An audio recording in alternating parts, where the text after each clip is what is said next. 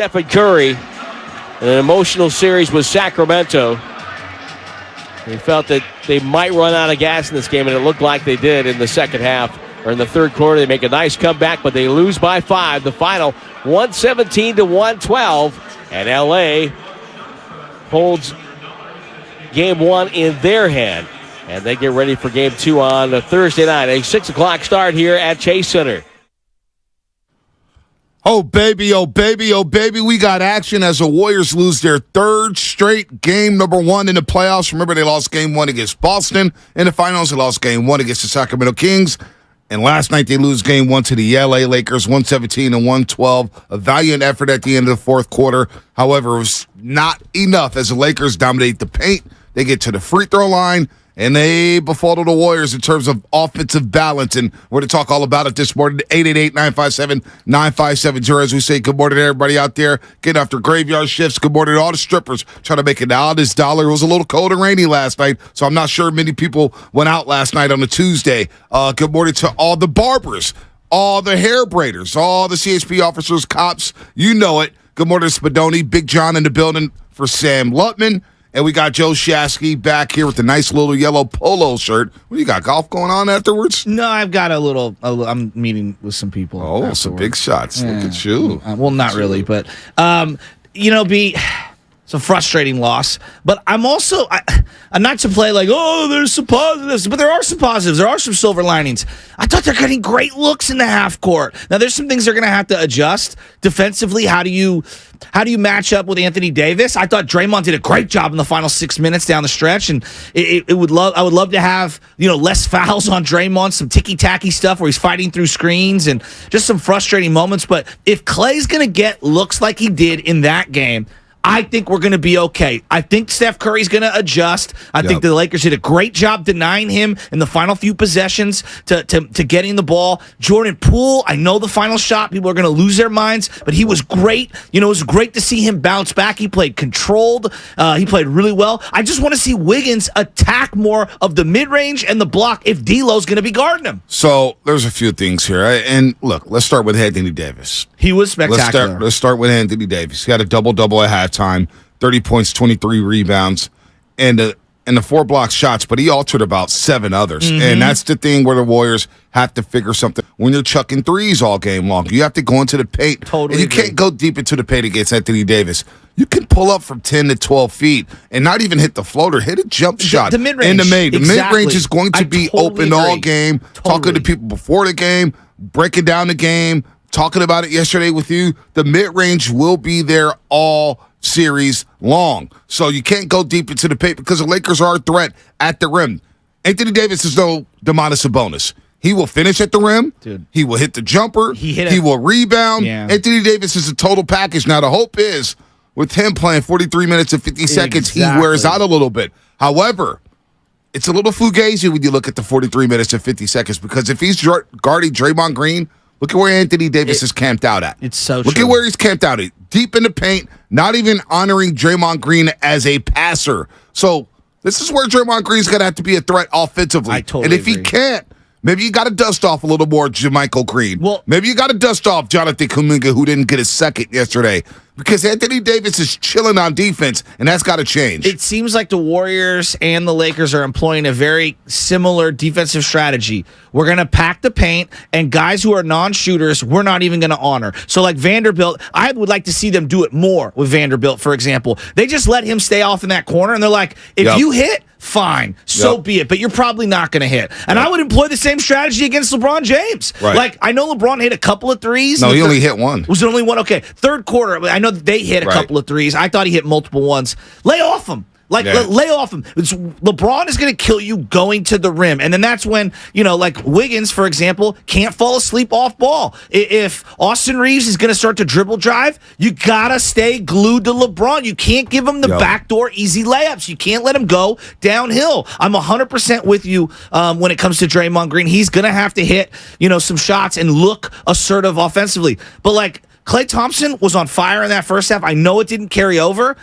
I feel like that's a matchup we're going to win. The Austin Reeves guarding Klay Thompson. He should dominate that matchup. Great looks. He should dominate that matchup, but he got ice cold in the second half. Shot 2 of 11 in the second half after going 7 of 14 from the floor. So I don't know what people listening to us. We're not making excuses. The Lakers were the better team yesterday. They were the better team, and they should have taken game one with the rest that they have. But they were the better team yesterday. They dictated pace, the points of the paint, 54-28. They dominated points of the paint and the free throw line. Now, a lot of people, man, the referees, the first guy I see my guy Aaron at the Starbucks by the house. First thing he said, man, the black and whites were not good yesterday. I said, they didn't lose that game because of the referees. Mark Davis said, Malloy. Now, we could talk about the final play, which could have been a jump ball. I saw it from a different angle where I was like, ooh, maybe the Lakers did get away with the timeout. Maybe that should have been a jump ball after the Jordan Poole missed 3. But the refs, to me, was not a factor. The Lakers were the more aggressive team. And I told you guys this yesterday. When you look at the numbers of the regular season, the Lakers are number 2 in free throw makes all year. They're number 1 in free throw attempts. The Warriors, they're dead last when it comes to those categories. All right, they're at the bottom of the league. They don't draw fouls because they're a jump shooting team. They got to go. They got to go inside and be a little more aggressive. So the whole free throw discrepancy, I know it looks crazy, right? 6 free throw attempts for the entire game, but you got to be aggressive. The Lakers were the aggressors. This is what they do. They get to the free throw line and dominate the pace. Exactly. So they got to figure out a way to navigate and get Anthony Davis out of the damn paint, and that's on Draymond Green. Draymond Green's going to have a spotlight on him because Anthony Davis, when Draymond Green's at the top of the key, he's not even honoring him as a passer. So he's got to fix that. Well, and then obviously Anthony Davis had the really nice block on Curry with about a minute to go in the game where, Curry had his way at the mid-range and attacking the hoop in the last series, and this one's going to be slightly different. And it's just... There's no doubt about it when it comes to the foul calls, B. And, I'm watching that first half, and I know there's a huge discrepancy. I think at one point it was 17 free throws to 0 at one point. And I'm saying to myself, I don't think that the Warriors deserved any free throws at that point. Now, we could argue about Draymond fighting through a screen or, some of these, hedging of the screens and how you're defending. Like Jordan Poole didn't get called for one earlier where him and Schroeder are kind of jarring at the top of the key. They're allowing some physicality. But when you're attacking downhill over and over and over again, and I'll give the Lakers this. They pump fake very well. The Warriors aren't great at pump faking. They need to get better at pump faking, get these guys in the air, draw some fouls. And look, LeBron James, you mentioned his three-point shooting. He was 1 of 8 yesterday. So far in the postseason, he's 9 of 49. It's just not hitting for him. Under 20% from the three-point line for LeBron James. We highlighted that yesterday. Anthony Davis is going to be the man. And look, I thought Looney did all he could. He grabbed 23 rebounds. This is a career-high tying for him. Second straight 20-plus rebound game. Anthony Davis is going to get his. I thought in the second half he slowed down a bit. He started settling for the jump shot, started settling for the three-point line. That's a good sign for the Golden State Warriors. But D'Lo really flipped that game in the third quarter. Agreed. They came out at halftime and really were the aggressors. And I thought at halftime the Warriors were in a little bit of trouble. When you outshoot a team from the three-point line 13-1, and yet you're down 1 at the half. I knew that was a problem. Now, the free throw shooting, the Lakers 16 makes, the Warriors 3 makes in that first half. Point to the paint, the Lakers 32, the Warriors 12. And I thought, boy, the Lakers are getting good looks. And it's kind of like one of the games. It was game 5 against Sacramento, where the Warriors, Sacramento came out and hit 8 threes in the first quarter. Yet they're only up 3 after the first quarter. That's exactly it felt what I like felt. that, because the Warriors were attacking the paint, getting to the rim, getting easy buckets. The Lakers yesterday getting to the bucket. And so if you want to complain about the refs, go ahead. 888-957-9570. I'm not going to do that because that's an excuse. And I thought the referees did not dictate the game. I thought the Warriors' shot selection at times got a little clunky. And again, I'm looking at Draymond Green there in the half court. He got out of sorts yesterday. He did. And my bigger thing was he was right on that line. He gets the technical, and he's just jarring at Ed Malloy. And I'm thinking to myself, Trey, you've already got the one tech. Now, I get it. You're frustrated. You're fighting through a screen, and you and AD are being physical, and it's the playoffs. It's the second round. I expect a level of physicality. Once the foul's called, then you get the technical. You got to taper the anger. Well, you know what? He kept going and going. I'm not sure if you caught that. The broadcast stayed on him, and I'm saying, Dre, stop it. I saw the entire thing. It was frustrating. The entire thing. Well, to my surprise, I was surprised he picked up the technical then. Why? Should have picked up a technical in the first half. He was pushing the line all game long. And I tell you what it is. With Draymond Green. We could always talk about defense and everything like that, but when he's scoring offensively or when he's being aggressive and getting everything he wants, he's a happier player. He goes out there and he's engaged more. Really Yesterday, the Lakers said, we're not going to guard you. We're going to disrespect you and leave you alone at the top of the key while Anthony Davis, again, we broke this down. It's been played out all series long, all season long. He's camping out in the paint. You can't allow Anthony Davis to camp out in the paint. So that's why when JaMychal Green came into the game and hit some open threes, I said, look at the spacing now. You're playing Looney alongside JaMychal Green. Now you're going to give up a little something defensively. I get all that. Yeah. But offensively, it's going to open up the floor. JaMychal Green with 2 good threes. Yes. He had a great pass to Klay Thompson when he missed on a layup there in the second quarter. Draymond Green has to shoot that shot. He has to be aggressive offensively. But when he's taken out of the game offensively and nobody's honoring his passing, they're letting him screen. They're like, whatever, Draymond, we know you're not going to shoot it. We know exactly what you're going to do because the offense looks predictable. Then he starts to get out of sorts. And all of a sudden, the little touch fouls, all of a sudden he gets into his own dome. He's lucky he didn't get ejected from the game. Well, that's what I was thinking. And I'm glad you brought up JaMychal Green. You referenced the multiple three-pointers that he hit. It just felt like there was better spacing on the floor when he was in. I don't know how sustainable that is from game to game. I don't know how long you can go with it, but it's a stark contrast to last series where I didn't think he had a role last series. But in this one he does. And then the GP2, I don't know if GP2 is going to have that big of an impact in this series. Well, because they're not honoring him either. No, he's not. Like, they're really sagging off of him. And I know defensively he brings it, but if they're going to pack the paint and you have multiple non-shooters on the floor, I think it's going to make things really difficult for them. I do. He needs to hit the corner three from the top of the key or from the wing. That's not really his shot. I thought he gave some good minutes there. I thought he got in the D-Lo a little bit. No, he did. He got in the Dennis Schroeder a little bit. But here's the deal. You get Anthony Davis 30 and 23. He was awesome. You can't allow Schroeder and D'Lo to combine for 38 points and 9 assists.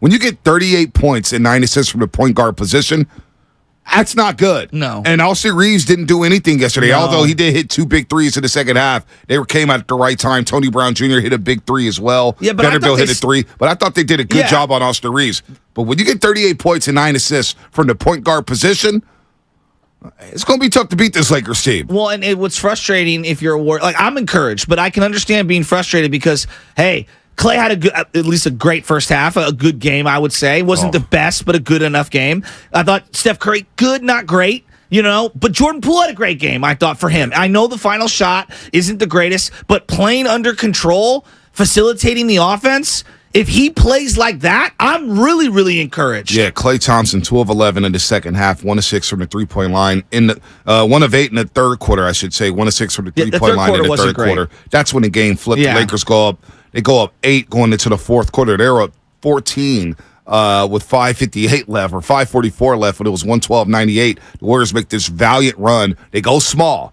Now it's spread out the floor, and a lot of texters, a lot of Comcast Business Text Line texters are saying, man, what about when Wiggins grabbed 3 offensive rebounds they couldn't capitalize? That was a huge sequence. Now we get to the final shot, and I see a lot of people getting on Jordan Poole.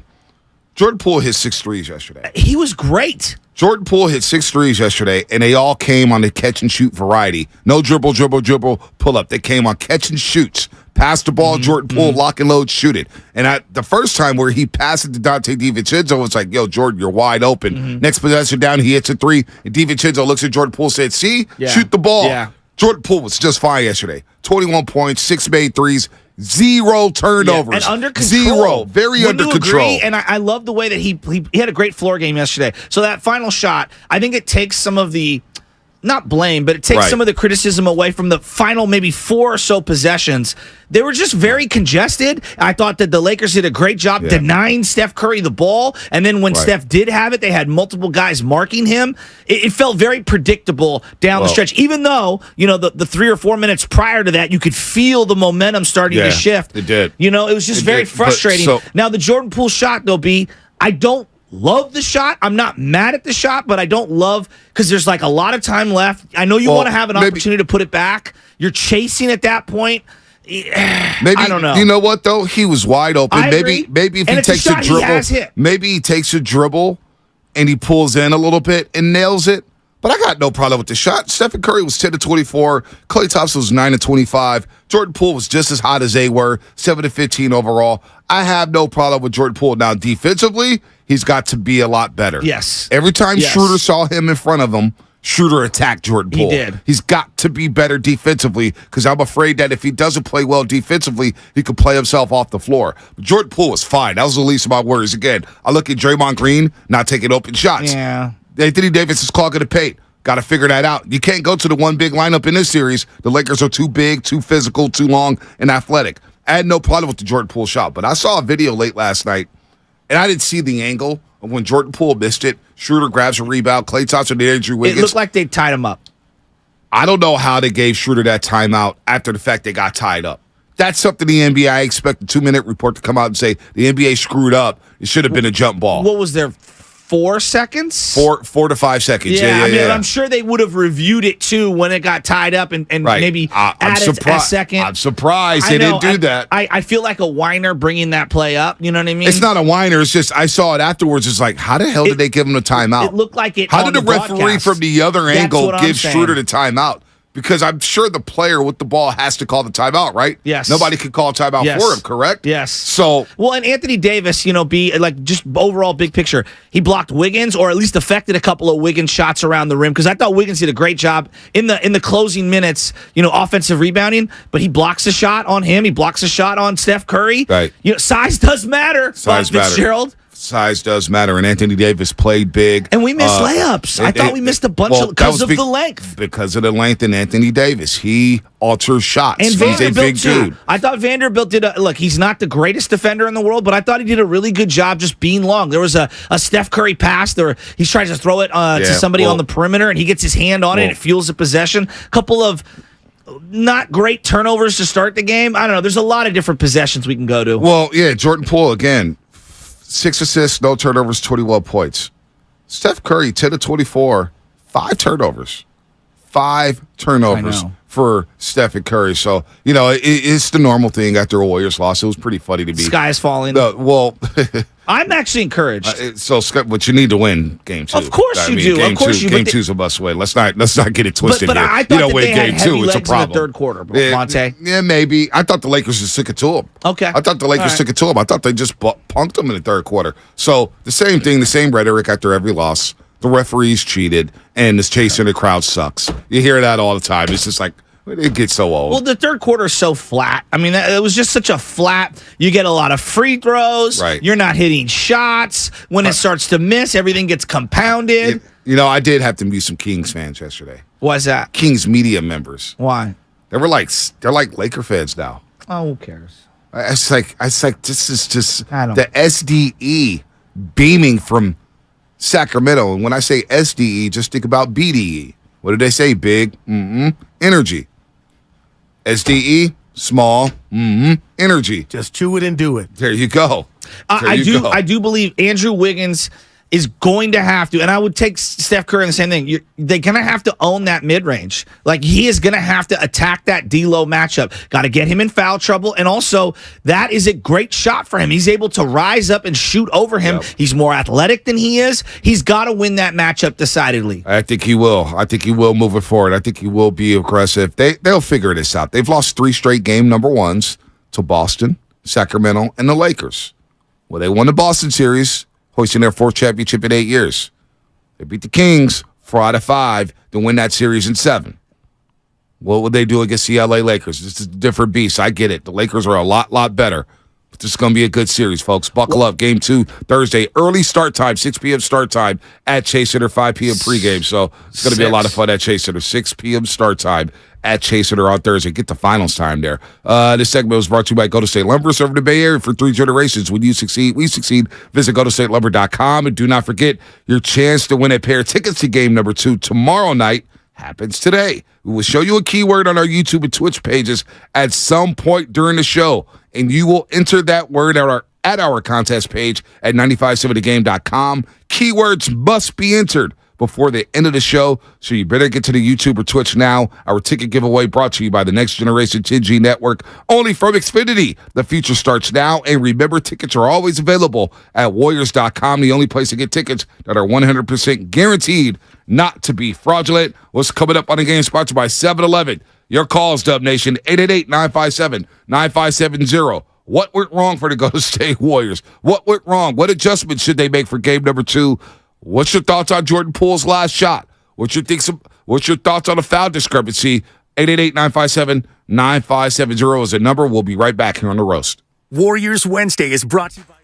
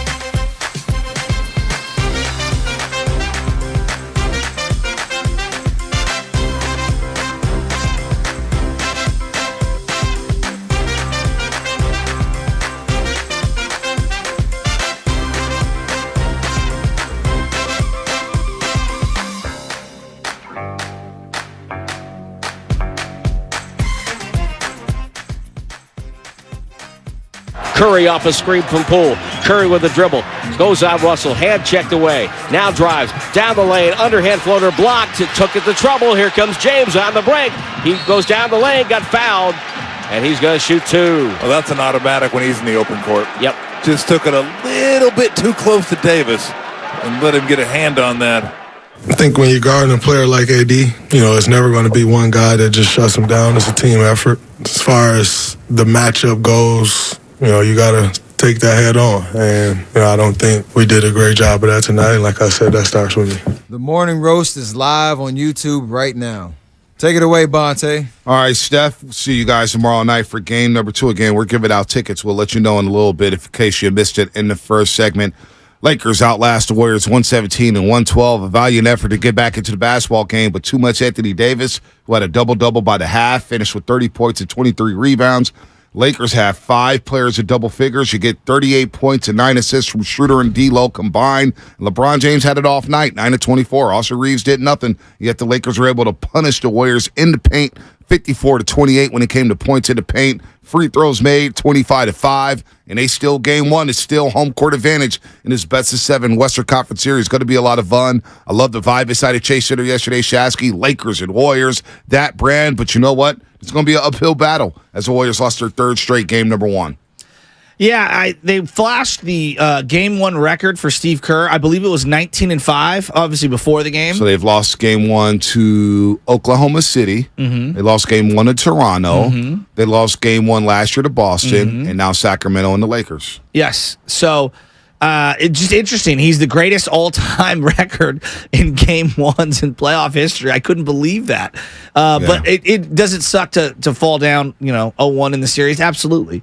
But I do believe that there's some encouraging signs, and I think that they have some more options in this series to slow down some things. Like seeing Jermichael Green kind of come out of nowhere and knock down a couple shots. All right. That to me was an encouraging sign. Seeing how many consistent great looks Klay Thompson got, that was encouraging. He's obviously got to hit more, and I know that the 3rd quarter was frustrating. I think if they're going to play D'Lo on Wiggins, and I texted it to the group thread in the first half, he's got to eat. He's got to be an emphasis on offense. Nah, he does have to be an emphasis on offense, and I thought Jermichael Green spacing the floor there, oh boy, you could go 2 bigs here. You could go 2 bigs. So Jermichael Green is going to be interesting moving forward. What about Jonathan Kuminga? I thought this would be a series for Jonathan Kuminga. He got a DMP yesterday. What is going on with Jonathan Kuminga? Even for a couple minutes there, the Warriors could use his athleticism. I'm a little surprised he didn't play yesterday. The Quest for 5 brought to you by the Alameda PD, now offering a $75,000 hiring incentive. Our team is your future. Go to alamedapolice.org to apply today. Let's get to Danny in a creek. Danny, what's happening? You're on the roast. What's up? What's up, Bonte and Shasky? What's up? Bonte, man, it was me last night. I was telling you I was going to call in, so this is Danny, man. So, what's up, Danny? I remember you. Yeah, I remember you.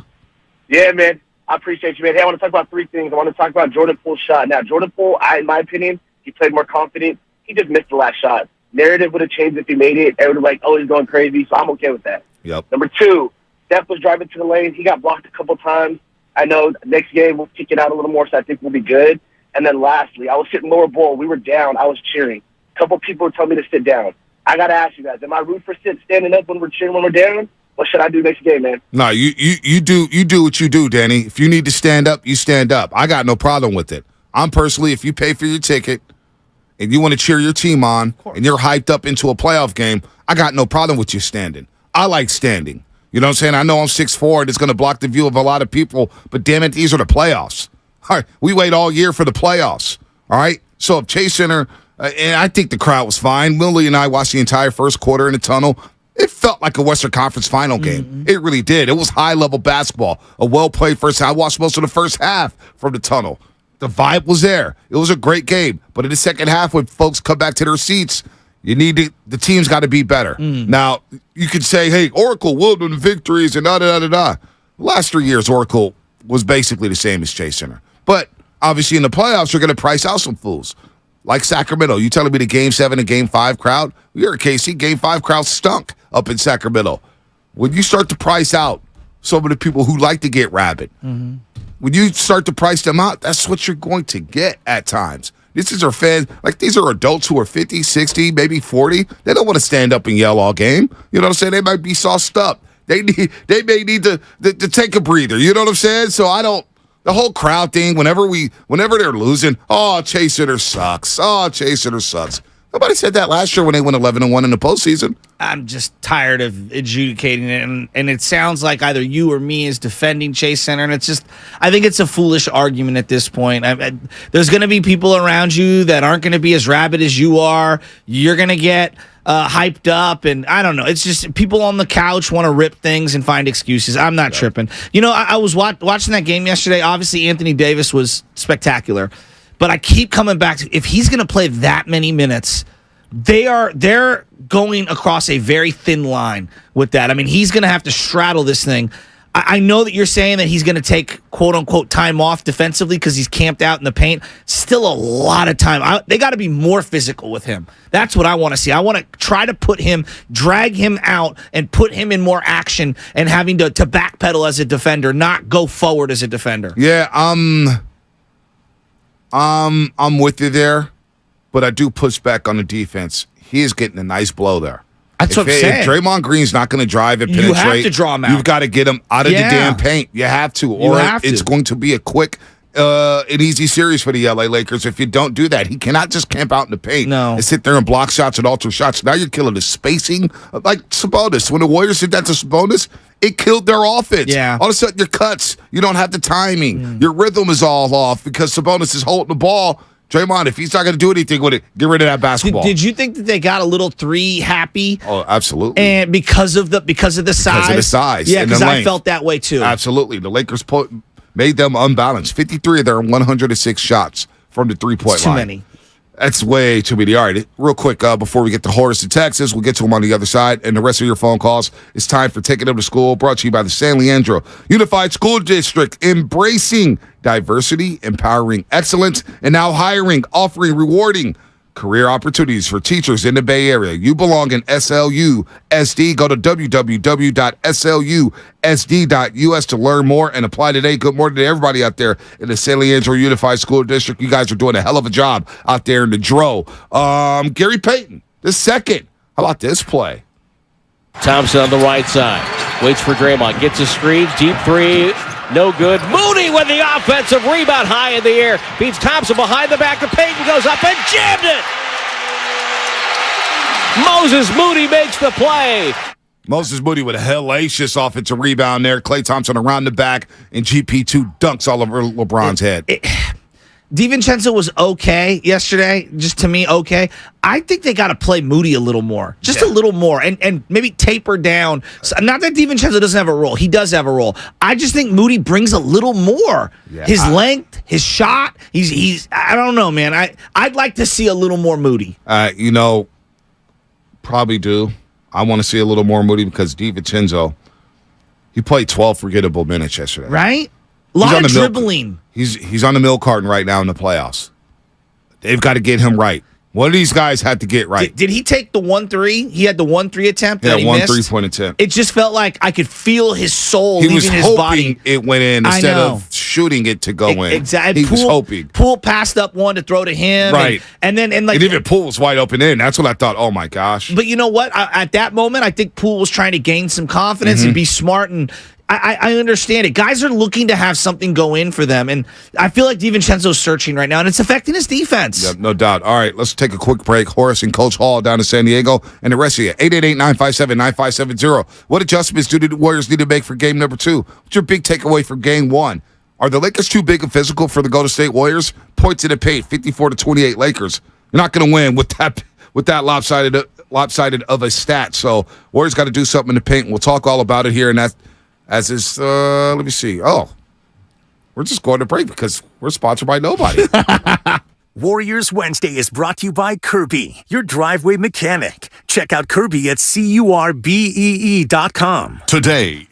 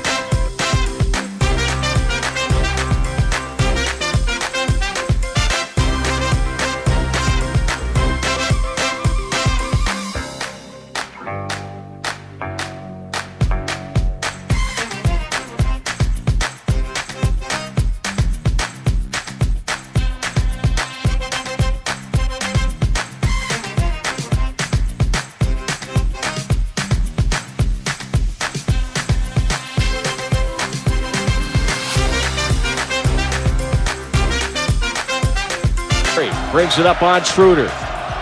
Waits. Comes middle, gets Russell as his defender on the switch. Dribbles to the paint, throws to Draymond, back to Curry. Relocation three is up and good! He was backing away to the sideline, flipped it up and in. We are tied!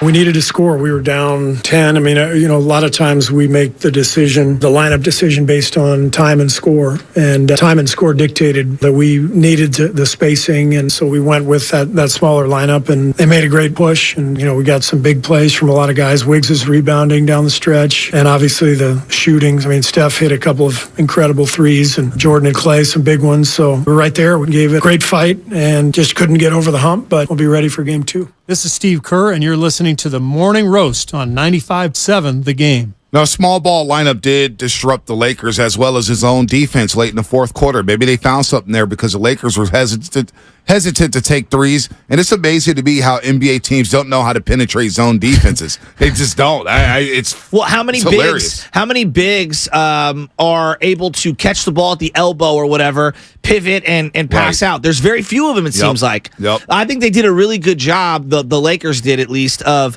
getting the ball to AD in the paint. Mm-hmm. Getting him the ball at spots where he could rise up and just shoot over. Right. He was hitting mid-range. Conversely, the Warriors offensively, I just felt like the mid-range was there to be had. The mid-range is there. And they'll watch the tape. Yeah. They'll watch the tape. And they'll adjust to the mid-range jumpers. By the way, JMC 1982, you're hilarious on YouTube. All of a sudden today, out of all the things I didn't expect, I expected people to complain about the refs. That's what happens after every game. Complain about the JP last shot. Jordan Poole all of a sudden getting all the slander when he's the only one who shot well. I thought JP was fine. Yeah. JP, and I said this yesterday before on the pregame show. Well. I said he's going to have a good series. Yeah, you called that. JP's going to be fine. I believe in the Poole party.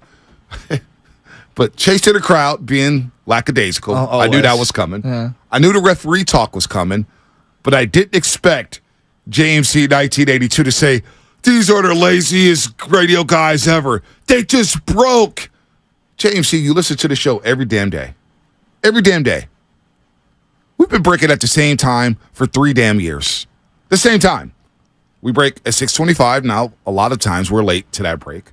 But we're supposed to break at 6:25, and we're supposed to break at 6:42. And all of a sudden, there's too many breaks. Well, look, we have a lot of advertisers, and we want to make sure that those people get properly supported by our abundant audience. The guys is waking up back complaining about what we break now. Well, guess what, JMC? We're going to break at 7:12 or 7:11. Then we're going to break at 7:53, and then we're going to break at 8:26, and then we're going to break at 9:12.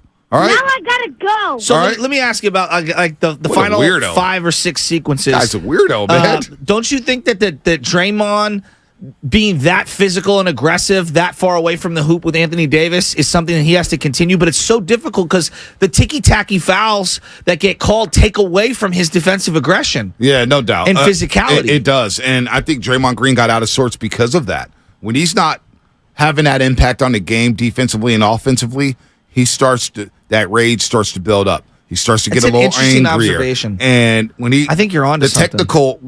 He was not playing well up until that point. He was not having an impact on that game. Didn't it feel like he was trying to get ran? I said to Grish, stop complaining. Well, I get I'm telling you. You want to tell your piece to Ed Malloy. I don't love Ed Malloy. Fine. You're allowed to vent a little. But you have to let it go at some point. And he never does. And then he's standing there with 2 ice packs, and he's screaming at him, standing. Well, it's funny. What's funny about that is that I thought he should have gotten a tech in the first half. Draymond was running hot. Yeah. Draymond was running hot a couple times. And Ed Malloy and Mark Davis aren't ones to play with when it comes to that stuff. They will tee your ass up. And I thought Ed Malloy showed a lot of restraint before he even gave him the technical. He let him get it off. He was like, all right, Draymond, we'll let you talk it off. And Steve Kerr at that point was like, dude, I'm not even going to try to control this. Go ahead. Do what you do, Draymond. You're supposed to be a leader of this team, and you get a technical. Well, you know what? You were tied at one point, could have been at 1 because of that technical foul. You know what I'm saying? All these points matter in this series. Yes. Every single point. And at that juncture of the game, you give Anthony Davis 3 free throws. Anthony Davis is 8 of 8 from the free throw line. He's a really good free throw shooter. You got to be better than that. And Draymond Green offensively, when you sit there at the top of the key, the way the Warriors defend the Sabonis is the same way the Lakers are going to defend Draymond Green. How do you draw Anthony Davis out the paint? Well, you have to be a threat. If it's JaMychal Green out there, now you're not going to play JaMychal Green a lot. I get because it. he's defensive liability. But he's going to space the floor. I agree and with he's that. a threat to hit that wide open three. Yeah. Teams are going to honor him. That's why you have to have other matchups that you can exploit as well, right? So, like, the Vanderbilt Steph one. Eventually, Steph will find the solution to that riddle, right? Yep. Klay Thompson has to own Reeves, and Wiggins has to own D'Lo. Like in those. Now, I know it's not 40 minutes of those lineups, but in those circumstances, you have to own it. And then if you're beating that guy off the dribble and getting to your spots, that will naturally force Anthony Davis out. The big thing though is they got to stop fouling because the fouling slows the game down. Sets their half-court defense. It sets them up. It gives them a break. They're a slower team. They're not going to get out and run. When the Warriors wanted to get the pace going in the final 5 minutes, didn't it feel like, boom, they had a huge advantage? But throughout the long stretches of the game, when the Lakers are allowed to get in their half-court offense, get to their spots in the paint, draw fouls, ball goes through the hoop, they get a chance to catch their breath, and it's just playing into their hand. No doubt. And the free throws, look again, the Warriors, they attempt the least amount of free throws they have all season long because they're a jump shooting team. How do you get easy buckets against this team? Sacramento had no rim protection.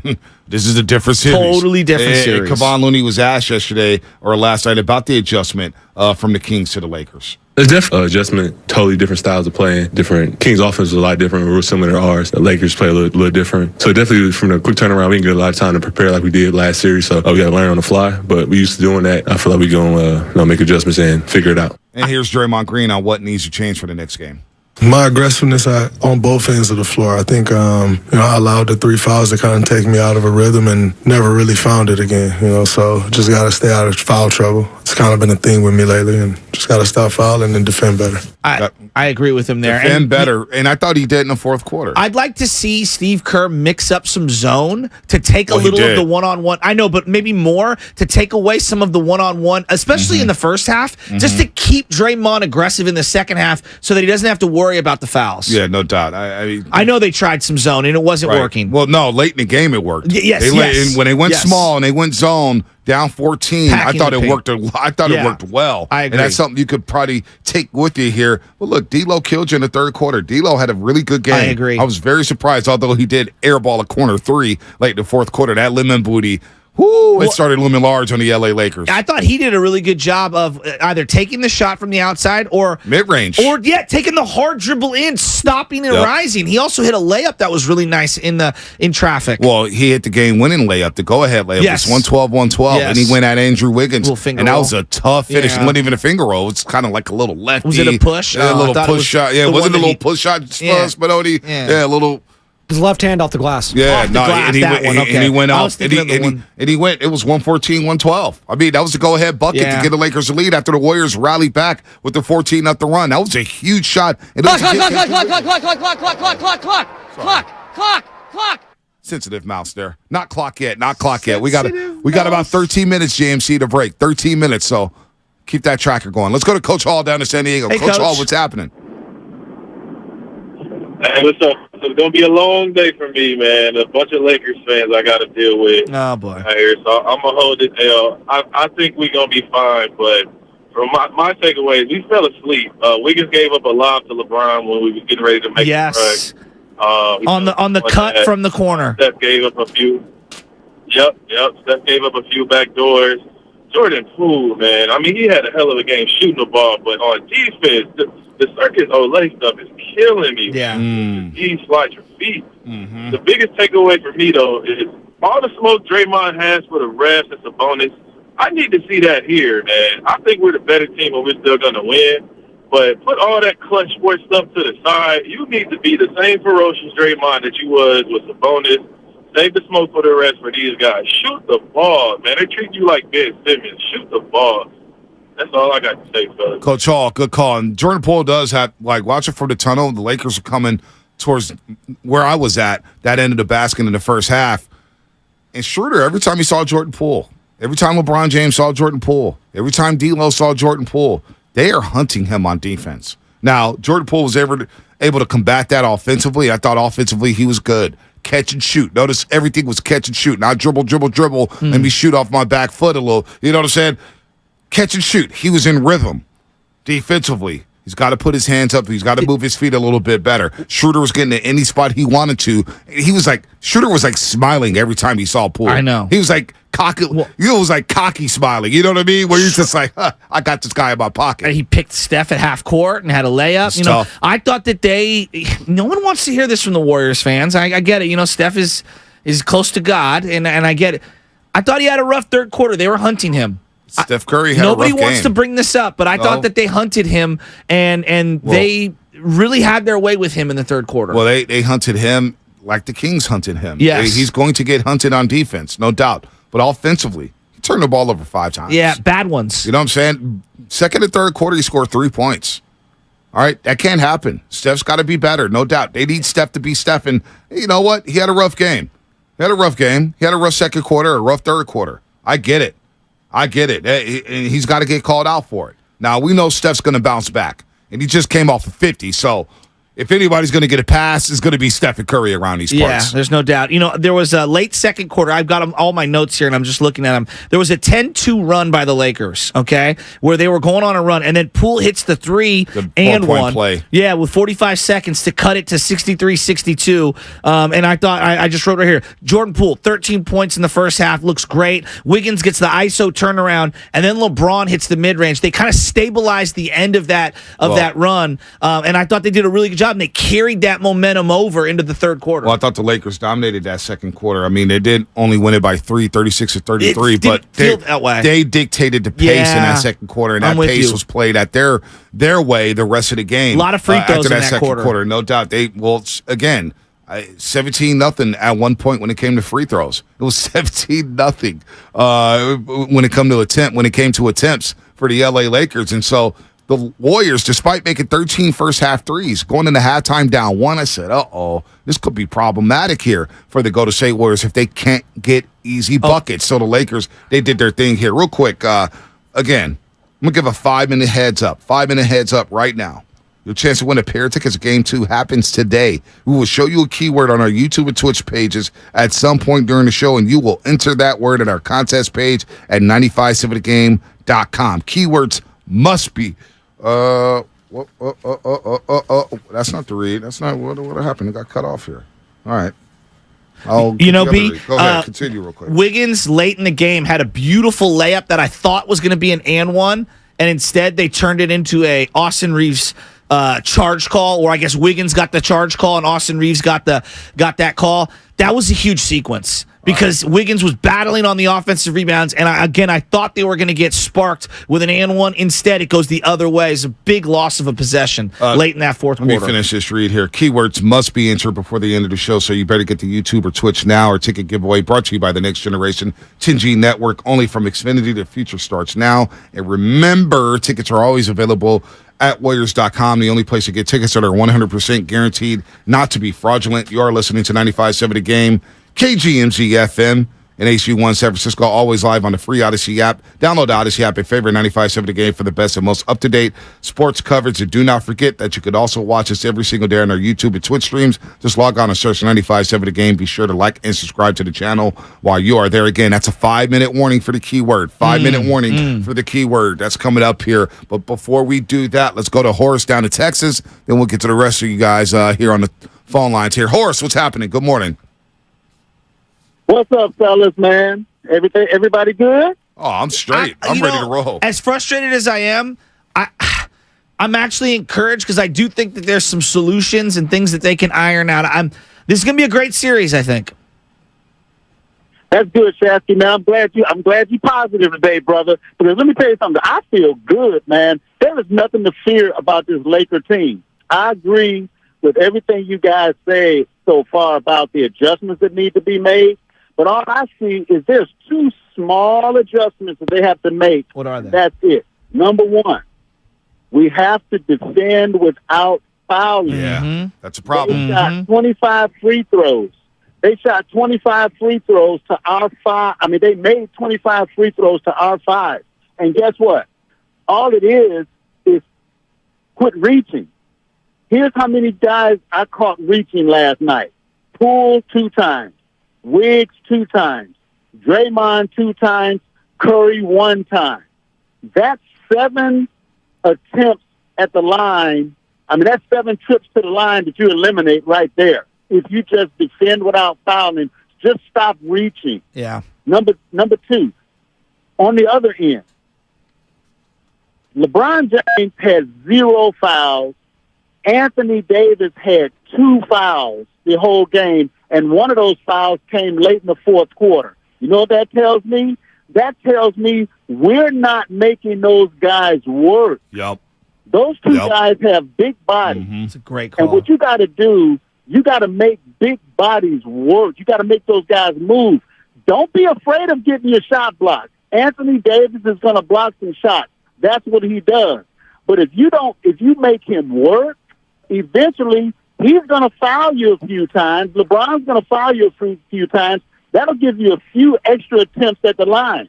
So you eliminate them going to the line about 7 or 8 times.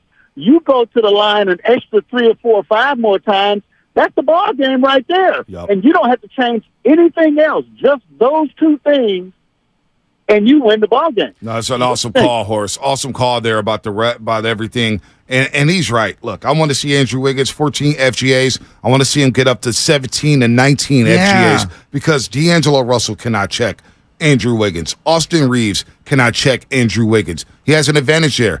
I even want to see him go at LeBron James. Yes. LeBron James is not the same defender that he was 5, 6, 7, 8, 9, 10 years ago. So Andrew Wiggins has a mismatch problem. And Horace is right. Make these guys work, and that's why you got to somehow figure out a way to get Anthony Davis out of the paint. Now, again, I see all the headlines here, and they want to headline Jordan Poole. Jordan Poole's last shot. Jordan Poole's last shot was fine.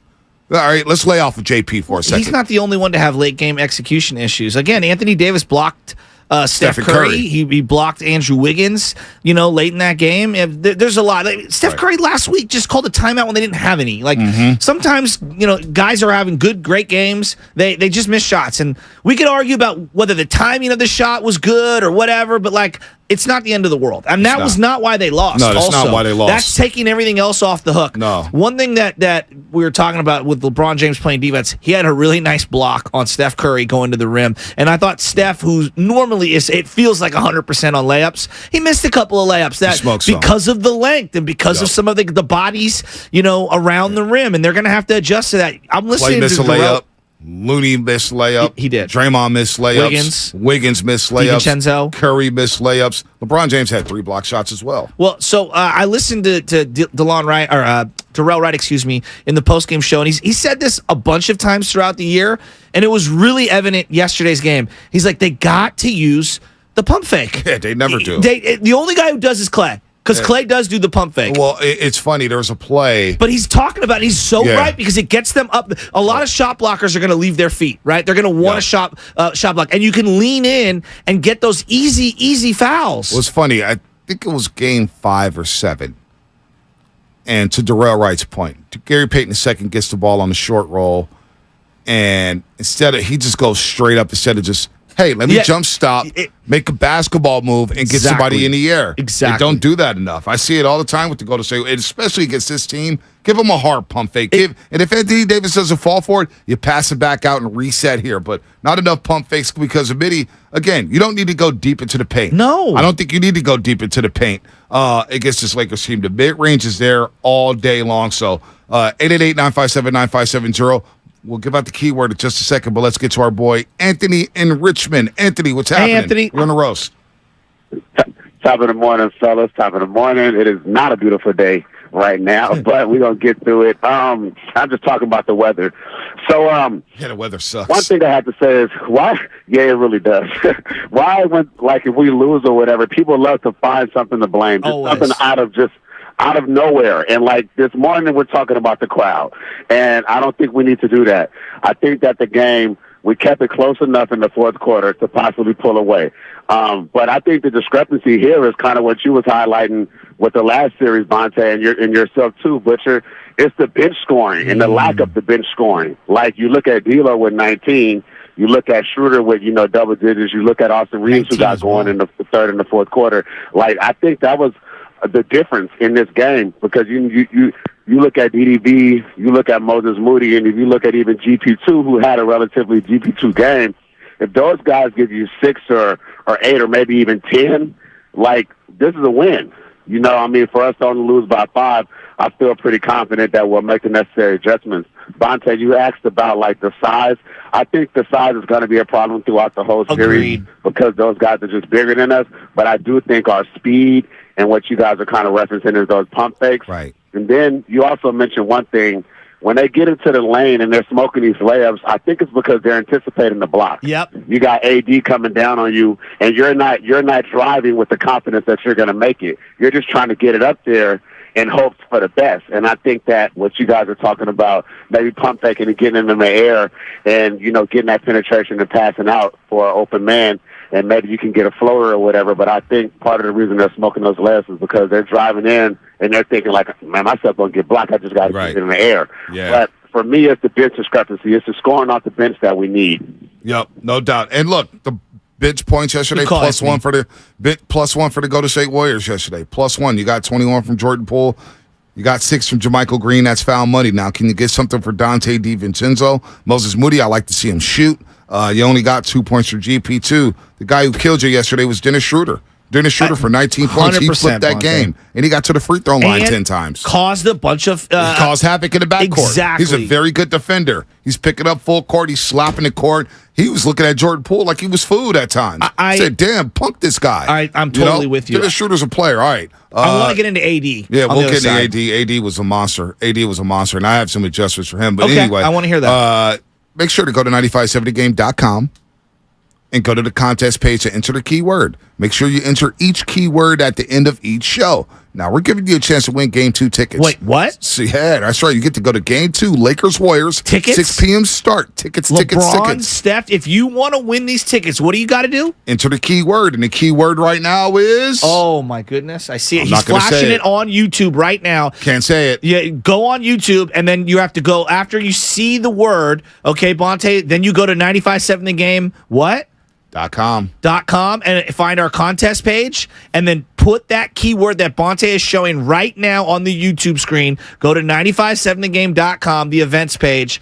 Plug that in, and you'll have an opportunity to win Game 2 tickets. Make sure you do it before the end of the show. You better do it before the end of the show, or you will not qualify. Are we going to do it again? Tickets. We'll do it again. We'll do it again at some You're going to have to be watching on YouTube. Yep, no doubt about that. You have to do it again. All right, what's coming up in the game sponsored by CalHope.org. Your phone calls, 888-957-9570. We'll get to Alex in Atlanta. We got SF Bay Drummer out in H-Town, and we got Ronnie in Arizona. We'll get to you all coming up here on the Morning Roast, plus Anthony Slater at 8 o'clock. Anthony Slater at 8 o'clock to break down game number 1. Warriors lose 117-112. Lakers up 1-0. This best of 7 Western Conference semifinal. Warriors Wednesday is brought to you.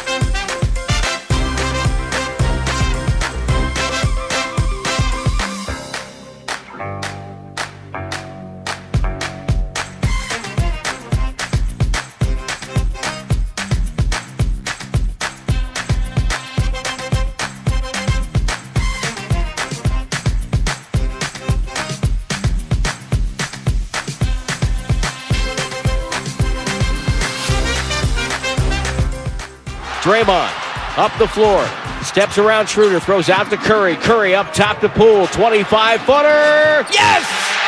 It's a one-possession game with 2:45 to go. 11-0 for Golden State. I thought he was really good. I thought early on he passed up a couple, and we needed him to take those, and then he started taking them, and he was great. I think this will be a series that'll go his way, and that's great for us because we'll need him.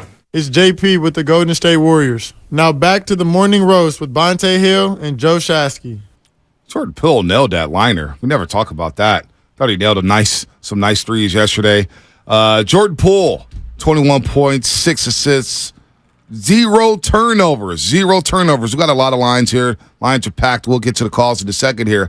I do want to know if anybody had an issue with Jordan Poole's last shot. Because watching it in real time, I didn't. Maybe he could have took a dribble and step in, but you know what? He had it rolling. He's wide open. He's more than capable of hitting that three. I didn't have a problem with it. Anybody else? Because I'm seeing way too much smoke about Jordan Poole. Just way too much. On some level, I think we expect these guys to be video game like perfect when it comes to like the timing of when to take shots and things like that. Like, was it a little early? Yeah. Maybe, but you do want to give yourself an opportunity to get a rebound and a putback, right? Right. In that situation. So I understand that aspect. And one thing that's not being talked about, maybe they got the jump ball and the Lakers was awarded a timeout. But maybe you don't get a good look either because how many possessions in the second half did the Warriors grind it out till there's like 6 or 7 seconds and then it's one guy ISOing taking a bad shot or a lesser shot than what you got from Jordan Poole. He was also really good in terms of his discernment all game. He was open. Jordan Poole was fine. They double team Steph Curry. Steph throws it to Draymond. Draymond immediately kicks it to Jordan Poole. Now maybe he takes a dribble, but that's a shot he could make. Yeah, and he was catch and shoot all day long. When he's catching and shooting, Jordan Poole can cook. Now, we'll get into Anthony Davis in just a second. I do want to clear some lines up here. Anthony Davis was special. So good. He did get gassed a little bit in those last 6 minutes, and I wonder if Steve Kerr will go to a little smaller lineup with Draymond at the 5 to guard AD because you got to figure out a way to slow him down. Although I don't like bringing Looney off the court. Looney was fine yesterday. 23 rebounds, 5 of 11, 10 points, 23 rebounds, 5 assists from Loondog. I mean, Loondog is playing his ass off right now. He had a sweet pass to Klay Thompson on a cutter. I mean, he had a couple of really nice passes. Looney's playing some really good basketball. All right, let's go to Alex in Atlanta. Alex in Atlanta, our unofficial statistician here on the Morning Roast. He's always hit me up. He always has good numbers. Alex, good morning, brother. Hey, good morning, guys. How's it going? Listen, I got to echo an earlier caller's sentiment that the Warriors got to find a way to get to the free throw line more often. I'm not going to complain about the referees today. I'm not going to, try to bring up the discrepancy. But the Warriors averaged 25 free throw attempts per game against the Kings last series. They got to find a way to get into the paint, try to draw some contact, and get to the line. And look, I got to agree with you, Bonte, from last night that the offense just seemed really unbalanced last night. I mean, the team took 53 threes. Agreed. The Warriors are only 9-6 this year when they attempted 50 or more three-pointers in a game. They had shots in the paint. I mean, they attempted, I think, close to 40 shots in the paint last night, but they only shot 40% from inside the paint compared to the Lakers, who shot 57%. Yep. They got to try to clean that up. I find it odd that when the team doesn't turn the ball over very much, they have a losing record this year. I mean, including the postseason, they're only 2-4 when they turn the ball over 10 or fewer times. And, going to the Jordan Poole shot, I think my only issue was just with the time left on the clock. I mean, especially considering you got 2 timeouts. Maybe you take a timeout, draw up a play, get a better look. Well, Alex, but other than that, that was my only problem. Can we stop there? Because my brother was asking about that, and I see it both ways. One, you call the timeout, you give the Lakers a chance to set up their defense and either make substitutions or get defensive looks that they're looking for. You don't call the timeout, and I think this was cursed on. And again, I can go either way on this. You say, look it. Steph's got the ball. He's bringing it up. They're not scrambling, but they're backpedaling, trying to get themselves, rocking and rolling. And, you take your chances there because you don't want them to either change personnel, set up defensively, or run something at you. Now, to the Lakers' credit, they saw what was coming, and they sent the double at them. But I can go either way on the call timeout, don't call timeout thing. Yeah, well, I got to agree with you there. I also have to bring up the point that who would you guys say is the best coach in the league when it comes to drawing up plays out of a timeout? That's a good point. Kerr, right? That's a good point. It's a really good point. Yeah, so I mean, I think the Warriors are going to clean things up. I still like the Warriors in 6 in this series, and I think that the schedule, the lack of days off, is really going to benefit the Warriors in the long term over the course of this series. I think so agree too. with you. Good call, Alex. Always Really good to hear good call. from you. I love your tweets as well. He's always tweeting. He's always locked into the game. So I appreciate Alex's contributions I shall to the morning rise roast. as the night of numbers for the Kings. The night of numbers. The night of numbers, man. I love What did you them. think about the timeout, no timeout? Because, again, I look at it in both ways where if you call a timeout, great. And like he said, that's actually a really good point. Like, Steve Kerr is fantastic in those situations. But simultaneously, you're giving the other team an opportunity. I don't know if they had a foul to give. I don't remember. The Warriors are the best team in the league when it comes to broken plays, and you're getting out That's in transition. what I'm saying. And Curry got doubled. It was a very smart double by the LA Lakers. Anybody but Curry, right? Even though he was struggling yesterday from the floor, 10 to 24. Anybody but Curry. Curry passes up to Draymond. He sees Jordan Poole wide open. I got no problem with the situation. I didn't even think, and I knew the timeout. It's a great point about the timeout, but I felt like you got to just play on. You got the Lakers scrambling. You got them in the open floor. They're rattled. The crowd's into it. You surge back into the basketball game after being down 14. I thought it was fine. I thought it was very, very fine there. I thought the Warriors played on there. Now, the jump ball, and another thing that a lot of people were saying to me, they started last night. Did you see Darvin Ham when Jordan Poole attempted that shot? No. You didn't see Darvin Ham? Oh, running onto the floor or whatever? On the floor, basically. He's like, look, I have... As a head coach. But you know what? I've given up this frustration with the bench and coaches and stuff. As anytime a guy shoots a 3 now, the whole bench gets up and yells stuff. Well, this is the head coach. He was on the floor. Can I be honest with you? Darvin Ham had a flashback that he was at Texas Tech. Can I be honest with you? I don't love when the players turn to just the bench and do the I got ice in my veins or the 3. I don't love when the players on the bench jump up and try to You are becoming a Noah White guy. No, it's not that. I don't know. I don't know. I don't. It's just it's odd to me. Yeah, the whole thing's odd. But I understand it's also an accepted portion of how the game is played now. So Darvin Ham going on the court. Whatever. He's like, no! Whatever. Did you see that? Whatever. That was hilarious, I think it's kind of weak, just to me. Yeah, but it is very weak. You don't see head coaches do that. There's a coaching etiquette. What did the and there's NBA a player guys etiquette. Mike Tomlin-esque. Remember that? Standing on the field? Oh, yes. Who was the guy that stuck his foot out to try to trip someone? That was Mike Tomlin with Jacoby Jones, I think, or someone on the Ravens. Right. Torrey Smith, maybe. That's right. That's right. Why did I think it was a Jets defensive coach or something? That did that one time. He did that one time, too. Yeah, right? He did that one time, too. I forgot got his ass Tomlin fired. Yeah. Let's go to SF Bay Drummer down in H-Town. He was at a Giants game yesterday. No, SF Bay Drummer, I'm not going to roast you. It was probably $2 tickets. I'm not mad at you. You got to see this. Hey, if you're in Houston and the Giants are in town, you got to go to that game. I'm not mad at that. When in Rome. Yeah, hey, for sure.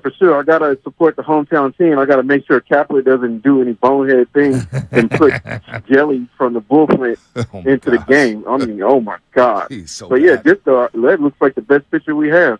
But regardless of the fact, I made it home in time to watch the game too. At the same time, I thought I was going to get 2 for 2 with 2 Bay Area victories, but it didn't work out. But I haven't felt so like I feel good after this loss because like if the Lakers are going to just constantly, go for twos and like just punch it on the inside.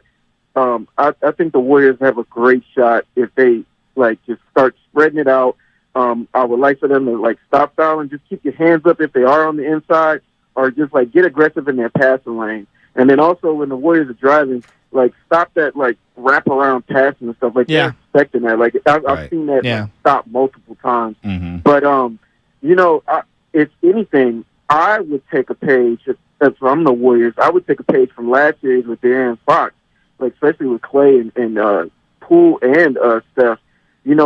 Sprint real hard and take that mid range. I mean, I think that's another way that they can generate fouls. Yep. They can't, really just get to the cup like that. Like because we have that kind of speed, and as long as we do that, maybe that'll get AD to inch up a little bit more or Bron. Like, I mean. I'm already expecting the Wilsons to go the Lakers' way. Like I've already accepted. That's how they play, and that's how they play. Into their DNA as a team. They're a top 2 team. SF Bay Drummer. Thanks for the call, man. Be safe in Houston. They're a top 2 team.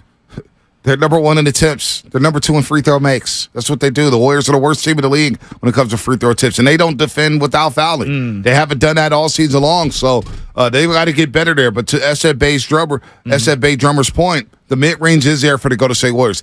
If Anthony Davis on those pick and rolls is going to play drop-dead coverage, what I mean by that is go under the screens and not come out as Stephen Curry or Klay Thompson, they will hit those shots. They got great looks from the three-point line. They're basically playing 5-on-4. Right. That's what they're saying. That's what they're saying because Draymond Green yesterday wasn't a threat offensively. No. He said it in the postgame show. He's got to be more aggressive. And they did that to Vanderbilt at times. They did that to Vanderbilt. They did that to Sabonis last series. Yes. Now they're doing it to Draymond Green. On Anthony Davis, I want to have a little conversation about him because he's special. I mean, he really is. Everybody, when you bring up Anthony Davis, people immediately pivot to his flaws. Oh, he's always hurt. Oh, he's soft. He gets hurt. And that is, yes, that's part of who he is. When he is right, when he's engaged, and you see him play like he did last night, you see why he's a special all-time type of a talent. I don't say that flippantly. Size, speed, he can hit the mid-range. Like, when his shot is working, how do you stop him? It's very difficult. His length, his ability to time a shot block, his ability to shot block with left and right hand. He's got good hands. He's got good feet.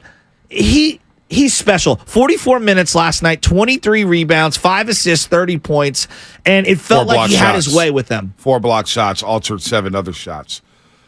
He's got a matchup problem. He's got a mismatch all series long. Now, Looney's not just food. Looney made him work at times, but Anthony Davis is a different beast. It's the reason why he's on the top 75 team, which I don't agree with. How's Chris Mullin or Klay Thompson not being on top 75? And he is. And then you got LeBron James talking about, well, his number 3 is going to be in the rafters of Crypto.com Arena. Really? What are the requirements now? Like, Jesus Christ. All right, okay, great. He is a special player. The problem with Anthony Davis is he's inconsistent. You see it for Spadoni all the time when it comes to AD. He's inconsistent. In the second half, I thought he got away from things. Okay. He started settling for the jumper, started settling for the 3. He missed some shots there. Anthony Davis is going to be interesting to see where his stamina is. Again, he held his side a couple times yesterday on the floor, what's going on there? So Anthony Davis is really, really good. Can you double him?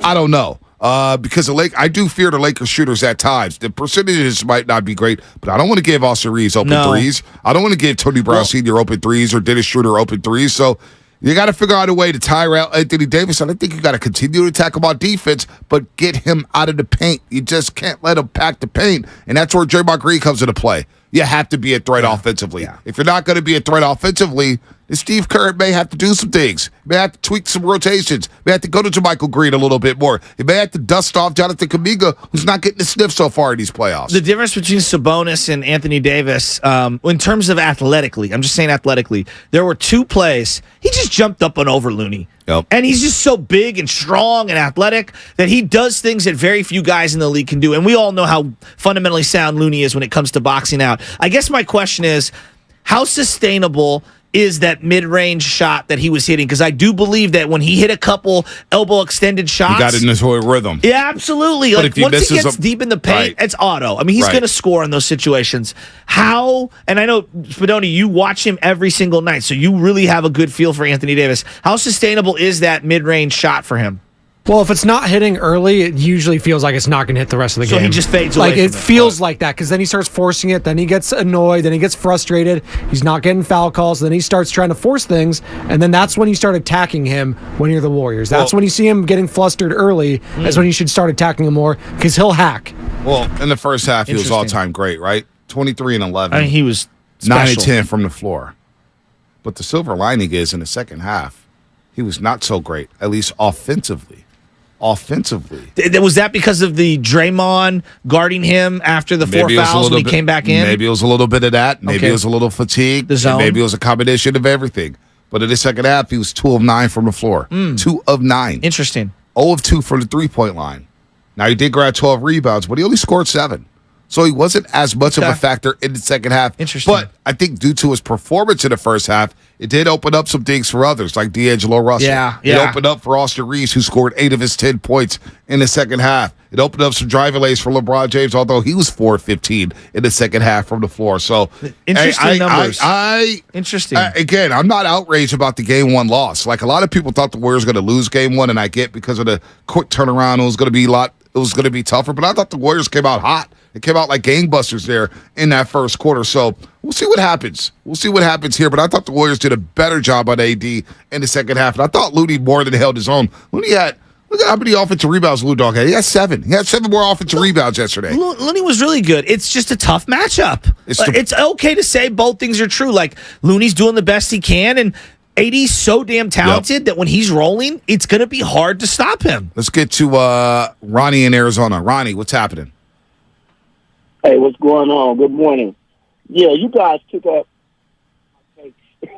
just in this last little part of your segment, but I think that Steve Kerr, what he can do is, dust off the bench a little bit and go a little deeper outside of Kuminga. Maybe bring PBJ in for his length to work against Anthony Davis. That feels aggressive. Because he did get, he did get tired in the second half.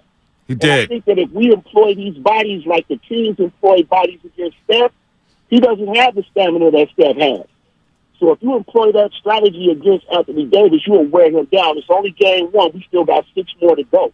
So over the course of the series, we can wear him down. No doubt. I agree with that. It's not a best of 1. It's a best of 7, no doubt. Some people think it's a best of 1. I get it. No need to panic. You have to win game 2, though. You have to win game 2. You cannot go down 0-2 in this series against the LA Lakers and have home court stolen from you. It's already stolen from you. So you got to do better at home. You got to win game number 2. But the Warriors have lost their last 3 game 1s. Not the end of the world. Not the end of the world. They won the previous 2 series after losing game 1. I think they'll be fine in this series. I really do. But Anthony Davis is a problem. You got to figure that one out, and you got to get easy buckets. The points in the pay category to me is it's telling. 54-28. He brought up, obviously, PBJ. That's not going to happen. No, He's too PBJ, young. by the way, saw PBJ yesterday saw PBJ yesterday. Oh, nice. Before the game. He was a little banged up, so he's not going to play. No, but let me ask you about Kuminga, because I feel like now we're beating this, Kuminga, and it's all for naught. He's out of the rotation right now. Now, he might get a spot minute here, there, whatever. Now I have to operate like he's a non-factor. Well, the moping, you see it in Marcus Thompson's article in The Athletic about Steph Curry's speech. And a lot of people thought it was directed at a couple of the youngsters on the team. Could have been DiVincenzo, who didn't look happy with minutes, didn't look, Jordan Poole, maybe it was addressed to him. I think JMG was frustrated with his minutes, and he's a veteran. JMG's been frustrated all year with his minutes. Yeah. JMG's been... I don't think it's a young guy, old guy, but I do think it's directed at certain bench players. JaMychal Green has not been pleased with minutes. Yeah, Let me just you tell can see it. Without even going deep into that, he's not been happy. Which I understand. Jonathan Kuminga, when I watched him game 3 against the Kings, get subbed out after like 3 minutes of change, and he walked straight to the end of the pitch. Like, he made sure he walked straight to the pitch. And almost like he showed up to coach. Steve Kerr's not going to play that. He's not playing that. He's not here for the nonsense. He's not here for the BS. So that's why when Steph Curry said, If your ass ain't all in, do not get on that team bus to Sacramento. If you're not all in on helping us win Game 7, no matter if you're getting 2 minutes or 45 minutes, stay your ass at home and don't get on that charter bus.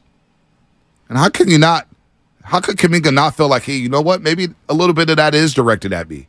But you cannot mope. Cannot show up to coach. All right? And I love Jonathan Kuminga. I do. But the body language is bad. The attitude is bad. And so when you do make a mistake, your leash is not as long as a Draymond Green's, as a Jordan Poole's, as a Klay Thompson's, as Stephen Curry. Well, those guys are minted. They're made men. They're made men. But if I'm Kuminga, I would be. Look, I'm just saying how I would feel. Like, DiVincenzo's been really bad. Now, I know he's a veteran, but Kerr really, really likes him. He's playing favorites on that, and I get it. He's another ball handler to get Curry off the ball. I get that. I get all that. But if I'm one of the youngsters on the bench, I could understand wanting to play more. I don't think that that's some egregious negative knock. Now, how you handle it, your demeanor, your attitude, right. What you do when you do get opportunities. We don't see what's going on at practice. There's a lot that's unknown. That I freely admit.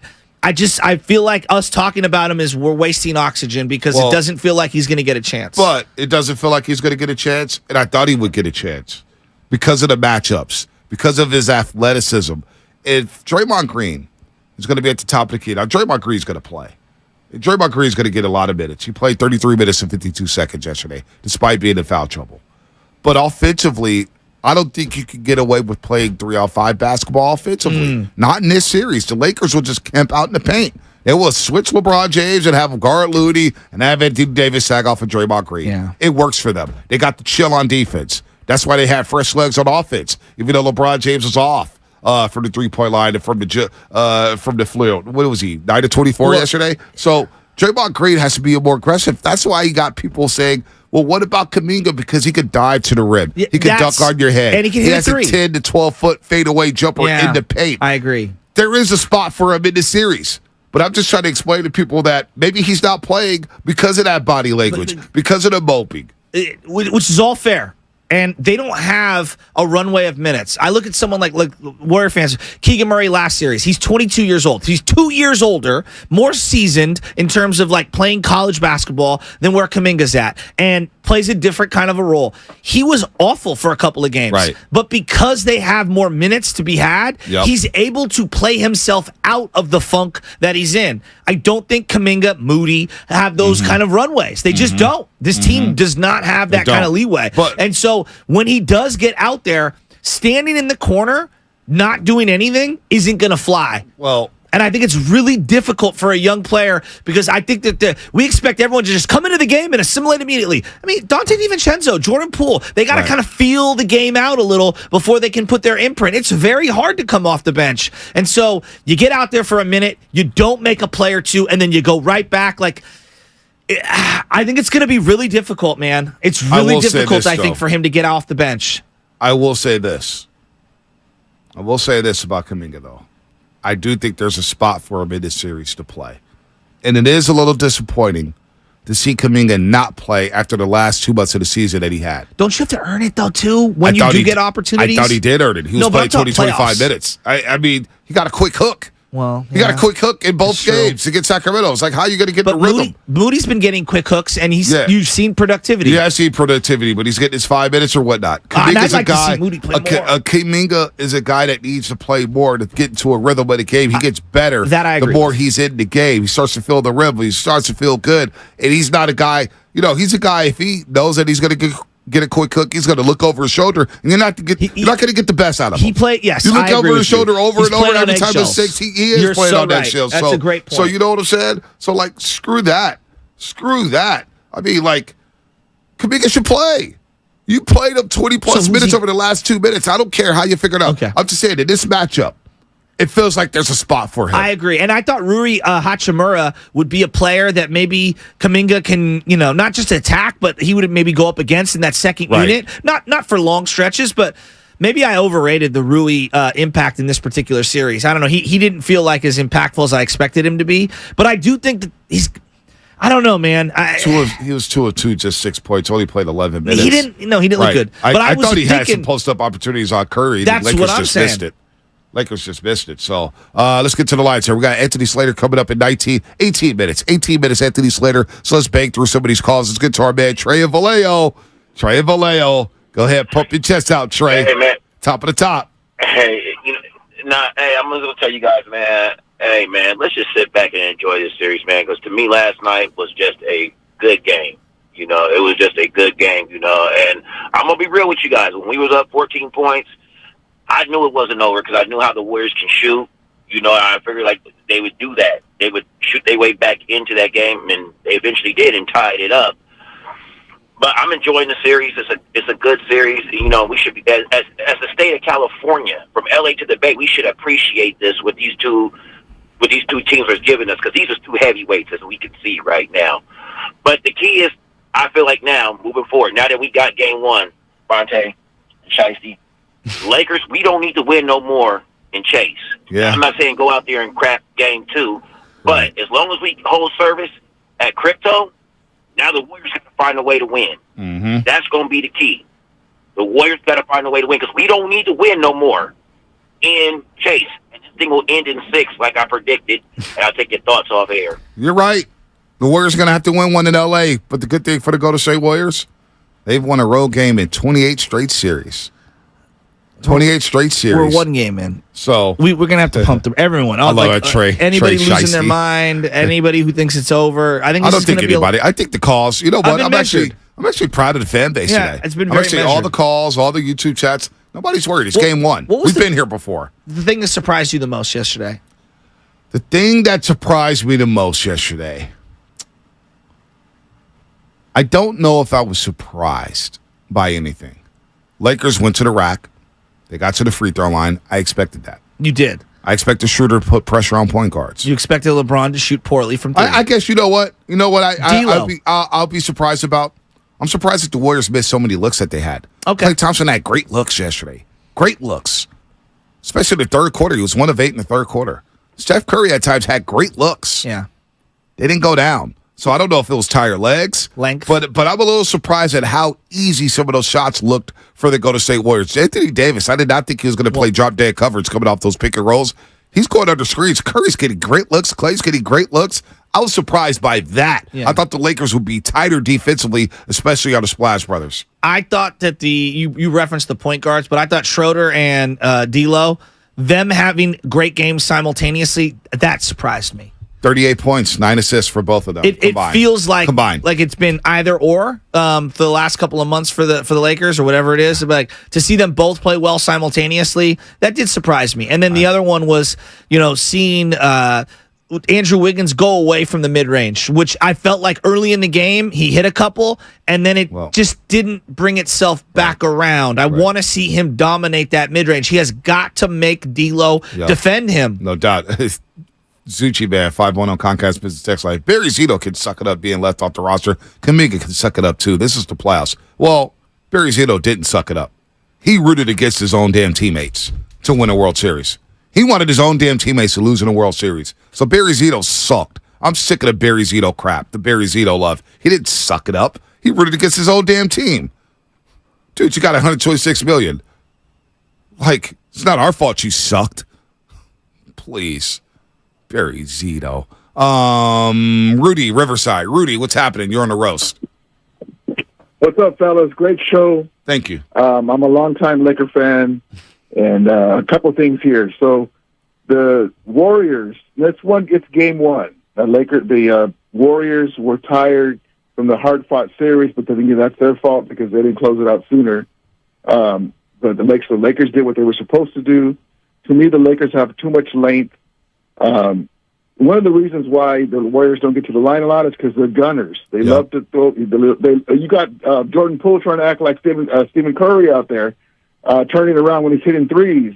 So trying to hit a 35-foot three-pointer when he can step in about 5 feet more with 8 seconds left. That was a horrible shot. It was from 28 feet every day. It was from 28 feet. It was from 28 feet, and he was wide open.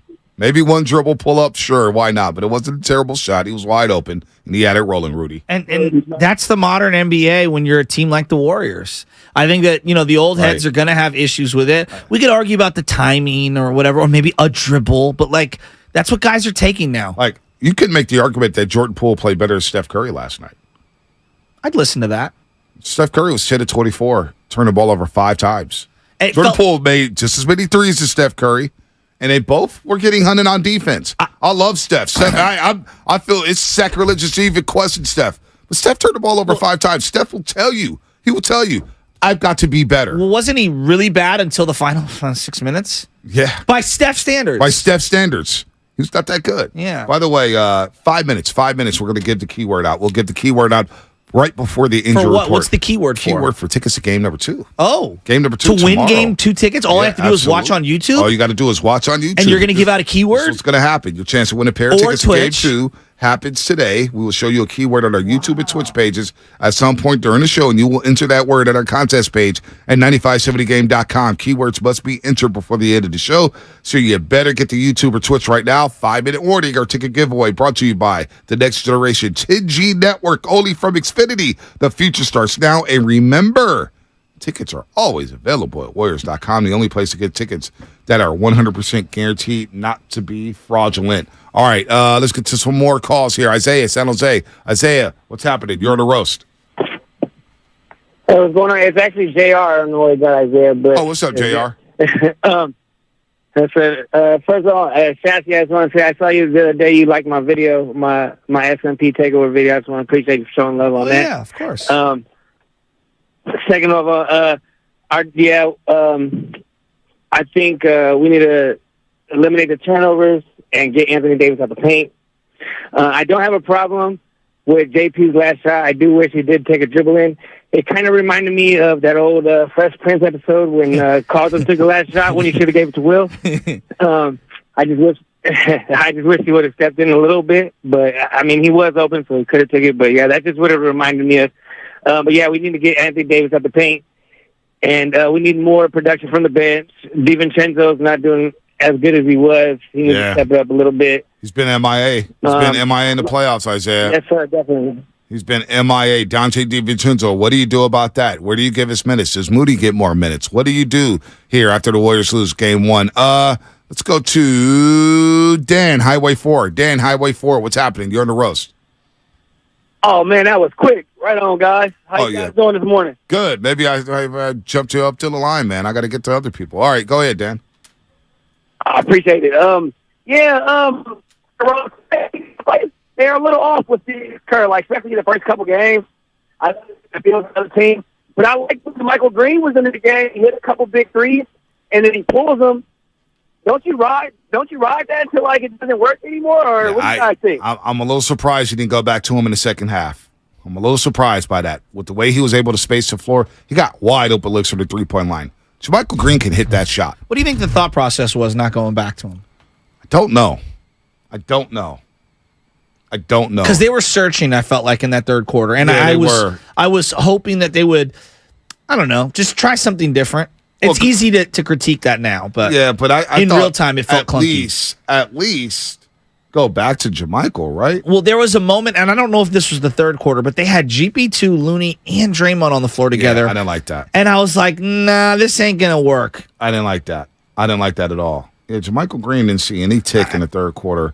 DiVincenzo saw a minute. I what is going on with DiVincenzo, man? I think Moody don't needs know. to cut. Look, I'm not saying DiVincenzo gets iced out completely. There's a role for him. I'd like to see Moody on the floor a little more. I think Moody's length and his lateral quickness is good enough, and his rebounding is really good, and he's not scared to take an open shot right now. Yeah. I think he can kind of space the floor on both ends a little better. I would have liked to see Kuminga see some minutes yesterday. Just a couple. Just see what he can do. He's athletic. He can crash the glass. He can dunk on your head. He's got the 10 to 12 foot fadeaway jumper. I don't know, man. I can't believe Steve Kerr just has not. He played him down the stretch, heavy minutes, and now he's not playing. I don't get that. Marcus Pacifica, what's happening? You're on a roast. Hey, thanks for having me on. A couple things. First, everybody's kind of focusing on the 53 threes that the Warriors shot, but they put up 106 shots on the game, and 29-6 free throw disparity. I think that's something that isn't going to play out the way that it did last night. But the thing that's kind of got me probably the most is we've gotten away from the ball movement. We only turned the ball over 8 times yesterday. I know the more that the ball moves, the more turnovers you're likely going to see. But, Klay putting the ball on the floor. I mean, I love Klay Thompson. He's one of my favorite players ever. But, there's an old rule in basketball. If you dribble more than 5 times, you should probably start looking to pass. And once he starts dribbling, I just go down as far as the success. Well, it's not his working out. No, you're right. It's not his strength. I thought the first half they did a good job getting him on off screens as a catch and shoot guy. I thought in the second half the Lakers took away some of that stuff and they forced him to put the ball on the floor, which is what the Kings did. I think that you got to kind of get back to like they did, which is having Curry bring the ball. I'm sorry, Curry bringing the ball up. But the last thing I wanted to bring up was the Kerr effect. And I called in with after Game 1 of the Sacramento series, and I wanted to advise not to hit the panic button.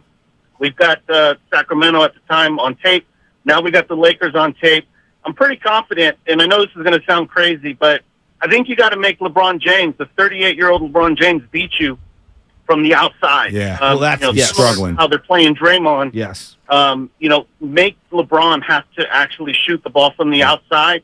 And we saw it in the fourth quarter. The Lakers, you got to make the other people beat you. And I think we can defend against that. Davis had, 22 in the first half? Yeah, he only scored 23 in the first half, only 7 in the second half. Marcus, we got to run. Really good call there. But I agree. LeBron James, 1 of 8 from the three-point line. He's shooting less than 20% from the three-point line so far in these playoffs. So making him a jump shooter, I'll live with that all day long. It's when he gets downhill and attacks the paint. He could still finish with the best of them around the rim. He had a big layup late in the game. Yeah, he could finish around Downhill the rim, dude. layup. He's good with his left or his right it was beautiful. at the paint, man. LeBron James is a beast, no doubt about that. All right, time now to give out that code word. You're going to need all 3 keywords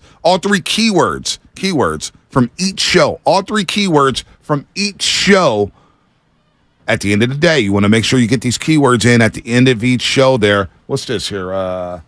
Injury report. Oh, we got an updated injury report. Okay, all right. We'll get to that in just a second. But the key word right now on Twitch and YouTube. You see it. And one of you guys or girls will have a chance to win a pair of tickets to game number 2. Game number 2 between the Warriors and Lakers tomorrow night at 6 p.m. 1 hour earlier than the start time yesterday at 7 p.m. 6 p.m. start time. We're going to show you this keyword on YouTube and Twitch right now. Keywords must be entered before the end of the show. So you better get to YouTube or Twitch right now. Yeah, what are you doing? Go to YouTube, go to Twitch right now. Check out the keyword that Bonte's holding up on his side of the screen. Go to 95.7 The Game, the contest page. Type in what that word is. You don't have to be first, all right? You don't have to be first, but you got to get there. So people that are on the construction side or listening to us on radio, flip onto the YouTube, go live, rewind it just a little bit, find out where Bonte placed that thing up, and go to the website, 95.7 The Game contest page, enter it in, and you'll have a chance to win Game 2 tickets. No doubt. LeBron, Steph. Our ticket giveaway brought to you by the Next Generation 10G Network, only from Xfinity. The future starts now. Remember, tickets are always available at Warriors.com, the only place to get tickets that are 100% guaranteed not to be fraudulent. And with that said, injury report time.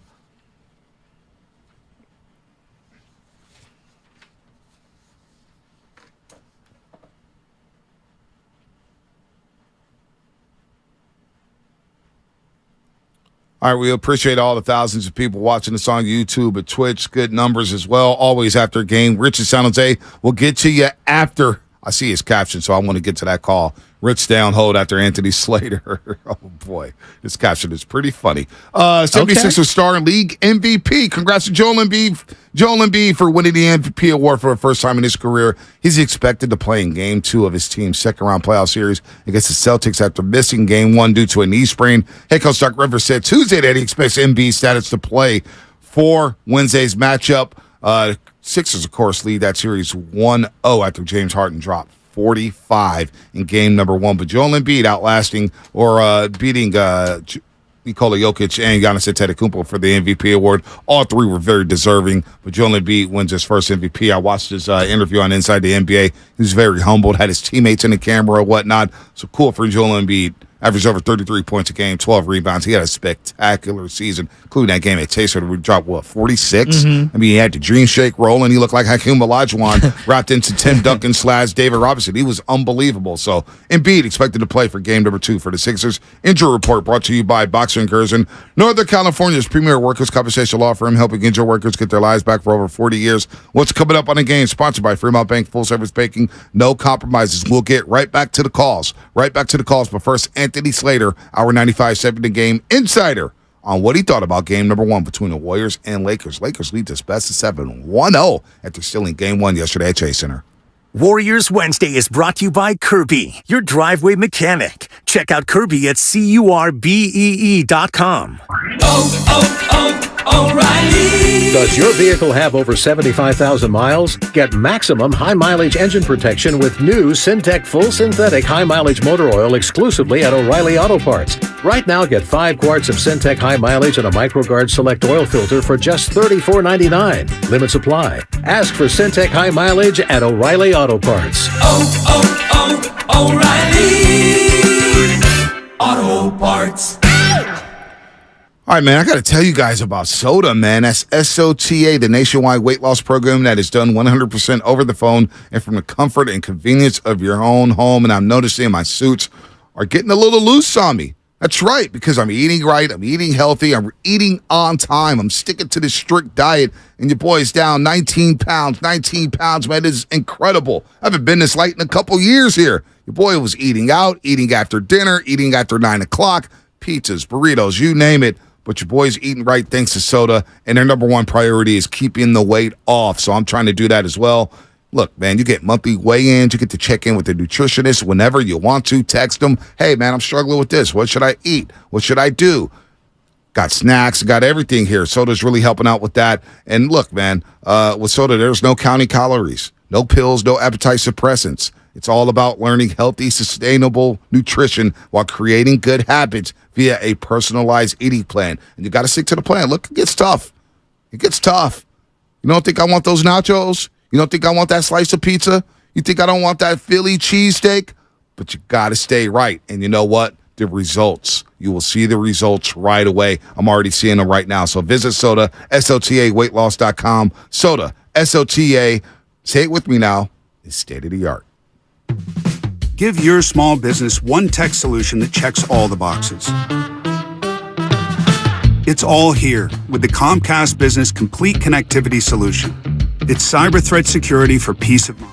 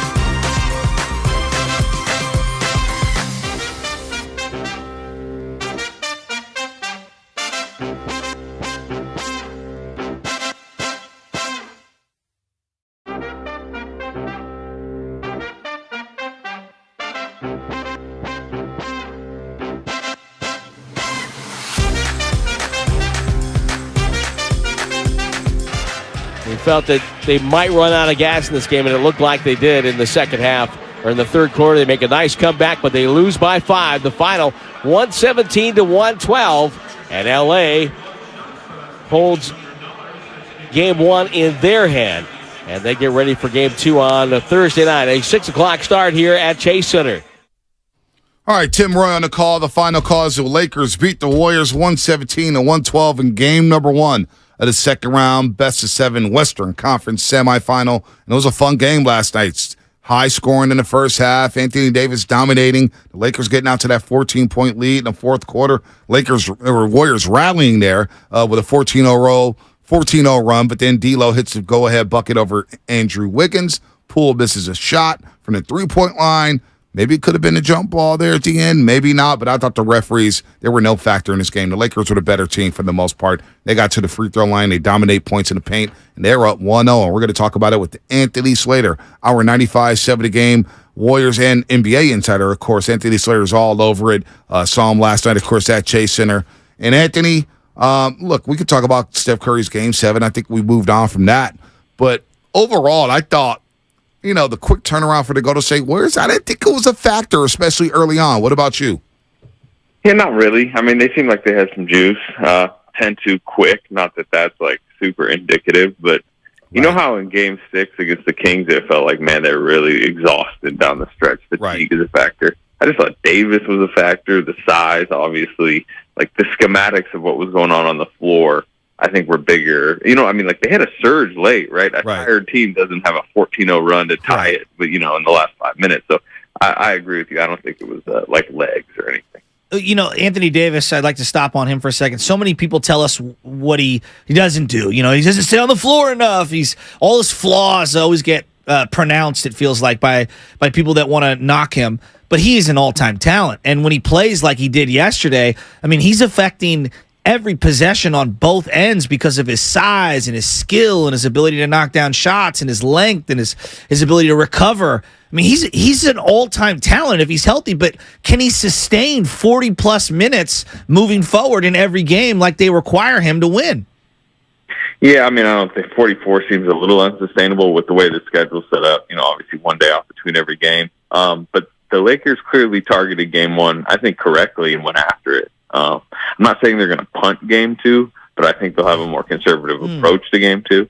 And then, the big thing with Davis is he needs to avoid, it's not even just the minute totals piling up. He needs to avoid that random time where he jumps into the lane and then he falls down, he's grabbing his hip. Or remember the Memphis series, he just got kind of just touched on his arm and then suddenly he couldn't feel his arm. Yeah. It seems like over the course of 6-7 games, he's leaving the game 3 or 4 times. He's got to try to avoid that because he needs to be fresh. That was a fresh Anthony Davis last night. And even though he struggled in the second half, going 2 of 9 there, and he started settling for the jump shot, I thought the Warriors were able to get back to the game. But him dominating in the first half opened up everything else. Dennis Schroeder and D'Lo combined for 38 points and 9 assists. I thought Reeves hit some big, timely threes in that second half as well. And the point to the paint, man, 54-28. It felt like the mid-range was open for the Golden State Warriors. When they drove and got too deep into the paint, it was either Anthony Davis altering shots, LeBron James blocking shots, and that's going to be a problem all series long. But, Anthony, I do believe that mid-range is going to be open for the Dubs in this series. Yes, Curry's stats that he thought he just took one step too deep on the floater, and I do think that's where the whiplash from series to series it affects you. You play 7, really a 7-game war against the Kings, and within that, you're used to getting. Think about that Game 7. How many flip shots from 5 feet out? Yeah, easy bankers. And it's Sabonis jumping up, but it's going over his hand. Right, he's just didn't have a chance to block it. Well, suddenly Jared Vanderbilt's tapping that away. Davis, obviously. So I'm sure Steph will adjust, and instead of the 8-foot floater, it's the 12-foot pull up. But you mentioned paint points. Paint points are going to tilt very heavy to the Lakers in this series. Free throw attempts, it was 29-6 last night. It's not going to be that every game, but that's going to tilt heavy to the Lakers. And then points off threes is going to go way to the Warriors. You see the 3-point attempts last night on either side? 53-25, and that's the Warriors 28 more threes. Yeah, I know, 21 makes. They were leading 13-1 in the 3-point make category at halftime and down 1. I think I saw you at halftime. I was like, man, that's not a good sign for the Dubs to be that wide open. I mean, to hit 13 threes in the first half and only allow one and still be down one. I knew that was a bad sign for the Dubs. Yeah, Lakers went 6 of 25 from three. I mean, look, they need to minimize the points in the paint can't be that big a difference, and the free throw attempts cannot be 29-6. Yeah, I mean that's like I think they're the Lakers were number one in the regular season in free throw attempts. I think it was somewhere around like 25, 26 per game. Warriors were last, but that was somewhere around like 19, 20, right? Like how about a 6 to 7 free throw difference, not a 23 free throw difference? It felt like to me they had opportunities early with D'Lo guarding Andrew Wiggins to really exploit that matchup. I felt like Austin Reeves, Clay was having his way in that first half. How do they get both guys going and have complete games? Klay Thompson and Andrew Wiggins opposite Curry, opposite Jordan Poole, because that to me those are the matchups they have to win. Yeah, it's interesting because it's like I think the Lakers are okay if the Warriors just want to like mid-post isolation Andrew Wiggins like 12 times a half. I think his work, particularly when Russell's guarding him, needs to be on the offensive glass. D'Angelo Russell doesn't box out. I mean, the Warriors know that. They had him. And I thought Wiggins attacked the glass late in the game. Yes. And get him an occasional post-up, but your offense just kind of can't be Andrew Wiggins post-ups. That sounds like Minnesota Timberwolves, 2017.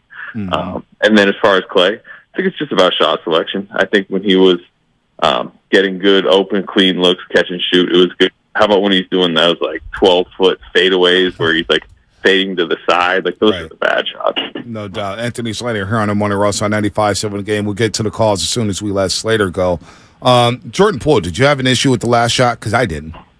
No. I mean, you're not going to get much better in that situation. It wasn't a bad Poole game, right? At that point, I think he's 6 to 10 from three. Mm-hmm. He just hit a big one from the wing. Yes, it was a few feet out. Maybe you take a dribble step in, but maybe you do that and Jared Vanderbilt flies over and blocks it out of bounds or something like that. So it was fine. That was problem number 29 right. on the problems.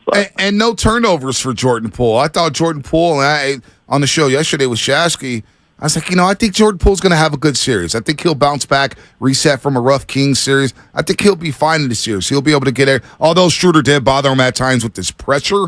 But I thought Jordan Poole was fine yesterday. I thought, Steph Curry with the 5 turnovers. I thought Schroeder's pressure on him and Vanderbilt's pressure on him kind of bothered him there. What did you think about the jump ball maybe at the end of the game? What did you see there with the timeout called by Schroeder? A lot of Warrior fans, I saw the video from one of the angles. Looked like it could have been a jump ball. What did you think about that? Yeah, probably should have been called a jump ball, but I mean, that's difficult. Different angles from referees. I always feel like refs tend to want to give the timeout in those situations, and then once you do, you can't. That's not a play where then suddenly the Warriors can be like, "Hey, challenge that." Once the timeout's rewarded, it's done. Yeah.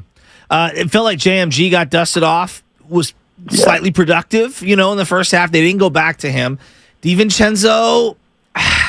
He's got to get going here. I don't know what you do, but I'd like to also see Moody get a little more run. I think his length is much needed in his ability to kind of knock down a three and not think about it the way DiVincenzo has. How are you allocating some of these bench minutes, rotations, etc.? Yeah, we did our post-game podcast last night, me and Marcus Thompson, and he made a point that I'd probably agree with.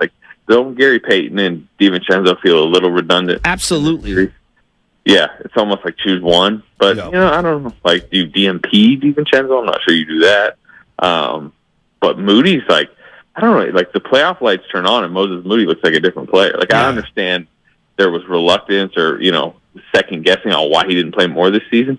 But there were several times during long stretches of the regular season they put him in the game. He did you could understand why the coaching staff felt reluctant. He did not look very good for long stretches, whereas playoff lights turn on, and this is 2 straight series, and you go back to last year in the playoffs, it looks pretty good. Yeah. He has kind of earned more minutes with this play. Yeah, I agree with that, and I think maybe just taper DiVincenzo a little. That's kind of what I'd like to see. Final 6 minutes or so, it felt like the pace was much more frenzied in a good way. They were running some zone defense. Draymond felt way more aggressive on AD when he was locked up with him one-on-one. How can they sustain that for an entire game? Well, they went small, right? It was 6:39 left. They're down 10. They put Poole in for Looney, or I think Wiggins for Looney, but they went to that pool party lineup, whatever you want to call it, which has not really been good since the Denver series of last year. And they, tie the game. They're plus 10.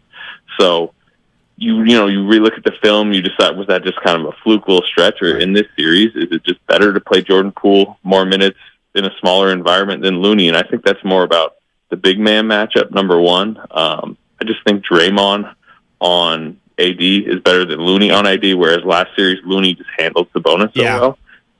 And then the other side of it is just obviously the spacing. I mean, they got open threes. They forced the Lakers to put Vanderbilt in, put D'Angelo Russell in instead of Vanderbilt, and then D'Angelo Russell made 2 big defensive mistakes. So it might be a smaller series, but it just feels it's so weird right now to be discussing should they play Jordan Poole over Kevon Looney, because think about the series that Poole just had and think about how Looney's been playing. Yeah, it's tough. And he grabbed 23 rebounds yesterday. I thought Looney 10 points, 23 rebounds, 5 assists. That's some damn good production from the 5 spot here. Real quick before we get you out of here, 2-part question, and we'll get you out of here, Anthony, and we appreciate the time as always.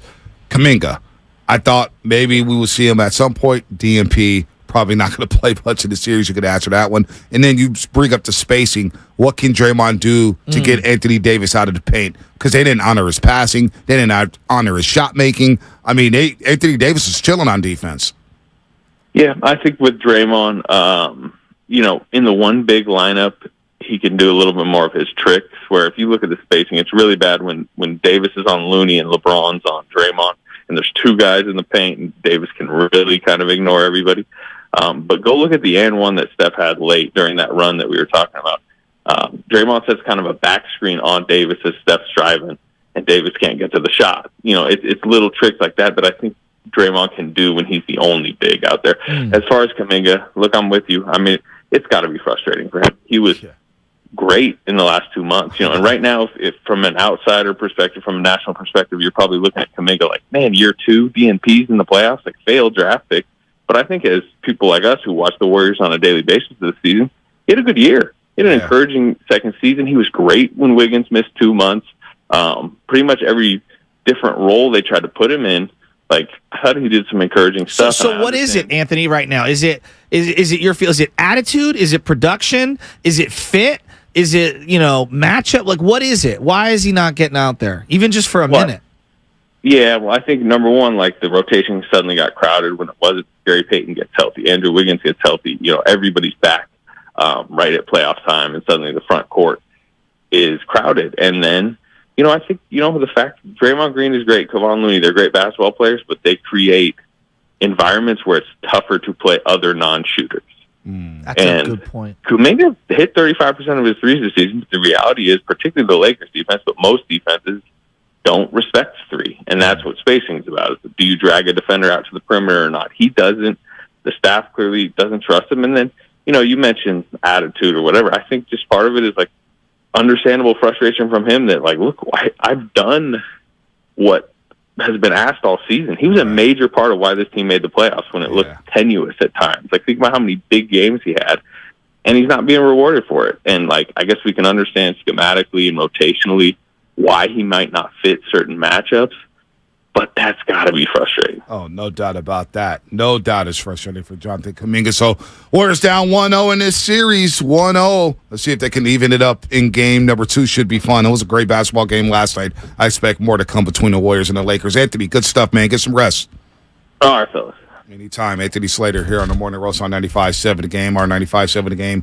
An NBA insider breaking it down as always, man. He's really good. He watches the game inside and out, watches it over, understands it.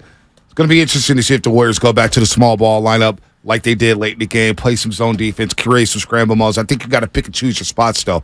And if Jordan Poole's rolling, then yeah, sure. Why not? But if he's not rolling, then what do you do? You got to have the quicker hook. And I think that's where the frustration with DiVincenzo, because it's now been 8 games. Yes. It's been 8 games. And I feel, look, he's not done. It could come back around. You're seeing a trend right now where he's just not fitting well. And maybe the Wiggins return has affected him. Maybe it's the GP2 thing in terms of redundancy that Anthony alluded to. Maybe he's just not in a good spot right now in terms of his confidence of shooting. But, like, he passed up multiple shots yesterday, and I'm saying, dude, if you're not going to take that shot, you almost can't be on the floor because your defense isn't that elite to warrant it. And I understand there's a ball handling aspect, which I agree with. He's got to do more on the floor. Boy. And he was such a big part of what they did during the regular season. That's the frustrating thing. Might be costing himself some money. Well, he was great this year. He might be costing himself some money. If he opts out, he may not get the money that he may have gotten 2 weeks ago. Do you think they're different skill sets? They do overlap in terms of what their skills are. Do you think it is redundant, DiVincenzo and GP2 right now? Right now it is. If DiVincenzo's not hitting shots, Gary Payton II is a better on-ball defender. Yeah. That we could see. And that dunk, if they're that both clay not pass hitting, was sick. it was sick. I mean, That it was his was only so basket. sick. And it was a great offensive Was that his rebound best by pass Moses. ever? It was great. It was a great. First of all, it was a great offensive rebound by Moses Yes. Moody coming in crashing and snatching it out of midair. That was awesome. And then Klay Thompson going around the back. Of course, that was smooth. Klay had that in his arsenal. I didn't know that. And so you get Gary Payton II to dunk all over LeBron James's head. DiVincenzo's got to be more aggressive, man. He's got to. They need him. They need him because he is a really good ball handler. He does get the team in the right sets here. But the Kuminga mystery, it's strange to all of us.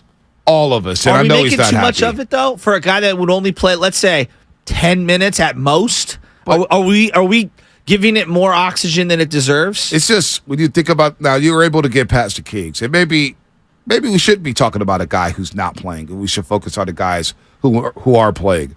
But some of the guys who are playing are struggling mightily, and are continuing to get minutes. Yes.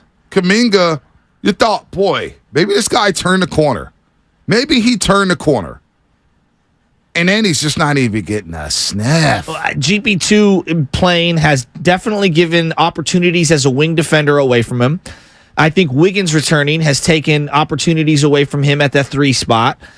Yeah, there's just a lot. And then obviously the rotations get tapered down in the playoffs because you're only going to play so many guys. Like there's a combination of things. And then I also think that fit last series wasn't right. I don't think it was the right series for him. So think about this. It's February 1st through the end of the regular season. Kuminga averaged 23 minutes a game. 12.5 points, 4 rebounds, 2 assists, shot 43% from 3 and 55% from the floor. And what, 4 DMPs in a row now? Or 3? Is it 3 or 4? He played garbage time in Game 7. That's DMP. Garbage time in Game 6. Yeah, that's a DMP. He did not play in Game 5. Yeah, that's essentially 4 straight DMPs. That's a yes. That's tough, man. At 20, it's really tough. From February 1st through the end of the regular season, he averaged 23 minutes a game. And now you're going to you're not playing. It's tough. That's brutal. And I think it's so quick to his attitude. And it's like, well, I do think it's an element. I get it. But I also understand from his point. You got to be mature. And I know Steph Curry's trying to keep him engaged, but that's got to be frustrating when you're not contributing to the success of the team. I mean, Bonte, Draymond Green's in his 30s and is much more accomplished, and he's got attitude issues at times. So I'm not making excuses for Kuminga. I'm not trying to make excuses. I'm trying to also understand that you cannot treat everyone the same in terms of their demeanor and their attitude. Some people you kick in the butt, some people you put your arm around. Mm-hmm. Maybe Kuminga needs his arm around. Someone needs to put their arm around him. Yeah, no, and 510. This is what I've been talking about since Game 3 against Sacramento. Comcast Business text line. JK going to the corner without handshakes when he was taken out. That was Game 3. He walked straight to the corner. I watched him from my vantage point. Chastise him for I'm a not week after chastising that. him. I'm explaining the Yeah. situation here, Sasky. He walked straight to the bench, and he plopped down in the seat. You can't show up your coach like that because everybody's watching. Everybody's watching. Just the same way we watched Jordan Poole in Game 6, everybody's watching in body language. We can't. Here's what we did to Brandon Belt. What did we do to Brandon Belt for 8, 9, 10 straight years? Oh, look at him slump his shoulders. Look at his body language. Look at him. He doesn't. We did that every single game with Brandon Belt. But it's unique. I mean, it's not unique to Kuminga. Jordan Poole at times has had body language issues. Draymond Green. And Draymond's much. Again, I'm not trying to compare and contrast. But think about it. It drives us crazy when they do that. Okay. But that's what 20-year-olds do. Like, do you have any like young people in your life? It's a championship team. I get that. You know what I'm saying? I understand Moody's that. 20. What? Moody's 20. Yeah, he's very different. You know, He's 20 though. Different people in your life you treat differently. I treat Spadoni different than I treat you, et cetera. And I also understand that your guys' demeanors are different. You got to be mature. That's the essence of coaching. But this is pro sports. We don't have time for these excuses. I'm not making excuses. I'm the biggest Kuminga fan there is. When you do that and you show up Kerr and everybody's watching you do that, We can't say, well, Jordan Poole's body language is bad, not pointed out that Jonathan Kuminga's is bad. I agree with that, but it's also incumbent upon the head coach to not lose a young player early in a series to where now he's a wasted roster spot. It goes both ways. But it also has to be on Kuminga, too, to say, you know what, I need to be engaged and show him I need to play instead of moping. Of course he's culpable. It's unfortunate. It is what it is, though. You can't do that. Rich in San Jose. Rich, what's happening? Gentlemen, good morning. All that hard work, 14-0 run. You want to know why Jordan Poole's open at 28 feet or 30 feet or however far he was? Because the only guy on the Warriors who's got a green light from 28 feet and who Jordan Poole was open for a reason because he was 28 feet away from the hoop. And I firmly believe that Jordan Poole is not good for this team. He ran his mouth enough to get knocked out by Draymond. Come on. He snubbed Draymond the other Hang night. up on Rich. You clown. Don't call us back. Call another show. What are we doing? Call it. You know what? I'm going to go to. What are we doing? What are we doing? That's disrespect. Come on. What are we doing? That's just you waited all that time on hold to say that. You are sick in the head. Rich in San Jose, you are officially sick in the head. What the hell are you talking about? The guy was 6 of 11 from 3. 7 of 15. We have this thing where we want to just crush young players. I'm not saying you be. I just like in general we crush these young players, and I'm not saying you got to treat. Dude, the legends are the legends, and there's a reason they're the legends. But can we have a little more tact? A little more patience with some of the younger players. I understand these are the playoffs and this is big boy sports and blah, blah, blah, blah, blah. He was open 28 feet because they trapped Steph and they were scrambling. Their part of the defense was reason out you of were in that position. game. That's why Darvin Ham was sitting there trying to clap at Jordan Poole. That was his best because their playoff defense game. was out of position. Yeah, I What don't are you like when talking people about? keep saying that. It really bugs me. All right. What's coming up on the game? Sponsored by Fremont Bank, full service banking, no compromise. All of a sudden, one loss and all hell breaks loose. Chasing the crowd sucks. The referees blew the game. Blah, blah, blah, blah. Lakers outplayed the Warriors yesterday. Yeah. They outplayed. But Jordan Poole, no turnovers. No turnovers. I think Curry has been awesome. Curry's an all-time legend. I love Stephen Curry. He's the reason why the Warriors are in this position. But he turned the ball over 5 times yesterday. He'd be the first one to tell you, I got to be better when taking care of the basketball. At 5 of the 8 turnovers that the Warriors committed. So, hey, Rich, you're in Alcatraz, Rich, for at least a week. Come correct next time. All right, what's coming up in the game? Sponsored by Fremont Bank, full service banking, no compromises. More of your phone calls coming up here on the Morning Roast. Warriors Wednesday is brought to you by Friedman's Appliance, a trusted name since 1922. Visit friedmansappliance.com today. Life is...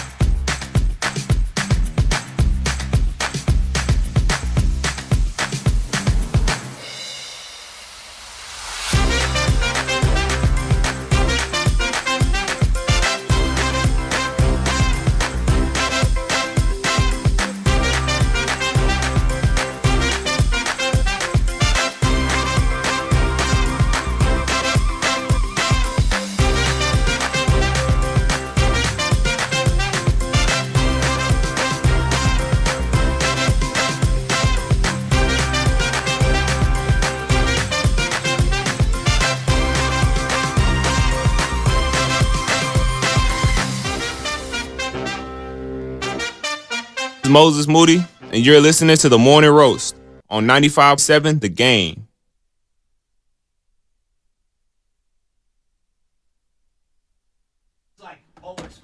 And we're back. We're back. Nobody heard anything? No? We're good? All right, cool. Quest for 5. Your mics were off. You're good. Quest for 5 brought to you by the Alameda PD, now offering a $75,000 hiring incentive. Our team is your future. Go to alamedapolice.org to apply today. Got another keyword. We're doing it. We're live. Yes, we know. We're live. We'll do it live. Oh, boy. What hit Twitter and YouTube? Man, one loss. Who's freaking out? Did you expect me to be freaking out? I did, actually. I'm not. I did because I was actually surprisingly calm throughout that game. Yeah, I think you had a come to Jesus moment. What's that? Because a lot of people chasing and said, man, when are we getting the real Butcher back? What's up with all this nervous energy? People driving around. See, I think you underestimate that. There's a lot of people out there listening to the roast. The roast is a movement. And from 6 to 10, people like to feel good. They like to get fired up. They like to feel, man, Lakers. Okay, LeBron, we hate them. I want to feel good. Well I'm just trying to tell you. You want to make a joke out of it, be condescending right now. But listen, when you're all acting nervous and shook, people are like, yo, is that the Joe Shasky we used to listen to at night?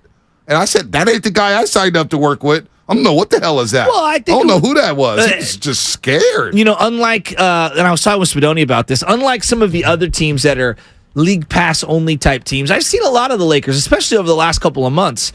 since they've made their trades. And so I have a good reference point on who they are. Now, I don't watch every snap of every play or every second, every dribble, but I have a pretty good feel. And I'm like, the few times that Vanderbilt and Curry played against each other when he was in Minnesota, I believe they played him 5 or 6 times this year because of the trade. Vanderbilt versus the Warriors, but I think Curry only played in a handful of them. He did a really good job against them. Schroeder historically has given the Warriors fits on both ends. D'Lo, I felt like he would have a little something. I didn't know how many games he would have a little something. And then AD, I expected AD to be good in at least one of the 2 first games. Yeah, no doubt. A lot of people thought, and Mully was saying this yesterday that that was the game the Lakers would take. If the Lakers didn't take that game yesterday, it would have been trouble for them. But the reason why I'm a little more calm and I'm surprised. I'm actually really surprised. Well, because I watched that first half and I kept saying to myself, Austin Reeves, Clay should win that matchup.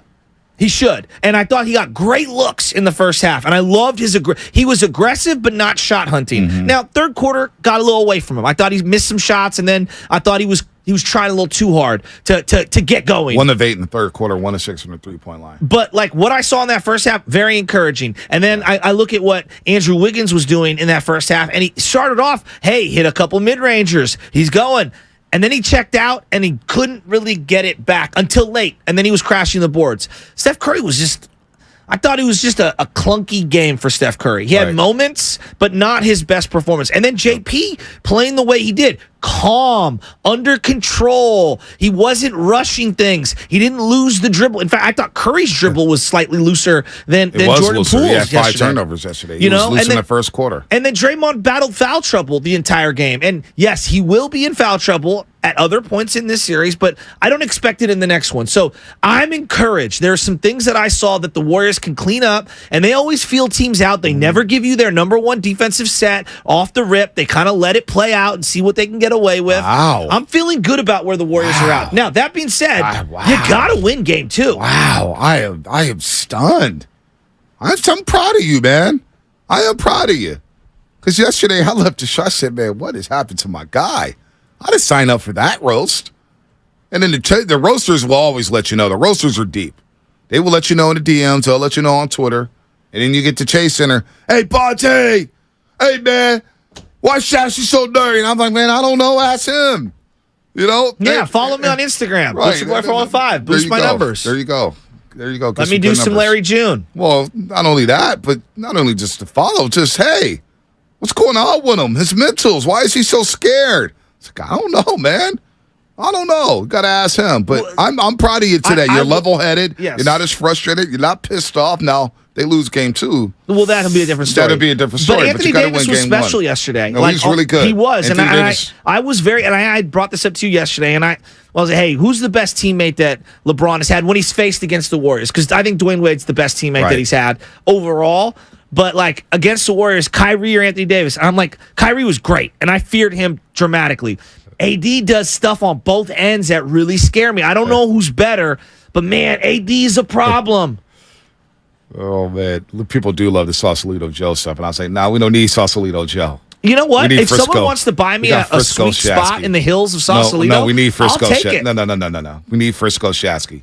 Where's that rough, blue-collar, I'm going to bite your head off, butcher boy? Where's that guy? Do you know there's an Apple Plus show out right now with Jennifer Gardner, and it's called The Last Thing He Told Me, and it's filmed in Sausalito? Oh, good. Sausalito's fun. I don't mind visiting Sausalito. I would not want to live on a boat and one of those houseboats in Sausalito. Why not? I'm cool off that. I want one of those houses in the hill. Curry and I, Bonte, teach a man how to squabble. Shout out Jerome. Uncle Jerome. I miss Uncle Jerome. One of my favorite characters all time. Dude, Uncle Jerome, man. Uncle Jerome. We're going to get back to the calls here. 888-957-9570. Anybody have a problem with Poole's last shot? What about Anthony Davis? Your thoughts on game number 1? We'll preview game 2 tomorrow. I do like some of the adjustments. A lot of callers will bring it up here. Oh, boy, BPA's on the line. We'll get to him in just a second. I found him on Twitter. He found me. We embraced on Twitter. I hope you didn't find me. I hit the like button and the follow. What's his name so I can block him? He's Brian in Palo Alto. Brian in Palo Alto. I'm going to make sure to block him. And he's got a classic no face emoji. Of course. It's just an avatar. I don't think that's a real BPA. I think that's a fake BPA. Anthony Tracy, what's happening? You're on the roast. Anthony, you there? Going once? Going twice? Sold. He gone. Is it Luis in San Francisco? You can find me in Luis. Hello? Yo. What's up, Luis? Yo, I just kind of wanted to make a comment on the last caller. I think he was tripping. I don't know what bro's smoking on, but I ain't worried at all because Jordan Poole, to me, had a better game than Curry. And regarding Anthony Davis, I think we need to put Looney in there. I think Looney would, down in the paint is put more of a threat on Anthony Davis, and I think that would answer that problem right there. Yep, no doubt. I just went to BPA's Twitter page.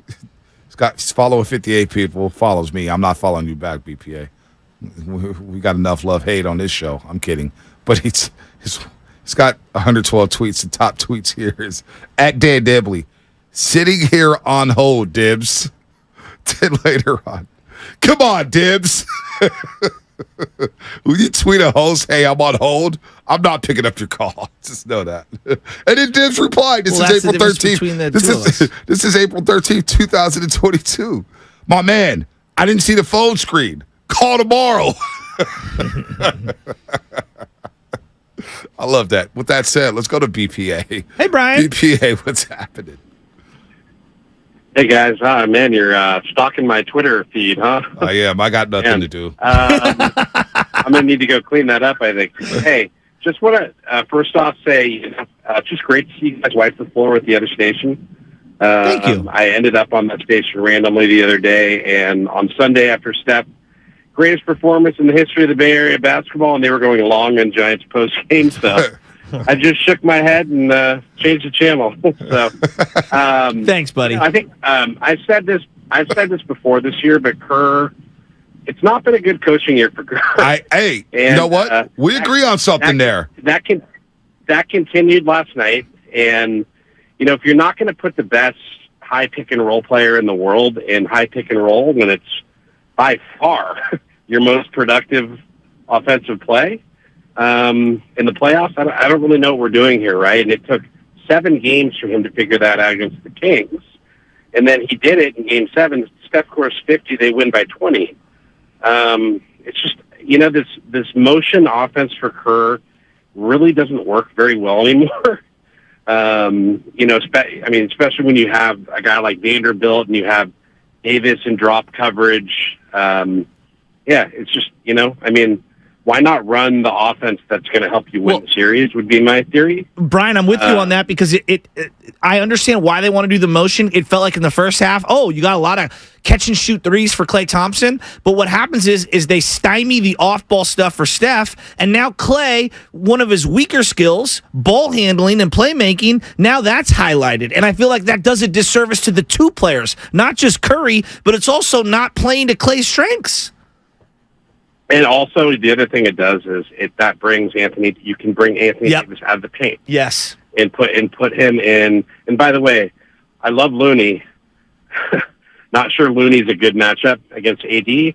And if you notice when they made that run last night, that was Draymond and AD. Mm-hmm. And Draymond plays AD far better than Looney. Looney was not good on defense last night at all. And that's okay. It's a tough matchup. Things can be true. Yeah. And so, to me, it's run high pick and roll, more Draymond on Anthony Davis, right? And things are going to be wide open. Yeah. If you're running Kerr off PNR. I agree. And the motion stuff, and I don't know why it takes so long for him to see sort of what's pretty obvious. Right. Right. He's become so stubborn with some of his sort of ideology, and he's regressed tactically as a coach. Yeah. And that makes me think that maybe Mike Brown was really the tactical brain behind the operation. Interesting. Although Mike Brown really had a rough Game 7. Well, no coach is perfect. But Popovich Steve, has some bad losses. I agree with resume. BPA in the sense that this has not been Steve Kerr's best year coaching. I agree with that. Part of it is the youngsters' development, the commitment to the youngsters in the regular season, which every Warrior will tell you, home court doesn't matter to us. We don't care about seeding. We just want to be healthy in the playoffs. Where you're healthy now, you got a full roster, and now you got home court advantage in the second round. You stumbled into it because the Lakers are a 7 seed. and they beat them up in fraudulent Memphis Grizzlies. So I do think tactically Steve Kerr hasn't been at his best, but I'm eager to see his adjustment. The PNR against Anthony Davis. Anthony Davis wants to continue to play drop day coverage. What I mean by drop coverage is when he's coming under screen and he's allowing Steph Curry that space and he's backing up. Well, that's drop dead. Yes. Boston Celtics did that in Game 4 in the NBA Finals. Horford kept dropping dead. And it was like, wide open three for Steph Curry? Give me that. I'll take it. It's a step in. And, yes, they need to employ that. Just through the 8 games of the playoffs this year, it does feel like I have seen more possessions get stymied, and then you're forced to scramble with 7 seconds or less on the shot clock, and you get a very poor percentage shot. Yep. And I do believe that the motion, I know why you can't run PNR the whole game. I get it. That becomes predictable, right? So you have to vary it up, and you have to mix it. But there's something to be said where their offensive sets, it's been slow to get started, and then it feels like teams are really grabbing, clutching, playing, denying the ball to Steph Curry, and 7 seconds, somebody's got to make a play, and you're forcing a guy who's not a primary playmaker or an ISO guy to make an ISO play or make a play with very little time left, and it becomes hot potato, and I don't like that. I agree with that point. I don't like that either. I don't like it either. But there's some adjustments here you can make against Anthony Davis. I think Steve Kerr putting the ball in Steph Curry's hands a lot more. Look, man, Steve Kerr will make the adjustment. He did in the Sacramento Kings series, going to the one big lineup, but then going back to Draymond Green. He gets credit for that. Steve Kerr has done a great job in the playoffs. Darvin Ham, I'm just looking at some of the tweets and some of the chats here, and I don't know. Maybe, look, I don't think the game was dictated by the officials. The free throw discrepancy does have a lot of Warrior fans ticked off, and I get it. You attempt 6 free throws. The Lakers attempt 25, but they were the aggressor. 29 free throws. 25. But they were the aggressor. I assumed it, though. Yeah, and I did too. There's going to be whistles. And Mark Davis and Ed Malloy aren't the best referees. I get that. That's a crazy discrepancy for a road team to get that many 29-6 in free throw attempts. 29-6 is wild. But also, are we making a big enough deal of Darvin Ham being on the floor or the jump ball? Coach is on the court clapping at a play. That is a strange one. Schroeder flopped on either he was setting the screen or the screen was being set on him, and no one touched him. Flop. And he just went down. Well, him and Austin Reeves, they flop. If you want to give me like Anthony Davis around the rim getting free throws, LeBron attacking, or even Austin Reeves attacking, getting free throws, like that makes sense to me. The flops on Schroeder 35 feet away from the hoop when no one's involved in the play, those drive me crazy. Yeah. Absolutely drive me crazy. Are we making enough of the late game stuff?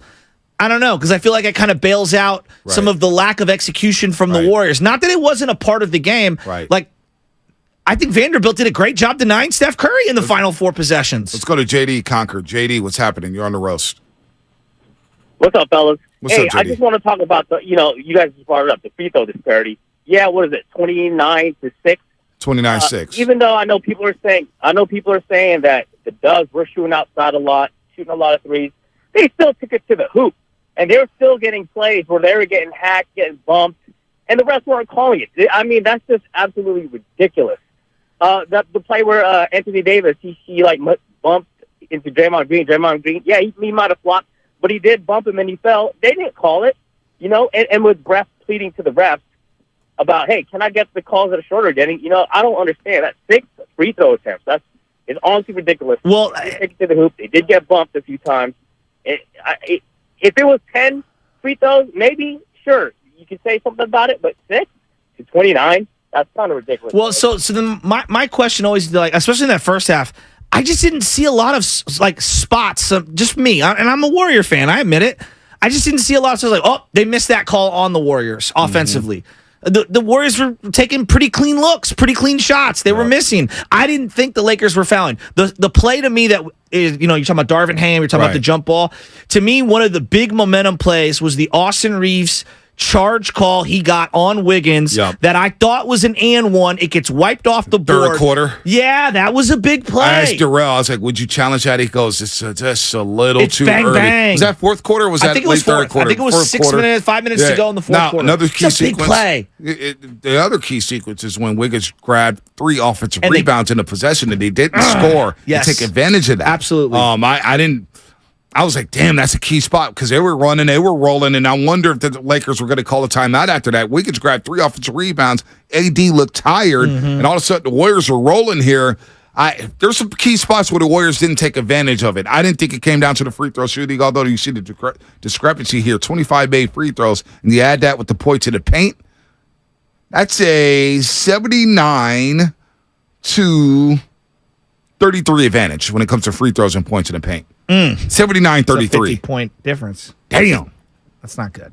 No, that's not good 40, at all. whatever, 40-something. Yeah, that's not good at all. You don't have to be a math major to figure that one out. That's not good. Let's go to LJ. LJ in Sunnyvale. LJ, what's happening? You're on the Larry road. Johnson, Grandma Ma? Good morning, fellas. Hey, good morning, fellas. LJ from Sunnyvale.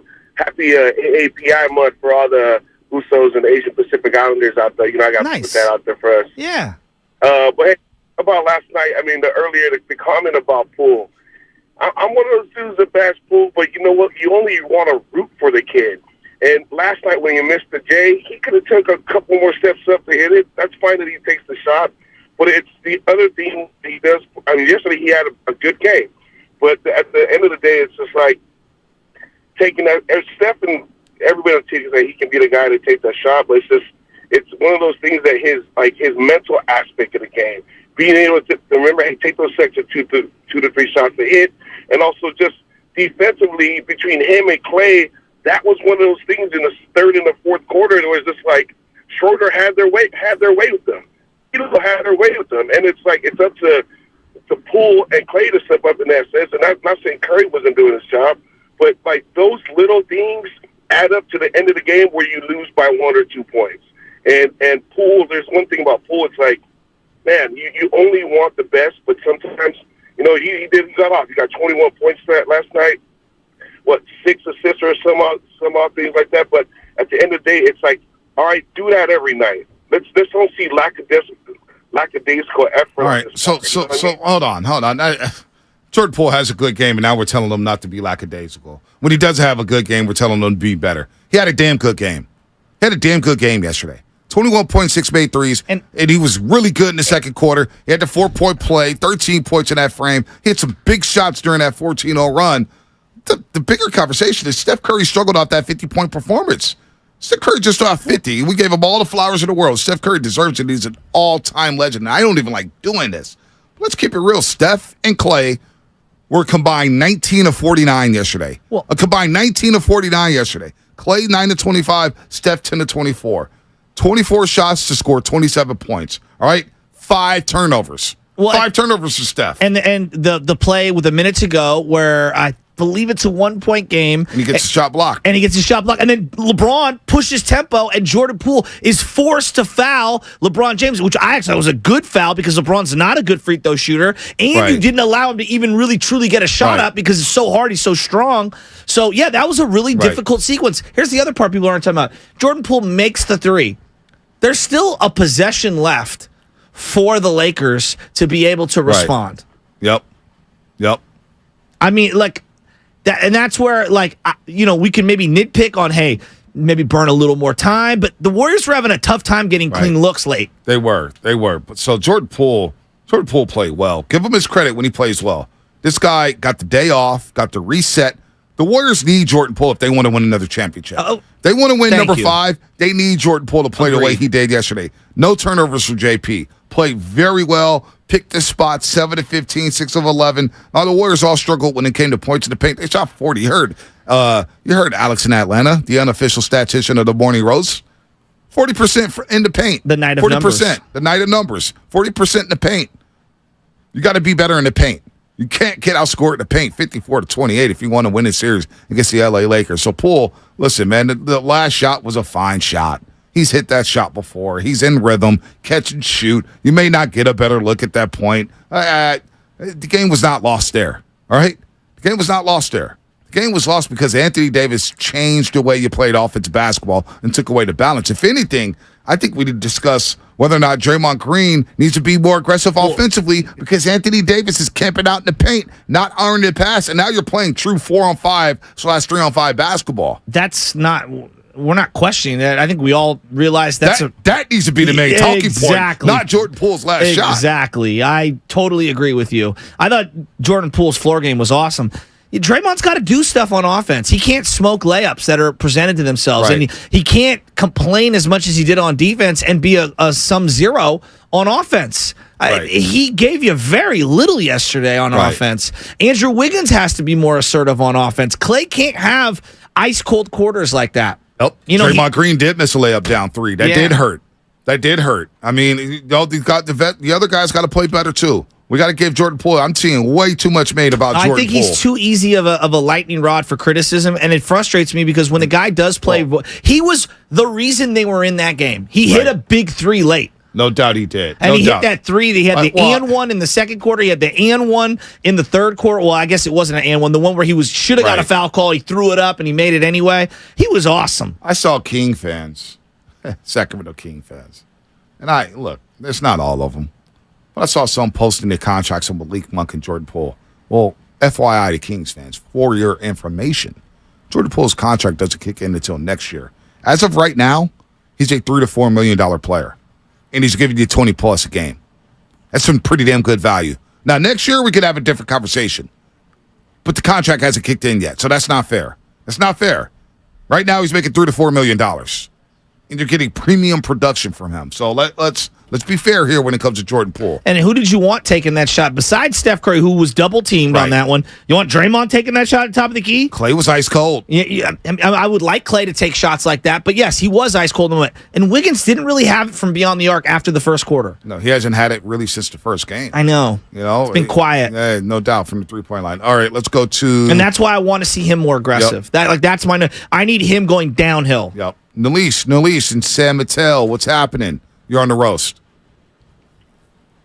Yo, what's up, fellas? What's hey, up? Monte, I just got to say, man, I honestly think the Warriors should have won that game. I think the way they played, it was a winnable game. I think, that last shot with Jordan Poole, at the end of the day, I think you need to take 2-3 steps closer of a shot, but honestly, I don't see that being a big deal. What I do think is that we need a little bit more size, man. I think we need to get Anthony Davis in foul trouble. I think right now what we're doing is we're letting him post up there. He's just having a field day, like you said earlier. And I think if we can get him into foul trouble earlier, it's going to open up the lane for us. And I think that's the key to winning this series because the Lakers are big, man. They're big. Like Vanderbilt's big, LeBron's big, Anthony Davis is big. So we got these big guys that we need to get in a little bit of foul trouble so they start bringing in the smaller guys. So that's my whole thought process on the game. I think hopefully they'll do that in game 2. So that's my thought. All right, good call there. Let's go to Alex in the city. Alex in the city, what's happening? You're on the roast. Hey guys, I just want to tell all the people that are piling on Jordan Poole that he's an easy target, and I get it. But he had a great game. I think everyone's going to remember that last shot he took, and that's a shame because I agree with you guys. He was great, and you're getting great production. I think he is going to be a great player for us for a long time. He's the only player out there that's got any kind of trade capital as well. So be happy you have him. No doubt. We are happy to have him. I think a lot of people are, or some people may want to trade. I don't know. Well, but you're going to need him to beat the LA Lakers. I think we go overboard on Jordan. Again, he's not the best player on the team. He's certainly not the worst player on the team by any stretch. And when he has a game like he did yesterday, overall, it was a great game for him. It's maybe his best game in the playoffs this round. I think that's almost undeniable. But there are bigger reasons why they lost. They're chasing at the end of that game. They're down 10 late in that game. Down 14. I mean, so people need to pump the brakes. I am kind of blown away because I'm, you see the comments, whether it's on YouTube for us or whether it's on Instagram, Twitter. There's a lot being made of Darvin Ham on the floor, and I know. I told you. I'm underrating it. I'm looking. Because I don't at the think video. it's that big of a deal. Well, what is the rules for that? Well, I should have asked Anthony Slater that. Because he would know. Maybe I'll text him. Are we sleeping on something that's going to be a bigger topic throughout the day? I think Warrior fans will make it a bigger topic. Oh, is it? I don't think Laker fans are even going to touch it. Hell, I don't think. Well, I wouldn't. Coaches on the court. NBA game. Coaches on the court in an NBA Well, game. Thibodeau's a I have guy no idea. who's all over the floor at all time. Nick Nurse on the floor all the time. Where's Nick Nurse now? He just signed a new deal. Where is he? Where Nick Nurse got hired by somebody? He No. He got fired by Toronto. Oh, it was the other guy who got fired from Boston who just got hired by the Ime Rockets. Udoka. Ime Udoka. Yeah, I Ime knew Udoka. somebody had just gotten hired. No, but he threw his hands at Jordan Poole from what we're seeing. I think there should be a bigger deal made. Quite honestly, I told you, I don't like that culture in the NBA to begin with where guys are jumping off the bench when a guy's shooting a corner three. Like, I think it's all kind of like, not Bush League, because that's probably too strong. I just think it's like, it's just kind of I don't know, low level, I guess is the way I would put it. So I'm not a lover of any of the antics coming from the bench. You want to celebrate or whatever when guys do something good? Yeah, I'm good with that. But for the most part, I think too many people are standing up anyway on those benches. DiVincenzo getting a pass? No, he doesn't get a pass. DiVincenzo's been terrible. He's not been good. And he's one of my favorite players. And so that's why this playoffs has been very perplexing. Been good. He doesn't get a pass. He was not good. Draymond Green doesn't get a pass for not being good offensively. And he'll tell you, yesterday, he said it. I need to make adjustments. I need to. Here's Draymond Green. We fouled too much, and that slowed us down quite a bit. So we got to be better defensively, and that start with me. What does Draymond need to change for the next game? My aggressiveness on both ends of the floor. I think I allowed the 3 fouls to kind of take me out of a rhythm and never really found it again. So just got to stay out of foul trouble. It's kind of been a theme with me lately, and just got to stop fouling and defend better. All right, Steve Kerr, what do you think about the free throw discrepancy? I thought we committed some fouls that we didn't need to, especially in the first half. We had, I think, 3, on a jump shot. I think we hit Davis on a fadeaway 17-footer. I think we fouled a couple times when they were in the bonus when we didn't need to. They're going to shoot more free throws than we are. I mean, I think they were number 1 in the league, and we were last or next to last. So not a surprise, but that is a huge disparity, and we need to bring that down. No doubt about that. What did you make of Schroeder and Vanderbilt? I don't know if this was intentional or if it was because of the situation. They were kind of going back and forth between Poole and Curry. Right. They were kind of mixing it up. What'd you think of that? I thought that was actually kind of unique, throwing different body types at Steph Curry and at Jordan Poole. Well, you can't give great players the same looks, right? Yeah. You can't give them the same looks. You gotta throw multiple bodies on them. Seeing Vanderbilt, seeing Schroeder. I would like to see the Warriors try to get LeBron on Stephen Curry. I think Steph Curry can cook LeBron James. I think but LeBron he also James had a layup will on get him out on the perimeter to defend. That's true. Hey, LeBron, come have this dance. We'll be 25 feet away from the basket. I like that. I want to see more of that. I want to see more Anthony Davis getting switched into there, getting Schroeder off of Steph. Now, Schroeder did a good job of fighting off of screens and making sure to recover against Steph and Jordan Poole. Same thing with Vanderbilt. But I think it's an automatic double at times with Stephen Curry if he does get that matchup with LeBron or Anthony Davis. So that's what I want to see. And I also want to see Andrew Wiggins take full advantage of D'Angelo Russell. Punk D'Angelo Russell on the elbow. You can punk him. He will not play defense. He will blow assignments like he did late in the game in the last 6 minutes. Play him off the floor. There's an advantage there. I think Klay Thompson was running Austin Reeves ragged, especially in the first half. There's some advantages here for the Golden State Warriors in the mid-range jumper. You don't want to drive too deep into the paint. No. Steph Curry said it. Take the 10 to 12-foot midi. It's there all day long. Is there a guy that maybe didn't have the greatest game for the Lakers, but you're thinking like, LeBron and Austin Reeves. Worries me. I'm not worried, but I know they're capable. Austin Reeves had a big stretch in the third quarter. 2 threes, Spadoni, 3 for 3, 8 points. I mean, he had some big shots there. Yeah. And I thought he played under control. Austin Reeves yesterday, no turnovers. I mean, he's an impressive guy with the ball. If the shot's not there, he'll pass it. He knows where to be, the right spots. I think he's a capable defender. Austin Reeves ain't bad. Big charge. Is LeBron James going to go 9 of 24 again? Watching that 3-point shot, I think you got to keep, like, if you're going to ask me, Joe, you can take away one or the other. You can take away his driving, or you can contest all of his shots on the 3-point line. Dude, I'll let him bomb. If he gets hot, so be it. Like, I'm not letting him get downhill at this point in his career. I'm just not. I'm not. I'm with you there. All right, you are listening to 95.7 The Game, KGMZ, FM, and HD1 San Francisco, always live on the free Odyssey app. Download the Odyssey app, your favorite 95.7 The Game for the best and most up-to-date sports coverage. Good morning, everybody out there getting after graveyard shifts, baby mamas, baby daddies, strippers out there working a late night. Hey, the sun is out now. The sun is out. Maybe some dollars are coming in your way. Bakers, baristas, CHP officers, everything. Are we giving out the keyword one more time this hour? one more time this hour. Should we do it in 5 minutes? Let's do it in 5 minutes. Keyword in 5 minutes to win. Oh, when we come back from the break. Okay. When we come back from the break, we'll do the keyword for Game 2 tickets tomorrow night at Chase Center. If you want to win tickets, you're going to have to go to YouTube. So I'm letting everybody who listens on radio, you've got a phone, pull out the YouTube and Twitch. If you're on Twitch, YouTube and Twitch, pull out the phone, open up the 95.7 The Game page, hit subscribe on YouTube. All right, hit that bell, like us, and obviously you'll be able to see a keyword that Bonte is going to flash on the screen. And go to the website 957thegame.com, enter in that keyword in the contest page, and then you'll have an opportunity to win 2 tickets to go to see the Lakers, LeBron, and Steph Curry and the Warriors. No doubt about that. All right, we got the lines here. The lines are packed. People want to talk about the rotations, about the starting lineups. I haven't heard this one before. Luke Man Vallejo. I think he wants to switch up the starting lineup. Luke Man, what's happening? You're on the roast. Good morning, brothers. How you guys doing today after that loss? I'm not actually not that bad. I'm actually really impressed with Shasky this morning. Really impressed.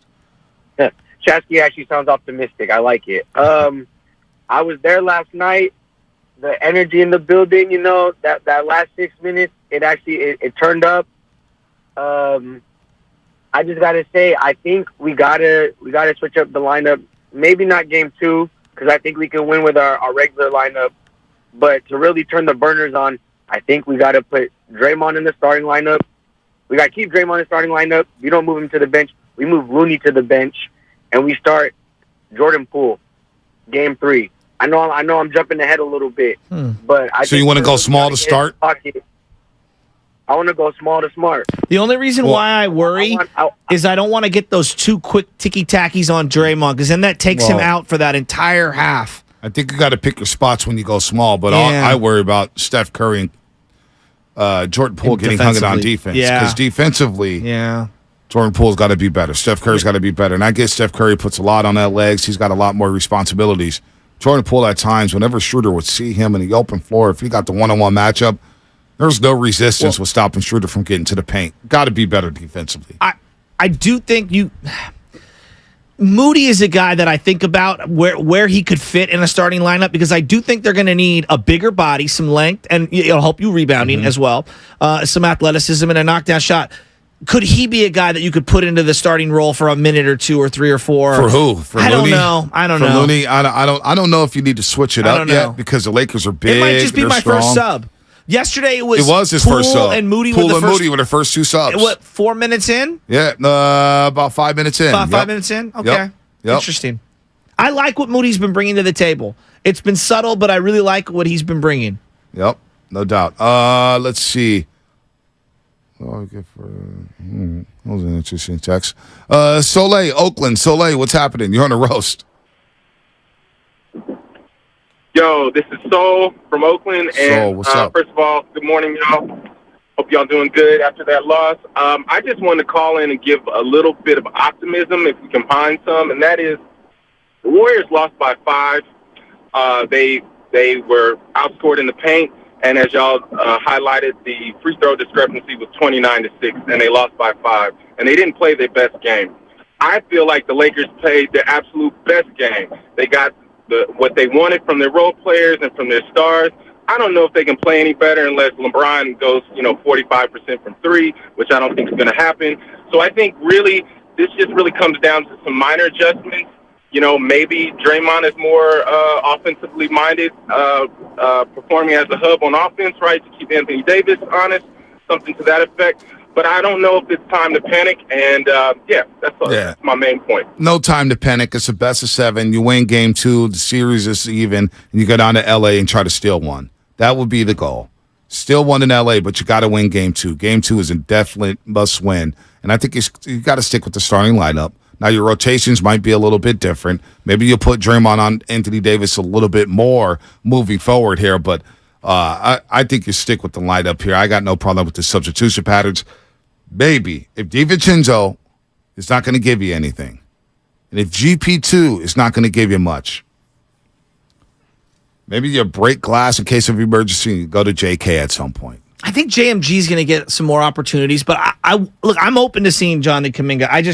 It feels far-fetched right now. No, it doesn't feel like he's playing at all. I feel like It doesn't feel like we're he's talking playing. it into existence, but I feel like we're continually bringing him up. Right. And right now, he's an afterthought. Nah, yeah, he is. He really We is. spent more time talking about him than minutes he's had in the playoffs. That's a disappointing aspect of this playoff run. What's that? 'Cause I thought we were going to see the growth of him in his second year. Yeah. And getting some postseason burn. Yeah, but he's got to meet them halfway, as we've He does. discussed. He All right, does. Bonte, it's delivery of the game time. Are you ready? Let's go. All right, let's do it.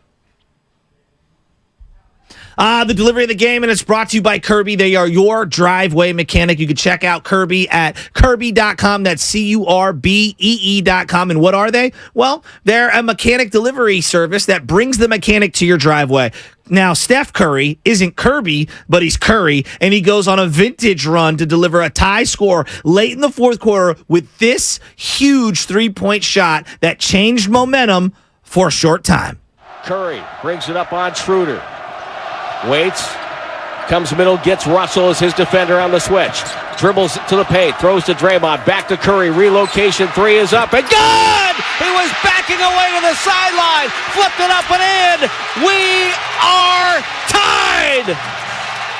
I mean, hearing that, you could hear the crowd in the background. Sounded pretty lively to me. Oh, well. That is your delivery of the game brought to you by Kirby, CURBEE.com. Oh, man. 415 Comcast Business Text Line. By the way, I listen to the roast all the time. All the time. Every morning. I watch Bonte and Warriors pre and post all the time. First time texting. I cannot stand the attack on Jordan Poole all the time. Maybe we'll call soon if I sum up the courage to do so. It's all good, 415. It is wild. That's the big takeaway for a lot of you guys. Jeez, I'm looking at the way Anthony Davis is able to it is a scapegoat. I'm looking at Draymond Green. And Draymond Green knows it. He said it last night. He's got to play better, but offensively, he has to be a threat. You got to be a threat to score. Anthony Davis and the Lakers are not even honoring him. It is known that LeBron James in that Lakers locker room always tells them, do not guard Draymond Green. He's playing to pass. Do not honor him. And they didn't honor him yesterday, and that killed the spacing. Now, the Warriors still scored 64 points in the first half, and they still were able to bomb threes. But, boy, Anthony Davis being able to camp out and just roam around the paint, this guy has Defensive Player of the Year potential. AD's good. The thing that drives me crazy with watching, I mean, I know each game provides different, necessities from him. When he scores, they're almost unbeatable. Absolutely. I mean, it's so easy. Absolutely. We'll continue For to me break to that say, down. and hard to do. Well, we'll continue to break that down. We'll take some more of your calls. 888-957-9570. In your opinion, what went wrong in game number 1 for the Golden State Warriors? We're discussing it all day long here on the Morning Roast. And don't forget that keyword is coming up. Keyword coming up for your chance to win Game 2 tickets. Game 2 tickets. So you better be watching on Twitch and YouTube to see that keyword for Game 2 tickets to the Western Conference semifinals between the Lakers and the Warriors. But with that said, it's time to take a quick break. That'll be brought to you by Freebot Bake, full service baking, no compromises. Warriors Wednesday is brought to you by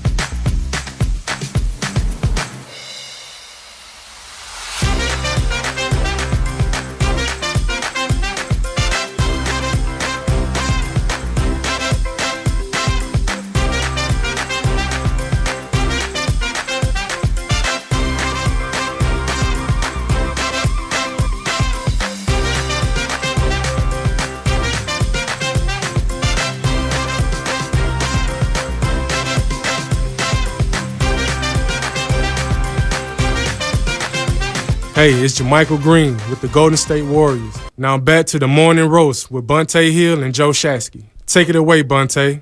JMG. He got dusted off yesterday for about 7 minutes and 45 seconds. 2 of 4 from the floor, 2 threes, 6 points for Jermichael Green.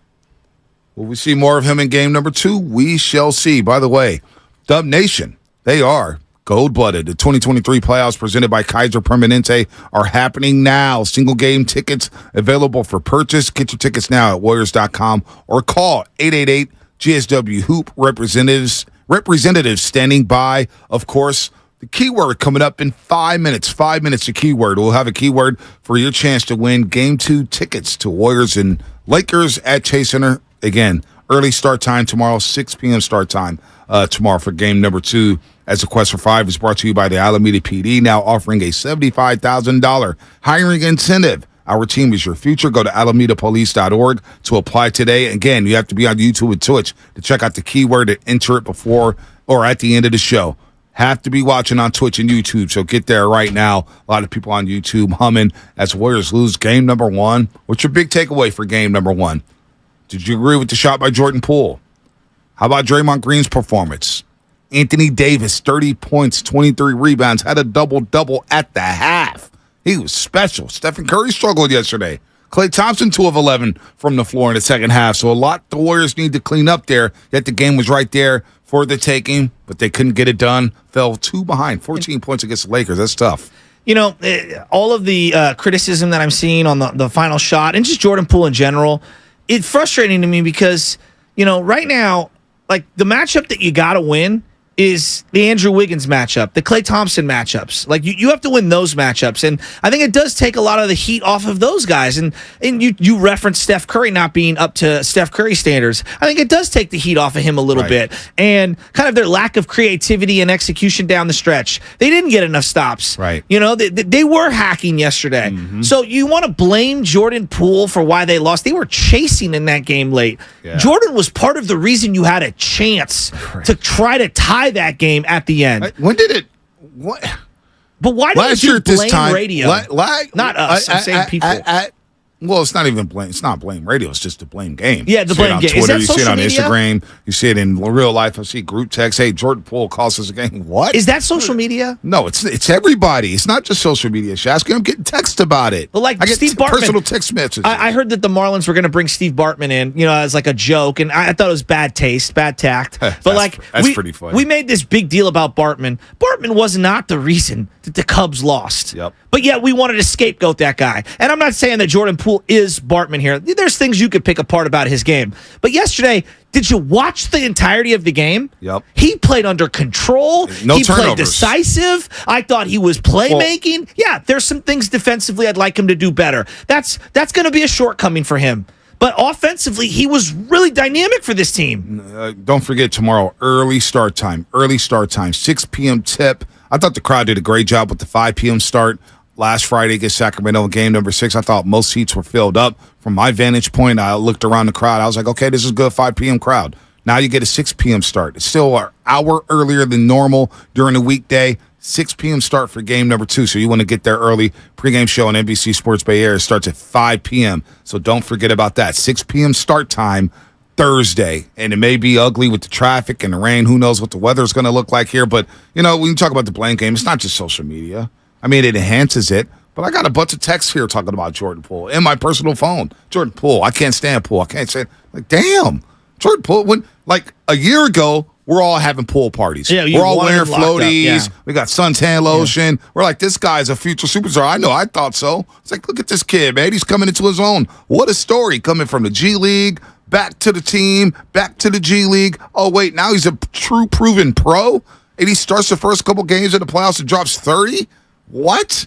And now all of a sudden, nobody wants to get into the pool party no more. Nobody's having a pool party. We're not even having fun. We don't even play this anymore. Money time! Money time! I mean, it's wild how things have flipped with Jordan Poole. He didn't throw a punch in training camp. He got punched. And yet we're mad at him. It's just I don't get it. I think it's unfair. And so like I guess the question that I keep coming back to, it's like I don't understand why we disproportionately dump on certain individuals. Like we do this with the 49er quarterback. And I'm guilty of this. Jimmy Garoppolo is the reason X, Y, and Z. And it's like, okay, yeah, he's a part of it, but he's not the sole reason. Right. I don't know why everything has to be so cut and dry. Like, teams win and lose. Teams don't execute. Mm-hmm. Teams put themselves behind the 8 ball and foul the crap out of the other team. Teams are putting the Lakers on the line. Teams are the ones taking bad shots in the third quarter or not hitting open shots. Teams are the ones, running stagnant, constipated offense. I don't know. It frustrates me. One day it's Jordan Poole, one day it's Klay Thompson. One day it's Klay Thompson, one day it's Jordan Poole. Steph Curry. That's true. Steph Curry committed 5 turnovers yesterday. Steph Curry will tell you he was not his best yesterday. Second and third quarter, Steph Curry was taken out of the basketball game. Well, I thought Draymond lost emotional control in that third quarter when he didn't get. No, I do. I think he lost emotional control. I thought Draymond Green had a C+ game. Now, late in the game, 6 minutes left, he did a great job on Anthony Davis. That may be the answer to that solution, to that question, or that problem, however you want to spin it. But Draymond Green, I thought, played really good defense on AD late. Maybe his quickness with his footwork can give AD some trouble. He is smaller, but maybe he makes AD work. I do like that matchup, and we may have found something there in the last 6 minutes. But offensively, Draymond Green, and we highlighted this all season long on the pregame show yesterday, right here on the Morning Roast. Anthony Davis is going to camp out in the paint. How do you do to combat that? Well, you got to make him pay. You got to pull up from the mid-range, maybe step into a free throw. I don't know. But Draymond's going to have to be more aggressive offensively to get AD moving around. He can't just let him sit there in the paint from block to block, blocking shots and changing shots. It's not going to fly this series. I totally agree. But it feels like that is not even a conversation that Warrior fans are ready to have. Should be having it. But then why? What is it about Jordan Poole? Is it the style of play? What are you talking about? I was talking about Draymond Green. No, I know you're talking about Draymond Green, but why? But then why? But why do we just jump over Wiggins, jump over him? Is it style of play, and we go straight to JP? I don't know. Is it contract? I don't know. What is it? Is he not one of the made men? I don't know. It could be all those things. Could be. I don't know. It frustrates me on his behalf, and I'm not even pretending to be like his best friend or his agent or anything. If we're going to be critical, which I want us to be, let's direct the blame equally when it needs to be. Or how about just saying the Lakers were the better team yesterday and they won the game? That's okay to say. That I agree with. It's okay to say. Anthony Davis had a great performance. It's okay to say. Let's see. Let's go to Doug in Berkeley. Doug, what's happening? You're on the roast. Hey, guys. Good morning. Good morning. A couple things, and then real quick. I think it was the distance from which Jordan Poole took that shot. It was a good open look. I think if he had, gone up a few steps, maybe done a side step, and that's a fair criticism. People could live with it better. I think that's fair. But the other point I want to make is there's a guy on the team named Jonathan Kuminga. He's tall, he's athletic. He gets 6 fouls, 2 of them like everybody else. He doesn't have to be polished. He just has to bother Anthony Davis. He just has to be a presence inside. We need to put Jonathan Kuminga in. He'll shoot the ball where Draymond won't. Give him. Let's just use him. I agree. I think it will make a big difference. I think he got a lot of people there, media members, coaches for the game. This may be a Jonathan Kuminga game. And he was in good spirits yesterday. I was sitting there with the ball rack, and he came over, dapped me up, and said, "What's up?" And his photographer, G-Baby, was looking all good. Had the black polo on. He was looking sharp. Looney was in good spirits. They were all in good spirits. So I thought, oh, man, maybe Kuminga's going to play today. Maybe we're going to see him defend LeBron James, who I thought there was a key point last year in the regular season game on a Saturday night. LeBron James was posting up Jonathan Kuminga. I remember seeing this in my own 2 eyes. I remember that. And LeBron James had a pump fake. Talked about it the next day. Jonathan Kuminga was standing up with his hands straight up in the air, didn't bite for it. Played good defense. Now, it's only one play. It's only one possession. I'm not saying throw him in the Hall of Fame yet, but look, man, I did think. I'm not even ready to throw him in the starting lineup yet. Just, maybe a sniff. Maybe a sniff to change the flow. Taste. Guy can put pressure on the rim. I know. He's trying to dunk out everybody. So I don't know. It's just weird to me that from February 1st through the end of the regular season, he played 23 minutes a game. Yeah. And now with Wiggins back, Now with GP2 healthy, I just it wouldn't. And so here's DiVincenzo's been MIA in the playoffs. I don't know. How man. much has Troy Brown Jr. been playing for the Lakers? Because I was surprised to see him out there guarding Clay. He kept getting lost in the sauce. He was bailed out, right? Because Clay was just off. That's what I'm saying. I'm looking at that at what the Lakers did yesterday. They played 1, 2, 3, 4, 5, 6, 7, 8, 9 guys yesterday, and Gabriel only played a couple of minutes, but essentially 8 with a little taste for a 9th guy. I kind of get why Darvin Ham would do it. I'm going to try to seize what's working. Right. I'm going to try to, squeeze some minutes here, squeeze some minutes there. I'm hoping that we can do something like that in the next game. Yeah, we'll see. We'll see about that. Let's go to, you know what? Let's get, oh boy. All right. Chris, Highway 101. Go ahead, Chris. Go ahead. Bonte, Butcher, what's up with you guys? Look, man, we ain't finna do that. We gonna just talk basketball today. We know who won, but I'm going to say this. I think the difference is going to be whichever team can get offensive productivity from their defensive specialists on both sides. Because yesterday, if you notice, when Peyton, Green, and Looney was on the floor, we got plus minutes for my Lakers. And we going to continue to play them like Kerr did Tony Allen, that series against Memphis, and Steven Adams when they played OKC. Can I ask a question? Stay off of them. What happened to you when you were young? Like, how did you? What do you mean? Well, how did you become a Laker fan? Like, something horrible must have happened to you when you were young. Now, look, I'm from down there. I came up here to go to high school. I'm from down there. All my teams are from down there. Remember, I called y'all last year. When my Dodgers got the Giants. Oh, God. Yeah, all my teams are from down there. But let's stick back because I didn't want to. It's only game 1, game 2. What we gonna do is we're optimistic. You guys went 25 for 50, 52, almost 50% from threes. Y'all was on fire, and we still pulled it out. I didn't think they were on fire. Yesterday the teams that their bread and butter they both did. You guys shot the 3, it was going in. We went to the free throw line, we ate the paint. So nobody could be optimistic. I'll be surprised if you guys are going to get another 3 people getting 6 3-pointers each, which really, I think that was the first time that happened, and we got the dub. LeBron he played a so-so game, and then you see that we going to neutralize Looney, and again, when those 3 are on the floor together, we going to space them and let them be scorers. That's how we going to take advantage. You guys winning game 2? Chris, you taking game 2? I'm going to say this. The first quarter going to let me know if we were just happy with game 1. If we in it, at halftime, we going to play the dogs to steal 2. And if we steal 2, I'm going to call back and not talk calm like this. Chris, get your ass off the phone. My boy. About 45 wheeze in there. I was trying to go joke on him, and I don't think he got it at all. What do you mean what happened to me when I was young? No, he got the joke. Chris was just on fire. He was in his own. I guess it was a bad joke. My guy, Marquise Gillette. Shout out to Marquise, man. I didn't know this. We went to high school together. We cut class together. We played Game Breaker, or no, it was College Game Day. What was the video game? Game Breaker. No, it was Game Day. When you had when you had the quarterback, the whole thing would be rattled. Right, you'd be on the road. Oh, dude, and it was sick. And Chet Bailey, you could put him on defense or whatnot. You could put him on offense. I mean, that was when they had like player 6. Yeah, it was hard. Yeah, running back 7. I didn't know he even liked basketball. I didn't even know he was like a Laker fan. Now he listens to the show every day. Shout out to Keith. Looks good. Talking about losing weight, man. My guy's. Dude, my guy was all about the food. He had me eating. Now Keith looks great. Good for him. I'm jealous. He sent me a picture of him and his son in Lakers gear. No. He's like, I'm a Laker fan. We go get this dub. I said, damn, Keith, you a Laker fan? I didn't know he liked basketball. I love it. Jeez.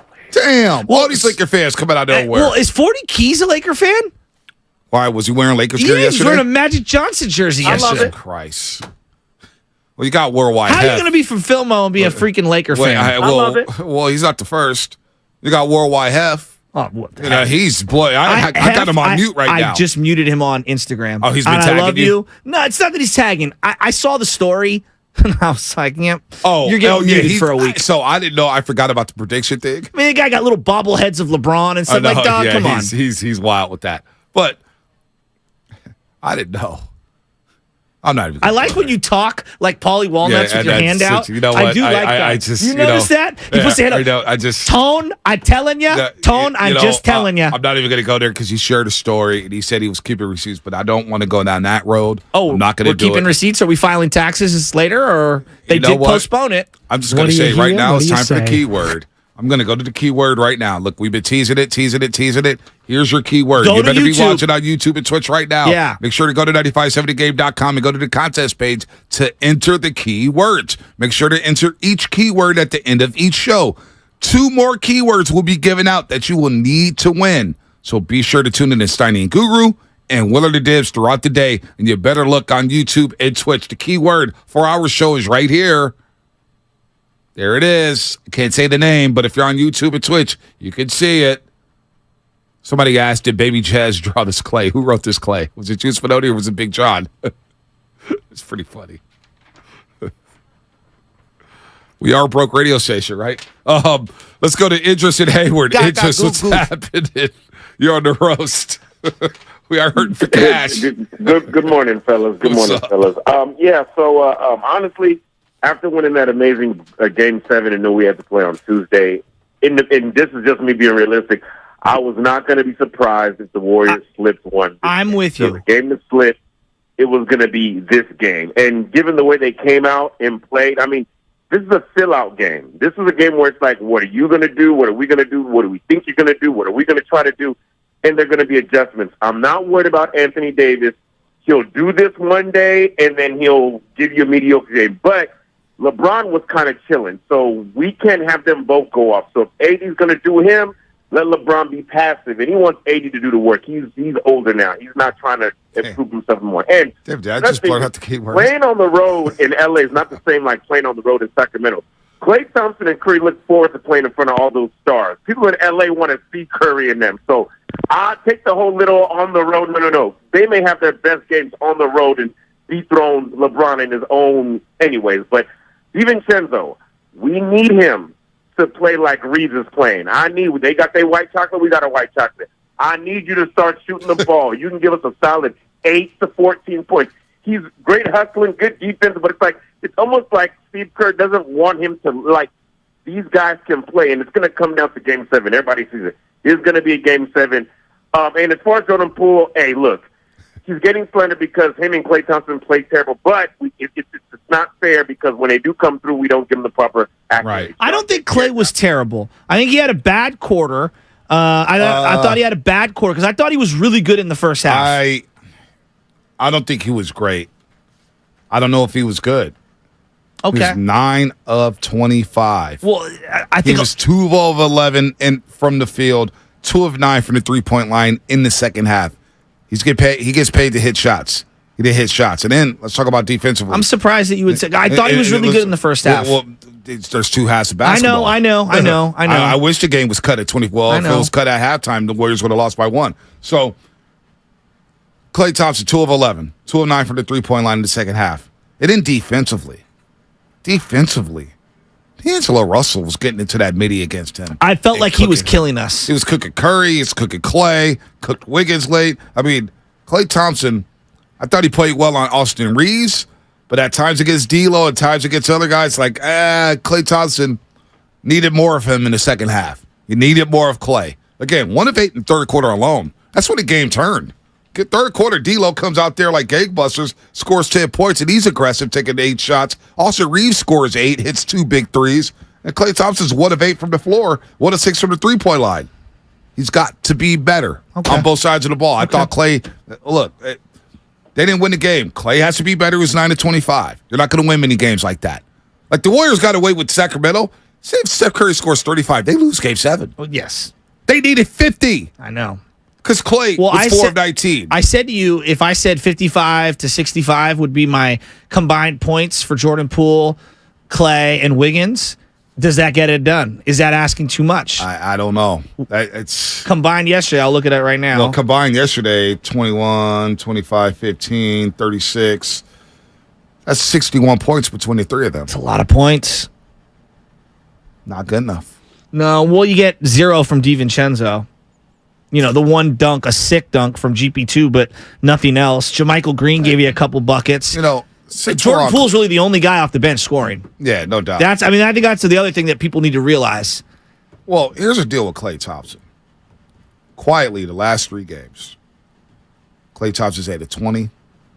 He's 4 of 19. He's 9 of 25.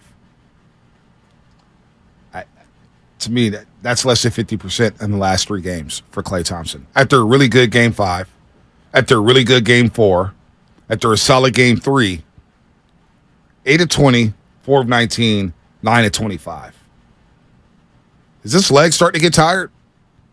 What's going on? Is a quick turnaround tough for him? I mean, I think you can say that for all the guys. But yeah, I'm sure him is. To me, it's more when he's catch and shoot, he's better. When he's forced to make plays off the dribble, that's not his game. Like, I get queasy when I see him trying to make plays off the dribble. Not that he can't do it. That's not his game. It's not. It's not his game. And I think that the league has really made an emphasis of, like, we are not going to allow him off of screens to get wide open looks. We're going to play the passing lanes, and we are going to force him into being a dribble drive penetrator and a guy who's going to have to off the dribble beat us. Klay Thompson shooting 32% over the course of the last 3 games. 21 of 64. 21 of 64. Now, for the three-point line, Shasky, for the three-point line, he's 10 of 35 in his last 3 games. That's 10 not of 35. Good. That's 28% from 3. Good.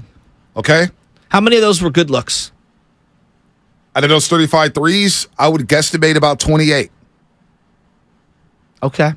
Nah, I don't know that off that. I'm just saying. He had a lot of good looks yesterday. I thought he had good looks too yesterday. 10 of 35 the last 3 games from three-point range. Okay. 21 of 64 overall from the floor. Klay has got to be better. Instead of focusing on Jordan Poole and a missed 3, Klay was 1 of 8 in the third quarter. Now he's getting paid as a shot mate. Now, trust me, I want Klay shooting. Klay's been off the last 3 games. It's just, we got to keep it a buck here, man. That's what we do on the Morning Roast. Brandon and Morgan Hill. Brandon, what's happening? You're on the roast. Hey, what's going on, guys? I just wanted to get my take real quick in. I also think we have to take into accountability that the Lakers also had 4 days off, where we're just coming off a really tough Game 7 win, and Steph put in all his energy in that last game. So I think that's another reason why Steph was kind of off yesterday as well. But like everybody's saying, I think Jonathan Kuminga needs to play some minutes and get this energy going for the next game. Well, we're back to Kuminga talk, right? I mean, oh boy. The tone after a loss compared to a tone after a win. You know what, though? It is night and day. For my psyche, I'm going to be real with you. I'd much rather talk about this Warrior loss in the second round than Brandon Allen, 4th-string quarterback, signed by the Niners. What does it mean for Trey? Because that's what we would be doing right now. DeSclafani, 8 innings pitched. Wow, he's bouncing back. Can Logan Webb avoid going 1-6? Giants have just lost, 4 in a row? Exactly. So I'd much rather break down the frustrations with the Warrior loss in the second round against the Lakers than talk about some of these other things right now. And I feel like our audience feels me. Yeah, I mean, boy, the Giants. I didn't even know who Brandon Allen was, by the way. Good win for them. Brandon Allen, where do you go to school? I'm looking at his page right Texas here. A&M? Let's see. Where's he at? He's born in Fayetteville. He went to the University of Arkansas. Oh, he's an Arkansas guy. All right. Great. Maybe he'll compete for the starting job. What's the guy, Lombardi? Who's the guy? What's the guy's name? Michael Lombardi? He'll have a podcast. I'm hearing from people inside the building. Mike Silver is correlating it that Brandon Allen has more supporters in the building than Trey Lance. He's turned into an absolute douchebag. Who? Michael Lombardi. Oh, he stood next to Belichick, and now he thinks he's Belichick. He's got the book. Get out of here, dude. McElroy was never a first-round pick. Come on. He's Mike Weiss, dude. Like, get out of here, dude. Charlie Weiss, whatever the hell that guy's name is. 3 at Berkeley. 3. What's happening? You're on the road. So sick of him. You make me a genie. Like, Hey, I don't want to top of the morning, fellas. Top of the morning, man. Three. I'm calling in because I can't pivot to the Niners right now. I got to None of tell us my can. Warriors right now. But for the most part, I got to give a little pushback to Vontae about Klay. Like, Klay didn't have a great game, but he was pretty solid. I he thought so, missed some too. shots, but shooters shoot. Yeah. Shooters do shoot. Three. I got no problem with them shooting. I'm just pointing out the facts here. They need Klay Thompson to get going. Yeah. You know, he's I shooting agree with that. 32% from the And they floor. do. That's all I'm saying. That's all I'm saying. If we're going to be fair, if we're going to talk about what's going on here, Klay Thompson 21-64 the last 3 games, 10-35 from the 3-point line. He's got to be better. Shooter's going to shoot, and I want him And shooting that's the shots. fact. Don't He get it does. twisted. Don't get it twisted. I want him shooting, but he's not shooting well right now. Those are the facts. Yeah, he does have to get better. But I'm hanging this one strictly on the bench, and actually the way the game was being called. Now you gonna let it be physical, then let it be physical in both ways. But I don't want to hang it all on the refs. But the bench didn't show up in the first half. You know, we didn't get our first bench points until the end of the second quarter, pretty much primarily. Jordan Poole got going. You know what I mean? He hit some shots, but Dante DiVincenzo, I need Peyton on Russell and pushing him to go right. He's a lefty. You know what I mean? He's not that effective going right versus giving him a free lane to the left is easy money because he is streaky. But at the end of the day, the bench has to show up. I hear about Kuminga, but JaMychal Green came in. Kurt made an adjustment. And he made some big shots. I agree. So the bench has to do better, man. I can't hang it all on Klay because the bench has to do their part. When Steph and them go sit down, come on, man. It's not all on Klay. It's not all on Jordan Poole. It's not all on Draymond. It's not all on Looney. It's not all on Steph. They all have to be better here. They do. They just do. It's not on one individual. That's not why you lost the game yesterday. But there are some issues that I have offensively, especially with the big lineup. How does Draymond Green become more aggressive to get Anthony Davis out of the paint? You got to attack LeBron James defensively. He's not the defender he was 5, 6, 7, 8, 9 years ago. D'Angelo Russell, when he's on the floor, attack him. D'Lo can't play defense. You saw him during the 14-0 run. He was blowing assignments left and right. Attack D'Lo. I don't think we've ever said this cut and dry, and maybe we have. Does Klay have to be the second scorer on this team? Or is it him, Wiggins, Poole, one of them has to step up? How are you viewing that? I just need to be consistent. Yeah. Consistency. Because I feel like he has been. I don't know what the numbers dictate. I feel like he has been their second best scorer. Who, Klay? Yeah, throughout the playoffs. And maybe Wiggins he needs to do more. Maybe Wiggins has been right there. Yeah, maybe he needs to do more. I mean, just more consistency, more efficiency there. That's all.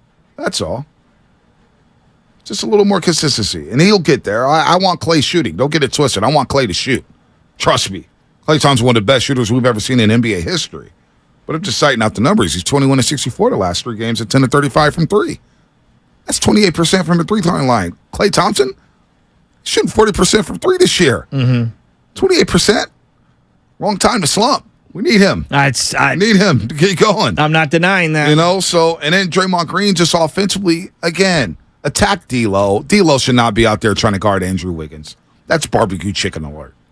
Andrew Wiggins has that matchup all day long. Get him on the block. Post him up, hit your jump hook, get to the rack, elbow, step back jumper. He can do whatever he wants against D'Lo. I think Steve Kerr and company will exploit D'Angelo Russell and play him off the floor in game 2. The more I'm looking at this, they're going to need another guy off the bench to provide scoring. They're just going to. And that's where I was hoping that Kuminga would be that guy because, when you attack the rim, you're going to shoot higher percentage shots. When you can be athletic the way he can and you're not necessarily the ball-dominant type of player, you would think he'd be able to get a quick 10, a quick 8 here and there. Like, they really need that. Yep, no doubt. All right, let's clear these lines in. Show flew by today. What a show. What a show. Breaking down the Game 1 loss to the L.A. Lakers. No panic. No panic from the roast. I know you guys are expecting us to be all hot, bothered, and yelling into the microphone. Nah. We got a 7-game series here, folks. Now, Warriors lose game 2? No promises on Friday. No promises. Let's go to Ryan in the city. Ryan, what's happening? You're on the roast. Hey, good morning, gentlemen. Good morning. Can you hear me? Gotcha. Cool. I watched the game last night, and Klay. I just want to kind of say my piece about Klay. First, I want to say he's amazing. I have the utmost respect for Klay, but he needs to get his mid-range game going. Yes. He needs to get better looks and stop shooting off the ball and just catch and shoot mid-games. That's what we need right now because they're clogging up the paint. LeBron and AD are clogging up the paint. We're not going to be able to take it to the hoop like that. We need to get our mid-range game going. We got some of the best shooters in the league. Just stop jacking up threes. Stop jacking up bad looks, and I think we'll be all right. Thanks, gentlemen. Yeah, I felt like Reeves was trying to take away the three-point shot, and Clay had a couple of like one dribble, two dribble, but instead he 3 or 4 dribbles. Right. And now he dribbles into traffic. Yep. Whereas if he takes the 1 or 2 dribble and just rises up, he'll get that free throw extended shot. Yep, no doubt. I mean, he got in trouble against Sacramento like that, Yes. right? 1, 2, Yes. 3, 4, 5, 6, 7, 8, 9, 10. Whoa, Although whoa, that was, whoa. I do believe that was the best pass of his career. That around the back pass. That was pretty awesome. That was pretty sweet. James in Dublin, what's happening, James?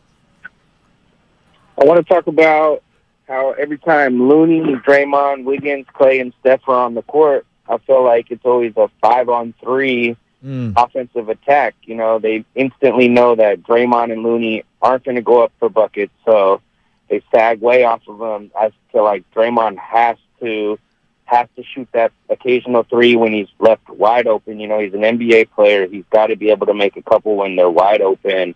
Otherwise, we're never going to be able to get to the bucket if we're not, you know, attacking them with Looney or Draymond, because, you know, it's 5-on-5 on when the Lakers have the ball, but when we have the ball, they already know that there's only 3 people that can attack the rim or score at all. So predictable. So, like, you know, we're way too predictable right now, and it's going to be a big problem this series with the Lakers' size. So.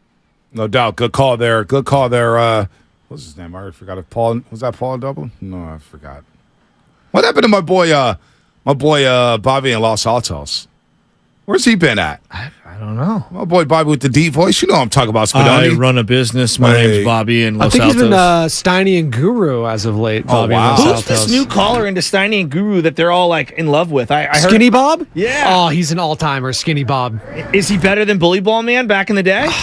Is Bully Ball Man still with us? Can someone hit Do you the know bat about signal Bully for Ball that Man? guy? No, I don't know. He used to who's call Bully me Ball every Man. night, and he said he loves Joey. What did he love? Hard-pressed man, always. Hard-pressed man. He loved Richard Sherman. Hard-pressed man. You know I like that hard-pressed man. I am the Bully Ball Man. My God. You know, dude, it was the greatest caller of all time. Oh, my God. Shout out. Brett. Ball man. Give it to me one more time. I am the bully ball man. I like fundamentals. You love the fundamentals. I like fundamentals. I like fundamentals. It's one of Oh, my man. all-time. Skinny Bob is Oh, my Skinny God. Bob's a caller of the year. Is he really that good? You know who hasn't called us recently? Huh. 2 guys. Well, Juice and Hayward called us back-to-back days. You probably won't call him again until August. But Dame called us. Where's Javier in Vacaville? Oh, Javier. Javier in Vacaville. MIA on us. He's still taking some bonus over the MVP of the league, Joel Embiid. Brett, Bay Bridge, what's happening? Oh, the Bay Bridge. What's up, Brett? What's going on, boys? What's up, baby? I'm going to preface this with I'm a huge Warriors fan, man. I go back to the Sprewell, Tyrone Hill, all those days. I'm a little concerned. I'm not going to lie. Yeah, maybe you can chalk it up to the Lakers had fresher legs yesterday. But, you know, forget about with Clay and having a good game. I mean, getting a good quarter out of Clay right now seems like a bit of a struggle. And that third quarter, that half-court defense that they had, the Lakers had on the Warriors, that was some really good defense. And they had nothing to answer that third quarter. And that's supposed to be the Warriors' quarter. Now, I saw some things where there might be some light, but we can't count on 14-0 runs at the end of the game to get back into it. So I don't know what Kerr's going to go back to the drawing board with, but he's really got to figure it out. Are you panicking? Brett, you panicking? You a little worried? Brett, gone. No reception. Paul, Santa Cruz. He must have hit the S curve. Yeah, Paul, Santa Cruz. Was good. Yeah, what's good, boys? How you doing? Good. I like fundamentals. I like fundamentals. Yeah, you know what, man? Glancing over these statistics that the Dubs put up last night, if I was a Warriors fan, I'd be worried because these numbers put away the Kings without a doubt. 18 three-pointers made. That was the most that they've made up until this point, and this is against the Lakers. Tack on the 23 rebounds Looney had.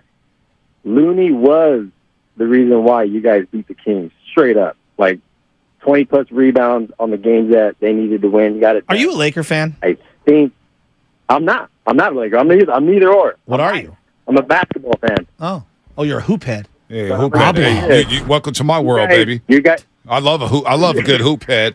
I love a guy who watches League Pass. Go ahead, Paul. The floor is yours. Outside looking in, dude, you guys might need to, I guess, flirt with getting Looney out because he's too flat-footed. He can't keep up with Davis. Even though he got 23 rebounds last night. Right. I mean, you guys put up solid numbers and still lost.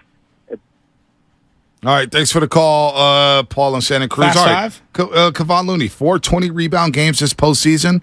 Back-to-back 20-rebound games for him. He tied a career high for the third time with 23 rebounds last night. Think about this, 4 20-rebound games this postseason. Most for a Warrior since Nasty Nate Thurman when he had 13 20-rebound games in 1967. Nate Thurman and the Naismith Memorial Basketball Hall of Fame. Not saying Looney's a Hall of Famer, but that's some elite company there with Kevon Looney. Nate Thurman, shout out to Nate Thurman. Rest in peace, Nate. We love you. We still love Nate's Barbecue over there at Chase Center as well. All right. Fast five. Fast five.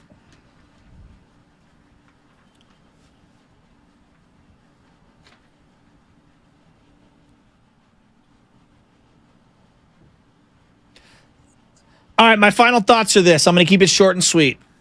The Jordan Poole shot at the end, didn't hate it, didn't necessarily love it, a little too quick for my liking, but Jordan was part of the reason you were in that game that late, and they doubled Steph Curry.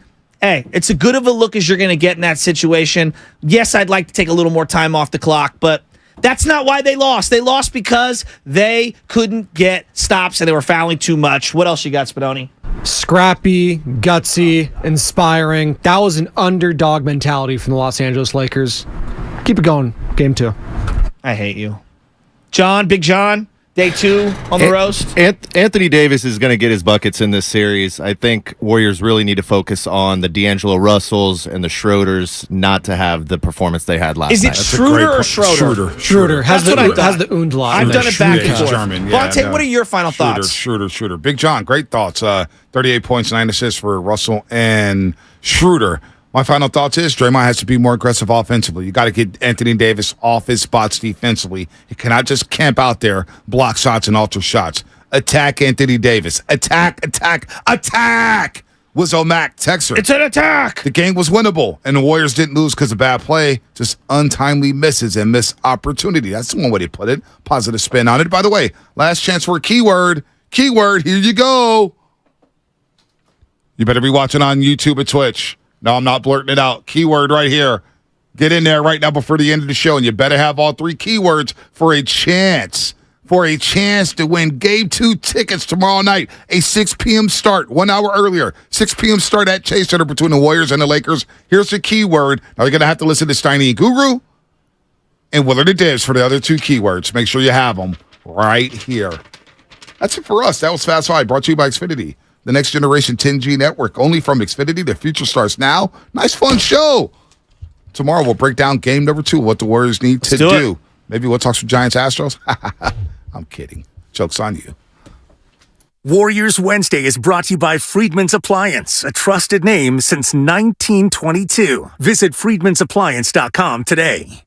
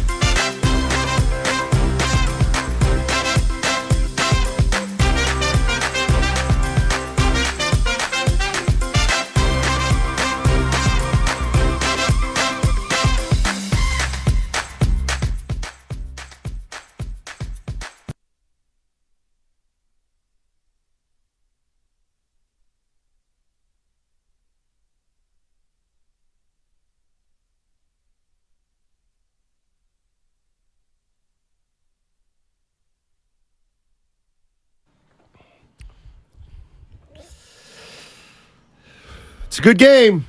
It's a real good game, Goo. I thought very competitive. You can tell both teams feeling each other out, and it's going to be different styles. And Warriors, they get beat though by the Lakers after a late flurry. They had a crack at it, but I don't think anybody here thinks that the Warriors outplayed the Lakers last night. They would have stolen that game, I think, had they gotten it. No doubt. And when I left Houston and got in the caddy, and you were right, you set the tone. It was a great game. It was phenomenal. And I'm going to be real. I'm putting all my cards on the table. I thought, I thought that, it wouldn't get that close. But what's bothering me is when I left you, we talked about stylistically the contrast between these two teams. And that is what it had me nervous. And Steiny, I'm more nervous now. You went to the free throw line, the Golden State Warriors, 6 times. You made 21 threes, and yet you still lost with only 8 turnovers, 5 by your best player.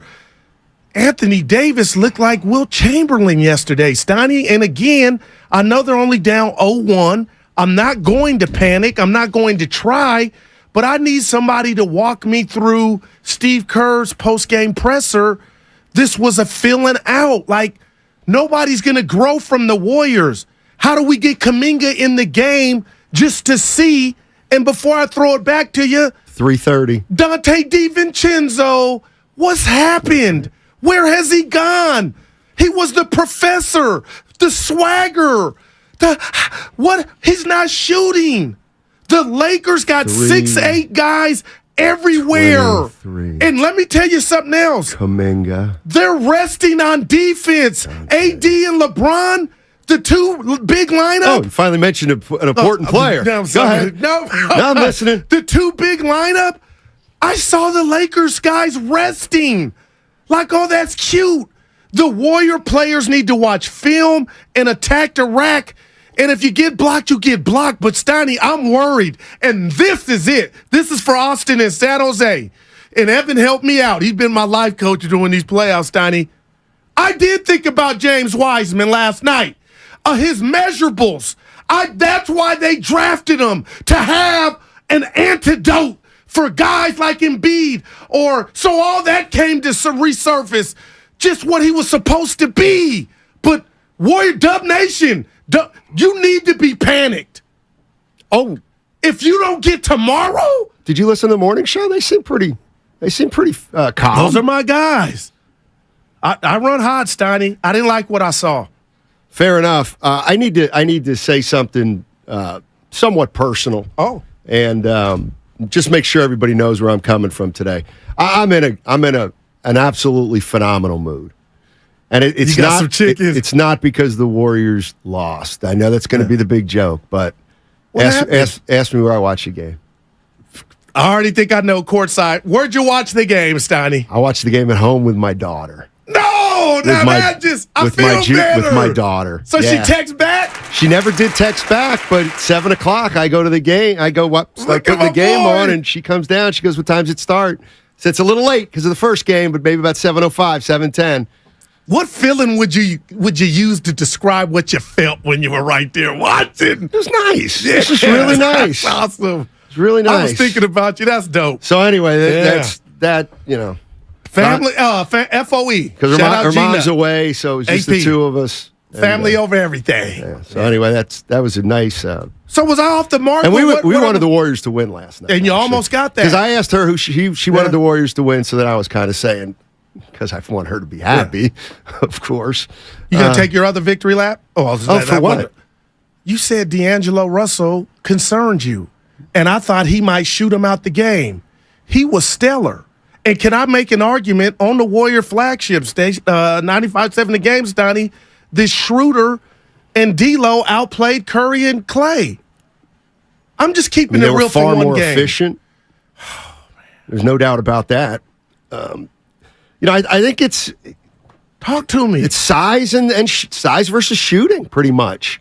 52, to me in this game. 53 3-point attempted by the Warriors. Yeah.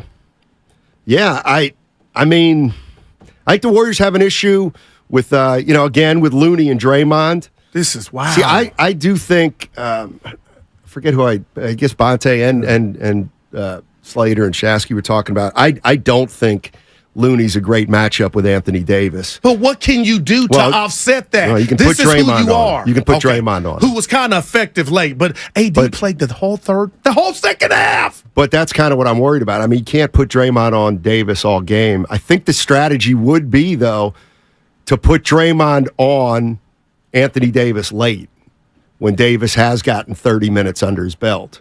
That to me seems like a fair strategy if you're the Warriors. If you don't think Draymond can guard Davis, 35, 40 minutes, then you got to try to guard him with Draymond during the most important times.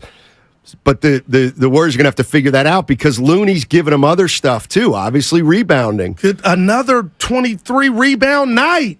But why did it feel like it was only 13? It didn't feel impactful like Sacramento. You know what I mean? He was busting his ass. Looney, I love it, but Steiny, they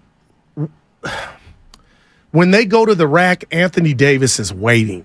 And now I feel like that's on their mind, and it should be. But how do you combat that in 24 hours? I think you got to pull up. I think Steph's got to take more mid-range shots. Mm-hmm. I think they all got to take more mid-range shots. Although you could say, I'm looking at their shooting percentages. Essentially, they shot 40% from threes. 40! And 40% from twos. So now that tells me the twos they're getting aren't good enough. That would just be like what I would read into the box score, that the twos they got weren't good enough. Well, first of all, 10 of the twos were blocked.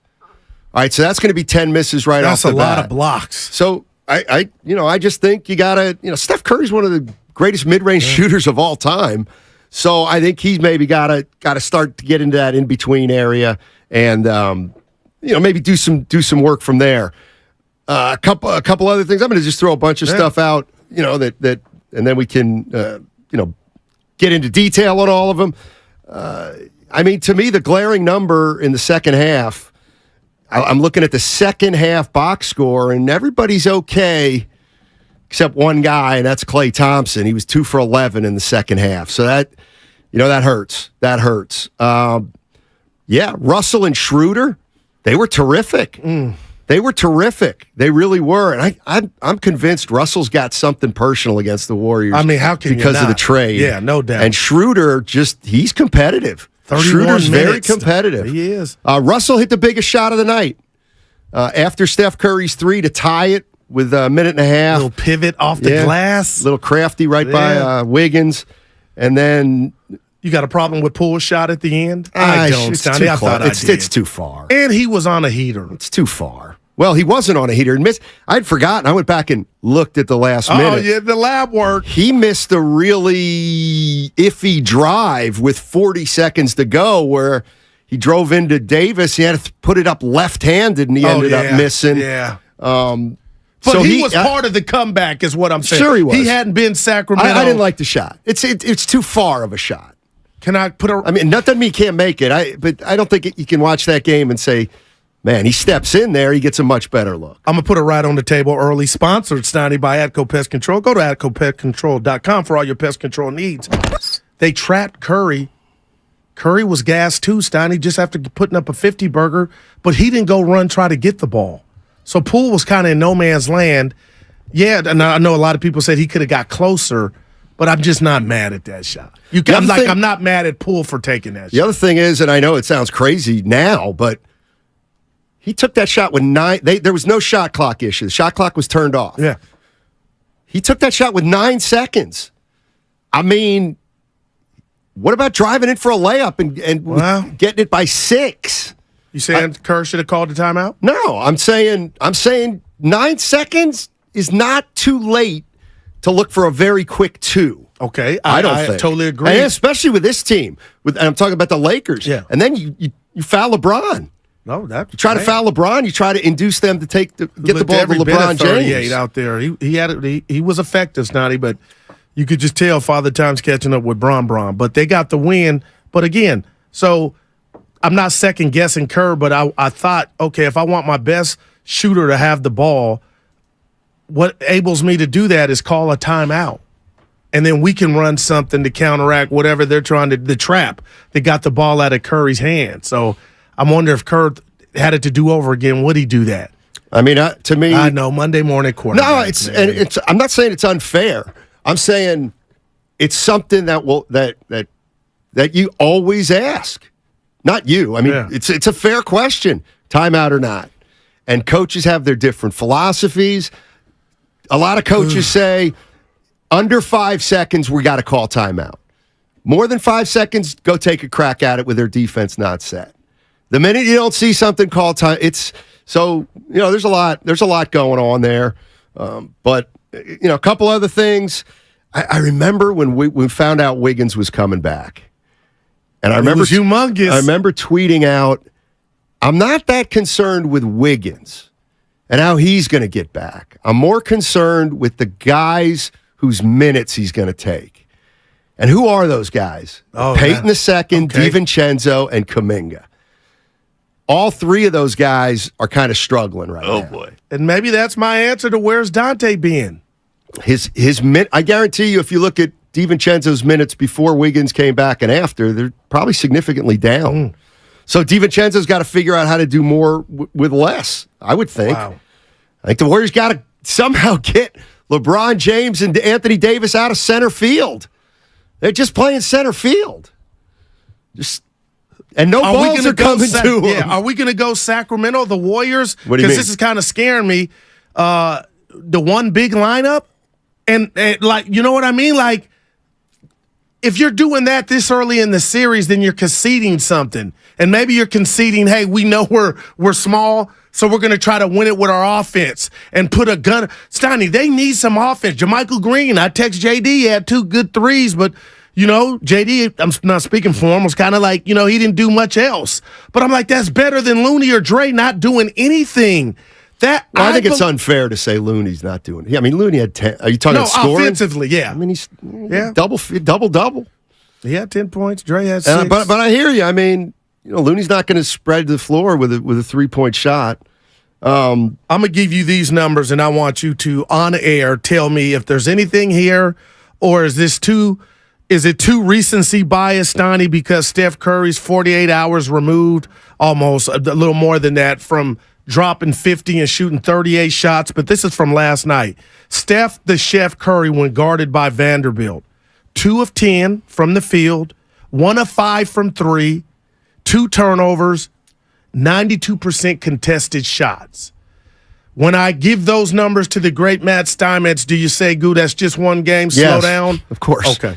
Absolutely. Because I was scared of his length coming in. And again, you can't stop the Chef. You just hope to contain him. 27 last night. A lot of those came as that late 14-0 run. But Stoney, that's what I'm talking about, that size. They got size everywhere. 888-957-9570 is the number if you want to jump into the conversation. There's a lot of aspects to this game. And I didn't know I was going to get, Guru's a little worried. So if you're still feeling good about the Warriors, you can offer to calm him down and give him some good juju, as they say. Or what would you do if you're Kerr? That's what's scaring me. You can't grow overnight. There's plenty they can do. All right. Plenty they can do. They can all play. Here's the other thing that got dispelled. What happens? 40% from 3, man. What happened to this? Yeah, role players don't play well on the road. Really? Austin Reeves was solid. Those were big. Schroeder was really good. Vanderbilt was solid. D'Lo starts. Even Hachimura came in and gave him a little something. It's a must-win tomorrow, buddy. I'll tell you that. I'll tell Dub Nation that. You're going to have to tell Dibley first. He doesn't believe in that. So you and him are going to get into a fight. Change this is what Steve Kerr had to say about the ball game. No, I thought we were the fresher team down the stretch. You saw the run we made. They decided to play their guys the whole fourth quarter, and I understood that decision. They've had more rest, so they're thinking push the envelope and play their starters in the fourth. And I thought, the last 4 minutes, we were the team with more energy. So just couldn't quite get over the hump, but our guys made an incredible comeback to tie it, and, they made a couple plays at the end. Yeah, that was interesting because he was asked about Sunday's game and whether that took a toll, and he went to the end of the game and said, well, we looked fresher than them at the end of the game, so I can't blame it on energy or the fact that we only had 1 day rest between series. So thought that was kind of interesting. All right, here's the one that I want to talk about in terms of a game one philosophy. You always have to feel the game. The first game of the series is a feel-out game. You can go through tape and you can talk about strategy, but you have to feel the game and the personnel. And I thought AD had a great game. I mean, he obviously dominated and blocked 4 shots and altered some others. But that's what this team has been doing now for the last few months. They've been one of the best defensive teams in the league for a reason, and he's a huge part of that. So he had a great game, and we'll watch the tape, and we'll see where we can find better ways to attack. See, now I know that bothers you. I know it bothers you, but listen. Coach Kerr, 4 rings, man. Here's the bottom line on that, and I'm kind of with him. You've got to kind of go into game one with your squad. Okay. Here's what we're going to do. All okay. Right. The Warriors essentially played kind of a typical game last night. All right. So you have to establish kind of some foundation, some basis for then what to start doing adjustment-wise. All right. So I have no problem with that. Absolutely at all. Because he's right. They haven't played this team in a while. They haven't played the new Lakers. They really don't know each other. They feeling out game. They had a crack at it. They lost. Okay, what happened in game one? Well, looks like we're going to have that issue again with Looney and with Draymond, only for different reasons because they have a big man who's going to be impactful. Yeah. How do we do that? Here's the other thing I heard, and I'd almost make a bet on this. Kuminga is not done this series. In fact, I think that's almost what I heard Kerr say. Feeling out game. You got beat. Now you can say or look at more realistically if Kuminga can play in this series and what he can do. Like, I do not think Kuminga is done in this series. I really don't. In fact, I think I'd be shocked if he didn't play game 2. Okay, which is it's a very important game before you go to Southern California, hopefully tied up 1-1 or down 0-2. I was shocked to see Green before Kuminga. I know Curry gave the speech, Stoney, so I don't know what's going on behind closed doors, how much he's in the doghouse, but I do want to see him, especially if DiVincenzo's going to be a deer in headlights. Gary Payton, I mean, he was out there playing defense, but offensively, man, how are you going to get to the free throw line? And Stoney, being realistic, that's not who you've ever been. You lead the league in fouls. The Warriors are one of the top teams getting to the free throw line. 29 trips last night, 25 makes, and the Warriors 5 of 6. So whatever adjustment Steve Kerr makes today for tomorrow, do you think the Warriors are going to get to the charity stripe? The Lakers are going to shoot more foul shots than the Warriors. Man, That's not even an issue. And then here I go. I'm trying to be positive. But my goodness, Stoney, are the Warriors going to have another game where they shoot 40% from 3? That's what part of me that really bothers me about last night. To me, the bottom line is that I think you are going to shoot better against this team than you did against the Kings from 3-point range because I don't think this team guards as well outside the 3-point line in a playoff series when everybody's playing really hard. Now, the numbers may say the Kings don't play defense against the 3, but it's more about the personnel and young players. Like playing really hard. Yeah. And I just think the Warriors are I think they're going to shoot the ball better than they did against the Kings from 3-point range. Hey, today is a monster day here at 95.7 The Game. And one of the reasons is you're going to have a chance to win 2 tickets to Game 2, which is tomorrow. Take a listen. Your chance to win a pair of tickets to Game 2 is today. We're going to show you a keyword on our YouTube and Twitch pages during the 11:30 segment, and you enter that word at our contest page at 957thegame.com. Why don't you go find our YouTube and Twitch page right now so you're ready to go at 11:30 and you know where to go. You can subscribe and like that page. Our ticket giveaway is brought to you by the Next Generation 10G Network, only from Xfinity. The future starts now, and remember, tickets are always available at Warriors.com, the only place to get tickets that are 100% guaranteed not to be fraudulent. That is 11:30, the 11:30 segment for our Twitch and YouTube audience. You're going to have a crack at getting Game 2 tickets. That's big. So don't go anywhere, and we will we'll have some fun today. Let's start out with I'll start out with Matt in the city. Matt. What's going on, Matt? How you doing? Hey, good. How's it going, guys? Going well, thank you. Yeah, so I wanted to talk about, I know GP2 has, it's a slow start offensively, but I think the Warriors' issue right now, basketball is like football. If you're going to look to open up your three-point game like your passing game, you got to be running the ball, or in basketball, you got to be driving the ball, so they respect you inside to open up those good looks outside. And the Warriors are so heavy on the outside. If you can get GP2 some time, you're not going to outbig the Lakers. So he's a penetrate guy, he's a transition guy, and he's a dog on defense. And if you remember last night, that dunk over LeBron on the putback, that was the first big spark. And that's what the Warriors are missing. The Lakers can't run with us. The Kings could. So if you're going to win this, I don't know about getting more time for Kuminga and going too big. Get those runners in there, spread the floor, and tire out KD or AD and tire out LeBron. Because I don't think they can run with them. And watching GP2 come in for a cup of coffee here and there, spark the team, and then back to the bench, those guys aren't going to get going offensively if they can't get in the game. And Jordan Poole, someone get a leash on that guy. From the Kings series to last night, he's throwing up shots like a little kid at the YMCA, just blind, horrible looks. Smart basketball is Matt, to be shooting. Matt, tell him, in a game like last night, he was the most efficient of the three guards. Last night, you're right. But if you remember the Kings series, how many games was he just terrible? Sometimes he was looking at his feet. Yeah, not a bad it ain't series. the Kings series now. It's Absolutely. the Lakers series. Thanks, Matt. Appreciate the call, my man. Yeah, I had no problem with Jordan Poole last night, Stoney. And any 30 minutes, 7 to 15, and get this, man, no turnovers. He had none. Your best player had 5. One to start the game. Lakers up 14 with 6 minutes left. Warriors going a 14-0 run. That was crazy. They tie it. Oh! And then D'Angelo Russell hits that little bunny banker over Wiggins.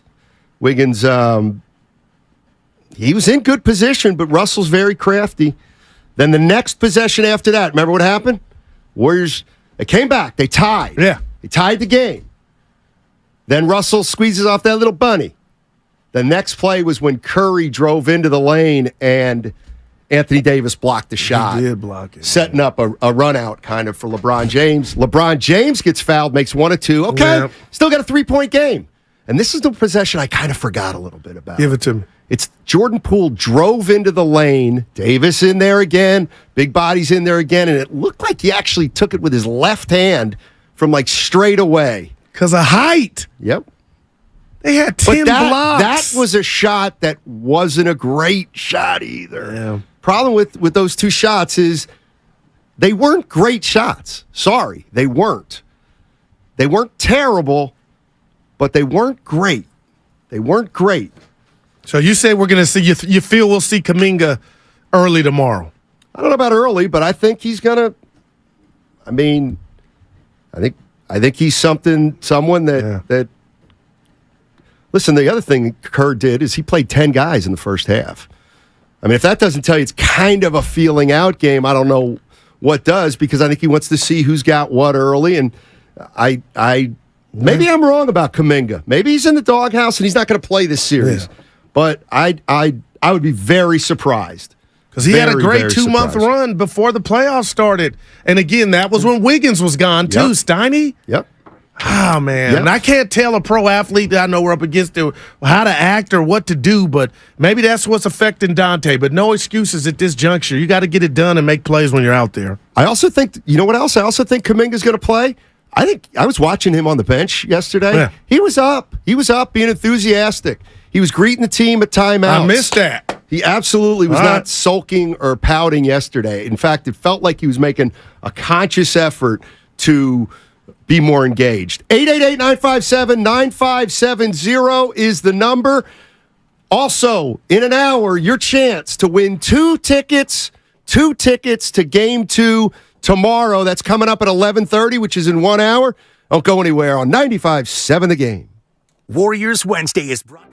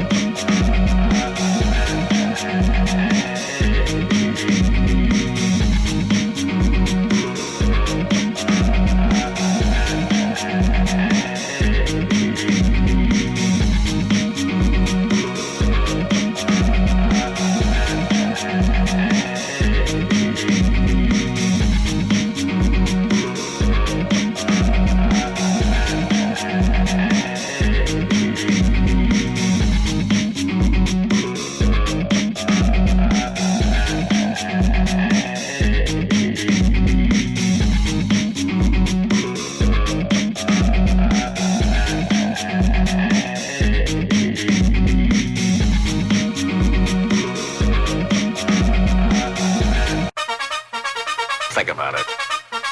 Think about it.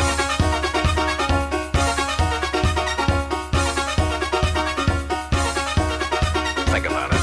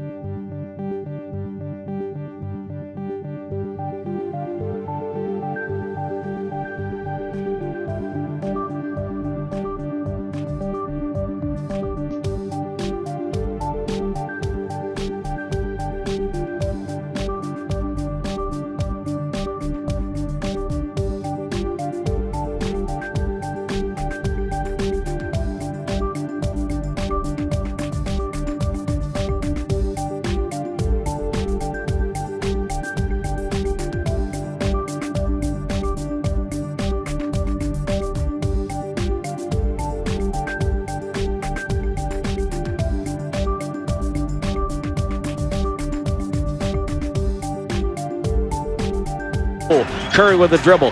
Goes on Russell. Hand checked away. Now drives. Down the lane. Underhand floater blocked. It took it to trouble. Here comes James on the break. He goes down the lane. Got fouled. And he's going to shoot two. Well, that's an automatic when he's in the open court. Yep. Just took it a little bit too close to Davis and let him get a hand on that. This is Tim Roy, and you're listening to Steiny and Guru on 95.7 The Game.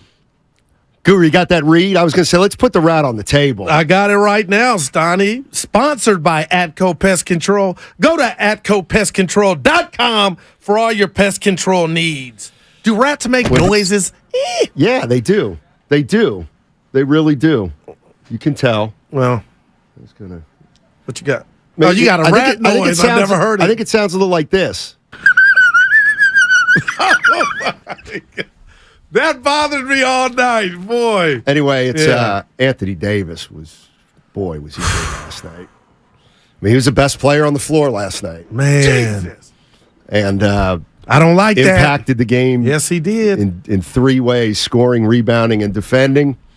And you played the game, Steiny. Let's be honest. At a low level. D3. But when you go to the rack and you got to worry about, as an offensive player, your shot getting blocked, that's everything. Yeah. I think it affected Wiggins, who didn't have a bad game. But as this series goes on, you just know you got to – that's on your mind. And I know you said do the Sam Cassell or the Rip Hamilton pull-up, but that's changing your game to a degree too. You know, of just knowing Sacramento had no rim protection. It was skirt up to the rack, cinnamon. Now it's like, 10 blocks. But that's what Ramona Shelburne was talking about. It was interesting to see them do that because the Warriors have done that over the years, right? You know, I go all the way back to 2015 finals when they just decide, you know what? We're going to play Iguodala in the starting lineup. We're gonna take Bogut out and just go super small. The Warriors have kind of made these chess piece kind of moves in playoff series over the course of their time there. I mean, as much as we think we know the Warriors' style of play and you kind of know the main guys, like, they've actually been pretty adaptable throughout the playoffs. Like, that's why they've won so much, because you have to be able to do this during the playoffs and make these kind of adjustments and also not lose your style of play. ESPN's Ramona Shelburne, that was last week on the Morning Roast, and that's what I mean. Let's say Steph Curry, you've been talking, Steiny's gotten so much better at finishing at the rim. Yeah. Okay, well, guess what? That's not going to be there. It's not going to be there.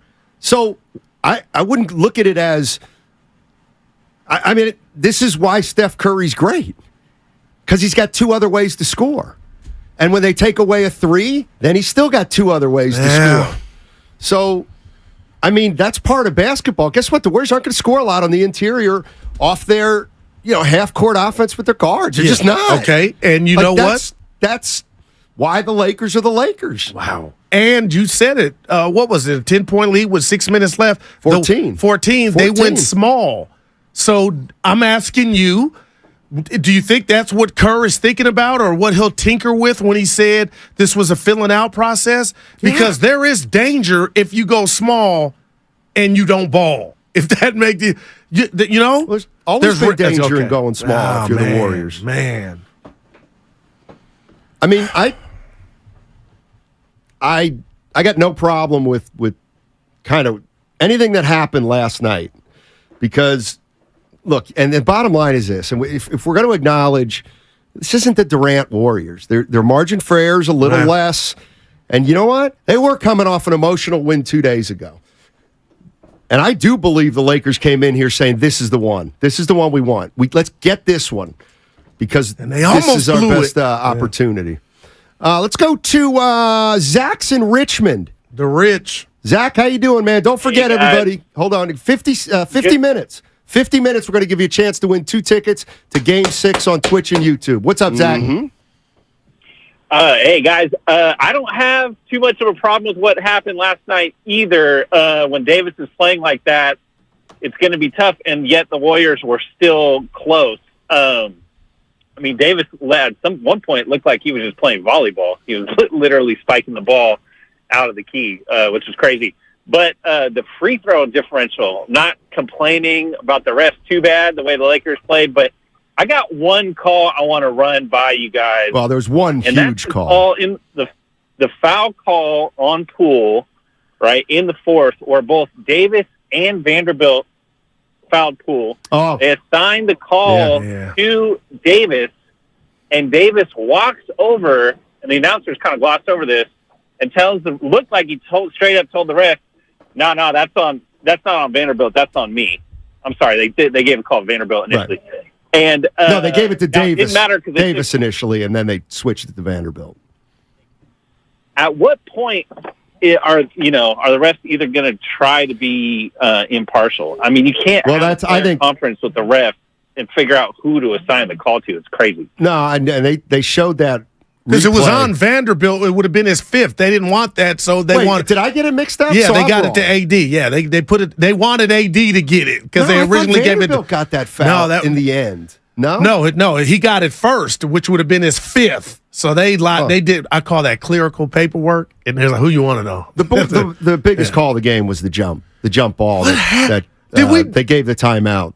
That should have been a jump ball. And we looked it up. The boss brought it up. Can somebody from the bench yell timeout? Coach can call. You don't timeout. have to be signaling Chris Webber. You have to ask for a timeout, or signal. Ask or signal. But that hurt because usually in a situation like that, they will allow the defense to be super aggressive, and you better be strong with the ball. And they were on a run, the Warriors. So I'm just saying, Stoney, you'd have had to jump it. But damn, let's go to Dennis. Is in Daly City. What's up, Dennis? Hello. I just want to say that I don't have a problem with Jordan Poole shooting that far because What happened? Probably at work. Dennis, call back. We lost you. Sorry about that. Robert's in San Jose. What's up, Robert? Thanks for taking my call, guys. Jordan Poole, that was the best game he's played in a couple of weeks. I know. No issue with him at all. I think Clay will shoot better on Thursday. I think Steph will shoot better on Thursday. I think you pointed out the issue early. You cannot play Draymond and Moody together against the Lakers because you have AD just resting and LeBron resting because you're playing 3-on-5, and you must make Anthony Davis work on defense. He's going to get his on offense. He's just that dude. But high pick and roll. This is a series where high pick and roll, whoever Anthony Davis is guarding, you are the screener. And you need to go to a 3-guard lineup and let him see if he can keep up with Steph and keep up with Poole on the perimeter. That's going to wear him out on the offensive side of the floor. Is you make him expend a little energy on the defensive side. This is a series where the Warriors need to go small. Good call, Robert. Appreciate it. The only issue with doing that a lot is in an effort to wear out Davis. Okay. Steph's going to have a high usage, and it's harder to play pick and roll than the way he normally plays. Obviously, he can do it. They did it a lot against Sacramento, but I get the sense that Steve Kerr only wants to break that glass in case of emergency, to tell you the truth. Yeah. And Stoney, I don't want to come off as I'm just throwing rocks at the two big lineup now that this is the thing after we've seen how it helped them go into a one big lineup against Sacramento. But I'm looking at the box score. You can't tell me AD played 44 minutes, and I know they had some off days. Bron played 40 because they were resting on D. You can't tell me there's no correlation. Let's go back to Dennis, Goo. We cut Dennis off because I saw you smiling. He said he didn't like Poole shooting. Well, we thought it was BSing, so he got run. My fault. Oh, well, he actually was saying Poole shooting. Yeah. Fix it. Get it? Yeah, got you. Okay. Yeah. What's up, Dennis? How you doing, man? I didn't mean that way. I said I'll have no problem. We got it. Poole shooting that shot far away. Gotcha.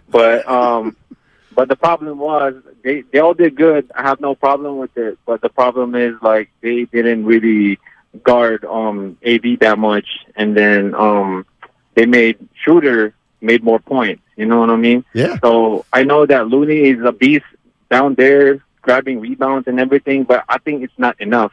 I think Draymond should be on him, and they should play more like taller people like Kuminga and Moody because they have more height and length against the Lakers. You know what I mean? I think that's what they should adjust on.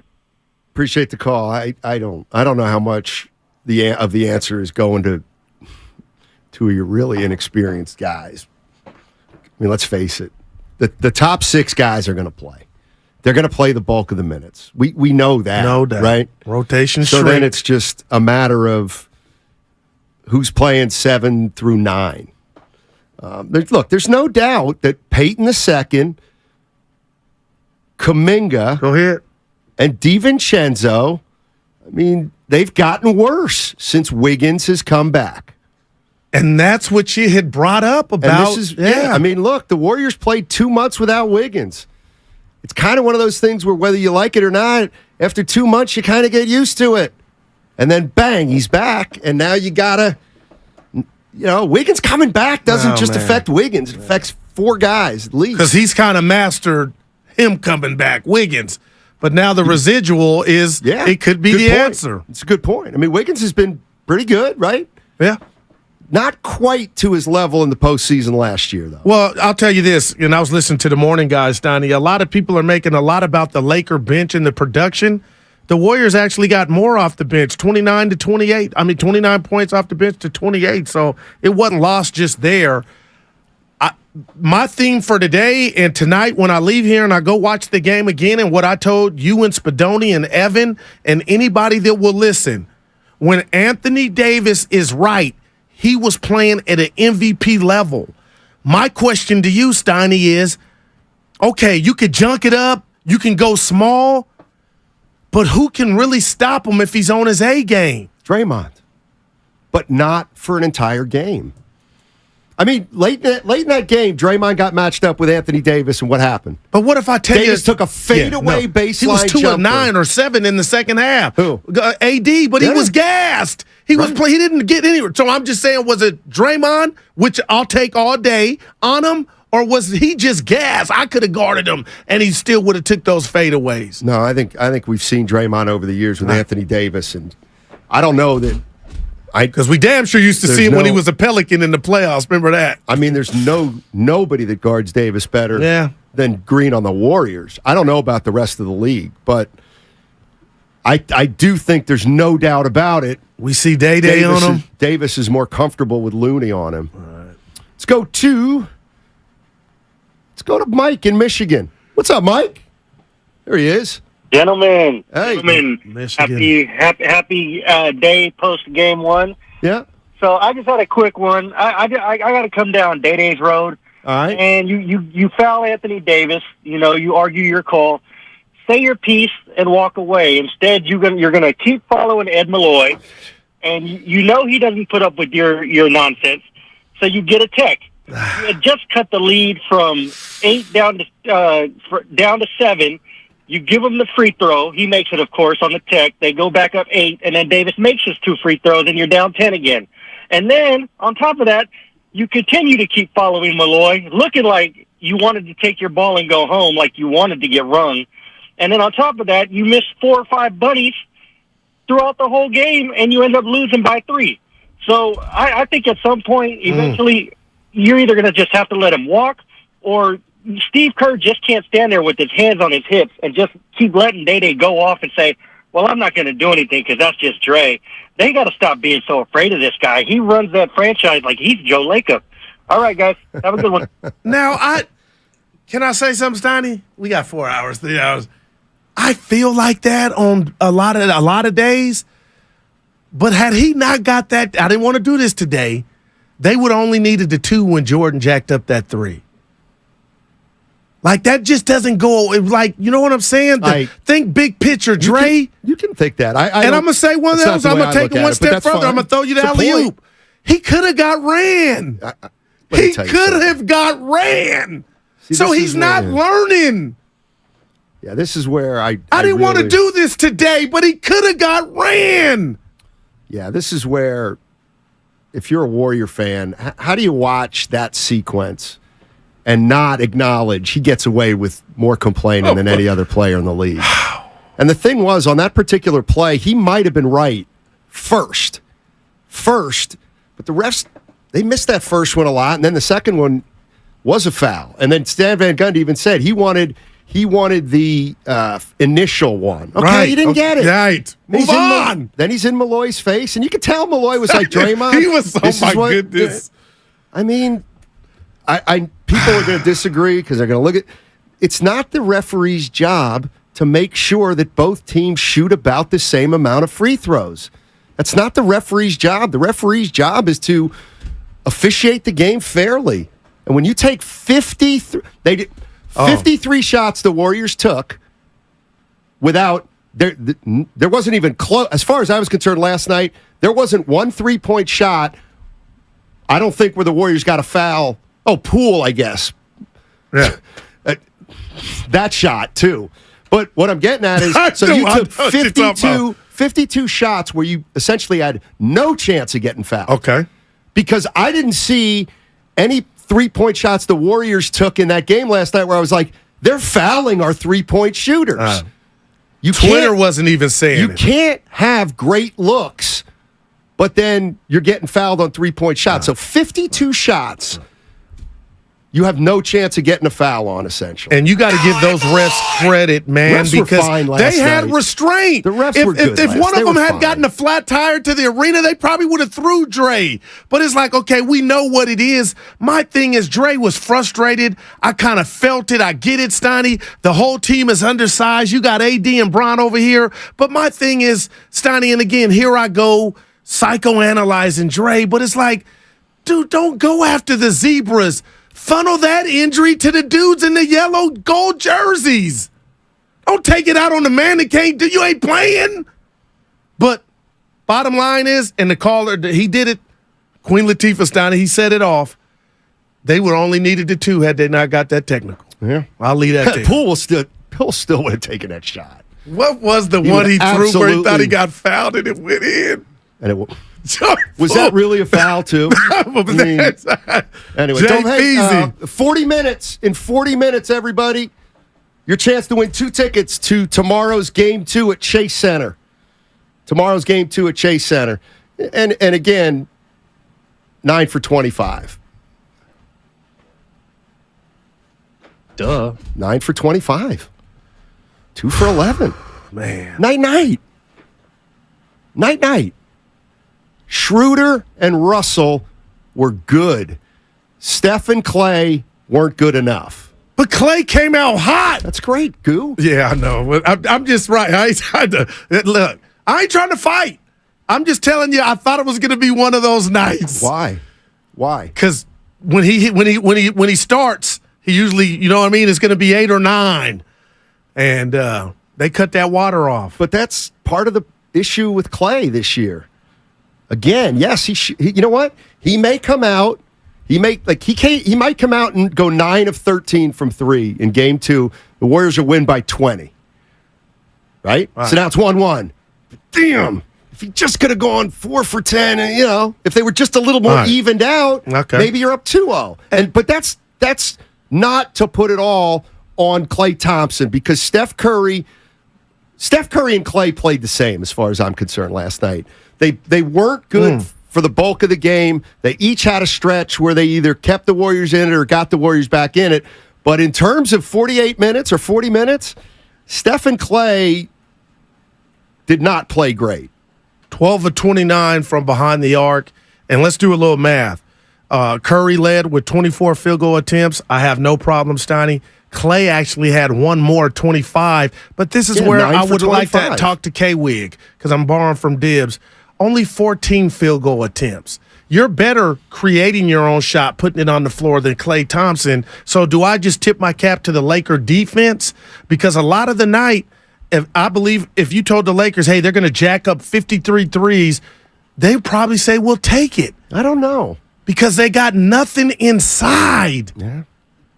Body punches. You're not Steiny, you got to go inside. to the. Like, that's well, I'm not going who you JD. are. That's they they need to make more mid-range shots, right? More in between or not shots. Make them, take them.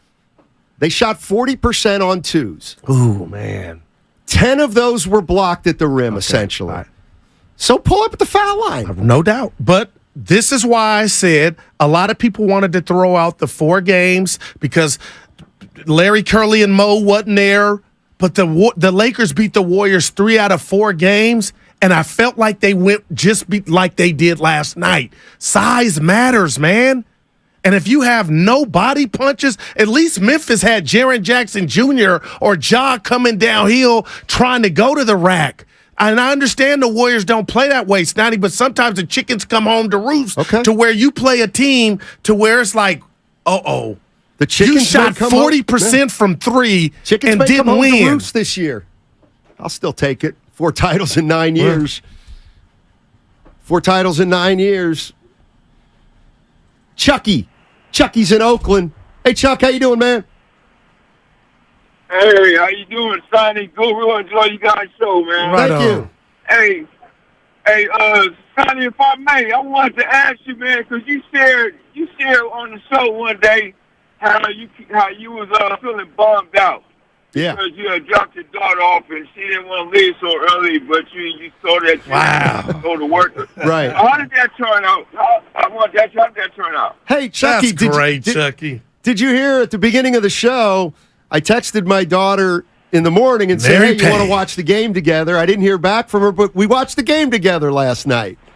So it's going good. I'm in a good mood today, Chucky. Thank you so much for asking and remembering. Hey, right on, man. So what I wanted to say, a few things. First, what makes Draymond a great defensive player is that, and this is what separates the ones who want to play defense and the ones who don't. Defense is also guarding your man when they do not have the ball. It's called denial defense. And so I think we need to do that on AD. Put some body on him, guard him when he don't have the ball. At least don't make it so easy for him to get the ball. And also, whoever's guarding the point, like Kurt was saying, hands in the air. Try to keep your hands in the passing lane to stop the pass that's going to the interior so easy. And I would also like to see Wiggins be aggressive on the offensive end because the Lakers don't have nobody to stop Wiggins. I know he'll don't be wanting to get in the way of Clay and Curry, but I think he needs to be in attack mode in order for us to excel. And for Draymond, they're setting you up. The Zebras are setting you up. Man. Just like the players play, the referees talk. Just like the players talk, the referees talk as well. And I know they thinking like, wow, we really let you do too much last night. Because you did. They did. Everybody, I know I was waiting for them to just throw, but they didn't. And so, man, they're going to be conscious of not letting you bump your bums like you did last night. So please be cautious of that. And for Kuminga, I love your game, man. You a straight baller, bro. You're not getting no action. He's going to play. Hey, Chucky, thank you so much. Chucky, thank you so much. My call is Kuminga plays or gets a shot. Anything like your D'Angelo Russell prediction, Statty, you'll be taking a victory lap on Thursday. Yep. On Friday. You're going to get a chance to take a victory lap at 11:30. When I say you, I mean a listener. We're giving away 2 tickets to Game 2 tomorrow night. We're doing that at 11:30. 11:30, your chance to win 2 tickets. 2 tickets to tomorrow's game, and that is specifically for the Twitch and the YouTube audience. So I would get there right now to one of those 2 sites. We are going to hold up a keyword at about 11:30. You call in to the line, say the keyword, boom, you're at Chase Center, and you're at Chase Center for Game 2 tomorrow night. It's all sponsored by the Department of Healthcare Services. Steiny and Goo will get you through. Warriors Wednesday is brought to you by Friedman's Appliance.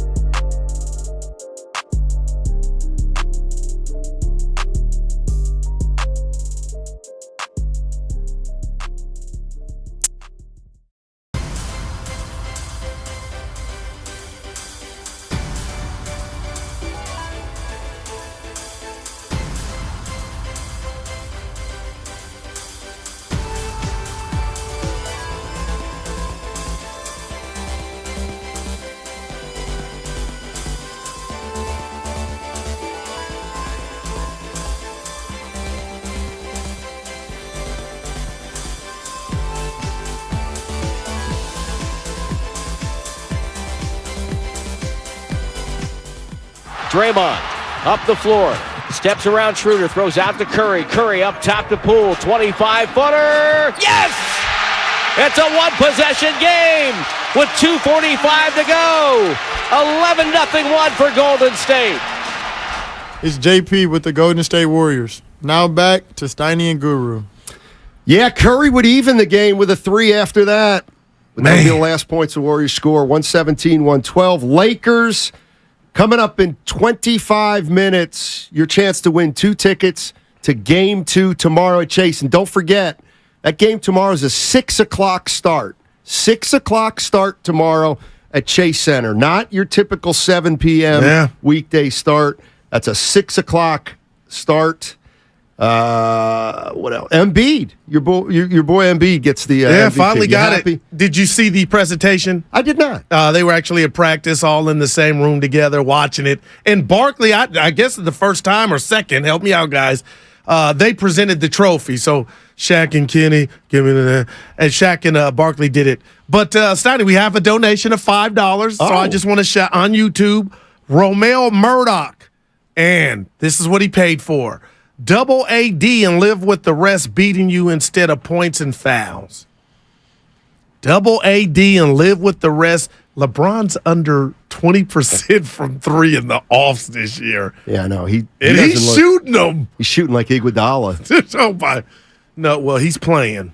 That's true. Yeah.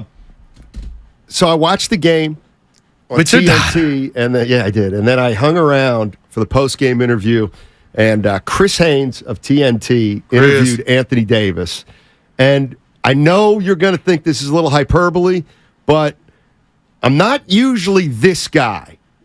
But when I listened to Anthony Davis after the game, I went, uh-oh. Take a listen.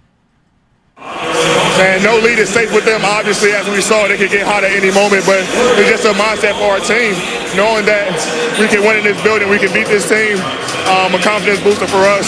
So we didn't do anything.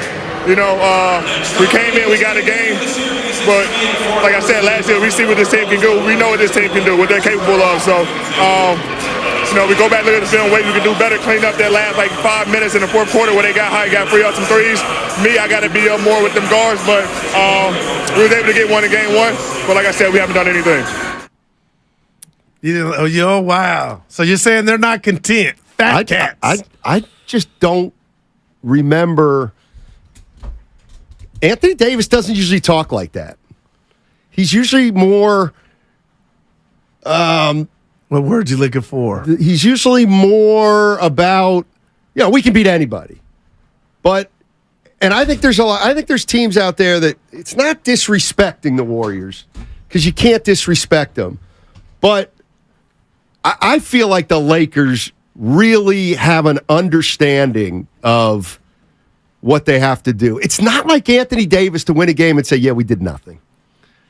It's a little like what Kobe would say. So that worries you they're going to be ready tomorrow night. I don't know, but because a lot of people are like, oh, the Lakers already did what they were supposed to. They'll just half-ass tomorrow. They seem to know what they're going to have to do to win this series. And they know that they got a long, long way to go.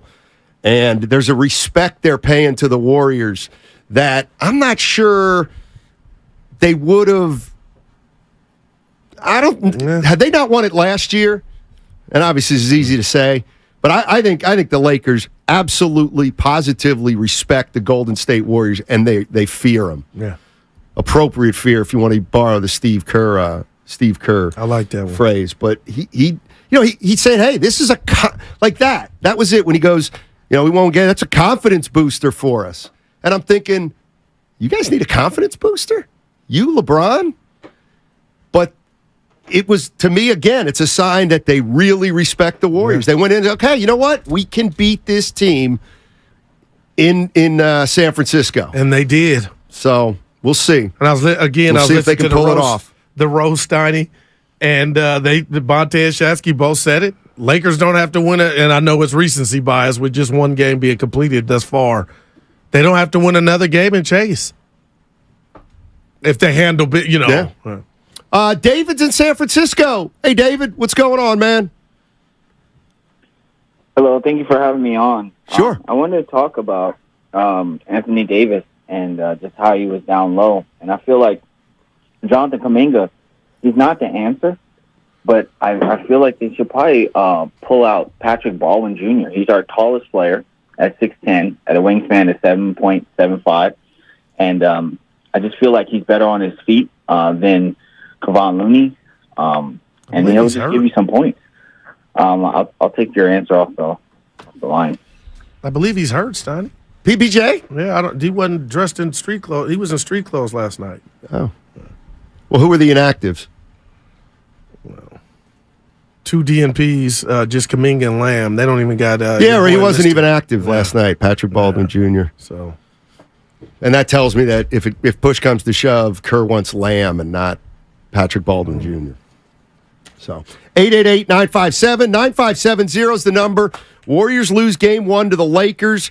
Exciting finish, and I don't think it can be overstated. Warriors had a tough game 7 on Sunday against the Kings. Yeah, but you know what? I'm getting hung up on. And I know what you're getting hung up on. You're getting hung up on a thinking certain style. You're getting hung up. Go ahead. The Kings. Shut up, Steinmetz.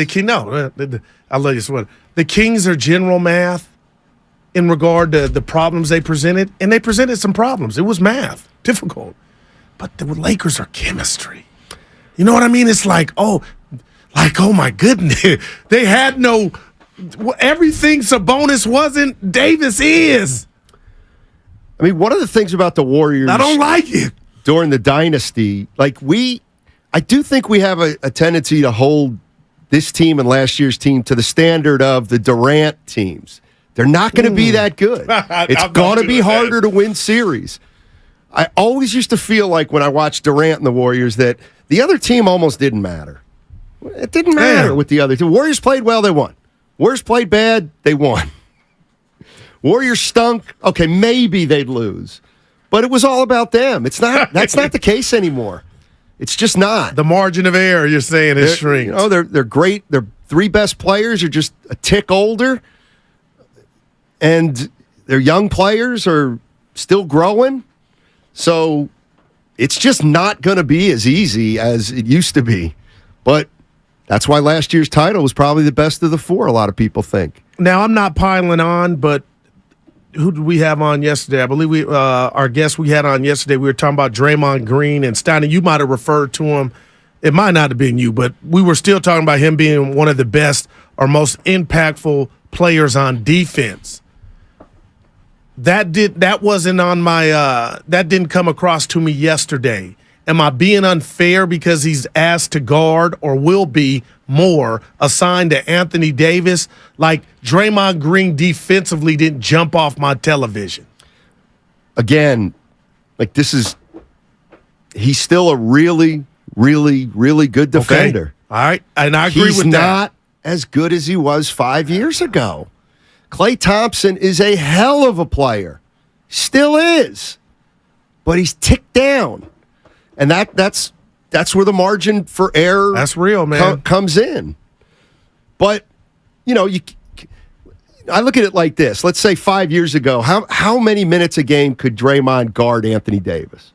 I mean, I'm just going to, I don't know, 24, 25? That was my number. Okay. Well, maybe you can only guard him 15 minutes a game now. Well, those 15 minutes got to be the important minutes of a game.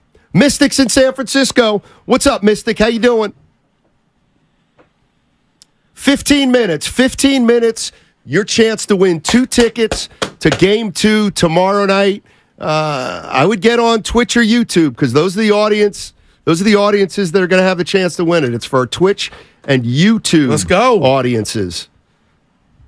So go to YouTube, search for 95.7 The Game, subscribe, like, and guess what? We're going to show you a word at 11:30.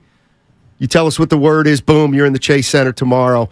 Watch the Warriors win 138-99. Look at Also, a reminder, you have to enter that word on the contest page, 957thegame.com. There you go.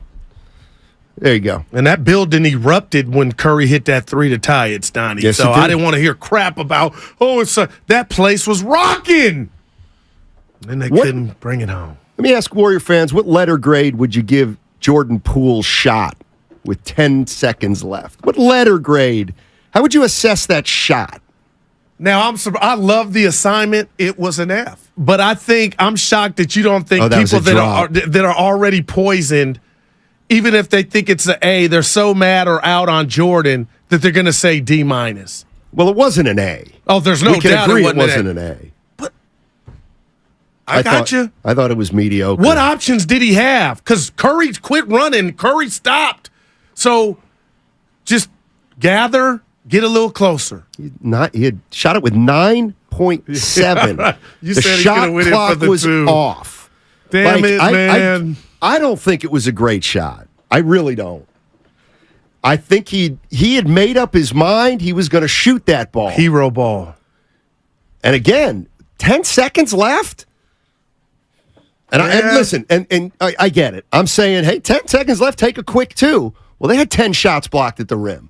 So I'm calling myself out on that. It's easier said than done to say, just get a quick two. But, over the years, Steph and Clay have been so incredible shooting and making tough shots that you get lulled into thinking they can make them all. But they made a couple last night during that run. Clay hit one, Steph hit one, Steph hit. I'm like, oh, here we go. I couldn't believe it was tied. Darvin Ham. In a hurry. It's called the timeout, brother. He tried to chat. Phil Jackson would. Yeah, Phil Jackson wouldn't call timeout. I'm down on Phil. I hate you brought up Phil. Maybe Pop. Why? I don't watch the NBA. He doesn't. But the way he said it, come on. Hey, random, hashtag random. Mm-hmm. I'm not the only one that thinks Dylan Brooks got done wrong. That's picking up steam. But anyway. Done wrong how?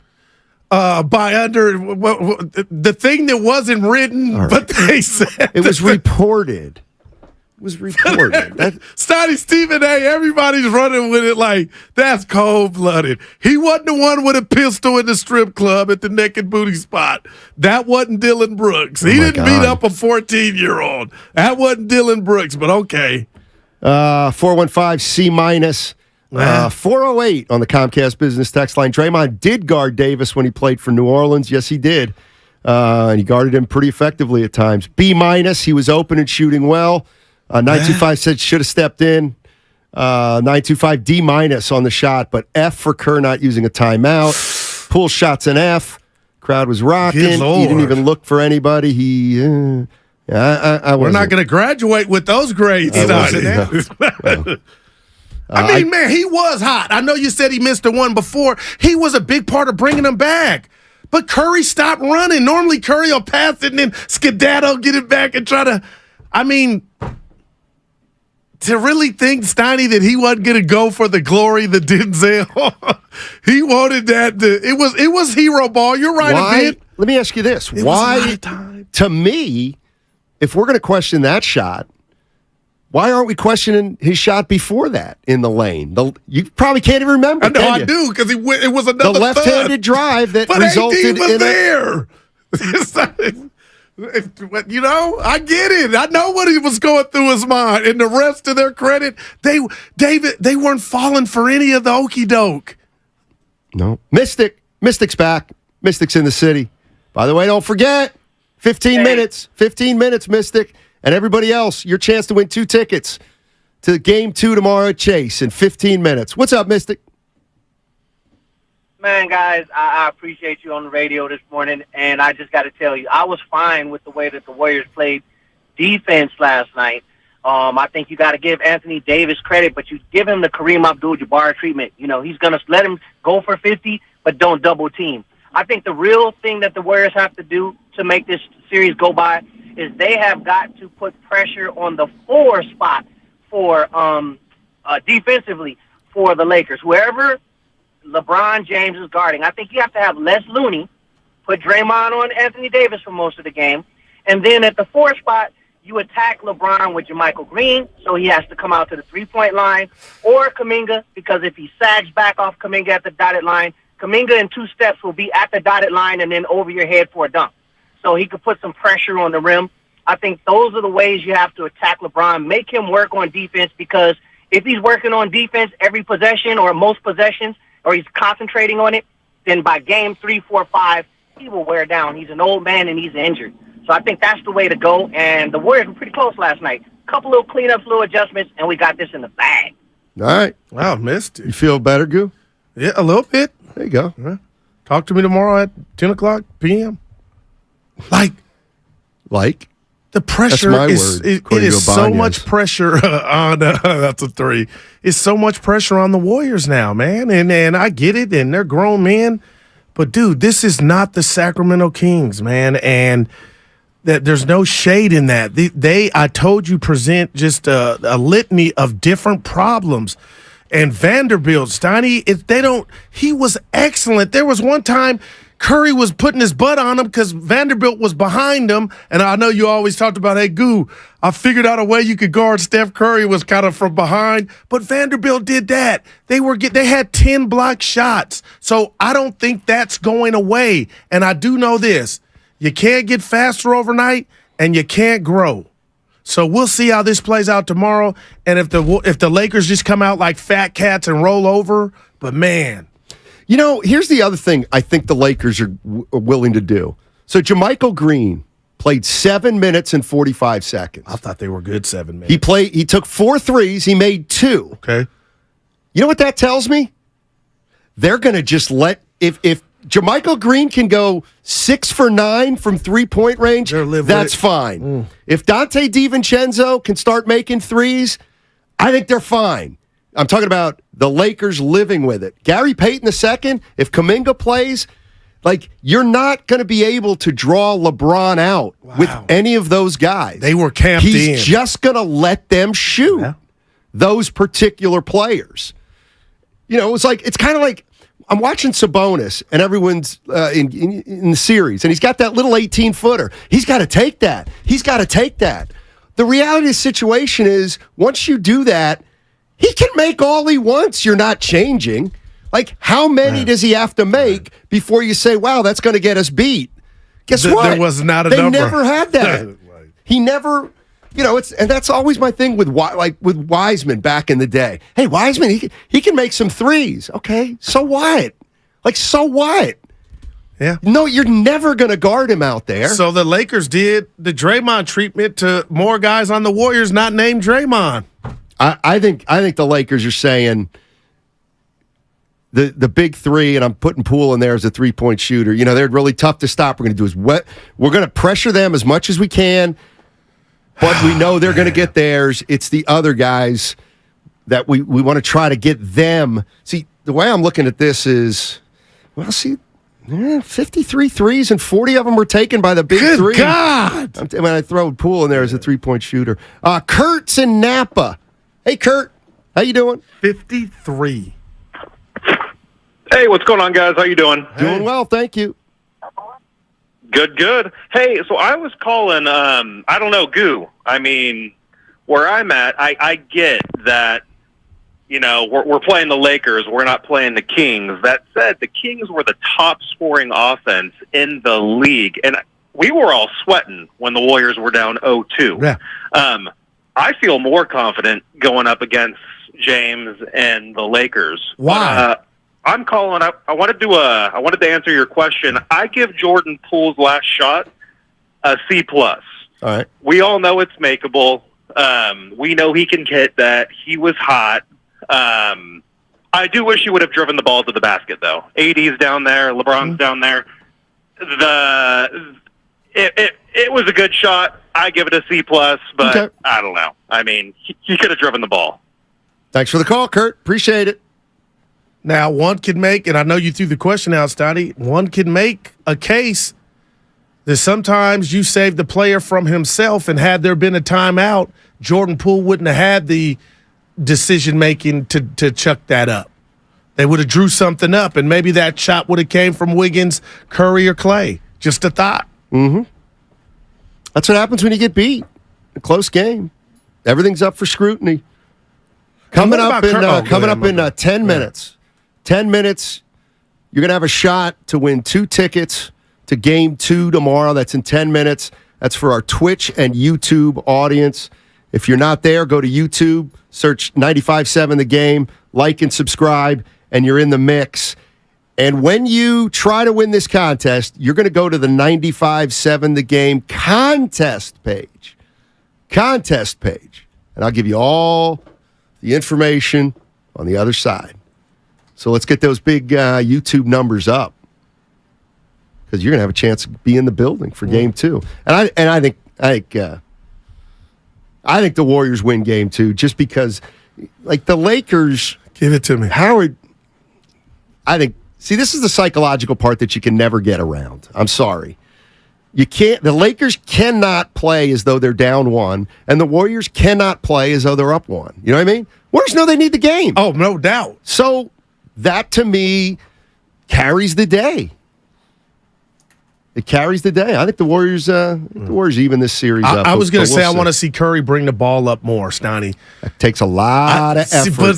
Schroeder's going to be turning him. That was part of the 14-0 run. He had it in his hands. Forget. You know what I'm saying? Let's get we got it. I got it. And what'd you say? That takes petrol, huh?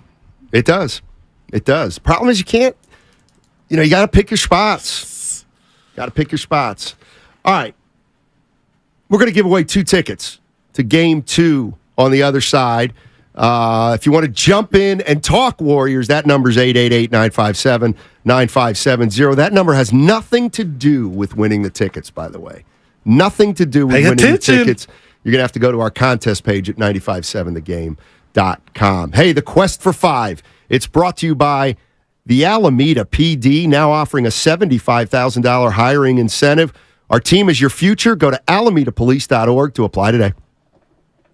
Warriors Wednesday is brought to you by Kirby, your driveway mechanic. Check out Kirby at CURBEE.com. I heard you just sold your house to Just Better Cash buyers?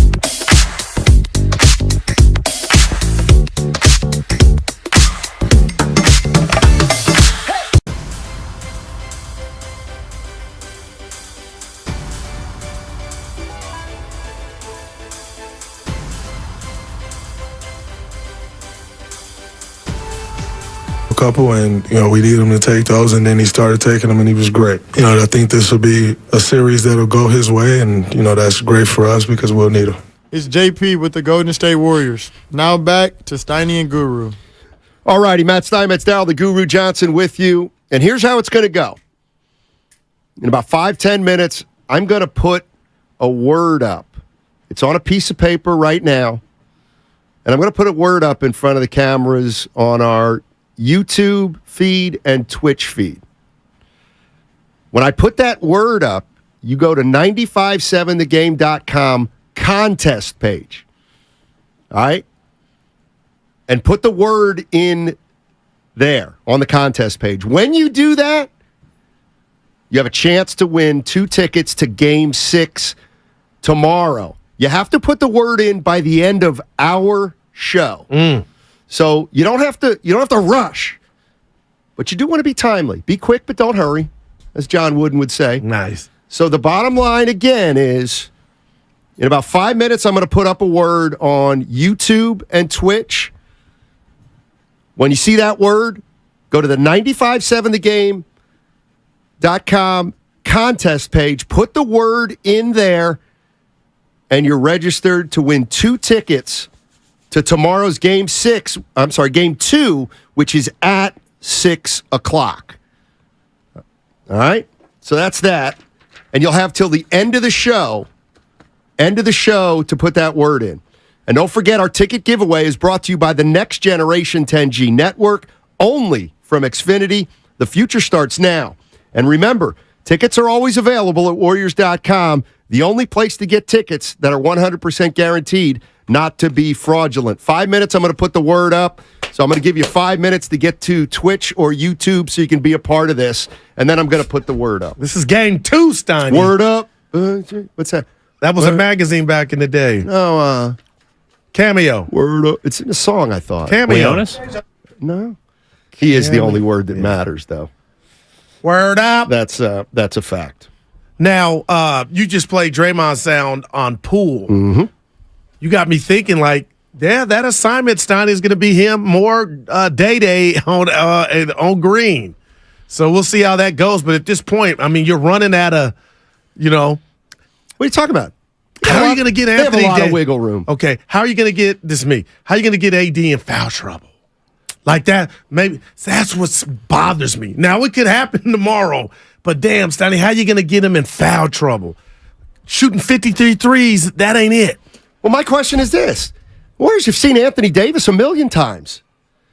He's hurt him. He's never killed him, right? Never killed him. Well, he's never been with Bron. I was going to say, why did he kill him last night? And I'm not so much concerned about last night. The Lakers win tomorrow, and he's got 35 and 19 and 5 blocks. Well, then we got a problem. The thing about Anthony Davis is sometimes he can be inconsistent. No, hey, they've talked about it. These playoffs against Memphis. Check this sound out, Steiny. This is why now all of a sudden I've come to your doctor's office and you're giving me some chill pills. But listen to Draymond Green about his performance. I think when you're guarding a player like AD, it's never going to be one guy that just shuts him down. It's a team effort. As far as the matchup goes, you got to take that head on. And, I don't think we did a great job of that tonight. Like I said, that starts with me. Accountability. So he's going to be ferocious tomorrow. Don't make me do this. He's accountable when he wants to be accountable. Well, he was not good last night. Man, he was almost invisible. I'm trying to think. He was invisible. You know what I always say is I try to close my eyes and think about the game last night. I think about the technical. I think about, trying to remember making a play or he had to make a play or something. Draymond last night. I'm just saying. Well, man. Anyway, I thought Poole's shot was. Damn it, Kerr! Call a timeout. Don't put it on the young kid. It's some Poole slander. He didn't put it on the young kid. The young kid put it on the young kid. The bottom line is this: Jordan Poole has no problem taking that shot. None. In fact, he probably has too little of a problem taking that shot. What are you saying? Poole took the shot with 40 seconds left. He missed. He took the shot with 10 seconds left. He missed. I've been a big Jordan Poole defender. I think he takes way more blame than he should, but I wasn't crazy about that shot. And the reason he's not getting hit more for that shot is because he does play for the Warriors. He does make crazy shots, and we're all lulled into thinking that that's a pretty good shot. Yeah. Your boy Shannon Fry. I don't know. He didn't like it. Yeah, Phoenix I don't either. Sun. All right, here we go. This is going to be your chance to win 2. Hold on. Oh, well. I think we should wait a couple more minutes because I see the YouTube numbers rising into the thousands. Dude, I'm curious if we can get it to 1,100 or 1,200. If the boss wants to do it himself, tell him to just come in here and do it himself. Because That I know was on I know that's been a relayed message. All right, I'll take a call and then we'll do it. Hey, just let me know we can do it. YouTube and Twitch. Get to YouTube and Twitch for a chance to win 2 tickets to the Tomorrow Lakers night. game 2. Yeah. Yeah, I'm not crazy about May money. I hear you. I hear you, May money. We're milking this a little bit. I'm with you. I know. I got your inventory. Dude, come on now. now. These are 2 tickets to the party. Come on now. I got your inventory. Come on now. You're right. What's up, Nico? We'll get Nico, and then we'll Macramento. We got to get this snap. going. Yeah, go ahead. Oh, snap, I won? Oh, you, buddy. I won? I'm playing. Yo, hey, they have been a 500 team all season, so I don't understand why we're coming in here, gassing them up like they're the best team in the world. They're 4-4 in the playoffs. They weren't supposed to win that game yesterday. Not when you don't shoot free throws. Not when you shoot a garbage shot with 10 seconds left on the shot clock. Bro, come on, man. Hey, I got a secret for all Warriors fans. They're not that good this year. Pass it along. All right. Period. All right, they won on the road in the playoffs. Woo! Pat on the back. They lost at home on the playoffs. Nico, my God. you're usually not this animated. Yeah, Nico.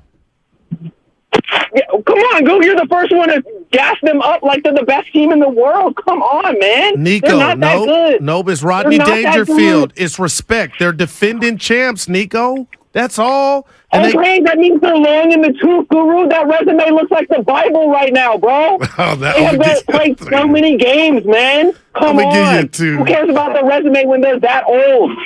I'm going to give you a 2. Yeah. Good stuff, Nico. Well, Warrior fans aren't going to think it's good stuff, but Nico's one of our favorites. He usually doesn't get that emotional. Man. Usually doesn't get that emotional. Steiny, we're at 1,100. At this rate, we'll never do it. At this rate, we'll never drop the word. And you know what? This is where nobody thinks of me. And the fact that now I've got to look at all this negativity. Hey, Steinman should do it. Steinman is BS. Not BS pool shooting. You're just running the play, though. They know where to. Yeah. And it's Matt Mahegan, not Mahegan. Exactly. Talk to my offensive coordinator. Look at you. He's trying to get cute. Peyton, DiVincenzo, and Kuminga. And DiVincenzo's been on the list for a few games now, Steiny, to where he's just, and it may be the Wiggins factor. Like, you think now you can just give me a thumbs up and now I'm going to do it? Oh, we got about 1,200 people in the YouTube chat. This man. All right, here we go. Can I do it? Seriously. Mm-hmm. All right, I'm going to hold up a word. When I hold up this word, if you're on Twitch or YouTube, if you're not, get there right now. I'm going to hold up a word. You put this word onto our website at 957thegame.com, the contest page. Put this word, wow, on the 957 The Game contest page. When did I get fired? And you'll have a chance to be in the building tomorrow for game 2 against the LA Lakers. You have until 2 o'clock, the end of our show, to put this word Look at in. Steiny. All right? Now, my arm's getting tired, I'll and see I got you. a golf round tomorrow, so I'm going to have to put it down in about 3 seconds. But there's the word. Go to the contest page. Enter that word. And you got a shot to be at Chase Center tomorrow. Sweet. 95.7 The Game, the contest line. Win it. You'll be in the hizzle. By the way, shizzle. Another lead we've buried is we got Zaza Pachulia, the executive show. Zaza. He's coming up at 1 o'clock. 1 o'clock. And I feel like when we have him, we're reacting to a L. Well, you know what I mean? there are 500 teams, so you flip a coin. Stein Nico. Flip a coin. So what do you do, Goo? Going small, I believe, is all that you can do. You can try it. And also, I'm gonna put I'm doing it right now, Stoney. I'm gonna put a rat on the table, sponsored by Atco Pest Control. Go to AtcoPestControl.com for all your pest control needs. Jonathan Kuminga needs to play. And he needs to play because he's a part of this team. He has athleticism. He has size. He's explosive. You need to throw the kitchen sink, the Warrior version, at the LA Lakers. Now, if this is so personal and he sulks so much and he ain't getting off the bench, I'd rather hear that out loud than to wonder why he's not getting run. But, Steiny, after that, I don't know what you can do. You got to dance with who you brought. What is it?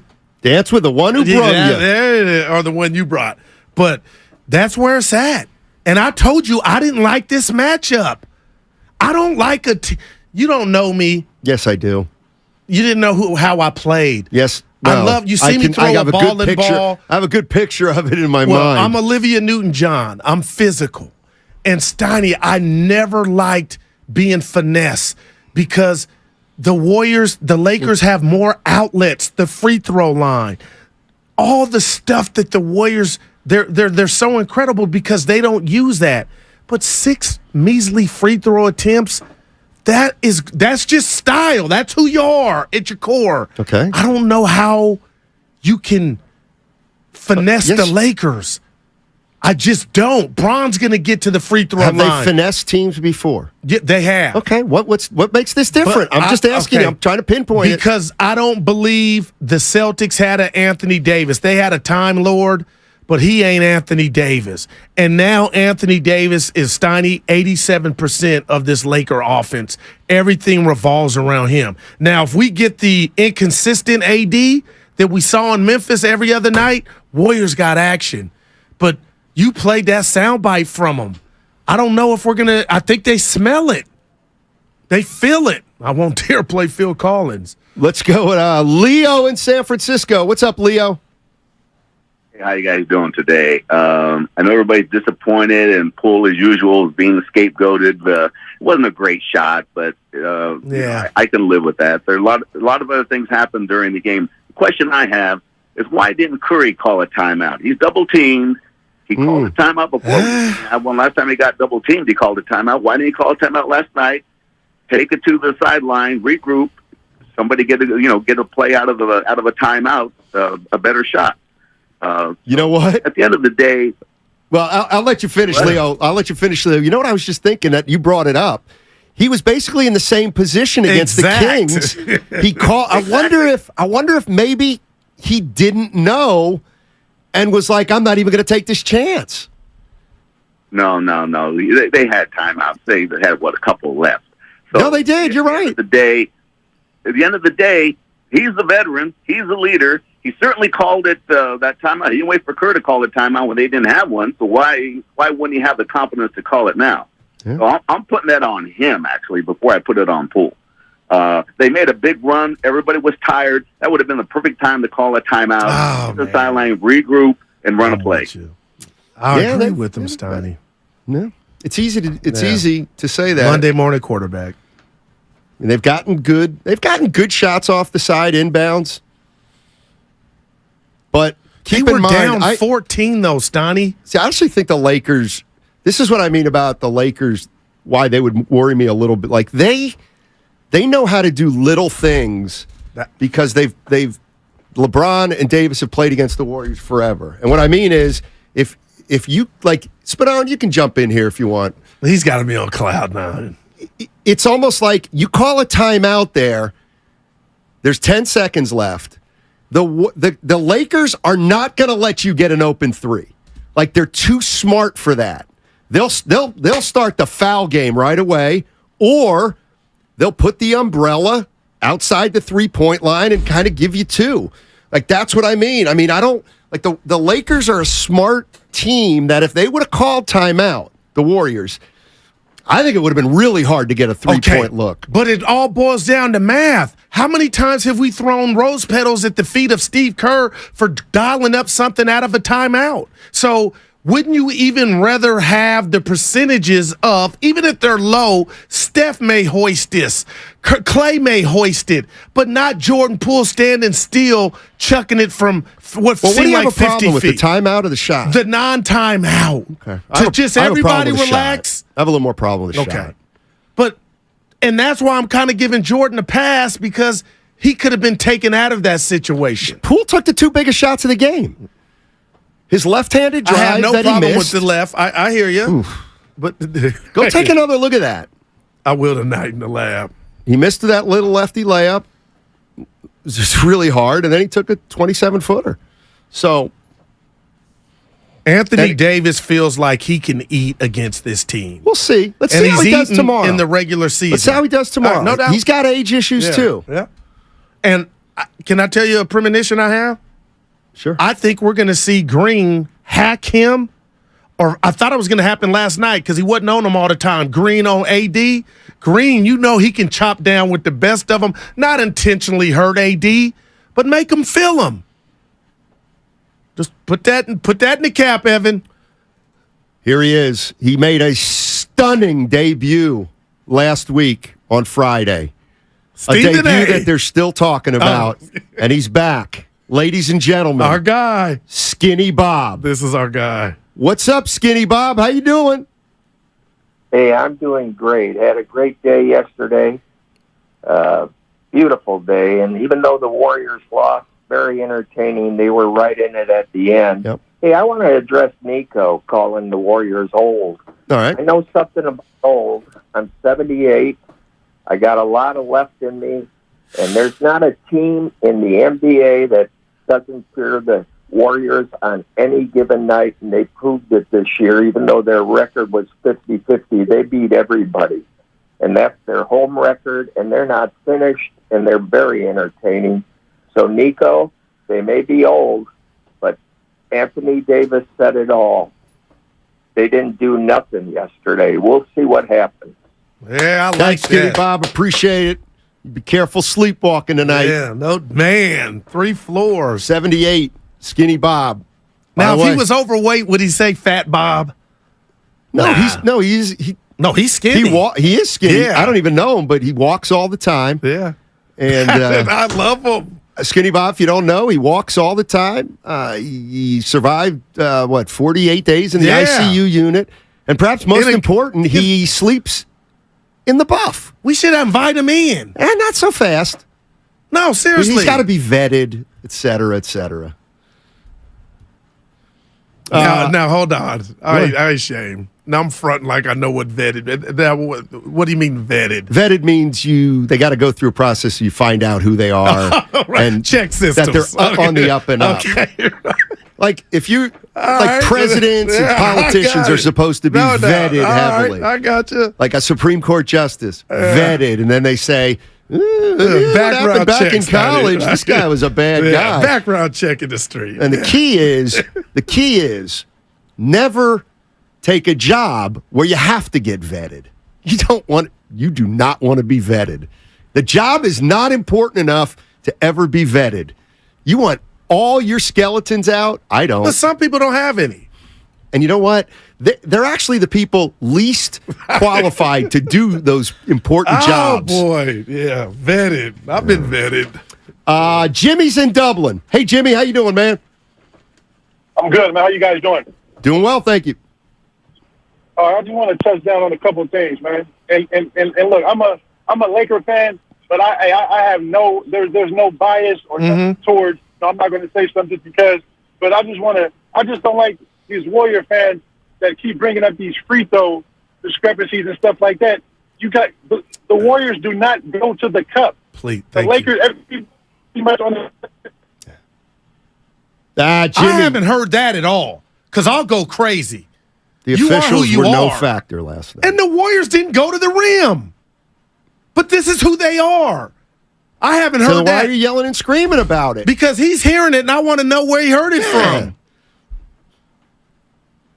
He's hearing it from some people who probably complain about the refs all the time. 6 free throws, attempts.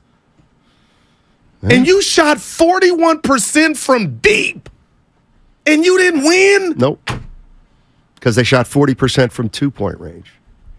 But there's a reason Vanderbilt, AD, Bron, they're long. Schroeder ain't the smallest dude. His wingspan. So you sound so worried now. It feels like you don't think they're going to win it all now.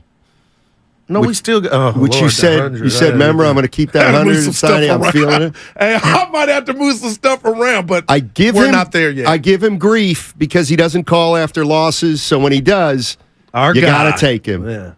Antonio in Oakland. What's up, Antonio? How you doing, man? Oh, not good, man. We lost to the Lakers and the hated LeBron James. Man, he damn near gave us the game, man, as bad as he played at the end of the game. Man. As far as Jordan Poole goes, Jordan Poole, I have no issue with him shooting that shot. I mean, because the guy was kind of coming right there. He was running towards him, and he was hot today. I mean, that day. So, I mean, I had no issue with it, man. Poole actually got it going finally, so hopefully next game he'll do it. But Kaminga got to get some run because he's athletic, man, 6'8", long arms. He can. I'm not saying he can guard just AD or LeBron, but he can bother him enough. He can force some bad shots by them, and that's what we need. And I don't expect Anthony Davis to really play as great because he's inconsistent. One game he'll get 32, next game he'll get 12. We've seen that a lot, so that's my opinion. We're going to win the 6 anyway. All right. He's not worried. All right. I'm not worried. Yes, you are. I'm saying stuff. Yes, you are. Okay, yes, give me you this. are. Just be honest. Okay. No, every day you see me, partner. Listen to me. All right. I know you didn't do one. Anytime somebody says a team in 7, they're worried. That's appropriate fear. Okay? Steiny, I'm worried because what I was worried about reared its head yesterday. I'm being so real with this one. You said there's no momentum game to game. I don't believe so now I'm thinking that Warrior run, which didn't culminate in a victory, do they take that in film study and say, okay, we can do this the next 48? Because the Lakers were up 14. That's what concerns me. But they were down 14 on fire from 3. My point is you got to have a plan B. I don't know if the Warriors, this is the team. What's the Warriors' plan B? Oh, hey, guys, we're not hitting it, but you were hitting it yesterday. Let's throw it down in the post. This is where those chickens, I feel like, are coming home to roost. And this is where I don't feel like you're being fair. Because, like, we played Ramona Shelburne earlier, who said one of the things that makes the Warriors great is their ability to adapt. And you're like, oh, Steiny, she's right. They can adapt it. Right. Okay. There's been one game. There's one game, Goo. But Weber's not walking through that door. It's personnel that I'm concerned with. Day going to guard AD. I don't think he can't bother him. What if he gets an early foul trouble? What if? Then they're going to lose the series. It's possible they could lose the series. People are such in a bad mood they hate my shirt. Well, I was feeling festive. Yeah, probably should wear that after a win. But the shirt has nothing to do with the result of the game. It's I guess what I'm most struggling with is you promised you wouldn't do this, kind of, last week. Do you remember? You asked me a question. I know, but last week you said, Steiny, I'm not gonna do that. Because I thought they would. Hey, I'm just telling you, Warriors in 7. I'm concerned. The lack of size concerns me, and I'll leave it there. All right, man. I'm going to get some love on the shirt now. The shirt's great. But it shouldn't have anything to do, there's no attire outside of team merchandise that you wear after a win or a loss. Well, I think if you're going to wear gear, I think that's the day to wear it after a loss. That's when you have to wear it. And that's out my playbook. Because remember I told you. When you say out of your playbook, do you mean in your playbook? In my playbook, okay. yeah. That's, so you wear Cowboys every time the Cowboys get beat. Right, or the Pirates. Yeah, right. that's the real ones. Right. So those need to be washed a lot, those clothes. Look, it's naughty with material. Hey, are you looking for a fulfilling career with opportunity for growth? Do you want to earn up to $39 per hour within 3 years of starting? Then apply to become a VTA bus driver by texting VTA bus to 333-161. Text VTA bus to 333-161. 888-957-9570. We're going to halftime, and when we come out in this third quarter after making some adjustments, We're going to go on a run. I'm telling you right now, you're not going to want to miss it. Warriors Wednesday is brought to you by Friedman's Appliance, a trusted name since 1922. Visit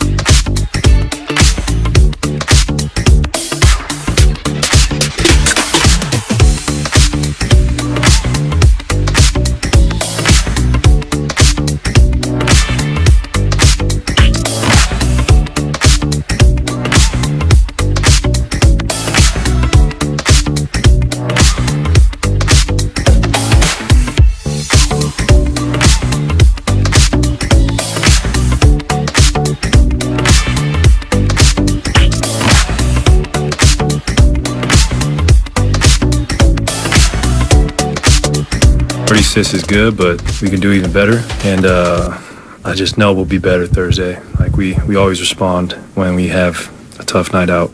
Now, back to Steiny and Guru on 95.7 The Game. Yeah, feel better, Goo? Clay says every little thing's going to be all right, Bob Marley. Yeah, I like that. And you know why else I feel better? Somebody just sent me something on Twitter. I should shout them out.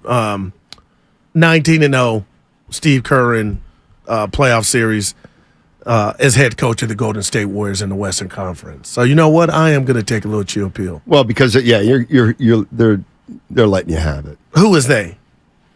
But you know what? Just Goo. They feel like you have a memory like a goldfish. No. Which is a memory like an elephant. No, the elephant remembers everything. They think you have the bad memory. Whichever one's that one. Goldfish. They were down 2 games to none against the Kings. But this ain't Sacramento. No, it's not. Can I tease your boy? Yeah. All right, 10 minutes coming up in 10 minutes. We're gonna have Phil Handy, assistant coach of the Lakers, coming on in 10 minutes. Phil Handy, assistant coach of the LA Lakers. Jimmy's in Dublin. What's going on, Jimmy? How you doing? I'm good, man. I got cut off earlier. I don't know what happened with the connection, but Jimmy, I just wanted to say a little bit more as far as how they got rid of Wiseman, man. You know what I mean? And right now in this particular series, what's look like it's going to be killing the Warriors is that size down low. That size down low. The tallest player they got on the team right now is what is Looney, 6'9" on a good day. You know what I mean? And it's also showing Sac fans even more that Sabonis is not what he's all pumped up to be, because the way the Warriors locked him up, and then now you see AD, that's not happening, man. It's a whole different type of animal, man. So yeah, you guys could answer that off the air. You guys have a great rest of your day. Appreciate it, Jimmy. Yeah. Really appreciate it. And I'll say this, Donnie, because, man, you just talked about the 4 championships with Steve Kerr. So with Kerr, we all trust. But obviously, I don't have to tell them, you got to make Davis work on a defensive end. You got to. And I just felt like he was resting, and so was LeBron at times. I just think one of them's just going to be sitting in the lane no matter what. Oh. I do. And it's going to be hard. And you know what? If Draymond shoots a 3 and he makes it, guess what? They're not coming out. They're just not. Yeah. Like, I truly believe the Lakers are thinking to themselves, there's 5 guys. Draymond, obviously Looney, but he's not out there. Draymond, Peyton II. I don't know about DiVincenzo, but certainly Kuminga when he plays. And who am I forgetting? Even Wiggins, maybe. Wiggins a little bit. Like, anybody but Steph and Clay, and to a lesser degree, Poole. I think we're gonna live with good looks from 3-point range. Did that strategy cross your mind before the series from a Lakers standpoint? Well, I mean, the Lakers, we knew we're going to try to pack it in because they just want to take away everything at the rim. I just think the Warriors need a little more balance to their game. 10 less threes, 10 more mid-range type twos. But there's no doubt, you know, we saw it a little against the Kings with Jordan Poole. And, you know, Curry was you can't just take it in there with no plan. We saw that last night. I mean, even last night, Curry makes that move, and LeBron's like, get that out of here. So you're going to have to play the mid-range game a little, because once you get inside, it is tough to get shots off. No doubt. Anthony's in Hayward. What's up, Anthony? How you doing, man? Hey, doing pretty good, fellas. Sorry, I'm kind of busy at work, just in and out of the radio, but I haven't heard anybody express on this. May 3rd, 2007, 16 years ago, we believe Game 6, we pulled the immaculate upset. Shout out Reg B. We're moving locations, Guru, so I'm in and out of the station, but let's go Tubbs and 6. Let's switch it up, Kerr. Let's get them. Yeah, Silk Basie. I guess he works with him. Yeah, that's his buddy. They're moving. Yeah. So he's just you have friends calling in now? First that guy, and now Handy's calling? Listen, that's a friend of a friend. Red Silk Basie. Yeah. What's up, Silk? Yeah. How you doing? You got to meet him. I know I haven't met him. Yeah, Big Dex is one word, but we won't not do that. Yeah, okay. It's the 16th year anniversary, we believe. Yeah, what was okay? Gotcha. Yeah, they beat the Dallas Mavericks. We're an older team. We need. Oh boy, Guru's going to be mad at that. 831. We're an older team. We need inspiration at the end of games. Sometimes Kerr doesn't ever do that. Kerr's not really a rah-rah guy. Lakers are number 2 in defensive rating. Oh man, according to Ruben in San Jose. Yeah. This is a complete. Here's the other. Like, Goo. Do you pay any? Do you give any credence to this thought? We just played the Sacramento Kings 7 games, and they play a certain way. And with one day off, we have to play the Lakers, who play a completely different way. I got to give them a break on this one. Okay. And I'm not mad at that, but then what if I tell you I'm going to the 4 games they played in the regular season? You are who you are when you hook up. And right now, the Warriors are going into this series against the Lakers undersized. And my point to you, partner, is it's worked in the game. Right. But I'm now with LeBron mixed with AD and Pelinka, Rob Lowe in the crowd, his twin, a doppelganger, both of them in the arena last night. Now you put all that together, you got Vanderbilt 6'8". You got now they got the other guys helped them last night. Schroeder, we're D'Angelo Russell. We're not just talking about Anthony Davis. This is a collective. And right now we're looking at the Warriors who had to go one big to get past Sacramento. This is a bad thing. I can't, that's where I want to throw a brick at you. Well, the Warriors' ability to adjust, that's what has made them champions, not, you can't. Well, they're doing, that's the point. They have in the past, they've had a counter to everything. Now, that was because of offense. That they were getting pressured on the outside, the Warrior guards. This is about size. And I just don't. This would be one of Kerr's biggest. Yeah, Steiny. If they get past this one, you're definitely going to be like, okay, you did that to combat the lack of size. That's all. So Eric, help me. I love it when I see it. Eric, help me, please. Seriously, Eric. Yes. Hi, Steiny. You got to keep your boy in check. Come on, Goo. Impossible. I'm ready and fired up. I called you when it was Game 1 against Sacramento. And I told you, even if they lose Game 2, the Warriors had enough to win. Now, the Warriors will have enough to win against the Lakers. However, the Warriors will not win the championship. I told you that about 5 years ago, and I'm telling you right now. So just relax and enjoy what you have. I'm doing that. I'm not declaring the series over. I had the Warriors in 7. I know, but I think what well, he said 5 years what ago, real Warrior fans think, they know that I'm not a fan. I try to, I guess, I don't, it's not about you. Yeah. See, I want to come hug you. Well, that is you talk about all this negativity, but you're putting me out there like I was on defense or I had nothing to do with it. I'm just sharing with you that I'm petrified of this matchup. And I think it's fair. Game 1, they come in here and you shoot 40% from 3 on almost 63s, and you don't get a win? And you only go to the free throw line 6 times?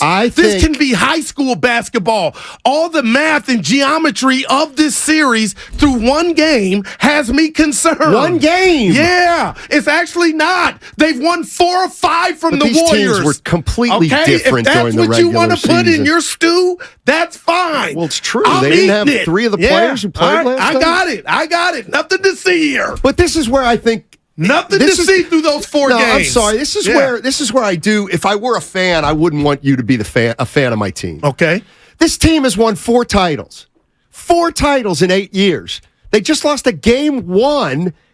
This is, I think, what some fans would say. It's it's just not fair that you're discounting the last 10 years. But what's not fair? I'm reacting to last night's game. You're giving up on them. I'm not giving up. You kind can't of. speak for me. I got Warriors in 7. But now we have a game tomorrow, and I'm going to react to the game. Quit living like I'm doing a eulogy on a game that ain't even happened. I'm reacting to what happened last night. That's the job. Yeah, no, I get that. I get that. I'm just saying that we've seen this a million times with the Warriors. All right. I mean, they may lose this series. I'm not saying they are. I'm just being honest and telling you I'm panicked. And I was panicked before it started. And you know what? That Memphis series when LA was looking old because I thought they were going to run rings around them, Steiny, and tire them out. That still may happen. But don't look at your partner because I'm just talking about last night like I'm saying it's over. No, That's not fair. But this amount of panic for you can't on the one hand say, Steiny, they are the defending champs, pedigree, da-da-da-da. You can't feel that way about them in your heart and then not give them your support because they've proven time and time again that they can get the job done. So I'm going to use the example that you shared with us yesterday. Okay. Your daughter didn't hit your back. So when she didn't hit your back, you were down. And you were down because you didn't think you were going to get what transpired that evening. Sure. But when it transpired and jumped off, you enjoyed it. That's all I'm doing with the Warriors, pal. I'm focused and talking about last night's game specifically. Now, tomorrow, they win by 20, I'm going to be fired up. But this is nothing more than me reacting to last night's game and the fact that this team cannot get to the free throw line, and a lot of people don't want to take into 3 or 4 that they lost in the regular season. I do, and that's what has me where I'm at. Now, you want to say, Goo, where's your worry meter? I'll say a cool 8. I'm at an 8 after one game. All right. Yeah. I still got Warriors in 7. Doesn't sound like it. But I guess I would be fake if I said, hey, nothing to see here. Hey, come on, they're going to win the next 4. Come on. All right, let's get a guy in here we both know. Phil Handy, assistant coach for the LA Lakers. What's going on, Phil? How you doing? Man, what's going on, fellas? Y'all good? Yes, sir. We're all good. And let me just throw this out to start because it's his first year. What's Darvin Ham's best attribute as a coach? Man, Darvin Ham is no nonsense. He is what I call a player's coach, man. Just no nonsense. He's just all about effort every day. He's straight to the point. And I love that about D Ham. Phil, I'm proud of you, man, and I just got to tell you this. You've been in the same studio with me and Steiny way back in 2016, and it was LeBron, it was Curry. You pride yourself on training endurance. Phil, are you at all shocked that these two dudes are still where they're at in their career, and it's 2023? Nah, man, I'm not shocked. I think Draymond had the best soundbite ever when he talked about people trying to turn the page on these dudes, man. That's a legitimate thing, man. Steph and Bron are who they are and where they are because of the work that they put in over their careers. So no, I've been with LeBron for 9 seasons. I'm not surprised. But I've witnessed his day in and day out. I've only seen Steph from afar, but the work ethic that these guys have, and their commitment to their bodies, their commitment to their craft. They're generational talent, man. They are two of the best players to ever put on basketball shoes, and there's a reason why they're still playing at a high level. Phil Handy joining us on 95.7 The Game. He's an assistant coach for the L.A. Lakers, Bay Area guy. It's Yoon, right? Yeah. You're from the Yoon. Yeah. I forgot about that. And I'm from Oakland. I'm from the Yoon by way of Oakland, California. Gotcha. Hey, it's funny because I found out we're having you on, and I'm like, well, he's not going to, you can't ask him any secrets. But then again, I'm thinking, what's the real secret? The Lakers have size, the Warriors have shooting. Is it fair to say that you guys are going to try to take away their stuff at the rim, challenge 3-point shooters, and if they can knock them down, tip your cap? Man, Steph and Clay are two of the best 3-point shooters that ever played a game. That's the Warriors. That's their superpower. Me personally, and I played against the Warriors in the playoffs 6 years, 5 straight in the finals, and now again here in the Western Conference. And those dudes, man, they've changed the game. Their ability to hit 3 balls is like most people's ability to shoot layups. So you have to. They're gonna make you work. They're gonna play nonstop. They're not gonna keep. They're gonna continue to shoot. They're gonna continue to run, and it's crazy, man, because this is the second round of the NBA playoffs, and this is like a finals matchup. Yeah. But it's just great for the game, man, to have two elite high-level teams having an opportunity to battle it out in the playoffs. Phil, I don't want to get you in trouble, but I see you during the regular season games, and you're coaching. And, we're in an era of load management where a lot of stars are out of the game, and you see AD play 44 the whole second half, Bron 40, Steph 30, 39. My question to you is, can you walk us through the difference between the intensity in a playoff game like last night in the fourth and just a regular season game, maybe in Indiana on a Tuesday night? Yeah, I just think that, 82-game season, if you ask Bron, you ask Steph, they play hard, but they use the regular season to kind of, to fine-tune. They use the regular season to keep themselves in shape and prepare themselves for the playoffs. You're not saying that you give away games, but, throughout the course of the season, there's a lot of travel. It's look, these guys get paid a lot of money, and a lot of people will say, well, they get paid to play. There's a lot of stuff that goes on behind the scenes. The word load management, to me, I'm not a fan of it. Look, if guys are banged up and guys have injury, yeah, then you need to be cautious and sit them out and let them rest. But I think the regular season is one of those things where you kind of you manage yourselves and prepare yourselves for the playoffs. At least for those teams that are in contention for the playoffs, right? There's sometimes there's younger teams where those kids go out and play hard every night. They're trying to learn how to play. They're developing, and that is their skill. They play hard every night. It's a fine line. It is a fine line. Playoff intensity basketball is a whole another level than the regular season. And for some people that haven't experienced the playoffs, it's hard to explain that to them. That the level of basketball in the playoffs is just a different intensity, and the best players are on the floor for longer periods of time. Phil Handy joining us on 95.7 The Game, stuff. Assistant coach, L.A. Lakers. What's the difference between your team before the trading deadline? And I'll include Hachimura in there. Obviously, he was a little before the trading deadline, but what's the difference before and after? Yeah, I just think a more complete roster. We have, obviously, D'Angelo Russell is a different piece than Russell Westbrook. Just different players, right? Both elite, but I just think that the pieces fit a little better for our team. D'Angelo's been great. Jared Vanderbilt is an elite, wing that can defend multiple positions. Malik Beasley's been great since his addition. Rui Hachimura basically, in a lot of ways, he basically won that series for us against Memphis. And so just the addition of those guys, more complete, a little bit more of a complete roster to fit better with Bron and AD. And that's no knock against the players that we had before, but I just, sometimes the pieces of the puzzle, right? You're trying to put the puzzle together and what pieces fit a little bit better. And I just think that our roster is a little bit more complete right now.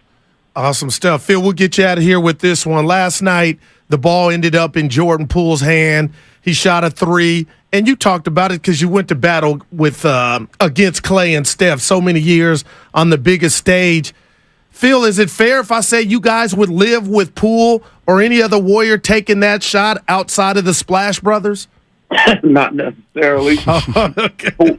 Hey, look, man, Poole is a great extension of the Splash Brothers. If you've seen his maturation as a player, you can kind of see he's really put himself up under Steph and Clay and say, man, I want to learn what you guys do, and I'm going to try to make it my own version. Mm-hmm. Man, that kid's an elite shooter and elite scorer. So, that shot that he took the other night is the same shot that many people from the Bay Area have seen him take plenty of times.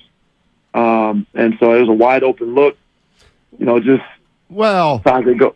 they go in, sometimes they don't. So Phil, I would say anybody else than Steph, Clay, or Poole, to have that shot, but we were able to hold on to the victory last night. See, Phil, I didn't think it was wide open. I thought Darvin Ham came with a great closeout. Hey, Stotty got jokes. There you go, man. The only people that can test are the guys in uniform. I love it. Hey, right on, Phil. Good luck, Phil, man. I'll see you tomorrow. All right, man. Much love to the Bay, man. I love everybody. All right, that's Phil Handy, Oakland native, now on the bench with the Los Angeles Lakers. Ham was calling the plays now. You right? The Poole didn't even use that. But the way I tipped to Dan Dibley. What did he say? Because he texted and said, "Ask Phil about Ham's closeout." This is the best. Let's jump into Max. Max is in Napa. Wants to jump in, and we can squeeze. What's up, Max? Hey, thanks for having me on. Yeah. Hey, I just wanted to say I think the scheduling is going to come into play. There's only one day off between every game, even if it goes all the way to 7. And I think that's going to wear LeBron and AD out way before it wears the Warriors out. And those are my thoughts. Appreciate the call. I mean, the question is, to me, is getting those guys to work a little harder. You can't have one of them. And listen, it's like LeBron. It's not easy with LeBron. He is a genius at playing 75% and then turning it on when need be. I'm kind of with Defiant GSR on YouTube. Can't depend on teams wearing out. I agree. I mean, I think both teams actually should fear that, but you can't count on it. Yeah. I mean, I don't know who's going to wear down in this series. I mean, I really don't, because the Draymond, Clay, and Steph are asked to play so differently than LeBron and Anthony Davis. I'm not really sure. Yeah, another 38 minutes for the Chef last night. We're going to see 37. that. We're going to see that, I think, for the rest of the playoffs. All right, here's what's going on. We got Zaza Pachulia coming up at 1 o'clock. That gives us a half hour to talk more ball, take your calls, and start to look forward to Game 2. Game 2, which is tomorrow night. And don't forget, that's a 6 o'clock start tomorrow. 6 o'clock. Very unusual for a weekday game. The Quest for 5 is brought to you by Alameda PD, now offering a $75,000 hiring incentive. Our team is your future. Go to alamedapolice.org to apply today. That segment was also sponsored by Macy's. Macy's. Don't forget, the executive show at 1 o'clock. Your call's on the other side. Nothing easy. Warriors Wednesday is brought to you by Kirby, your driveway mechanic.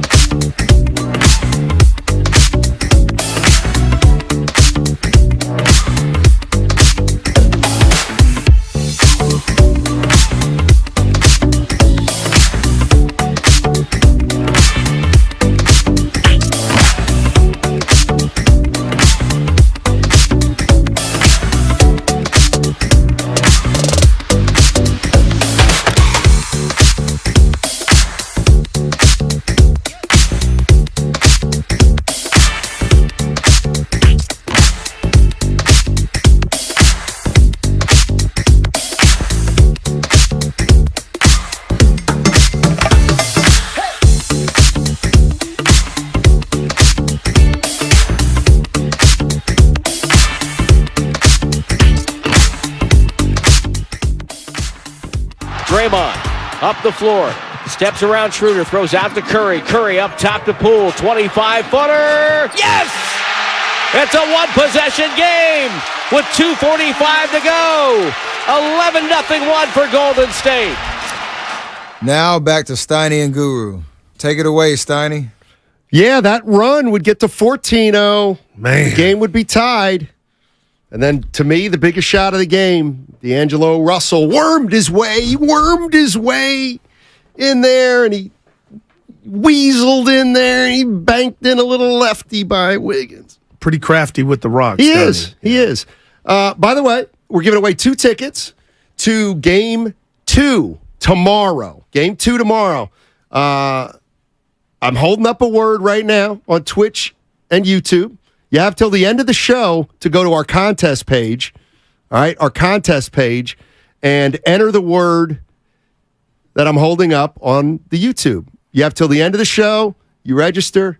We put you in the hopper, and you got a shot to win tickets to Game 2. Game 2 starts at 6. Our ticket giveaway is brought to you by the Next Generation 10G Network, only from Xfinity. The future starts now. And remember, tickets are always available at Warriors.com. The only place to get tickets, 100% guaranteed not to be fraudulent. Zaza Pachulia coming up next, but I've got to say thank you to Scott Jampol. He is starting a business in Sausalito. It's a spirit place. Okay. Sausalito Liquor Company. You got a package. He sent us some wow, look at you. Some whiskey. Whiskey. Thank you, Scott. Appreciate it. The Sausalito Liquor Company. Business is opening this summer. Okay. Some nice people out here. You know, man. when I got this package, Goo, I said to myself, we need more gifts given to us. Don't you think? Yeah. Look at him. He happy. Yeah. 888-957-9570. Mac Life CEO on YouTube, Steiny. I'm telling y'all, AD played really hard, and our Dubs only lost by 5. That's how you want to look. Hey, okay, I'm here. Yeah, but I'm here for it. Depending on your perspective, there's different ways to look at last night's game. I look at it as that's the one I think the Lakers wanted big because they knew the Warriors had played on Sunday.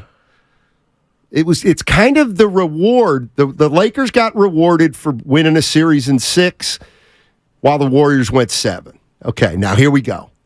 Renee in San Francisco. Hey, Renee, how are you? I'm doing good, guys. I got the real reason why I'm check. Yeah. All right. Hey.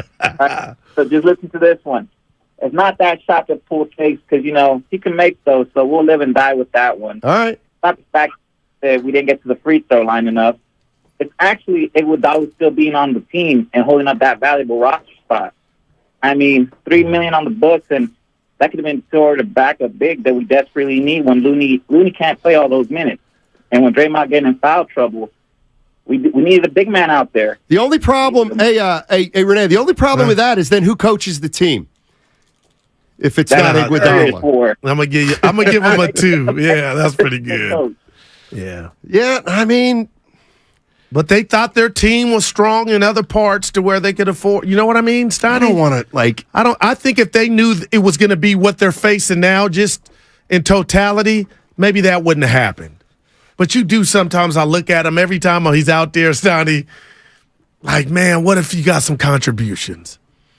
But that's neither here nor there. He ain't going to be on the court tomorrow, even though you report. I think you said he's close. He's getting close. He's going to be reevaluated, I think, this week sometime. I don't want to get bogged down in Iguodala, but, we're watching the green room before the show, and naturally, Iguodala's name comes up. Why? Boy, he looks so good on that sidelines with a hat on and shoes. He's coaching him up.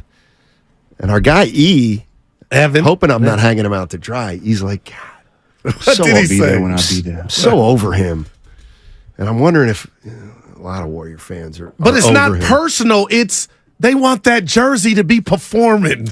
I'm just wondering why we see him on the sideline as much as we see Steve Kerr. Dude, game 7 fair. against Sac, you would have thought he was coaching. I think that's fair. Yeah. By the way, I'm going to hold up that word again during this segment. Those tickets for Game 2 tomorrow are still up for grabs, and they're going to be up for grabs during Dibs and Willard's show, too. Yeah. So, again, what I'm going to do is I'm going to hold up a word sometime before the 1 o'clock segment. Then you go to 95.7 The Game's contest page, enter that word, and you got a shot to win tickets to Game 2 tomorrow. But the word that is on our show is only good until the end of our show. Correct. So Will and Dibs will have a different word. Our word will be good until 2 o'clock. The original our show was only our show. Oh, let's go to one of the greatest songwriters of all time, Dylan in Castro Valley. What's up, Dylan? Hey, I like the attribute. Okay, sure. I'll be one of the greatest songwriters for today. Anyway, I'm calling because I love what the Warriors are doing, and I respect greatly Steve Kerr. But I'm just wondering if the guys, the veterans, the heroes, the core could use a little bit more rest on occasion, and why not put like. Hey, call back, Dylan. But if he's insinuating he actually sounded like Bob Dylan. Yeah. When Jay-Z said, "I'm the rap Dylan," I said that. I said, and that's when I checked out on that guy. He ought was to be paying homage. I'm the rap Dylan. He's not. There is no rap Dylan. Does Jay-Z have 79 albums? Now, I'm going to give you that point if that's what you want, but we could be here an hour. Does he have Dylan have 2,000 Beyonce? songs? Come on. Did he have these number one? He had Joan Baez. Yeah, but Jay-Z's a big boy. That's all, Snotty. Easy. What are you insinuating about Bob Dylan? He was a big boy. The big boy. But Jay is paying homage to say, I'm the rap version of Dylan. Yeah, and I think Bob Dylan's sitting in his hotel somewhere saying, who does this guy think he is? Please. He can't carry me. He's Jigga. Please. Come on. Was a caller insinuating Kerr cut the minutes back? Because, like you said, Stoney, it's go time now. I don't think that's coming. I don't know. Yeah. Telmo in the city. What's up, Telmo? How you doing, man? Good. How you doing, fellas? Doing well. So I'm actually calling because I'm a Warriors fan. I've been a Warriors fan for a long time, and I'll be the first one to chirp on a ref giving a bad whistle. But I kept seeing a lot of Warriors fans, friends of mine included, talking about, oh, they got this many free throws and the Warriors only got this many. I mean, they're not sharing a pizza. It's not a slice for you, a slice for me. I mean, the Lakers were the best team in the regular season and not fouling. The Warriors were the second best, only better than Detroit. So yesterday kind of played out the way that their teams have played, defense and fouling during the regular season. And you saw a Lakers team being aggressive to the cup, and you saw a Warriors team shooting from the perimeter. And really what it came down to yesterday is you can only blame yourselves and the mistakes. I saw the Warriors miss, at least 3 or 4 easy bunny layups. And then, Steph getting his pocket picked by Schroeder, and that's a 4-point swing. And you have, was it Poole with a heat check from like 32 feet for no reason with, 18 on the shot clock. So all these little things add up. Right. The Warriors played well, but they gotta lock in and mentally be there like when they were, in the rest of that Kings series when it came to crunch time. And people got to stop blaming the whistles because one team played a certain way and they went to the line more because they were more aggressive, and the Warriors weren't aggressive going to the paint. Well, thanks, Telmo. Appreciate it. The other thing is, going to the line, yes, you get the points. There's no doubt about it. And nobody's going to say, don't get to the line. Right. But when you get to the line, if the Lakers are getting to the line a lot, and then the Warriors are getting to the line, then it's going to be a slower game. It's going to be a slower game, and that benefits the Lakers. So I think what you want to really do is run, get out on the break to get your – I don't know that you're going to get a lot of easy shots at the rim when they are in their half court. Those are going to have to come, I believe, in the open court. 888-957-9570 is the number. Coming up in 5 minutes, I'm going to show a word on YouTube and Twitch. When you see that word on YouTube or Twitch, go to 957thegame.com, go to the contest page, enter the word into the box, and you are registered to win 2 tickets to Game 2 tomorrow, which starts at 6 o'clock. Yep. 6 o'clock. Let's go to Let's go to Sal. Sal's in San Francisco. Hey, Sal. Hey, how's it going, Steiny? How you guys doing? Thanks for taking my call. Absolutely. Talk to us. Hey, okay, so first of all, I want to touch base a little bit on last night's game. There was many chances we could have closed this out at the end on that last run. But first of all, I think we need to. I think we had 8 turnovers and the Lakers had 8 turnovers. But going forward to tomorrow's game, I think we need to limit some of those. I mean, nobody's talking about when Schroeder picked Curry's pocket there. I forget what quarter it was. But and just a little bit of turn, maybe a little less turnovers. But then again, I agree with Guru too. The size is hurting us, so we got to shoot lights out, man. We got to shoot lights out, and maybe on the fast breaks, I agree with Steiny too. Going on the fast breaks, we need more fast breaks. But man, there were times we were a little out of control and we got blocked. And then, there was a couple iffy fouls, and that could have probably gone our way, but they didn't. But, as far as that goes, the size is going to hurt us. But, DiVincenzo, too, he looked like he was scared to shoot for some reason. I don't know why. Yeah, he's struggling right now. Sal, thanks for the call. Appreciate it. That's get a some other great people word. here. But, again, I come back to Andrew Wiggins. Like, I'm sorry, but there is a cost to Andrew Wiggins missing 2 months. There just is. But in the meantime, if your Kerr has, and I'm asking you, has Dante earned the leash to where if you're going to get this Dante moving forward, then what do you do? That's then what I'm you can't asking. Play him. Yeah, no doubt. That is like, are we about to see that? I don't know, but I mean, not too many more games left. I was listening to Willard and Dibbs yesterday, and Willard, I thought, brought up a good point about, this is a relatively new Laker team. They just got together at the All-Star break. Yeah. And the Warriors are cohesive or something like that. And I was like, are they? Are they? Oh, gotcha. Right. So let me get this straight. For 2 months, essentially, after the All-Star break, Andrew Wiggins is not here. He's not here. He just vanishes. In that time, Kuminga, they acquired Peyton. Kuminga, Peyton II, and DiVincenzo. Oh, go ahead, man. Kind of flourish. I mean, I heard Anthony Slater this morning on with the morning show saying, no, Kuminga put together 2 good months at the end of the season. 60 days. Okay, well, guess what? Wiggins is back. Can you not play Wiggins? That would be ridiculous, right? Mm-hmm. It's give and take. It's give and take with Wiggins. Changed 3 guys' roles when he came back. And let me ask you this about playing fast from the Warriors' standpoint. Draymond Green, there were times in yesterday's game, Steiny, you know how he's like a locomotive. Sometimes I call him Magic Johnson with the rock in his hands. He'll put so much pressure on the defense bringing the ball up, but then he stops because he's waiting for the guys. I'm wondering, do you think we see him not try to facilitate, but try to take that baby all the way in? He can't finish it. What? It's a thought. It's a thought, man. So Draymond Green, who is not a good finisher as it is, you're going to want him to try to finish against Anthony Davis. What if Davis is not back? What if he's beating? It's just, I'm not saying take it on AD. I'm saying beating everybody back and maybe just having one guy to go up against and lay it up or get fouled. Let's go KT. Speedy Gonzalez, and then you stop.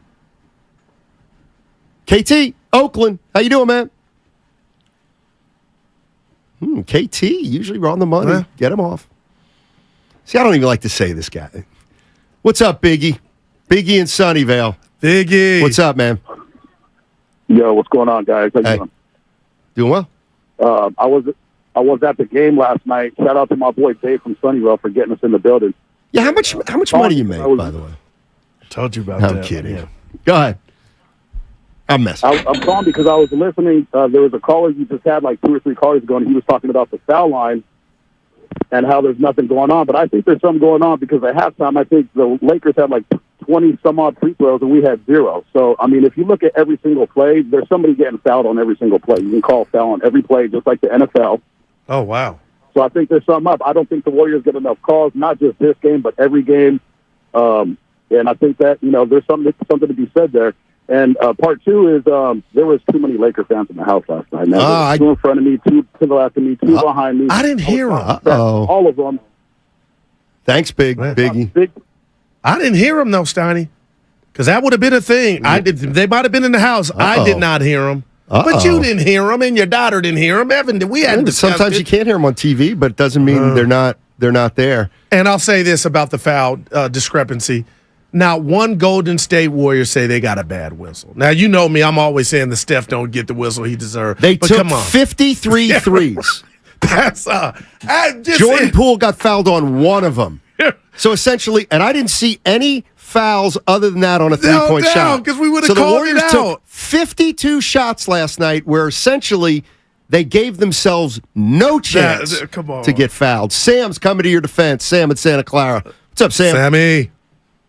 Hey, what's up, guys? First time caller. How's it going? Hey. Doing well. Hey, so I had a little gripe with you, Steiny. So, I remember when you guys were talking about, or Guru anyway, was talking about how, we could actually lose, and you were kind of telling Guru how he kind of gave up on the Warriors. I actually feel like he's just being more realistic, if anything else. As a growing up as a Warriors fan, and there's so many unrealistic expectations. Whenever something goes wrong, it's always like, no, we'll be fine, we'll be good.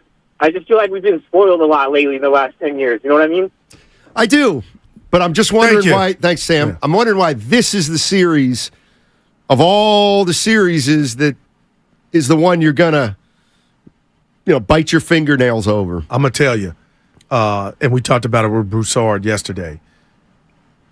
And I'm going to be selfish, but when you just step back and reflect on what this series would mean to LeBron with his, his battles over the years with Steph Curry, it means something, Stoney. And I'm just telling you, with those two combined, Anthony Davis and LeBron James's IQ, that's heavy. And the Warriors obviously have an IQ with Steph, Clay, Dre, and Steve Kerr. I get that. But damn it, Matt, I'm telling you, I just don't like this matchup. I didn't like it coming in. I still think the Warriors will be better conditioned. But to have my insecurities come to the forefront in game one, especially at the free throw line, and Anthony Davis and the Lakers' length, just, tally up 10 blocks, like the little things. So that's why I'm just being honest. I'm concerned. I have not waved the white flag, but man, this is a bear. Austin in San Jose. Our guy. What's up, Austin? How you doing? What's up, fellas? Hey, man, I love chastising Steiny. It's all in good fun, brother. Oh, yeah. And absolutely. Hey, listen, guys, I want to give you compliments on the guests, man. Stephen A. You got Broussard yesterday, and today, Phil Handyman. That you guys are hitting it out of the park. I enjoyed all three. Appreciate it. Goo, what's the chance of your boy Handy, man, next coach of the Warriors, man? What do you think about that? I think that'd be good. I like what he said about no nonsense, and I kind of feel like some of the guys on the Warriors roster right now could use a little bit of that kind of coaching if you get my drift. Kuminga, Moody, some of these guys that everybody keeps saying they need to play. No, they need to earn their way. I don't know why fans feel like these guys need to be getting on the court if they haven't earned it. So I think that's always been a thing. And then the other thing I wanted to say about the roster construction, guys, I think we're kind of seeing some of the frailties of the roster now with some of these matchups. I mean, the Lakers bench is better. They've been playing better. The Kings bench plays better. So when are these guys going to step up, man? There's no excuses. I don't care if Wiggins came back, Steiny. That's no excuse for these guys not performing and playing their roles. They're pros. Let's see it. That's all I got, guys. Thanks. Gotcha, Austin. By the way, I'm holding up a word right now on YouTube and Twitch. So if you're on YouTube and Twitch, I want you to go there to win 2 tickets. Here's what's going on. You can win 2 tickets to Game 6 tomorrow. Oh, I keep doing that. Game 2 tomorrow at 6 o'clock. You got a chance to win 2 tickets to tomorrow's Game 2 at Chase Center. Here's what you do. The word that I'm holding up right now You go to the contest page at 957thegame.com, register this word, and you are in the hopper to try to win 2 tickets to Game 2 tomorrow.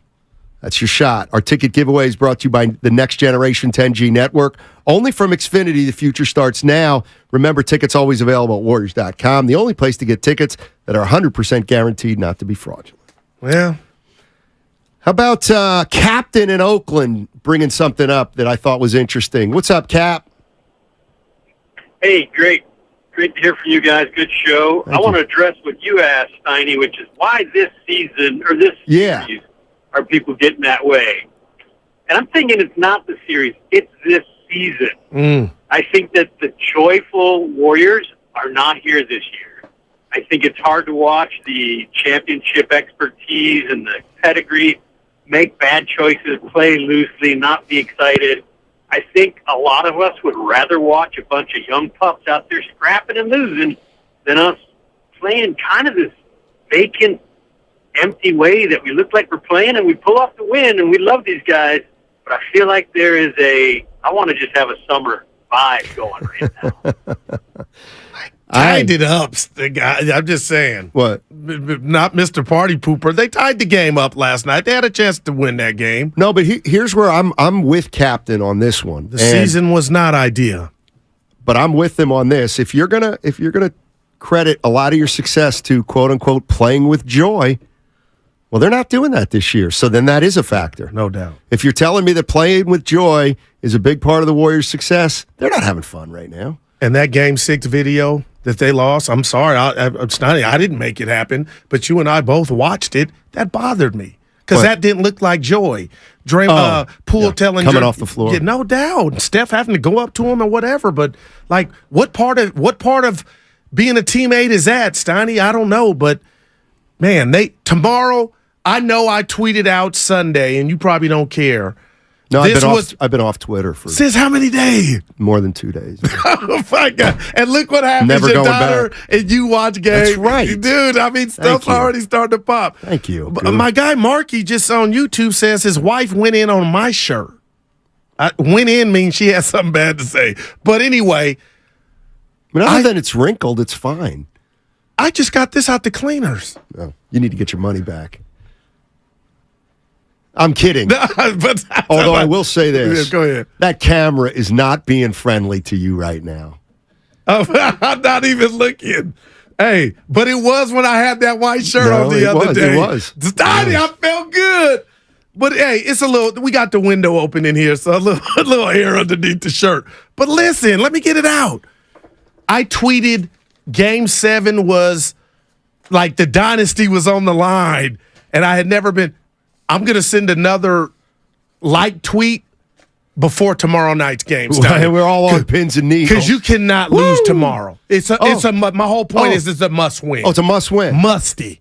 Like Pepe Le Pew, musty. It is a musty And I know win. you can say, well, they were down 2-0 last series, and you gave up on them then, and they what came don't back. you get? Who's the guy? This ain't Fresno. This ain't Sacramento. This is a Laker pack. It's with AD and Bron. There's a lack of respect I think you're showing the champions. I really do. No, all I'm telling and I'm not trolling right now. Hey, 957thegame.com, you'll see my prediction, Warriors in 7. Right. It's not lack of respect. I'm scared. That's all. And that's a lack of respect. I thought you called it appropriate fear. Yeah, appropriate fear. Scared. Well, you're scared. You're scared. No, if you say I have appropriate fear of the Lakers, that sounds much different than Steiny. I'm so scared. I'm going to go in the lab and watch it again. 6 free throws. You know I know. You know I'm giving you grief. But I do think you, and like JD said, it was one game. I keep going to our guy. It was one game. I get it. But Steiny, somehow they're not on their A game tomorrow, and they're going to Southern Cal to the Crypto.com arena down 0-2. Man, yeah.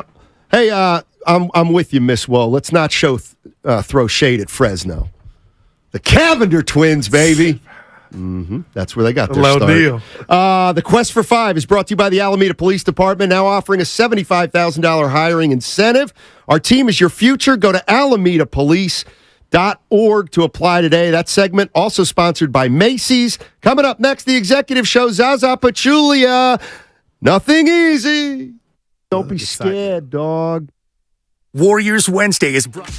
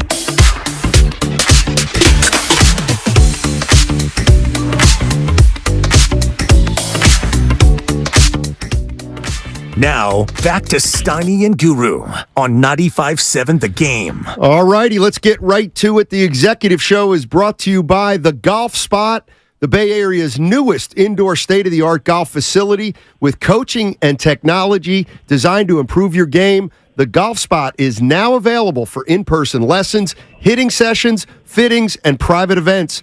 To book a lesson or reserve a bay, go to thegolfspotba.com. All right, let's welcome in Zaza Pachulia like we do every other week. What's up, Zaza? How you doing? We're back, gentlemen. We are back. Yeah. So the good news is it means you beat Sacramento, but you're down 1-0 to the Lakers. Let me ask you this first, because I think I want to know how much stock to put into this. You know, you play Sacramento and they want to get up and down, and you kind of want to slow them down a little bit, but keep your pace, and then the Lakers come in, and you want to try to speed them up. How much of an adjustment is that, considering you played Sunday and now you played a totally different team on Tuesday?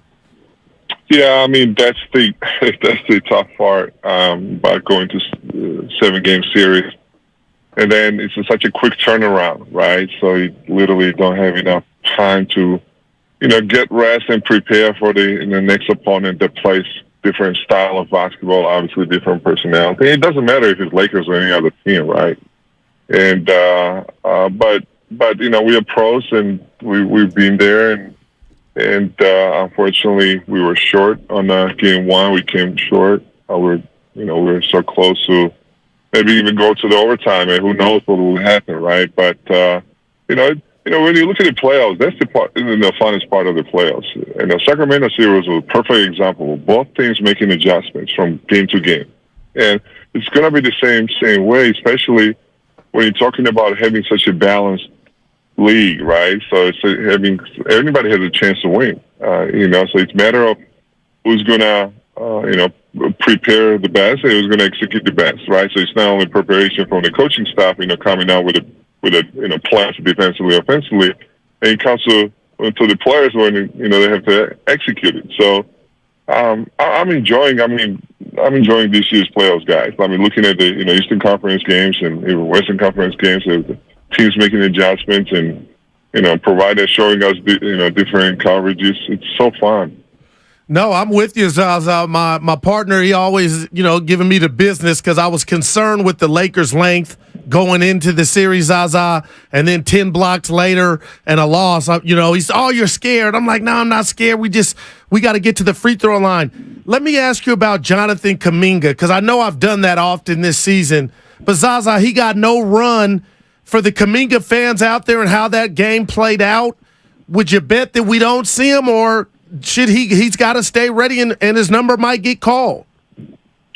Yeah, I mean, no matter what, guys, I think any player, especially being a young player, you have to stay ready, because what if your name gonna get called, right? And injuries happen, suspensions happen, right? I mean, you might need from series to series, it's a different lineups, right? Different needs, especially knowing Steve Kerr. He's so good, and that's one of his things, to match the either length or speed or shooting or size, right? We've seen it, previously, historically. So you gotta stay ready. And plus, it's not only about you to help the team, but also help your career, right? I mean, you don't get so many opportunities. So once you do, you better be ready. So I know it's a very tough situation to be at for the young man. But at the same time, I think our coaching staff are doing a really good job of balancing out. For example, that some of the guys that didn't get a chance to play at all, or got the few minutes yesterday's game. Today, for example, was a day to actually get some 3-on-3, 4-on-4, 5-on-5. That way, kind of catch up. So. I know it's tough. It's definitely not easy. I've been there. But like I say, that's our job, to stay ready. Yeah, Zaza Pachulia joining us on 95.7 The Game. The way here's what I was talking about before you came on, and I just want to start a discussion. You played without Wiggins for 2 months, and in those 2 months, Peyton II helped you, Kuminga helped you, Dante helped you. Well, now here comes Wiggins back, and he looks pretty good. but those three guys' production now has fallen off a little bit. Like you were a player that sometimes had to make more out of less minutes, which I think is what Steve's asking those three guys to do. How do you do it? How do you get something out of Wiggins and then those three guys remain in the mix? Yeah, sometimes you think like, wow, that's not fair, right? Because the guy, delivered it and he helped us to go through it. And that's the toughest part of our jobs, to be honest. But life is not fair overall. You get into so many situations where you might think and feel that way, but that's why you look at it as a journey, right? So it's not about today; it's about you gotta look at this 10 plus year career, and you gotta constantly fight, keep fighting for your minutes, for your role. Keep being pro, keep being ready, and our goal. Obviously, we have a goal to win a championship, guys. It could be worse, right? Where you have a team that is not even making the playoffs, and you be in the situation, right? So, like I say, this team, it has been always in the last decade playing for the championship, right? So that's the main goal. So. Sometimes you have to put your personal, agendas on the side. And like I say, as we are all human beings, we all have feelings. And, when I talked to Steve Kerr, I had this conversation with Steve Kerr, and he mentioned this, I'd rather have guys complaining about minutes than having the guys who just doesn't care and doesn't want to play. And this is so true. And, I'm so glad that those guys are staying hungry and, want to play and showing the emotions, right? And they deserve to play, but at the same time, you only can have 5 players on the court.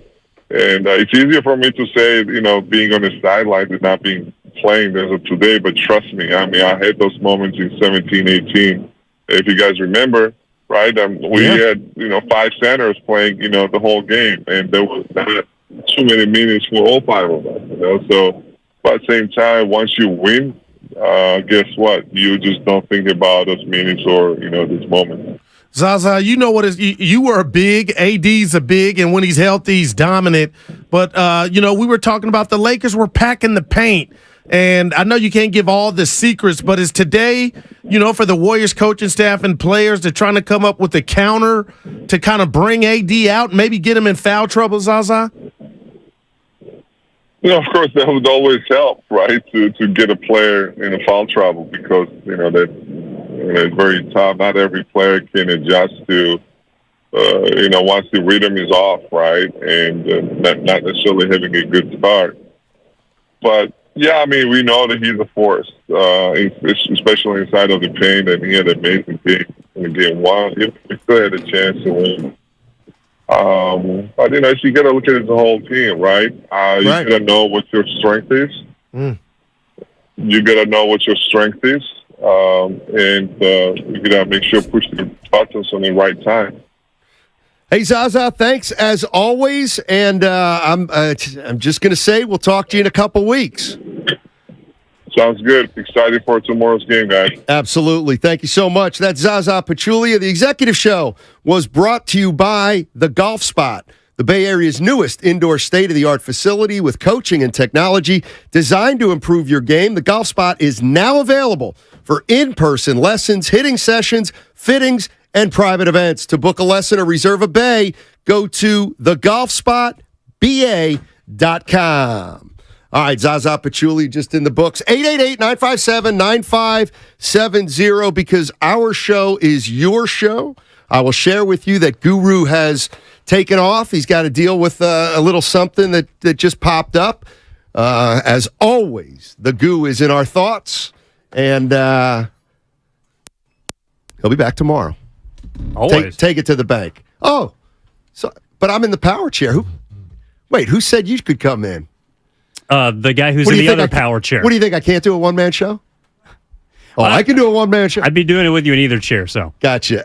Evan Giddings joining us in for Goo. Goo's just going to a little early leave. He's got some stuff to take care of.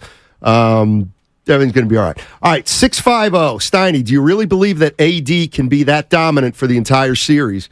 Evan, I would say no, I don't. I don't think he can be dominant like that for the entire series. But one of the things I think of when I think of the game he played last night is I do think of Klay Thompson and Jordan Poole.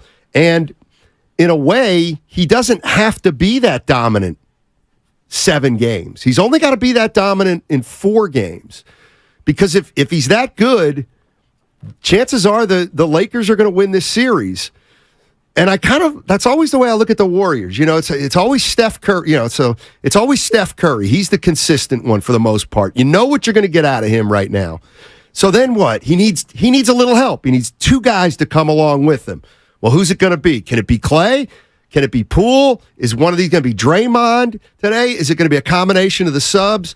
So I don't think he's going to be dominant throughout the course of the series, but I think he's going to have moments of dominance. I wonder how long he can sustain that play. If he's playing 44 minutes a game, like that was one of the things that jumped out to me, the fact he didn't rest at all in the second half of game 1. Can he be that guy continuously? And can he pretty much chill? Because when the Warriors were playing with primarily Looney and Draymond, Steve Kerr said before the game there, we're going to stick with the 2 big rotation. That's their best lineup. Anthony Davis got let off the hook, I think, a little bit defensively. He was allowed to kind of roam. He was allowed to play center field. He and LeBron could kind of funnel guys towards the center. Can he be a defensive presence for 44 minutes? That's what I wonder a little bit, because they took him away a little bit offensively in the second half, right? But he was still a terror on the glass. He obviously had 4 blocks, I believe, 2 of which came in the second half, and altered a ton of shots. So unless the Warriors can make those minutes taxing, then I actually do think he can be just as effective. Yeah, I played this earlier, but I want to play it again because I think it was insightful. Anthony Davis, after the game, was doing a post-game interview with Chris Haynes of TNT, and I just thought Anthony Davis was kind of striking all the right chords of a player who respects the hell out of the Golden State Warriors and who knows there's a lot of work to do. Man, no lead is safe with them. Obviously, as we saw, they could get hot at any moment, but it's just a mindset for our team, knowing that we can win in this building, we can beat this team, a confidence booster for us. So we didn't do anything. You know, we came in, we got a game, but like I said last year, we see what this team can do. We know what this team can do, what they're capable of. So, you know, we go back, look at the film, what we can do better, clean up that last 5 minutes in the fourth quarter where they got high, got free up some threes. Me, I got to be up more with them guards, but we was able to get one in game 1. But like I said, we haven't done anything. You know what? And we talked about everything except this. Did you hear what he threw in at the end? Tell me. Me. I got to do better with the guards. Mm-hmm. So what Anthony Davis is saying to me is, you know what? I might be able to play better defense than I did in game 1 because, yes, I can rim protect in my sleep, but I need to do a better job of being conscientious where Curry and Poole and Klay are. Maybe, does he have both in him? I think that was also a response to, the Warriors put it into 5th gear in the last 6 minutes of the game. And I think that, if we're talking about him being able to play 44, 40-plus minutes and make him work, that's to me where I think the Warriors have to get a little more aggressive in this series. And maybe where Steve Kerr could be able to use some more swingmen like Kuminga or perhaps Moses Moody, because those guys have young legs. Those guys have energy, and they also haven't played a lot of minutes in these playoffs as opposed to the guys coming off a 7-game series. So if you're going to try and get AD up and down the court, we're talking about it on the Vine, when the Warriors had success in the first quarter, and especially down the stretch of the fourth, they were running. They were getting up and down, even if Kevon Looney and Draymond were on the floor together. So that's, to me, where AD is saying, I got to be better with guards. I also got to be, I can't be trailing plays because they got out in transition. I think also, and I do wonder how much Draymond Green as a one-on-one defender against Anthony Davis will play a role in Game 2, because we've seen him have, even though he's smaller, he's obviously not as prolific of a rebounder as Kevon Looney. He did have some success against AD defensively, and I think that affected AD on the other side of the court. Yeah, I don't think there's any doubt, although maybe some Warrior fans will disagree with me. I think Draymond Green gives the Warriors their best chance of defending Anthony Davis if you're going to play him one-on-one. I don't really see JaMychal Green being as effective as Draymond, or even Kuminga obviously being as effective as Draymond. The question is how much time can Draymond cover? How much of the time can Draymond cover Anthony Davis over the course of a game? And can he stay out of foul trouble? Exactly. Trey's in Oakland. What's up, Trey? How you doing, man? Oh. All right. What's up, man? Well, man, I just want to give my thoughts. First of all, man, I'm enjoying this series. Both teams is playing hard, in the words of Rasheed Wallace, but literally both teams are truly playing hard. I think the thing was getting overlooked. The Lakers' smothering defense, man, is just good, except for, like, the last few minutes when the Warriors went on that 14-0 run to tie it up. But, like, if you notice, like, when Steph tried to drive to the hole and AD blocked that, Steph is usually making that because he don't have to run into a dominant center like that. And so I think that's going to alter Steph from, like, driving to the hole where he's going to have to force those long jump shots and everything like that. So Anthony Davis is going to clog up that middle. And I don't know if the Warriors can figure that out. And I'm still sticking by my guns. The Lakers in 6. Appreciate the call, Trey. Thank you. I mean, I think what the Lakers' plan is to, especially with Vanderbilt, just make Curry work and try to get him to play inside the 3-point line. And now that I think about how many of threes Steph's were in transition versus in the half court, I don't know offhand. Even if they were in the half court, it did feel like they were early in the shot clock. Like he was trying to get his first best look and let that thing go. Right. And I just think so. If you're the Lakers, you try to take the three away. Although, did you? Did you take the three away? The Warriors shot 40% from Not three. Not really. No. Like, that's the part that I'm a little. That's the part that would give me a little pause if I'm the Warriors. Is we did make 21 threes. Now, the issue is you shot 40% from three. You shot 40% from two. Okay. How do you shoot 60% from two, which is what we usually do? To me, it's you got to start pulling up and hitting little mid-range shots. Vince is in the city. Hey, Vince, how you doing? Hey, what's up, fellas? All right. So I wanted to talk about how I thought the Warriors had a pretty good game last night, all things considered. They made that push at the end and tied it up. But I think what it's going to come down to in this series is continued effort with gang rebounding. Because Kevon, he can't keep getting 20-plus boards a game. They got to do it as a team. And I think the other key is you guys got to get out and run. Like, these dudes are old. You got to get up and down the floor and just literally grind them and run them into the ground. Get AD tired. Because, we've been talking about AD all morning. Yep. But there's still this other guy, named LeBron James, he had a quiet 20-something point night. And I think he's going to erupt when they get down to L.A. So you got to run him into the ground and get him tired and just keep taking good shots. Appreciate the call. Well, no, that was something you brought up before the show, Steiny. The fact that LeBron, he was out there. He obviously had a solid game, but he is so much more choiceful with the spots that he gets to on the floor and when he chooses to actually impact the game. Yeah, no, good point. By the way, your chance to win 2 tickets to Game 2 tomorrow. You got one more shot at it on our show. We're going to do that after the break in about 10 minutes. 10 minutes, I'm going to hold up a word on Twitch and YouTube. You go to 957thegame.com, the contest page, register that word, and you got a shot to win 2 tickets to Game 2. And that giveaway is brought to you by the Next Generation 10G Network, only from Xfinity. The future starts now. Remember, tickets are always available at Warriors.com, the only place to get tickets that are 100% guaranteed, not to be fraudulent. So, about getting out and running, well, let's take a look at this, because I would venture to believe. So, think about this for a minute. The Lakers shot 46.7% for the game. Pretty good, 47%.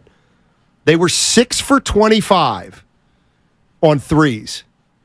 So what that tells me is I got to believe that the Warriors were able to get out and run, or when they were able to get out and run, that was a big part of it, the 6 for 25. I mean, I can just remember the last LeBron milked the shot clock, took a three. The Warriors, they took another. You know what I mean? So if the Lakers though are getting to the line and scoring in the half court, well, you can't go up. You can't get out and run then, Evan. You just can't. No, and in the third quarter, I think that's really where they did a good job at slowing the game down. And a lot of that was because of the whistle, where you felt like it was unfair or not. It happened. And the Warriors weren't able to then apply a similar pressure by either drawing fouls, getting the free throw line, really just getting, I thought, good looks. Like, they shot it well from three, but I don't know, Stephen Curry, he kind of referenced it after the game, the fact that, like, that last shot that he took with about 1:10 left, they got blocked, a potential game-tying shot. That was something that was obviously available against Sacramento. And right. I feel like if we're talking about being able to make an immediate switch and adjustment, that's a play where I think in game 2 and beyond, we'll see him pull up from 12 Absolutely. feet. Like, and he's good enough to make that adjustment. No doubt. As will the Warriors. I think the mid-range, like we saw the Lakers be able to, not consistently, but they made 55% of their twos. A lot of that was also from the mid-range. They're the number one team in the paint. Like, their game plan coming in was, I think, more fit to combat what the Warriors offered defensively, as opposed to the other way around, just based on the matchups that they played in the previous round. Yeah, the other thing I was just thinking off the top of my head is I'm looking at Peyton II, I'm looking at DiVincenzo and Moody, and there's not getting any offense out of those guys. And then you look at the Lakers, and I actually thought Austin Reeves was pretty solid. You look at the box score, and you're like, what did he do? 10 points, 5 rebounds, 3 assists. Yep. But you know what? He had 0 turnovers. He's a solid player. I mean, he's just solid. And you know who else was solid when he came in and played 12 minutes? Hachimura. He makes the 2 shots. Obviously, Schroeder was terrific off the bench. All right. 888-957-9570. You got next segment to get in. Then we're going to get into the changeover. Most importantly, on the other side, your chance to win 2 tickets to Game 2 tomorrow at Chase Center. Give yourself a head start. Get over to YouTube or Twitch, because I'm going to hold up a word on the other side, and it's going to give you an opportunity to be in the building tomorrow night. Go to YouTube or Twitch on 95.7 The Game. Warriors Wednesday is brought to you by Kirby, your driveway mechanic. Check out Kirby at CURBEE.com. There's an RV for every lifestyle at the Spring Manufacturers RV Show. You'll see RVs from multiple dealers. Don't miss the Spring Manufacturers RV Show at the Alameda County Fairgrounds in Pleasanton, May 6th through the 14th. Hello, I'm Kelly Burris, an attorney with the domestic litigation firm Cordell & Cordell. Here are a few quick divorce tips that we provide our clients. Number 1, if you must move from your home, be sure to at least inventory your important personal property. An easy way is to record video with your cell phone and narrate the walkthrough. Number 2, don't be lured into a confrontation or an argument. Walk away. Don't hand your wife an opportunity for an order of protection. And number 3, always take time to prepare for hearings and depositions. Insist on a prep meeting, whether your lawyer thinks you need it or not. And finally, make sure that you've secured your private records, your email, and other accounts. If in doubt, set new passwords. Cordell & Cordell has been a partner men can count on for over 30 years. You can schedule an appointment on the phone by calling 866-DADS-LAW or by visiting us online at CordellCordell.com. Schedule an appointment with one of Cordell & Cordell's California area attorneys. 3 East 3rd Avenue, Suite 200, San Mateo, California, 94401. Thinking of selling your house, but you don't want to deal with repairs, cleaning, realtors, photos, and showings? Ugh. With JohnBuysBayAreaHouses.com, you don't have to do any repairs or pay any commissions. Call 415-985-7000, and John will give you a fair cash offer without any inspections, showings, or other headaches. That's 415-985-7000. When you sell to JohnBuysBayAreaHomes.com, you decide when you want to move, according to your schedule and your terms. John buys vacant houses, inherited houses, beautiful houses, fixer-uppers, in any condition as is. JohnBuysBayAreaHouses.com provides you with the easiest sell possible and will assist you in every step of the way.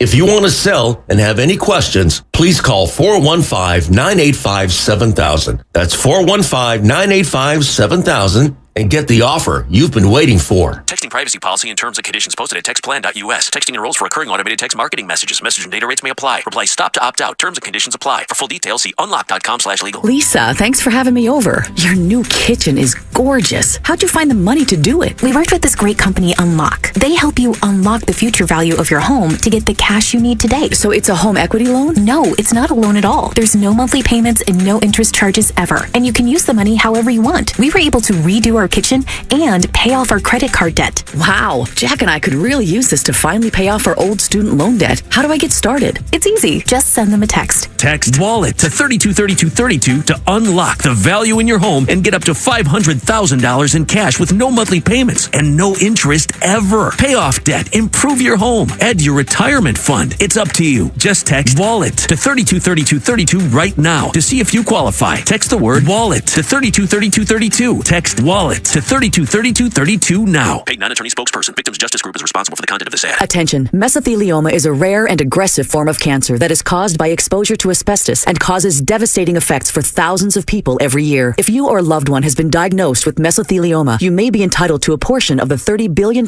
in court-ordered trust fund money that has been set aside for mesothelioma patients and their families. Call the Victims Justice Group for a free consultation. 800-731-7925. Even if you smoked, many workers who were exposed to dangerous asbestos in the 1970s to now found companies did little or nothing to protect workers. Asbestos can be found at job sites and industries such as factories, shipyards, construction, automotive, pipe fitter, industrial plants, and so much more. Call the Victims Justice Group now. 800-731-7925. The average mesothelioma claim is more than $1 million, and often payment is received in less than a year. Find out now what you may be entitled to. Call 800-731-7925. Call now to get the help and financial compensation you deserve. Call 800-731-7925. 800-731-7925. Progressive covers pets in our auto policy at no extra charge. Now let's see what your dog has to say. As a dog, I think Progressive's auto pet policies. Oh, what is that?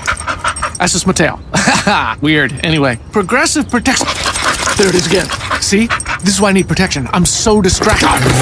Nope, that is still my tail. Progressive Auto Insurance covers pets for up to $1,000 in a car accident at no extra charge. And we think your dog would say that's great too. Progressive Casualty Insurance Company and affiliates. Coverage for cats and dogs included with the purchase of collision coverage and subject to policy terms. Are you interested in volunteering for a domestic violence program? Volunteer Opportunities with a Safe Place includes assisting with their 24-hour crisis line, community outreach, special events, and more. Domestic violence volunteer training classes will take place summer 2023. To sign up, please visit asafeplace.org and complete the Submit the Volunteer Training application. For more information, please contact our office at 510-986-8600. Remember when you were told bigger is better? Well, that's just simply not the case. Do you want a big bill? No. A big burden? No. What about a big bulky tank water heater taking up space in your basement? No, I didn't think so. What you do want is to make all of those things smaller. Navien tankless water heaters are more efficient and take up less space than outdated bulky tanks, with cutting-edge features that improve safety, simplify processes, and increase capabilities. Once you go Navien, you'll never go back. Learn more at tanklessmadesimple.com. Right now, spring is at the Home Depot, and it's time to get growing. Whether you're planting vegetables or herbs, or just sprucing up your indoor space with lush 6-inch Vigoro Tropicals, we have what you need to get your season started. Visit your local Home Depot garden center today and shop our easy-to-grow, bigger, bolder tropicals, like peace lilies, dracaena, or ficus plants. Do your spring at the Home Depot. How doers get more done. Product varies by store.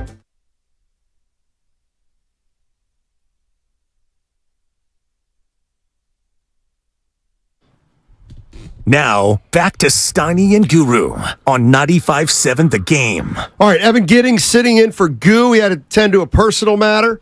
And in 5 minutes, before the end of this segment, you're going to have your last opportunity of this show to win 2 tickets to Game 2 tomorrow night.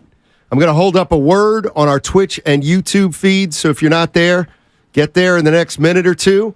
I'm going to hold up a word. When I do, you enter that word onto the 957thegame.com contest page, and that gives you an opportunity to win 2 tickets to tomorrow's Game 2 against the Lakers. Warriors. They got beat last night. I don't think they lost. I think they got beat. I think you got to give credit to the Lakers last night. Well, and that's why I want to ask you, after game one, okay, feeling out game, time for adjustments, but with the way that the Lakers played, they didn't play supremely well. The Lakers shot it well from three, but maybe had other areas they could clean up. Are you feeling like does that game make you feel nervous? I think that's why Guru felt the way he did coming in today, a little scared about potentially that Game 7 prediction.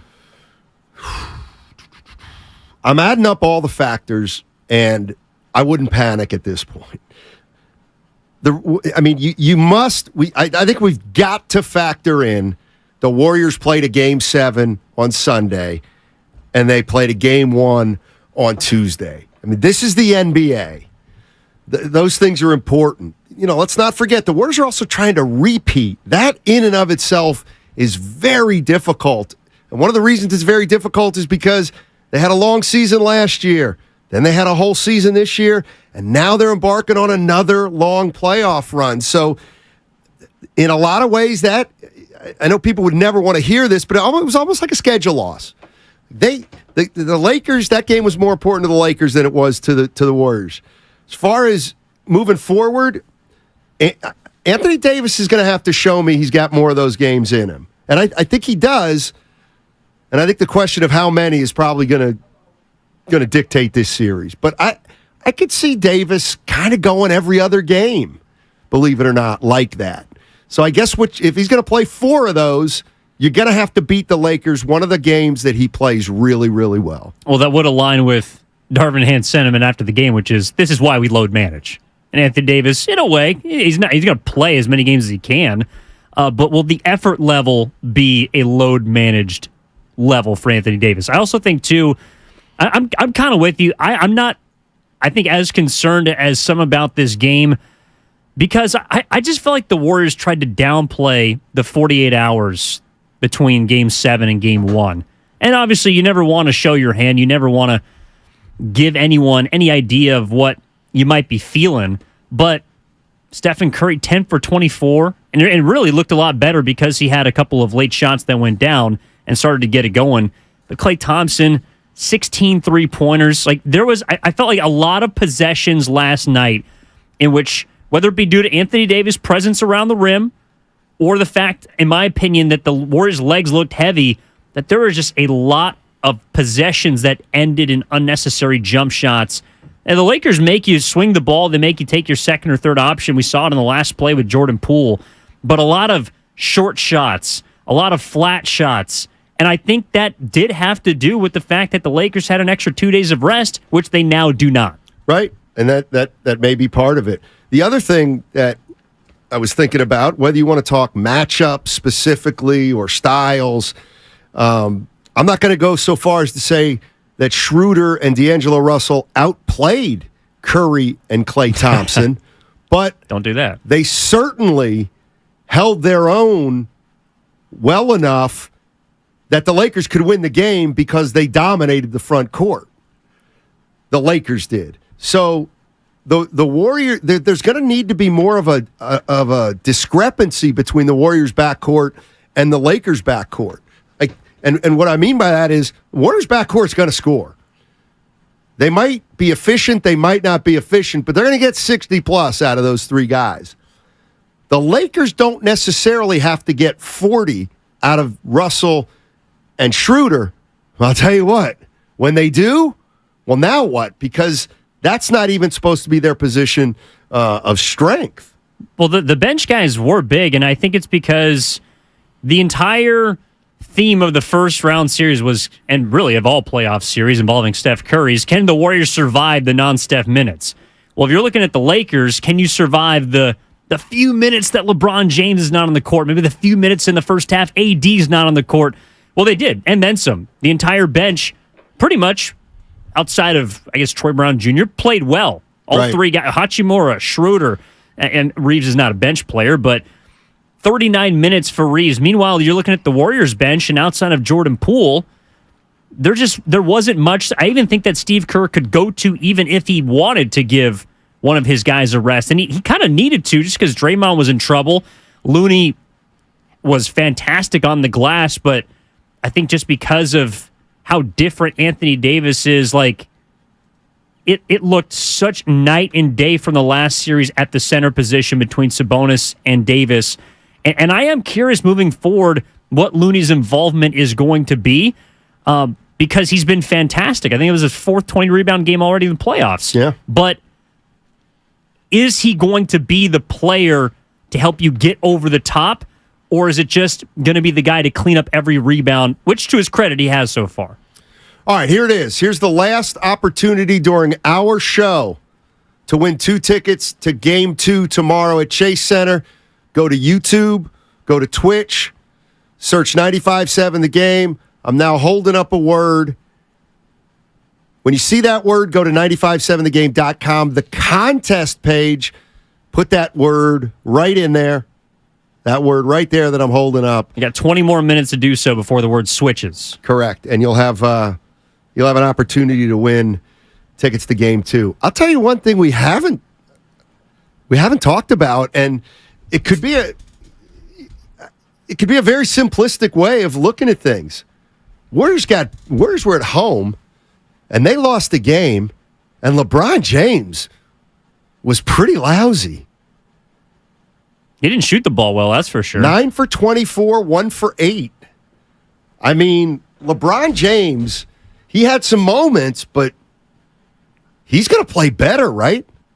You would imagine, I mean, okay, if you're taking the two guys, Davis and James, their combined level was pretty high. Correct. But if Davis, like you're saying, has maybe a down game or plays every other the way he did last night, was LeBron going to play maybe every other a LeBron James game? I do wonder, like in the Memphis series, I don't think he was supremely impressive either. He certainly had his moments, and I think where they need him and where he has done a better job this year of he plays minutes, but he kind of takes breaks during games. No doubt. Especially on defense.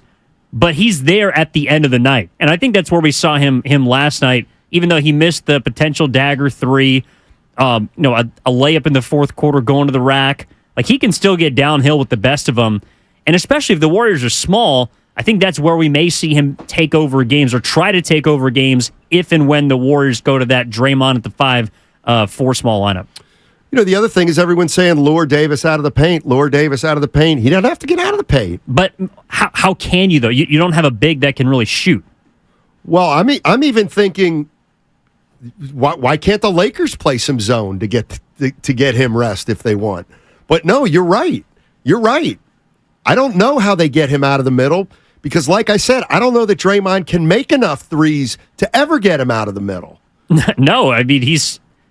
Or every LeBron. team is going to let him take as many threes as he wants. It can be LeBron or Anthony Davis because both of them serve the same purpose, I think, defensively when they're helping in the lane. All right. Woo! Big show today. Warriors get down 1-0 to the Lakers. Game 2 tomorrow. No panic. Not yet. Well, not from yet. Not from you. Not from you. I never take shots at my guy after he leaves. Nothing but love for Daryl the Guru 100%. Johnson. All right. On the other side, you know what we got? We got the crossover. With a new sponsor on 95.7 The Game. Warriors Wednesday is brought to you by Friedman's Appliance, a trusted name since 1922. Visit Friedman's Appliance.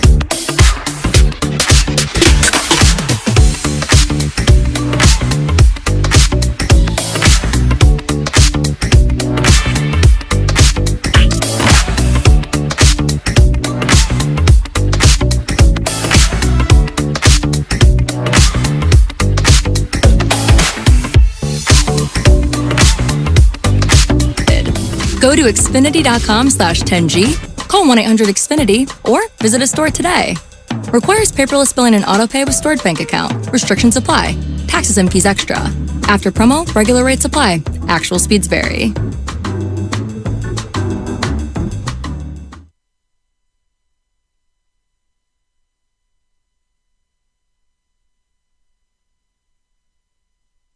If you're gold-blooded, you're always gold-blooded.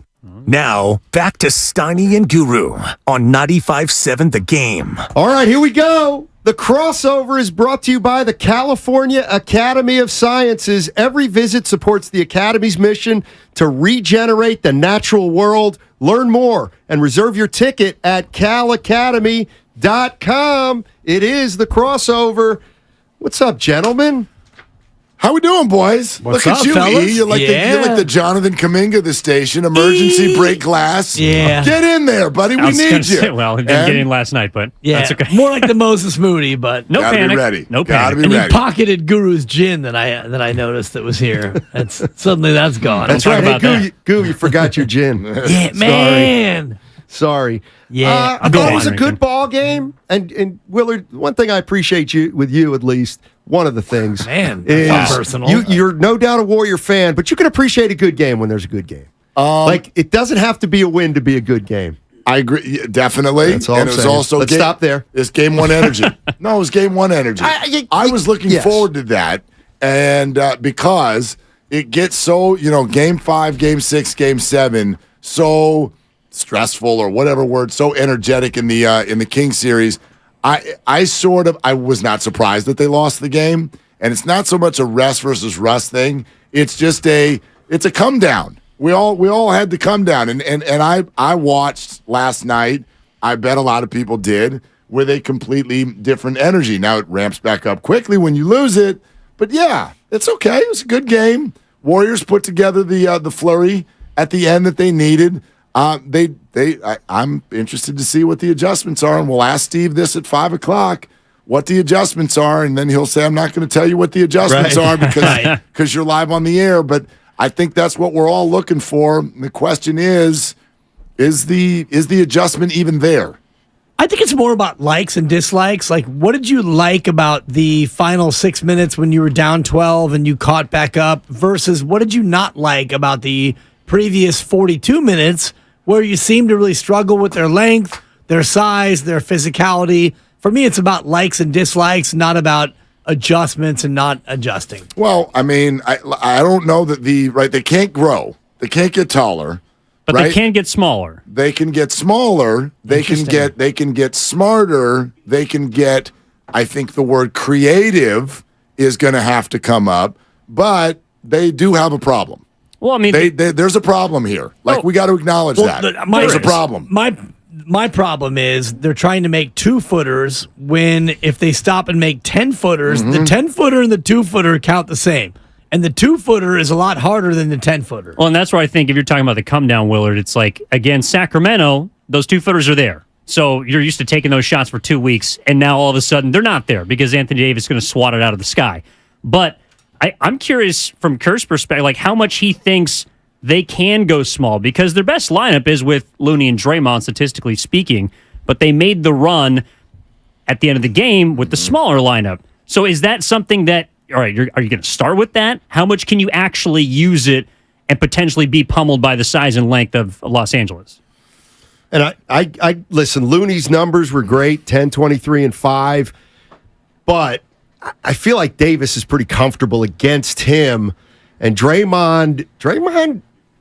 When did you know he had 23 rebounds, by the way? Well, I'll tell you exactly when. Charles Barkley at halftime. Exactly, yeah. Charles Barkley at halftime said, he made a statement because Looney's going to rebound. You're not going to rebound like he did against Sacramento, and that's when I looked at Looney's rebounds. He had 15 at half. Yeah, at the half. Remember, he got like 4 of them on one play. Exactly. Yeah, rebounds not created equal. Yeah, exactly. It's true.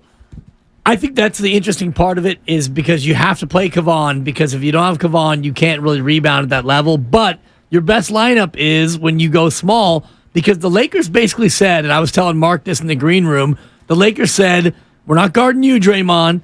We're not guarding you, Kevon. We're not guarding GP2. and they may not guard Dante DiVincenzo. Right. So He's not going to shoot. Yeah. Defensively, they can play zone by proxy because there's half the team you don't have to guard. Well, and I want to go back and kind of look at the game a little more, because when did I feel like the Lakers wanted to take away the Warriors' 3-point shooting, like run them off the line a little, but they took 53 threes, and I didn't necessarily think, oh my God, they're taking terrible threes. So what I'm getting at is, so when did the Warriors get their threes? Were they when the Lakers were going 6 for 25 from 3-point range? I know a couple late. That's how they got that flurry. So then you start to think, well, what if the Lakers stop and realize where they gave up their threes, which are in transition? The bottom line is, Warriors going to have to make some mid-range shots. That's right. That's right. And that's the creativity we're talking about, because, well, it's one of two things. You either have to make the mid-range, or you have to make them pay enough for not guarding other people at the three-point line to pull people away from the hoop. Because doesn't it seem, if you're not really like watching the X's and O's, it feels like LeBron James is the only player in the NBA who knows how to block Steph Curry at the rim. Steph is so creative when he gets by. He's got all the, well, I don't need to tell you all, right? You've watched the creativity of how he can finish around the rim with spin and finger rolls and hooks, and all the other big men in the league can't block. LeBron seems to know, second Steph's going to the rim, I'm going to meet him at the backboard, and I'm going to block that shot. And it's like he either has elite timing, or he's just already closer to the rim than other big men are. AD as well. So I think, Dibs, that's the point you're getting at. Right. If they're all just going to sag there in the paint and wait for you, then you've got to find a different way to make them pay for you that. got to De'Aaron Fox them. Well, jump stop and hit that little 12-footer. He'd be a great player to have right now. Yes. Well, I do think, too, some of it is, when Steph is finishing at the rim, he can score on one guy. He can score on one guy. I don't care if the guy's 7 feet or not. But if you've got to be cognizant of where Davis is, then you don't know where LeBron is. Right. And that's when he can just sit there and you got to finish over two guys. That's a tall ask. And he kind of just kicks it. Like I was making a soccer analogy for you, Dibs, earlier. He's kind of like Lionel Messi. Like he just kind of walks around the field, waits for his time to strike. Right. And then immediately is the best player on the floor because he's been conserving energy even though he's out there for 40 minutes. So, I felt like the Lakers, in a way, wanted the Warriors to continue to shoot. Even though they shot well from distance, there was nothing either in the mid-range or in the paint. I think that's why we didn't see him take a free throw until 38 seconds left in the first half. And I think that's why I'm saying that they need to make Anthony Davis, in particular, play defense. And LeBron to an extent as well, because they came out when it was Kevon and Draymond both on the floor, and we're not going to guard you until you get in here to 5 feet or 6 feet from the basket. And so they were able to take defensive possessions off. Well, we're also spending all our time talking about the Warriors' offense, and we're not talking at all about the other end of the floor. Yeah. And in my opinion, in these playoffs, this matchup, there is no reason for the Lakers to score 117 points, ever. They are not good enough offensively to score 117 Don't sleep points. on the Lakers. And I will sleep on their offense because it's not a 117-point offense. Man. It's about a 108 in the playoffs now because things slow down and the defenses are supposed to be better. I was very disappointed. We're always going to focus on the offensive end.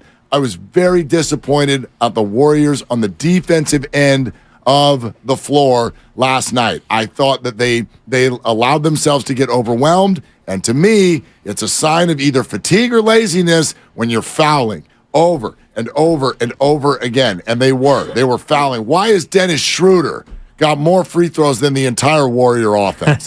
That's crazy. But what about the refs, Mark? I'm not getting on the refs last night. There was a jump ball. No. That was the only thing I was questioning. Yeah, I'm not gonna get on them last night. But they were as bad as they normally are. You know so what? There's nothing to say. I'm looking at the YouTube chat, Nice. and Vic writes they can get chippier. They didn't play with an edge last night. Of course the not. Warriors did not play with an edge. Game one energy. Exactly. By the way, and they're going to need to find that chippiness in a different spot. You're not going to get from the Lakers an idiotic comment from Malik Monk or any of those, even though Malik sort of slipped and fell into that one, you're not going to get it. Did you all hear Anthony Davis after the game. We have that interview He just sat here. there and he's like, we didn't do anything. These guys are the most amazing thing that's ever put on a basketball uniform. Right. We respect the hell. You're not going I to took get note of that, too. You're not going to get your bulletin board here. You're not going to get it. So you're going to have to find that motivation in a different space. And for good reason, in an understandable way, they didn't have it yet last night. It's game one. They're exhausted. You're still on the come down from Sacramento. But you got to find it fast. Because Dibs, tomorrow night is a must win. Yes, it is. No, Thank you. it's funny you mentioned that. Yeah, because they've never come back from 2-0 down. Not at home. Not at home. Not at home. Not at Not home. at home. Nope. Yeah, no one ever has, actually. I did it Right? away. Doesn't matter. No, I'm talking no about, team has ever come back Who after cares? losing the first 2 games at You home. know what? I'm I actually wonder. done No, with all. I'm done with all the it's percentages of happened. what's happened It's in history. happened. Throw them And- out. Throw them out. I'm talking about yeah, this it happened series. last year, Dibs, actually, in fact. Dibs. And no defending champion has ever come back from being 2-0 down. Do you know what? Actually, a defending champion has. I'm done. And they've got championship I'm pedigree. done. So I'm done with all the history. So we're Who going to go ahead cares? and call it a must-win. Do you realize how stupid? I love it. No, you're right. It's a must-win. We sound. That Don't is need a my championship opinion, blood drive and I tomorrow. will stay on it. No, it's a great opinion. The percentage thing is silly. At different points of the Kings-Warriors series, we had both what the Warriors are about to do has only happened 7% of the time. What the Kings are about to do has only happened 13% of the time. Well, one of them was going to win it. I'm talking about these two teams. Sure, And in my opinion, the Warriors cannot win this series if they don't win tomorrow night. Yeah, That's it. That's I'm your with you. opinion. You can. What other But opinion it's also do I why I have? feel like they You will want me win to go tomorrow outside and talk You to have the Bob streets. and share his opinion? We're going to go to Bob, I got and Bob's mine. on hold right now. I got mine. Various I got my Bobs are opinion. on hold right and now. the Warriors cannot win this series if they don't win tomorrow night. IMO. You're listening to 95.7 The Game, KGMZ FM at HD1 San Francisco. Always live on Twitch, YouTube, and the free Odyssey app. I'm going to call it a day, gentlemen. You have a great Why? show because I've got a place to be on Wednesdays. You know, Wednesday's my 2 o'clock game. And don't think I didn't hear you taking shots at me yesterday. I was? Yes, you were. What'd I say? I got emails. You got about it. receipts? You got emails? Yeah. First day we get a sponsor in the Wait, California wait, Academy of who? Sciences, and Who? got to go. No, hold on. Who emails you about something like you're getting P1. You're getting bulletin board material in email form? Yeah, you were on your Steiny won't do it. Steiny won't do it. Yes, Steiny won't do it. Yes, I will. No, you won't. Once in a while, I won't do things. Most of the time, I'm a team player. Once in a while. Malik This is- Monk said he wasn't there- fast enough to get to the other side of the There have bridge. been 3 days this week. Day 1 was you talking about how you weren't going to do it. Yep. Day 2 was you actually not doing it. Go on. And day 3 is you leaving 10 minutes early. You're going to tell me once in a while? Go ahead and go. I'm done. Fine. Maybe this this crossover will get better now. Bye. All right, Crossover. Stoney. Yeah. Appreciate you. Yeah. Give Stay Goo my right there, best. Evan. Stay right there. We're crossing over. Yeah, I feel like I don't have a choice. Well, he's kind of in my seat. Locked in, yeah. No, but you know I'm a huge E fan. You know I'm a big E Giddings fan. The whole idea of must win, I understand that losing both at home is a little bit unwieldy. I think in terms of what the Warriors did yesterday, as a Warrior fan, in terms of how you lost the game, that's the way I would want them to lose the game. They rallied. They found something. They didn't burn everyone out like the Lakers. You know, they played Anthony Davis, 42, 43. LeBron played a ton. Mm-hmm. I think the Warriors are tactically looking at this in the long game. Yeah, I can see how on paper it's all right, we made 21 threes. By the way, when they shoot more than 50 threes this year, they're 1-3 now. Last year, very different story. I think they're like 8-0. But to your point about bulletin board material, the Warriors have always this season kind of played their best when they've been backed into a corner. And I don't know, I kind of tried to prod D'Angelo Russell a little bit after the game. Just ask him like, hey, you guys played a physical series against Memphis. They just came off a 7-game series. Did you sense like any heavy legs out there? And he was like, no, absolutely not. I'm not so sure. And I know Steve Kerr's been trying to play that down as well. Sure. But at different times, I don't know what it looked like to you guys. It looked like they were settling, and some of those shots were pretty flat. And I think the Jordan Poole sequence at the end of the game, and I was telling Mark this in the green room, because if you look at that video, and Tim Legler had a great breakdown, they get the possession back. Steph Curry gets it with about 18 or 19 to go in the game, and he pushes it. Draymond and Jordan Poole are jogging. They're almost walking up the floor. Steph speeds up. He gets across half court. He gets double teamed. There are 4 Lakers within 8 feet of him, and he's got nothing. And now he throws to Draymond, and Jordan Poole lollygags to where he eventually shoots the ball. That possession to me was exactly what you're talking about in terms of heavy legs. And also, too, it could just be because of the frustration of a loss, but after that shot falls short, you look at Steph Curry, kind of bends over, a little bit heavy. I just think it's being human. It's natural. It's not even so much did they have the energy to win. Steve Kerr said it. Down the stretch, they looked like the more energetic team. That's fine. There are bursts. I think it's more almost something you can just feel. It's a vibe. It's a game 1 versus a game 7. It's a feeling out process. When I watched Steph Curry go out and play the way he did in the first half, which was, I don't know, a little bit passive for him sometimes. Especially right? compared to game 7. Yeah, sometimes that's strategic, and that's fine. I don't have a problem with this. It's the way humans work. Like, yes, the letdown factor. It just felt like there was not the same intensity. How the hell would there be? It's game 1, 48 hours after game 7. How the hell, these people, Chase Center sounded quiet. What? Stop.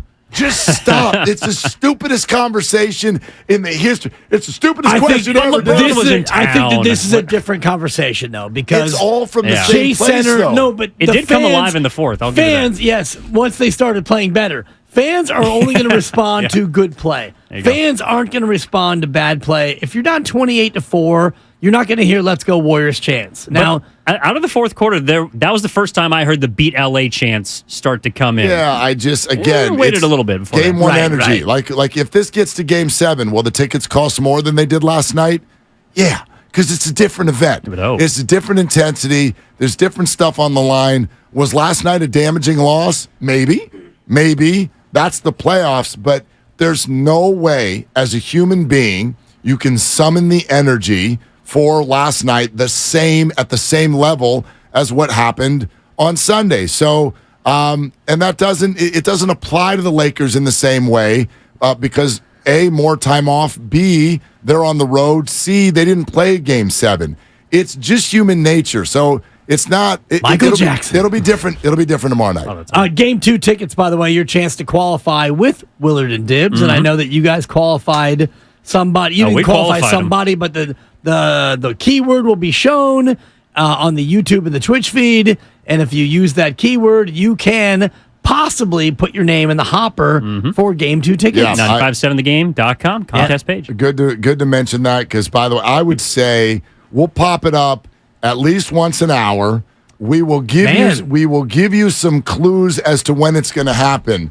But if I were you, I don't know necessarily why I would sit around and wait for that. Somebody could call you. Life could take over. Nature could call. Don't wait. Go to YouTube right now. It's very simple. Or Twitch. YouTube.com/957thegame. Get over there right now and be ready because, again, as I said, at least once an hour, which means at some point here in the next 30 to 40 minutes, we're going to put that word up. And whether Dibs wants to call it a must-win, which he doesn't, or whether I do and I do, and it doesn't matter. You can label it whatever the hell you want. You sure can. Tomorrow night is a massive, freaking event in the arc of the Warriors story. And it would be fun to be there. It's a big game. It would be fun to be there. It's a big game. And, this Warrior team we know can't win on the road, although I'm getting a phone call here. Apparently they've won their last 2 road games, so... I guess they can win on the road. Cannot win on the road when the road venue is more than 2 hours away. Man, they have to go on a plane all year long. They haven't done it. The last time they went on a plane and won a road game was in Portland. Great point. And haven't won in Southern California. That was a nail biter too. They only won that one by 53. That's true. So that was true. I mean, yes, it's a big game, and I hope that you all can be there, and I know you'll be there grilling D'Angelo Russell with all your hard questions. Only person they let me talk to. Really? Well, I mean, LeBron and AD are rolling around with the big boys. How long did it take you all to get annoyed by D'Angelo Russell? For me, it was like I told you yesterday. His play? Not even the No. Dennis Schroeder. Yeah, I was more frustrated with the German. If you want to talk about who annoyed you the most yesterday, it is Dennis Schroeder 1. Yeah. It is Darvin Ham. Get your butt on the sideline number 2. I love a contest. And I gave Steiny the question, and I wish he would have asked it a little bit more forcefully of not Jack Handy, but Phil Phil Handy. Thank you for bailing me out there, Evan. Yep. Jack Handy was from Saturday Night Live. yeah.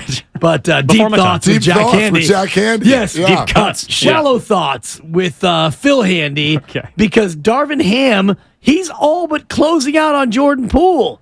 That should have been a flagrant one, an ejection, something. Technical, Get your yeah. butt on the sideline. He's trying to motion bro. to a zone defense. I don't know what he's Liar, dude. Yeah, we're going 5 out when we get the ball back. That to me is more offensive than the should they have called timeout? Was it a jump ball? Was it a foul? He was trying to make a prediction for Steiny. He was saying Lakers in 5. Thank you. Lakers in 5, Thank Whitley. you. He was motioning to Whitley For Steiny. Sandretto. Nice. Lakers in 5. Did hear a couple of fans saying he was saying let him shoot, let him shoot. Yeah, let him shoot. Yeah, boy. All right. Would have been great. E-Dog, before you go, because I think we'd He's love got to nowhere to go. we'd love to throw this out to our shoot. listeners. Let's start there. The shot. Do you have a problem with it or not? Jordan Poole. No, absolutely not. No, it was 6 of 10. I mean, I guess I have some problems with Jordan Poole taking unnecessarily deep threes, but in that situation, you need a 3. There's 10 seconds left. Steph's being double teamed. Clay's 6 of 16. I don't know if you're going to get a better look than that if you're trying to tie the game. Yep. I'm with you. Dibs, you all right with the shot? No. No. We want a 28-footer. So what you're saying is we want an erratic shooter who's not great from 3. I know he was 6 of 10 in the it game. wasn't erratic last night. One of his misses, though, by the way, was a 35-foot heat check. Where That was the one I was referring wife, to. The lovely supper, was like, what was that? Because she's not watching the game like we watch the game. She looked up. She's like, what was that? I was actually, and I said, that's called the heat check, honey. Yeah, I was more bothered by one of the ones that went in. I really hate when NBA players do the I'm going to run into someone and then huck the ball at the rim and see if I can get the ref to call a foul. I hate that stuff. That's his bit, which is a Jordan Poole move. And is also a D'Angelo Russell move. And it worked a bunch last night, which is why he bugged the hell out of me. Yeah. But this is one of those classic no, yes shots from Jordan Poole where you're like, what are you doing? Oh, it went in. Sweet. Well, the last shot for me was a no, because you still had 10 seconds and you're not Steph Curry and it's a 28-footer. So if you wanted to like waddle your way to the line and shoot it, go ahead and shoot it. But my bigger issue is with a lack of a timeout because Steph comes across half court, he's double teamed, you call timeout.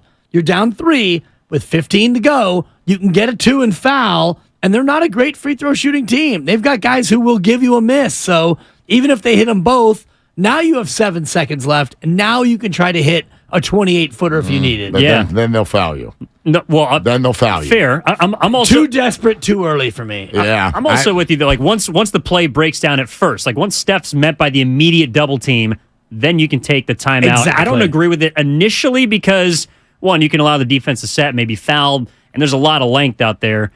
I think once Draymond caught that pass, didn't really know where to go with it, that might have been the time. Maybe. Do you consider yourself good at reading social cues, Tibbs? Absolutely. You do? Yeah. I'm reading that E-Dog wants to leave. He's got that lean. You know when somebody... No. Yeah, you got that itchy. lean. Yeah. Your he's trying to social go. cue reading is wrong. No, I mean, his laptop literally- is not closed. He doesn't know that cue. If I had one, it would He's be. literally waving. He's trying to like go hit the snack table or whatever. You know how people have a hard time getting out of conversations? Sometimes you got to be like, well, I'm going to go get something to eat.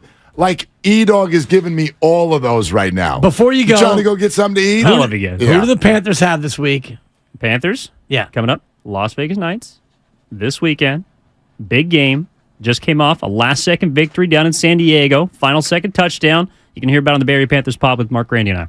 Home or road? Nighthawks. Appreciate you. Okay. Thanks, Luke. Get out of here. But seriously, before I go, I just want to say appreciate you, Guru. I hope you're not listening because you got more important things to do, but I love you. Appreciate you. All right. There it is. That's E-Dog. They're longtime friends. Let me tell you something real quick about Dibs that I'm sure not everybody knows. And first-time partners. Hang in there, big guy. There'll be brighter days ahead. Now, these two homegrown Bay Area boys finally come together to take over sports talk. Get the hell off of my doorstep. Major League Baseball, you stink. It's Willard and Dibs on 95.7 The Game. All right, let's start there, shall we? Let's start right there because I feel like we need to do today in stages. Welcome in. It's Willard and Dibbs. We got tickets. That's first and foremost. Did you hear what I just said? We've got tickets. Let me look into the camera here for YouTube and Twitch. What are you doing?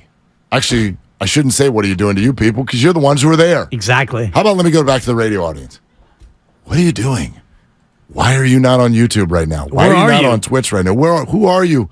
Where are you? Get over there because tomorrow is a big bleep game. It is a big bleeping game. And you got a chance to be there. There's only one place to be to give you a chance to be there. It's right here, Willard and Dibbs. 95.7 The Game. Once an hour, we'll hold up the keyword. You're going to need that keyword to go to our contest page. Give yourself a shot to get into Game 2 between the Warriors and the Lakers tomorrow night. But here's the stage that we need to set. Before we can really work through adjustments, and we're going to talk to the guys. GP2's coming on the show. Steve Kerr is coming on the show. So it's right here that we're going to try to figure this all out. But we got to work our way through last night first. The Jordan Poole shot. Are you okay with it or not? 888-957-9570. Because here's what's at play. I hear what you're saying, Dibbs. Would I rather have Steph Curry shooting than Jordan Poole? Yes. Yeah. Here's my response to that. I don't think Steph Curry was going to get a good look. Okay. I think the Lakers felt the same way we did. And they said, look, we will live with anything that happens other than Steph Curry hitting a three. Okay. So we're going to put 2 trees on him. Sure. And that's it. We're going to follow him wherever he goes. How would you feel about a Klay Thompson 3 versus a Jordan Poole 28-footer? Better. Okay. But not much better considering really? Wow. Well, look, he's 6'10". He's hitting. He's hitting. So yeah. He's the hot hand. 1 from more than 27 feet. Well, I mean, what kind of a stat is that? That's the only thing that matters when you're shooting a 28-footer. Was he hitting or not?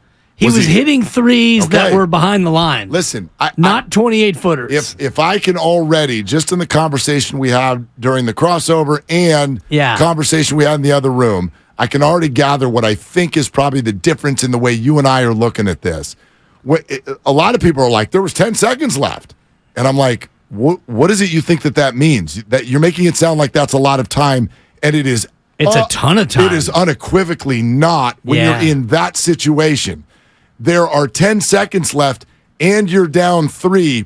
If you play the let's get a 2 and foul game, could it work in your favor? Yes, but if you end up down 3 with 6 or 7 seconds left, now they're going to foul you. They're not even going to let you get a 3 off. Maybe. The point is this. We don't know that. When you're in that situation, if you can get an open look, you take it and you don't hesitate. From 28 feet. Absolutely. Yeah, I disagree with that. That is a player who can hit a 28-footer. Sure. What's his percentage from 28 and beyond? I don't know. Percentages don't matter in a case like this. That's actually the only thing that matters. You are literally... You literally have the greatest shooter in the history of basketball on the floor. And they're sitting in his shorts. They're in his shorts. At that point. Yes, and the whole point. They didn't leave him. Why do you think they left Are you telling Jordan me alone? that you couldn't have gotten him open for a 28-footer? Yes. I'd rather would have had Steph shoot a 40-footer. They picked him up than at Jordan 40. Poole They picked him up. They picked him up at 40. And he gave up the ball. Then they weren't going to leave him. But did he get the ball back? They didn't leave him. But he didn't have a chance to shake free. He wasn't gonna. If Jordan Poole pump fakes and drives, Anthony Davis goes with him, Klay Thompson would be open on the trail 3. You don't know that. I do know. I know that as much as you know that they would have fouled him down 3 if you would have played the foul game. I'm not saying I know that. You just said that they would have fouled. If you get to within 5 seconds, yes, of course they would. They know that you need a 3. In this particular case, with 10 seconds, as you're pointing out, they don't know that you need a 3. Right. If you get an open look, none of them are going to be high percentage. What do you think Steph's percentage from 28 is? You think it's better than 50-50? It's better than Jordan Poole's. Great, but he had 2 people in his shorts. At that moment. Yes. You don't know what would have happened. There aren't that many moments left. Draymond could have set a screen and Steph could have caught and shot from 35. Well, we could sit here and coulda, shoulda, woulda all night long. Of course. The bottom line is in that situation, you're losing with 10 seconds left to go. Your analytics are terrible. You can look up at that point, what was the Lakers' win percentage? Up 3 with 10 seconds to go. 91, 92. Thank you. So you're in a desperation sensation. Sure. And so, therefore, if you get a look, you take it. And you do not, in my opinion, you do not, as one of those players, because we do this to players all the time. Boy, you could call timeout. You could have run this. You could have run that. You are making a split-second decision, and you are damn lucky if you get an open look in that situation. Yeah. Steve Kerr sat on a podium and said this was a great look for us. No, it's a low percentage shot. That's where you're at. You're in a low percentage situation. You get an open look, you take it. I'd tell Jordan Poole, if this game happened again tonight, you get that same situation, fire away, brother. You are on one tonight. You've hit 6 threes. See if you can hit one more. Shot didn't go in. Again, we're going to talk about Jordan Poole decision-making, we got all kinds of options. That one to me isn't he played great. Yeah. He played a great game. And you could look at the decision that he made on the previous possession where he drove headlong into the lane and threw it up left-handed. Not good. That was a worse decision than him shooting a 28-footer. I agree. I would agree with that. But with 10 seconds to go in the game and two of the best shooters in the history of the game on the floor, I don't want Jordan Poole shooting a 28-footer. That's my opinion. Yeah, and that's you fine. offered your opinion about tomorrow being a must-win. My opinion is Jordan Poole from 28, down 3 with 10 seconds left is not the best shot you could take. I got no problem with your opinion. I just disagree with it. That's all. I got no problem with your opinion. And I disagree with the must-win notion. No, that's fine. I think it's funny how many times in the history of the NBA playoffs when it gets late, we've watched Michael Jordan, we've watched LeBron James pass the ball for the last shot. Yet, when time comes again for one of these moments, we go, oh, nobody other than the best player can shoot the ball. Yeah, somebody other than the best player can shoot the ball. Yeah, Robert Horry. Steve Kerr. Derek Fisher. Paxson. Sure. Ray Allen. Yeah, we could go on and on no and doubt. on. Andrew Wiggins was the one who shot the ball in Sacramento. It didn't go in. The bottom line is the defense. The defense that's playing is thinking the same thing we are. They're going to make the best player get rid of the ball. It's literally the number one thought in the Lakers' head when that possession is coming and the Warriors are coming down the floor down 3. They're thinking, do not let Steph Curry get off a good shot. And a good, smart basketball player, like LeBron is, like Steph is, and like Michael Jordan was, gets rid of the ball to find an open look. And it's exactly what they did.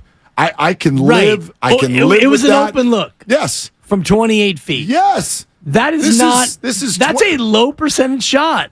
All 3-pointers are. That's not true. All a corner three-pointers are. 3 is not a low percentage You're not shot. going to get a corner 3 in that situation. You might if Jordan Poole drives the basketball and Anthony Davis comes in to defend him off the dribble. And I've already got 2 ifs. I would encourage you to look at Tim ifs. Legler's tweet because Tim Legler's video broke it down. Legler broke it down so beautifully. That's such a different If Jordan Poole drives and the defense collapses, then Klay Thompson is open for a draw and kick 3-point shot. Klay Thompson's a better shooter than Jordan Poole. 2 ifs. But if they don't collapse, Jordan Poole has a layup. And now you're down 1 and you're still with down. 7 seconds left to go. And in my opinion, which you're in is trouble. fine. You're in less trouble than if he misses a 3. I You disagree. miss the 3, and what happens? Scramble for the rebound. You lose. Fight.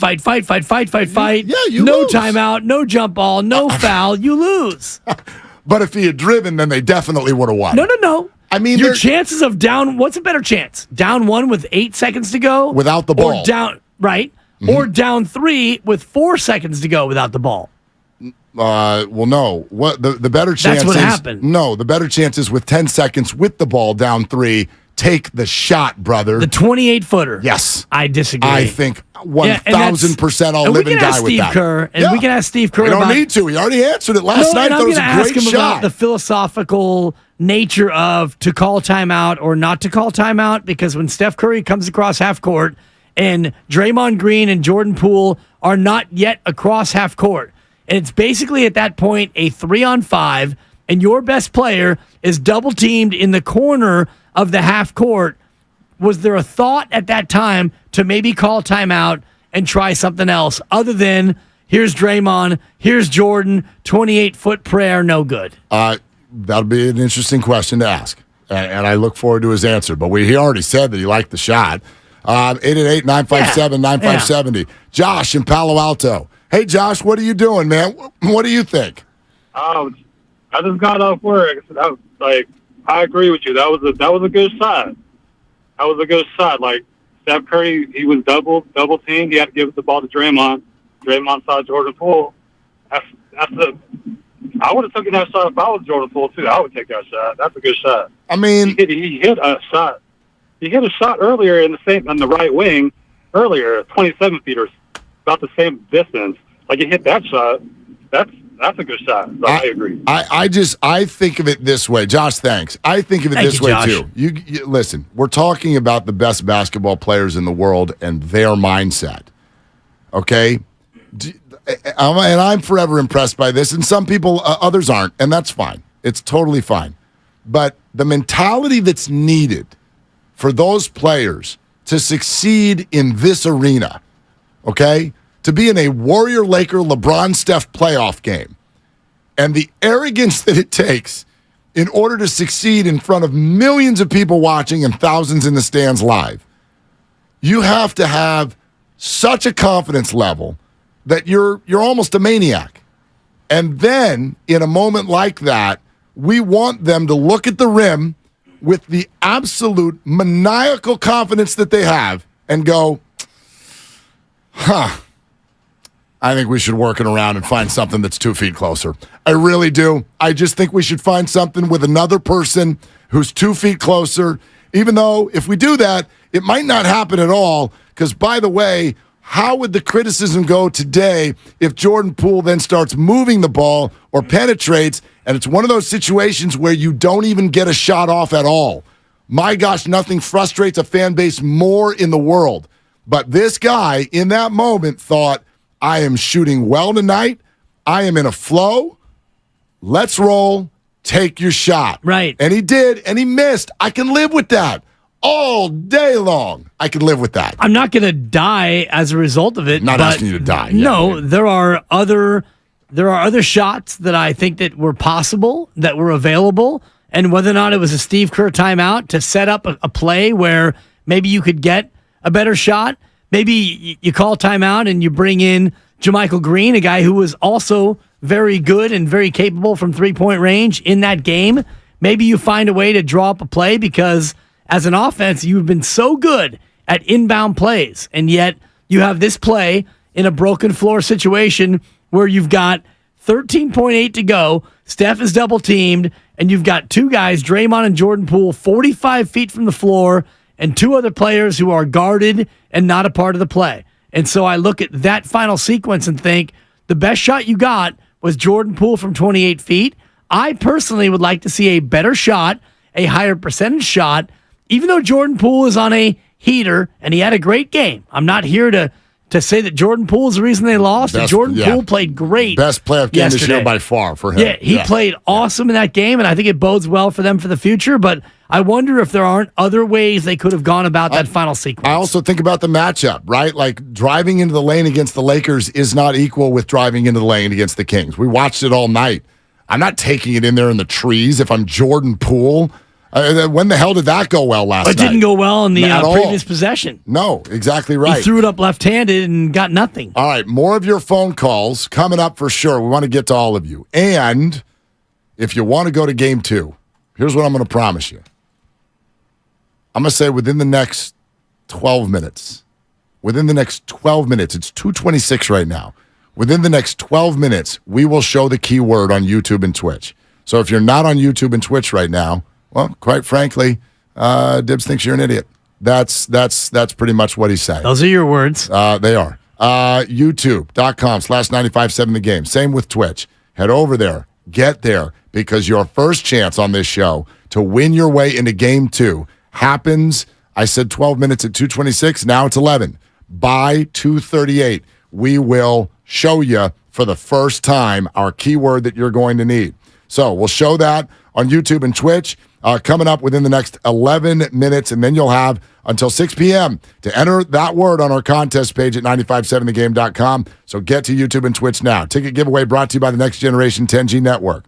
Only from Xfinity. The future starts now. And remember, Tickets are always available at Warriors.com, the only place to get tickets that are 100% guaranteed not to be fraudulent. Your call's next. GP2 coming up any minute here within the next 45 minutes. Steve Kerr later. This is Willard and Dibs. Warriors Wednesday is brought to you by Kirby, your driveway mechanic. Check out Kirby.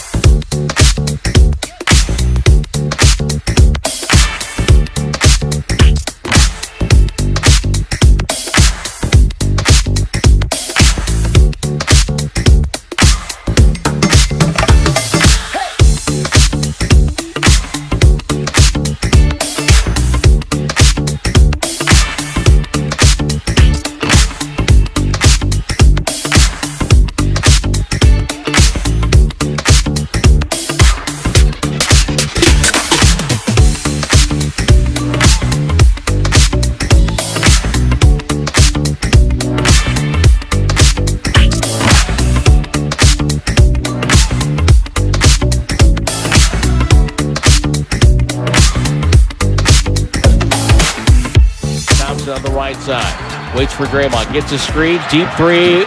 No good. Moody with the offensive rebound high in the air. Beats Thompson behind the back to Payton. Goes up and jammed it. Moses Moody makes the play. My fault. Now, back to Willard and Dibs on 95.7 The Game. Is this going to be the first time we have GP2 on since we went through the Truly situation with him? We've had him on a few times. My fault. Right. Which we've underplayed since his return, by the way. It's such good audio. Yeah, Trying to get a nice little buzz. Yeah. Thank What'd you have? A Truly? That's my favorite part. A Truly? That's my favorite I part feel of the like that was sequence. he went from So sympathetic. like sort of fan favorite to like the fan favorite last year at that time. It wasn't anything he did on the basketball court. It was when he tried to get people another beer. Was it Utah? Where was that? What? It couldn't have been Utah. I guess. What'd you have? An iced tea? What'd you have? Ice water? Strawberry lemonade, Truly. Can you not get a beer in Utah? I think you can, but it's probably like a 3.1% beer. Based on my trip there with Steiny. What are the rules? I don't even know this. Like, you can't buy it after a certain hour, right? Steiny and I went there about 8 years ago to watch former colleague Sean O'Connell, the real OC, in a UFC bout. And, we were taking Ubers, and we were trying our best to trying to catch a nice little buzz. Every place we went, we'd love to serve you that, but you need to order food. Let's get chips and salsa. He and I had chips and salsa in like 7 different places because you had to get food everywhere you went. So it couldn't have been Utah. Could it have been? I'm trying to look at where the date line was. Yeah. When this happened. It happened, I'm reading stories back on December 14th of 2021. This is a full year and a half ago that it took place. Okay.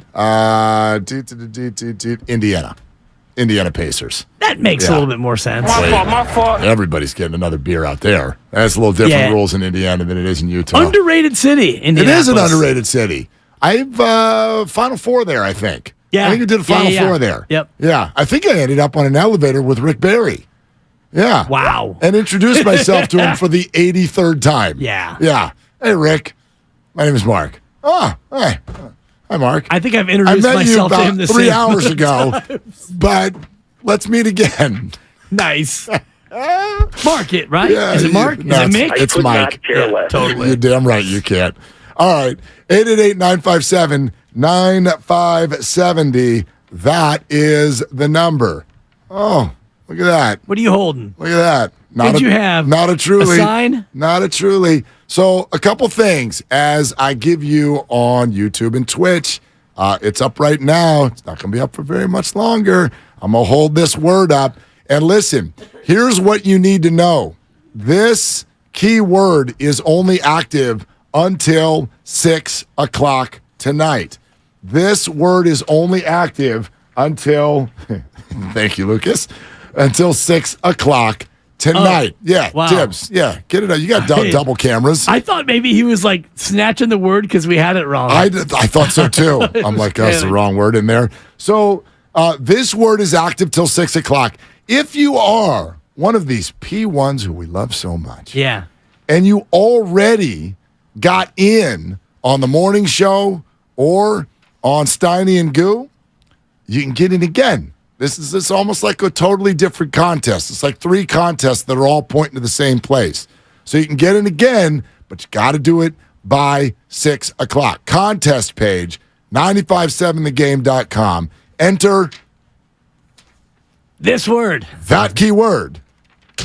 And hopefully you will end up in tomorrow night's must-win. Now, do you need all 3 or does one word get it done? I think just one word gets it done. I think one word, yeah. But if you enter all 3... It's like having 3 different raffle tickets in the hat. Okay, good. Yeah. Good. Yeah. And that's exactly. beautiful. Yeah. Because game 2, it's a must-win, Mark. They got to have it.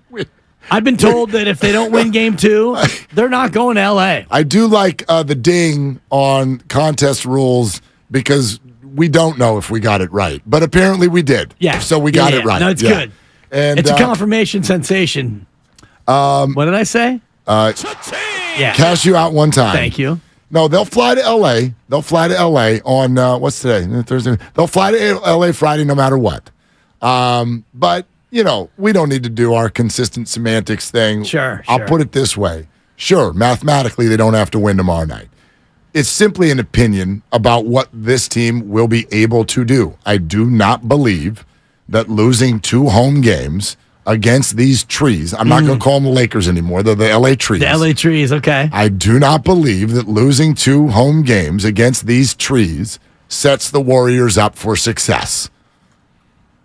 I could say it shorter. Tomorrow's a must-win. That's much in my shorter. opinion. No, and it's just me. I don't know, for me, if venue is as important as the way that this game can go stylistically. I think what the Warriors did over the last 5 minutes when they were down 12 and they went small and they started to really run up and down and they were hitting threes and they were electric and they had a chance to tie it with Jordan Poole. Good shot, bad shot, timeout, no timeout. It doesn't matter. I think what they did to get back to that point matters almost more than the fact that they lost the game. Oddly, I find that home court advantage matters more early in a series than it does late. As we saw in Sacramento, home team 4-0 first 4 games, home team 0-3 after that. And the reason for that, I think, is A, teams have gotten to know each other so well and the adjustments are taking over. But B, the weight of the series starts to take over. And I think the weight, like a Game 7 in Sacramento, is so heavy that, sure, you've got home court advantage and the fans are on your side, but the fans have eaten all of their fingernails, and you're sitting there going, oh my gosh, we're going against the Warriors in a Game 7. The cream rises to the top, right? You're going to have someone like Steph Curry seemingly be the only one who plays well. You know, if something like that happens in this series, you got Steph on one side, you got LeBron on the other. There's AD, there's Clay, but like largely, I don't think that it would matter that it's at Chase Center. I think it would matter of just like who can handle that pressure. Yeah. But early, you're not feeling that the same way, and I think it's more like a regular game where home court advantage is a big deal. And so, look, I'm not going to sugarcoat this. It was only Game 1, but that wasn't good. That's not good to lose that game. Like Steve Kerr said it before the game. We should go do what we think we're supposed to do. We're the favorite in this game. We're at home. We're plenty rested, and we should win. And they didn't.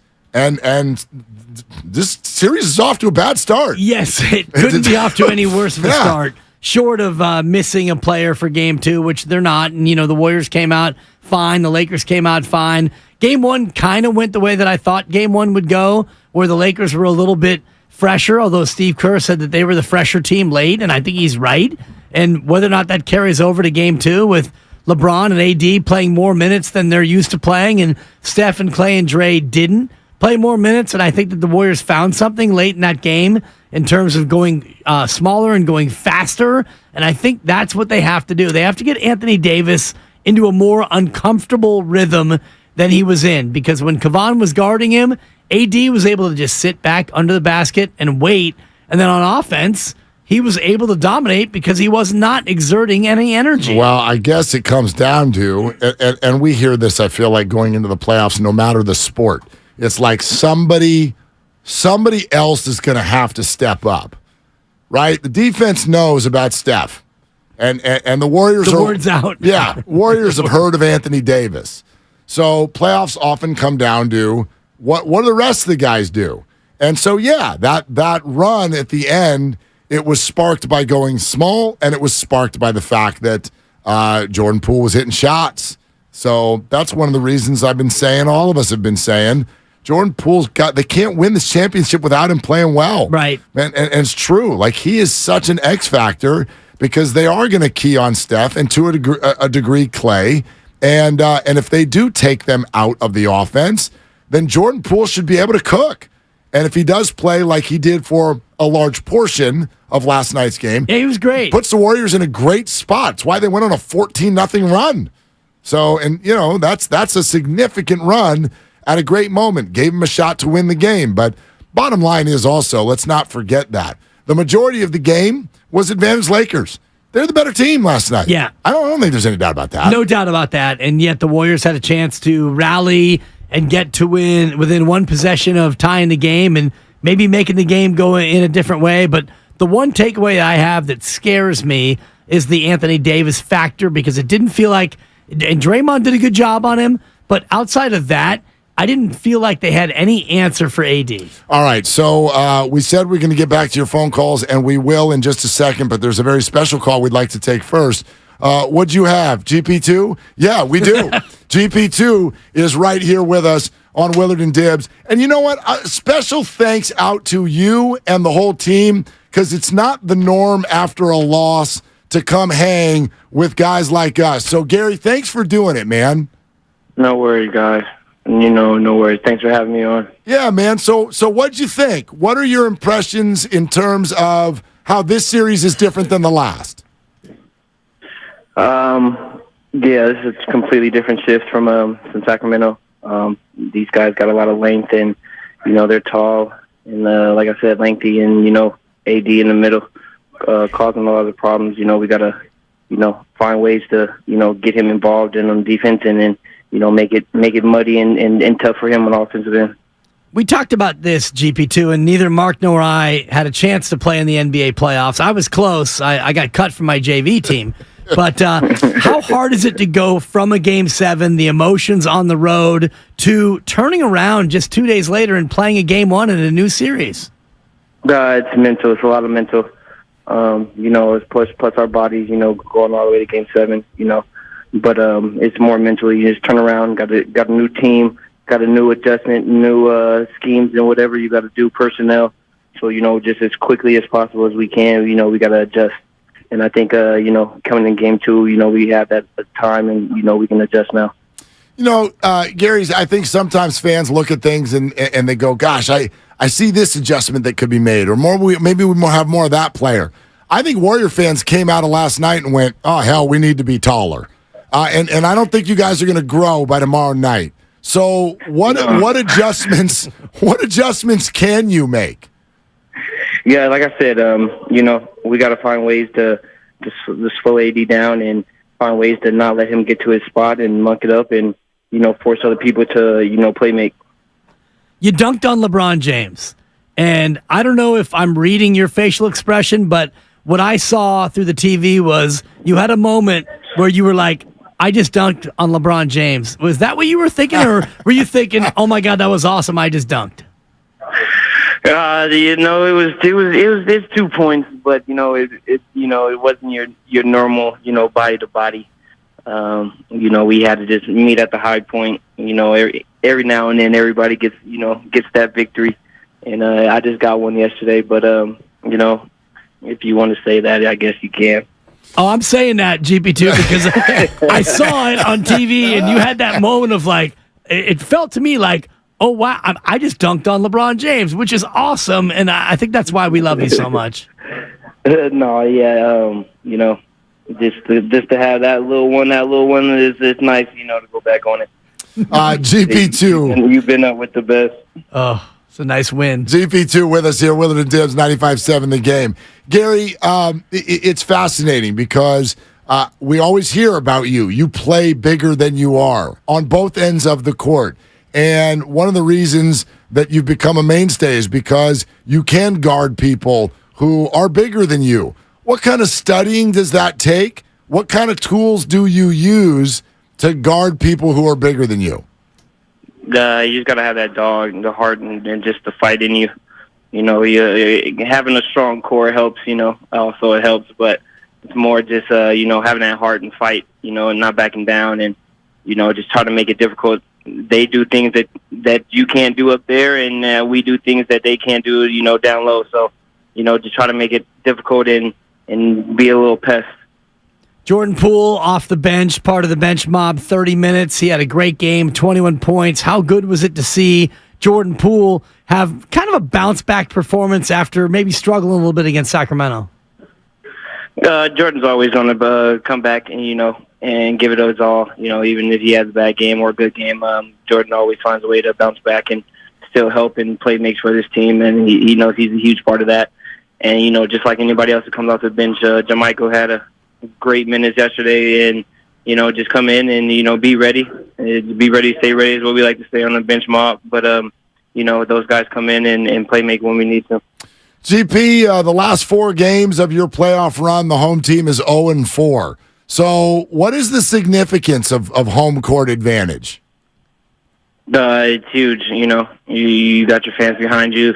You're comfortable on this court and everything here at home. And it's important to get these home ones because on the road you're going into a hostile environment, and like we just experienced down in Sacramento, it could be tough, and it could linger.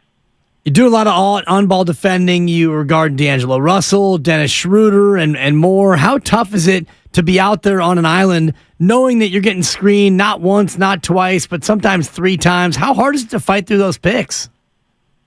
It's just really, you got to be locked in mentally and know what we're doing defensively. Stick to the coverages, and you just got to be able to switch on in personnel. Whenever you get switched on or rotate or whatnot. But you know it's coming. You got Loon back there and Dre back there. Navigating us through the picks and screen. So communication's huge, especially on the road. Being loud, we got to talk to each other, and I think communicating is what we need for this game too.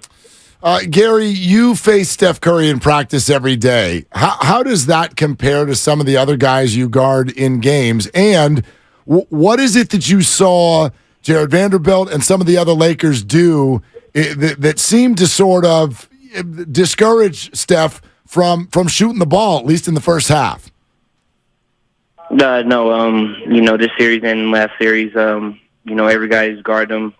T. Davis, Mitchell, and these guys now with the Lakers, Vanderbilt, they just do a very good job of making it tough for him to get a catch. And when he has the ball, just making it hard for him to show hands, and everybody else, show bodies. And once he gets off it, try not to let it get him back. But we know that's going to be a horse race. So we know that Steph's in condition for it. Is just, we got to make it easier and clip guys so he can get open and get opportunities. And then in practice, we don't really play too much scrimmage 5-on-5 on guarding Steph. But, just the times that we have, it's hard. It's heartbreaking, Sometimes you think you've done everything, and he gets a little gap, and, that's all he needs. So it's actually helped my game, with other players, but he's one of a kind. Defensively, you're rock solid. Offensively, it feels like they're disrespecting you. Does the fact that you see some of this drop coverage, does that affect you in terms of wanting to really stick it to the Lakers and knock down some of these threes when they're blatantly leaving you open? Not exactly. You got to pick your poison. We have counters for that, and to get our guys, our shooters open with good looks. I'd rather get them the ball, find ways to get them the ball, go to the on screen ball on the screen, and let them operate in space. If not, I have times where I got to shoot it and knock it down. So when that time comes, just be confident and knock it down. Gary, I was going to ask you what your dad tells you about playing in the playoffs, but then I was sitting here going, well, you've won a championship and he didn't, so maybe you tell him about the playoffs. I don't know. Like, how do those conversations go, and do they ramp up come postseason? Not too often as much as college. He pretty much lets me, do what I got to do. I'm pretty much doing my job, so he just really talks about the game and how he feels about the game. So I'm pretty sure I can't say some of the things he say, but you can probably see it in his face how he feels. I mean, we saw GP2 after you dunked on LeBron, they immediately cut to him, and he looked angry like you had broken curfew. No, he's just mad because we were losing, and we weren't playing the way that we that we can play. So he's really a coach deep down, but he just wants the best for us. GP2 is with us on Willard and Dibbs. Hey, Gary, what can you tell us about what happened last Saturday when Steph addressed the team? I don't know if you've seen Draymond's show, but Draymond explained it, broke it down very well. Like, he basically said, if you're going to get on this bus, then, you're committed to, doing everything you need in your powers for your body and your mind to come out here and, play for this Game 7. He said, Game 7s don't come around too often, so seize the moment, take advantage of it, embrace it, have fun with it. But you just know, coming in locked in. And I think, that's all we all had to hear. He doesn't really talk much. He doesn't really talk to have speeches like this much. So when he has a speech or when he needs to say something, everybody's all ears. So when it's over, and those of us who weren't there, we're thinking about the movies where you all clap it up, and it's like, yeah, win on 3. Let's do it for the Gipper. Or slow clap. Did you do like a teen movie slow clap maybe? What happens when the speech is over, GP2? And we start film. When we get the film, we start break it down, and we get to practice. We locked in from when he finished saying what he got to say all the way to the end of the game. So I think that was a little motivation for everybody, and just to give everybody a little fire under them. Gary, this was only game 1, but there's no doubt that the urgency ramps up now pretty quick. So what was today like in terms of how you all addressed each other? It was great. We liked our effort. Yesterday, it was just, we got to stick to the game plan, take away some of their 50-50 balls and offensive rebounds, and find ways, like I said, to muck up AD. But like I said, we've been in this situation last series, and we don't want to be in the same situation again. Being down 2-0, going down on the road, hostile environment. Got to get 1 or 2. So, we figured it out today, and come tomorrow, and we're ready, and we got to hit first. Okay, GP, I heard muck up 3 times in this conversation, so I think we got a little bit of a clue that maybe a little more physicality tomorrow night, huh? Yeah, like I said, we got to hit first. So, we come out ready, be physical, and see what happens. Hey, man, truly, once again, thank you. Thank you for coming on and speaking to the fans today. It means a lot. No worries. I appreciate you guys. Thanks for having me. All right, there he goes. GP2 right here on Willard and Dibs. What'd you have? A truly? And when I said truly, we truly appreciate it. I was like, wow, that wasn't intended, but I'm going to say that it was. True appreciation. I thought you were going right to it. I'm like, look at Mark. That's Truly. awesome. I was drinking a pineapple Truly during Game 7 on Sunday. Okay. About 3/4 of one. I was going to say. Yeah, Christy took a sip, and she's like, I don't like this flavor. You want this? Strawberry lemonade. Might have been what I brought to the Super Bowl left totally over. It was, yeah. She's like, what do you want? A Truly? I'm like, yeah, whatever. I'm not going to throw it away. I hate throwing stuff away. No, never. I like that, though. You definitely drilled down on him saying muck it up. Twice. And I 3 think times. you're right, yeah. 3 times. Well, they fouled 24 times to the Lakers 12, so if we're going to foul 24 times, let's make the 24 count. I got a question about muck it up, which we'll get to next in your phone call. Steve Kerr's 2 hours away. We are never more than about 30 to 40 minutes away from another chance for you to win your way into Game 2. All over your phone calls all day. So keep them coming. Quest for 5 is brought to you by the Alameda PD, now offering a $75,000 hiring incentive. Our team is your future. Go to alamedapolice.org to apply today. We're also presented by Fremont Bank. Full service banking, no compromises. It's Willard and Dibs. Yeah, that's a party foul. Warriors Wednesday is brought.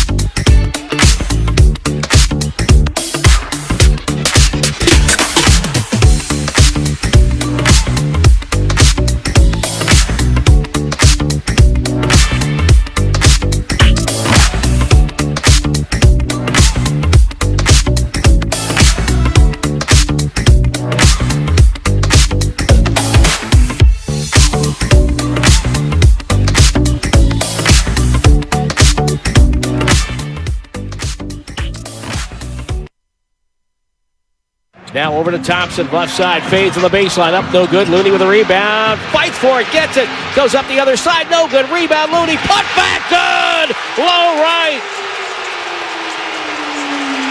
Listen to the crowd. Unbelievable, 21-15. This is Kevon Looney. Welcome back to Willard and Dibbs on 95.7 The Game. Take it away, Mark. Oh, I can listen to that voice all day. 23? Is that how many boards he ended up with yesterday? Yeah, and he sat the final, Good 6 minutes? Lord. Yeah. It felt like a different 23, though, didn't it, than the ones that we saw in Sacramento? A little bit more subtle. And he got a few of them on a couple possessions where he kept boink, offensive rebound, boink, offensive rebound, boink, offensive rebound. Lay it in. Like, give that man 2 points and 4 boards on that possession. Yeah. But, look, this is one of those things, I think, and I don't know about you, Dibbs. Were you doing this the whole game? You get to halftime, and what, Lakers by 1, right? I think at half. Or Warriors by 1. Somebody was up by 1 point. I think it was the Lakers, but whatever. So, but you're sitting there going, dude, the Lakers have got like 20 more free throws than the Warriors. And the Warriors are right there. And Steph hasn't even scored that much. So you're thinking, that's a big edge for the Warriors, right? In the next breath, you're like, dude, the Warriors have outscored the Lakers at the 3-point line by like 40 points. And they're not winning. That's a problem. So it's all a matter of perspective, and I don't know yet which ones matter. I know that the Warriors are going to have to outscore the Lakers at the 3-point line significantly throughout this entire series. Right. And I know that the free throw line thing matters from the perspective of, I don't think, look, the Lakers are going to go to the line a lot more than the Warriors all series long. It's not because they're more aggressive. It's because of their style. But the Warriors, I'm right back to where we were through major parts of the regular season. You got to learn how to do that, defend teams like that without fouling. If I come out of the GP2 interview with one concern, it's that he wants to, quote, muck it up. Right. And how do you do that without getting whistled all night? That's my question. Yeah, you got to muck it up in the right way, which is if you're going to foul, you got to foul with some impetus. You got to foul with some force. And I'm looking at just the second quarter box score right now. Lakers from 3, they were 0 for 2. Schroeder missed. Austin Reeves missed. That was it. The Warriors were 8 of 18 from 3, plus 24 from the 3-point line. From the foul line, Warriors 3 of 3. Wiggins and Poole. Wiggins 2, Poole had 1. They were 12 of 13. From the foul line, the Warriors fouled 9 times in the quarter. The Lakers fouled 3 times. So that's going to be the template of this series going forward. The Lakers are going to attack the basket more. They're going to be more physical. Anthony Davis against a shorter Kevon Looney and an even shorter Draymond Green. And, JaMychal Green, not quite as tall as Anthony Davis, but he matches up better. But he can't guard Anthony Davis. No, I mean, look, I don't know who can guard Anthony Davis on this team or anyone else for that matter. I don't know who can do it. Wiseman? I didn't say that on the air. I just said that off the air for fun. This is James Wiseman. I said that for laughs. He's tall. He is. He's tall. Because there is a sliver of Warriors fans. See? Gosh, do you know what, though? Like, they should have never traded Wiseman. Can we address it for 20 seconds? Let's do it. Just because James Wiseman is 7 feet, are any of you under the impression that he could guard Anthony Davis? Hell yeah. Oh, my gosh. This is James Wiseman. Thank you. Have you ever poured water all over a newspaper and then picked it up? It's soggy. That's what James Wiseman would look like trying to guard Anthony Davis. A wet newspaper? I mean, he is completely... He's a piece of spaghetti compared to Anthony Davis. He would be brushed out of the way with ease. And by the way, his defensive rotations were a big part of the reason he got traded. He had no clue what he was doing on defense. So, no, that wasn't the fix. No? In my opinion. No, and I hate to agree with you because it's bad for the show, but you're right. I mean, and I don't know. I guess we can go home now. There is a small I broke it down. There's a small It took 1 hour and 7 minutes. The 18 months, 1 hour, 17 minutes. There you go. There is a small sliver of the population that is clamoring for James Wiseman or another big. Oh, Bob, you should have picked up a big at the deadline. Well, see, now this is interesting because that was Dwight Howard. Well, it's what people said last year. Right. They needed a big, and then they won a ring. And now, here we are, round 2 out of the 6 seed. And so is it unfair for people to be like, you need a big? Well, you might be right for this series. Literally might be the only team in the NBA that has such a size advantage that it might, listen now, it might end up eliminating the Warriors. It might. It really might. Like the size might be that big of a problem. But I don't think it's fair to say to the Warriors, you should have seen this coming. The Lakers were sitting there out of the playoffs for the majority of the year. They're supposed to tailor their roster to beat that team. I think that like everybody's got a size advantage on the Warriors, but it hasn't mattered. Right. The Celtics had a size advantage on the Warriors. Didn't matter. It didn't matter. Well, their big man was hurt, is what the skeptics would say. It's true. Robert Williams was compromised, and so outside of Robert Williams, you didn't really have that same advantage. This team is different because even Vanderbilt, who is guarding Steph Curry, he's what, 6'7" or 6? I don't even know. He feels like he's about 6'9". He's so long. Everybody in a yellow jersey, and the fact that Warriors, I love you. Could you not give away yellow shirts? Don't give, please. If the Lakers are going to wear, right? What do you do? It looked like, it was like those cartoons. It's like Space Jam. When one person comes in, is 18 feet tall, and everybody else is a foot tall. That's what the Lakers looked like last night. So Vanderbilt might be 6'4", but he looked like he's 7'2". Yeah. Because everyone's wearing his jersey. Right.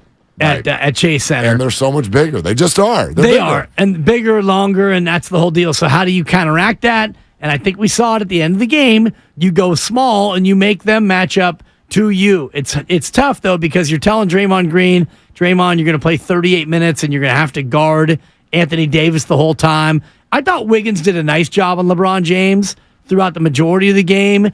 And, hey, LeBron, if you're listening, and I know you are, do me a favor. Keep shooting threes, my brother. Oh, he will. Because, my God, you cannot shoot. No, well, guy. They'll let him shoot it because you'd rather have him than Austin Reeves shooting the three. And if you close out hard on LeBron, he's going to pass it to Austin Reeves or D'Angelo Russell. Right. And you'd rather LeBron shoot it. And if you close out hard on LeBron and he drives to the rim, you can't stop him anyway.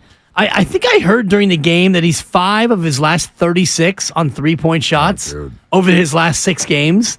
Go ahead, LBJ. Shoot it. You're Ray Allen. We'll start calling you Ray. Keep shooting it, kid. Real quick, let's go to Greg in Oakland, and then we'll keep going with your calls. Greg, hey, what's up? What are you doing? Hey, you guys, how you doing? Thanks for having me on today. I've enjoyed the conversation about Poole's last shot, and I don't know if it was an ill-advised shot or not. You both make some good points, but I want to talk about how it is we got in that situation in the first place.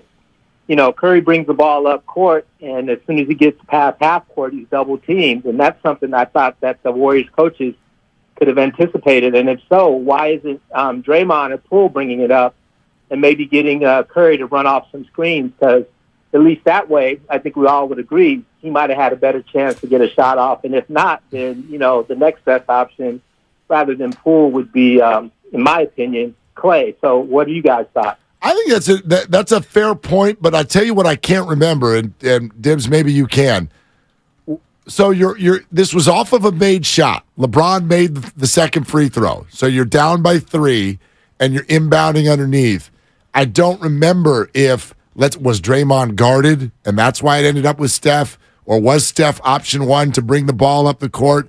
I still think you would have had a hard time getting Steph open. I think the Lakers were going to commit at least 2 defenders to just drape him. Yeah, that was that was number one thing that they wanted to do going into that possession. So I still think it would have been tough, but maybe it would have made it easier. I don't know. Might have been, and all this happens actually off of a LeBron James miss, so it was a live ball situation. Oh, it was? Yeah, LBJ misses a 3. Steph gets the rebound with 18.2.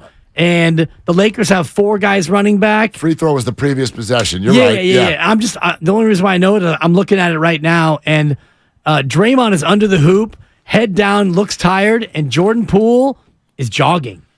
He's not yogging. Jogging? He's not Or doing jogging? yoga. Moody, I can see him on the bench, is doing yoga. Looney He and Moody go Thank jogging. you. And that was why Steph got double teamed so easily. Yeah. All right. We're all sponsored by Macy's. More of your calls next. Plus, very clear details on how you can win your way into game 2. In 5 minutes, we'll tell you exactly how. And 5 minutes after that, we'll show you how. But you better be on YouTube and Twitch. So if I were you, I'd get there right now on 95.7 The Game. Warriors Wednesday is brought to you by Kirby, your driveway mechanic. Check out Kirby at...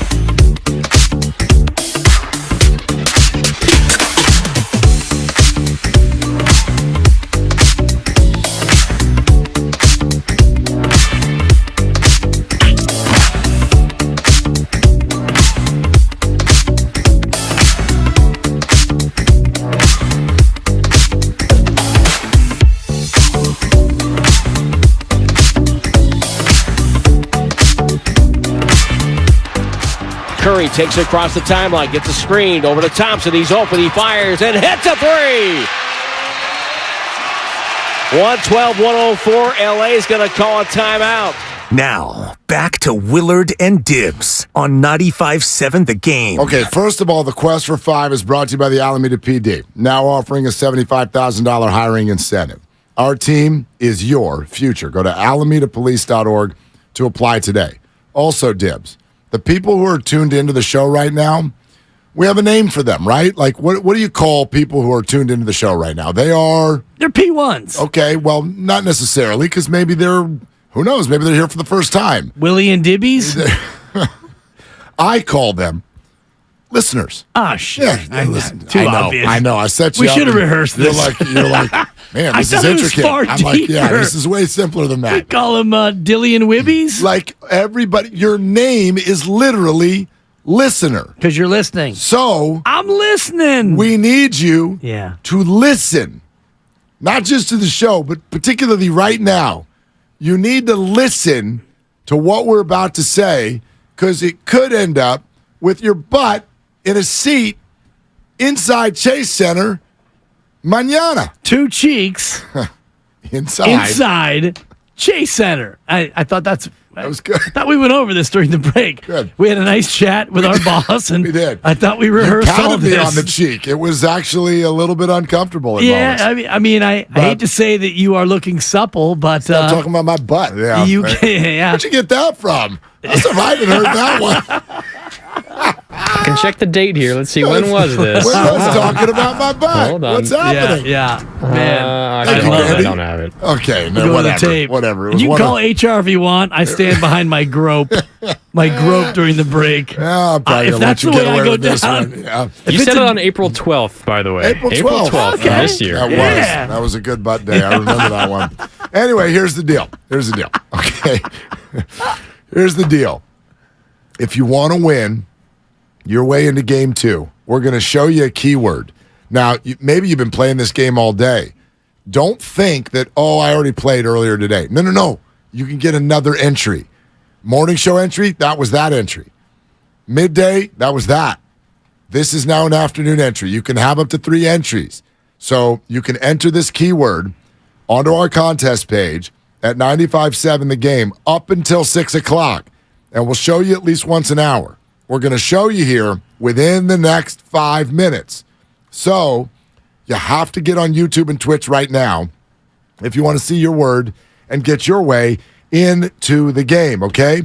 Within the next 5 minutes, YouTube and Twitch will show you the word. Our ticket giveaway is brought to you by the Next Generation 10G Network. Only from Xfinity. The future starts now. And remember, tickets are always available at Warriors.com. Only place to get tickets that are 100% guaranteed not to be fraudulent. All right. We started off the show talking about the pool shot, and I think that maybe we get some more calls on this too, and some people weighing in on just that shot, whether or not you feel good about that shot. A little bit more on that, if you will. One of the other reasons I'm good with it is that they were down by 14 with 5 minutes to go. Yeah. So when you're in that situation, it feels to me, it's kind of like if you're down by 7 in a baseball game. If you're down by 7 in a baseball game, if you can get to any point before the end of the 9th inning where the tying runs at the plate, that's a win. Take your shot. Swing for the fences. If you can tie it, great. If not, you lose. You were down by 7. Same thing here. You're down 14 to LeBron James with 4 or 5 minutes to go. If you can get yourself to a point where you can release an open shot that if it goes in, it ties the game. And I know they did come all the way back and tie it, but you were already down to a minute to go. Yeah. If you can get yourself to that point, I'm going to consider that a win. And so maybe that's part of my thought, which is for the overall view, 4 minutes earlier, I'm thinking Warriors lose. And then they got to a spot where with 10 seconds left to go, ball's in the air, we might be going to overtime. I'll take my chances with that. I get that. I'll take my chances with that. Sure, there's a bunch of if this, then that. I don't know what would have happened. And what I really hate as a fan is when you need that 3 in the final seconds, and you can't even get the shot off. So that's worse. Right. That's way worse. Which is part of what could have happened if he didn't shoot it right there. Yeah, you're right. You are absolutely right. And I understand your perspective of found money because you are down, you're down 14, and I'm looking at the game log right now, and you're down 110-98. You're down 112-98 after LeBron James pulls up from 19 feet. 6 minutes to go, you're down $112.98, and we're all thinking the same thing. Oh, boy, this is not a good game one. Curry, floater, good. Clay, three-pointer, go ahead and count it. Curry, running 2 from 5 feet, cut it to 6. And then a bunch of nothing goes on. Jordan Poole from 28 feet. Yes, I said it. 28 feet. Unbelievable. Russell. Enough of you, D'Angelo Russell. I know. See? The Curry 3 ties it. I'm already bothered. The Curry 3 ties it with 98 ticks to go, and we're all thinking the same thing. Forget being down 14. We going championship, baby. We're going to win the title tonight. D'Angelo Russell does what he does, a slippery little, no movement, no jump, little two-pointer. Okay, nice. Then LeBron hits one free throw. He misses a shot, which set up the final sequence. So I get your conversation as far as found money goes because you're right. Down 14, I even said to my beloved supper, my wife, I said, this thing's over. I didn't turn it off, but my thought was, this thing's over. And I didn't check the ESPN, the probability, but down 14 with 6 minutes to go, it's probably a 97% chance that you lose that game.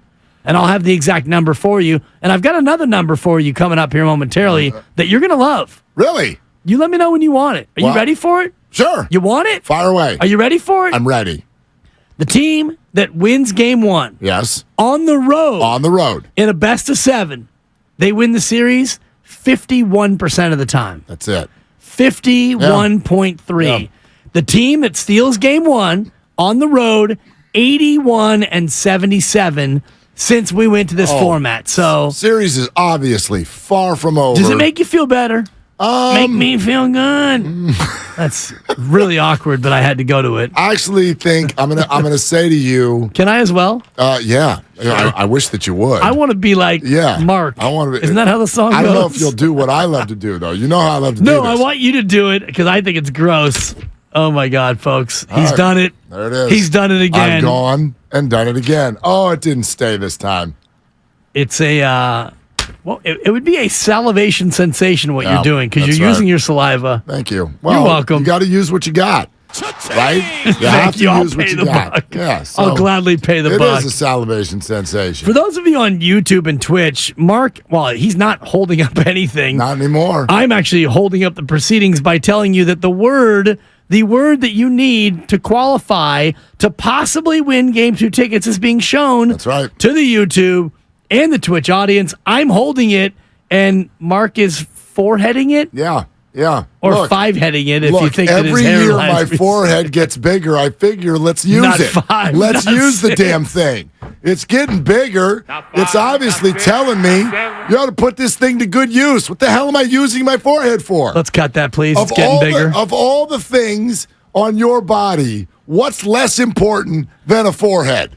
What do you use it for? Seriously. Sometimes you can use it. Great question. Well, you can pass along your mood, right? Like how many wrinkles? Furrowed brow, right? But other than that, what am I using it for? I don't play in a men's soccer league. True. I'm not using my forehead for anything. I might as well put it to good use for this. That's actually an interesting. The way I look at it. Is there a less useful body part as I throw up in my own mouth? How about our little toe? How about our No, little you toe? need it for balance. Do you? Oh, yeah. Really? Do me a favor, Mark. Tonight at home, go ahead and cut off your baby toes, and shout out my sister, Hurricane Gale, whose baby toe is tucked under like a... Oh, that's unfortunate. Yeah, it's kind of like a possum's baby, the way that thing is nestled under mama. Does she walk like Kenny Smith heading back to the board on TNT? That was so funny. Oh, my gosh. Did you see I did. Jamal Crawford out of the wings. Well, not just Crawford. Kevin Hart. All of a sudden, I was like Chris Rock, but it's not Chris Rock. Kevin Hart. Kevin Hart does a skit where he's all 4 guys.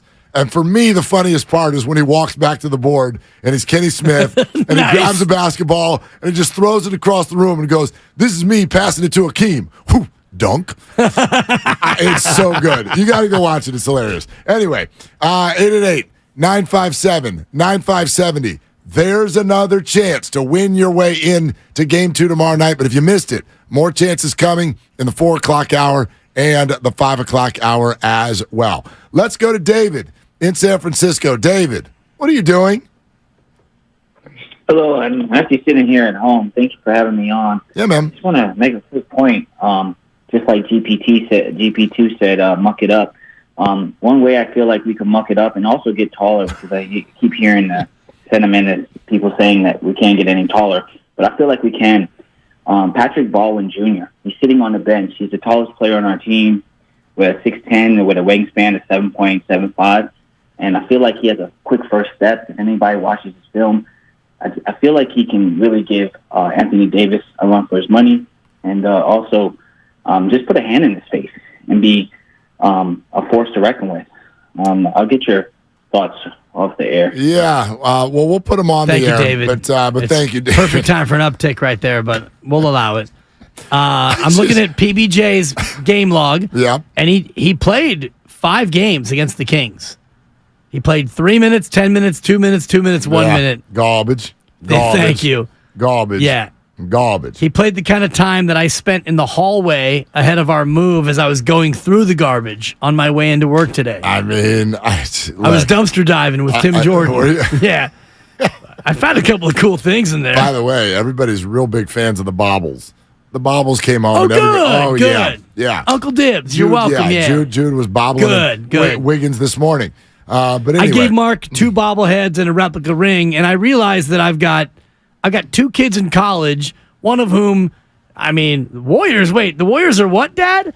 And the other one is, he's in the middle of a move anyway. He's over He don't care. His bobblehead collection, Lord knows where it is. And I have an 8-month-old who all she would want would be to put Andrew Wiggins in her mouth. Eat Andrew Wiggins' face. Exactly. You know babies. Well, anyway. Dude, she wants to eat Andrew Wiggins' face. Little Hannibal Lecter, baby. No, so you're welcome. They yeah. landed Okay, perfectly good. at the Willard house. Oh my so God. everybody's very, very excited. Good. But anyway, I know a lot of you are listening and say, come on, why would we even address this? PBJ's not the answer. David, I get it. Look, he's tall.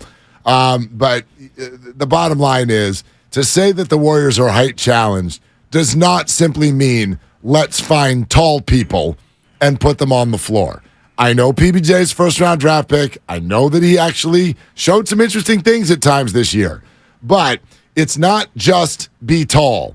You also have to be good. You have to be a warrior. You have to be experienced. You have to know what you're doing. I don't think any of these things right now apply to PBJ. If we end up with PBJ playing real minutes in this series, it's because the Warriors are down 3-0 and they're down by 34 in the fourth quarter of Game 4. Yeah. That's just, he's not ready. Come on. But how about this? That's not and the fix. I'm going to borrow from David, and I'm going to give you this take on the air, unlike David who wanted his answer off the air. What about a player who is 6'8", who's got some length, athleticism, some activity, and he actually has played prominently in games that actually matter? Jonathan Kuminga, Mark. Can we maybe get, and I was stunned. I'm stunned. I was a little surprised that we didn't see a little bit of Jonathan Kuminga. We talked about it yesterday. We thought the Warriors would go at least 9 deep, and both of us predicted that Jonathan would get a look. He did not, and the Warriors went 10 deep. And I knew, as did I'm sure all of you, the second JaMychal Green hit the floor, I knew it was a DNP for JK. Absolutely.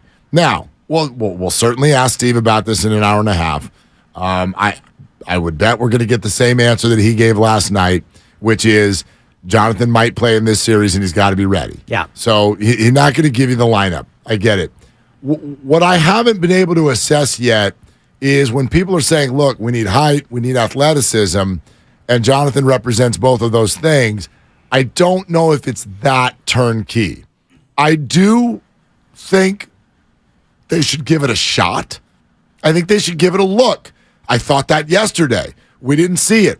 I'm confident that Steve's got his reasons, but maybe he just forgot about Jonathan. He gets to the fourth quarter, and he's like, oh, my God, I forgot about Kuminga. He said, I said Jonathan, not Jamonathan. What are you doing It's out a there, three. Jamichael? Anyway. Lucas liked it. It's a 3. I didn't think it was that great, but thank you, Lucas. Sorry. He's being a producer. So, I don't know. You know, you've got a really smart basketball team that you're going up against. They're very experienced. Those are the things that right now are kryptonite for Jonathan Kuminga. So maybe the Warriors don't feel like he's ready for that. Or maybe he goes in there and jumps over everybody, and his defensive ability, when he's on and when his mind is right, he's one of the better defenders, and he's certainly one who can guard big people. I think we'll get to a point where he's going to get a look. But, I mean, I'm not, again, even though that could be a thing for a few minutes, the series to me is not going to turn on Jonathan Kuminga. Right. He's not one of the Warriors' top 6 or 7 players. And I think not. That's a great way, I think, to put it, because I don't think that he is the X factor that turns yesterday from a loss into a win. Could he be a player who can give you 4, 8, 12, 16 minutes of athletic defense and rebounding and maybe hit a 3? Yeah, it's possible, because the other piece of this is Dante DiVincenzo. It has not been restaurant quality, Mark. And you and I have been big fans of DDV, as they like to call him. But last night, 12 minutes and 11 seconds, he took just one shot. He was a -7, which was second only to Draymond Green in terms of bad plus minus. And I know that it's not a very good stat, but Dante was not terrific when he was on the floor. Well, you know what the thing about him was, though? You know, DiVincenzo, you're right. He only shot one time. Do you remember it? It was a 3-pointer, and it went and flew out. Miss is a miss. A miss is a miss. Yeah, you're right, though. But what I would love from Dante is to shoot more. It feels like he lost his confidence. I felt like there were some shots out there on the floor that he passed up. And that, to me, is a bigger concern. Because if we're going to sit here and say the Lakers are going to focus on Steph and Clay, so the Warriors need other people to be able to knock down the threes, and that will keep everyone else honest, because that's going to pull other people away from the basket. Well, Dante's a prime candidate. Jordan Poole did it, but it needs to also be Wiggins. And Wiggins had an okay game, but was not good from three-pointers. DiVincenzo is a guy who can do what Jamichael Green did. He can knock 2 or 3 down in a game. We've watched it all year long. And I want him to get his shot going. I feel like a shooter, they hit the net one time, and boom, it's there. Yeah. So I don't know why he's not shooting more. I felt like the floor was open for him when he had the ball. And the Warriors need some of these guys to get the respect of the Laker defenders, because right now when you watch Game 1, the Lakers did not respect Draymond Green from the outside or Kevon Looney. They barely kind of respected Andrew Wiggins in terms of closing out on him. They let GP2 shoot. They let DiVincenzo shoot. They let Jamichael Green shoot, and they might not again, because Jamichael Green, he was feeling himself. 4 shots in 8 minutes, 7 minutes and 45, and Jamichael looked good shooting the 3 ball. Yeah, he made a couple of them. Yeah. You're going to go out there and go 2 for 4, and then, you get to come out again the next game. So when I think that when they go small, quote unquote, and if Kevon's out and Draymond's out, and you play Jamichael at the 5, he's kind of a smallish big man in terms of not his size, but the way he plays. He's not a big interior presence. So I would bet that when they decide to go small and they give Draymond a rest and Kevon a rest, Jamichael Green's getting more minutes.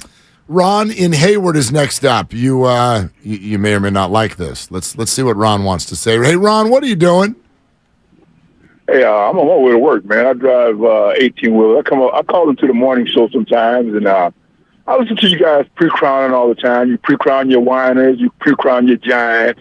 Now you pre-crowning your Warriors. The quest for 5. Well, guess what? Oh man, we're on the quest for 18.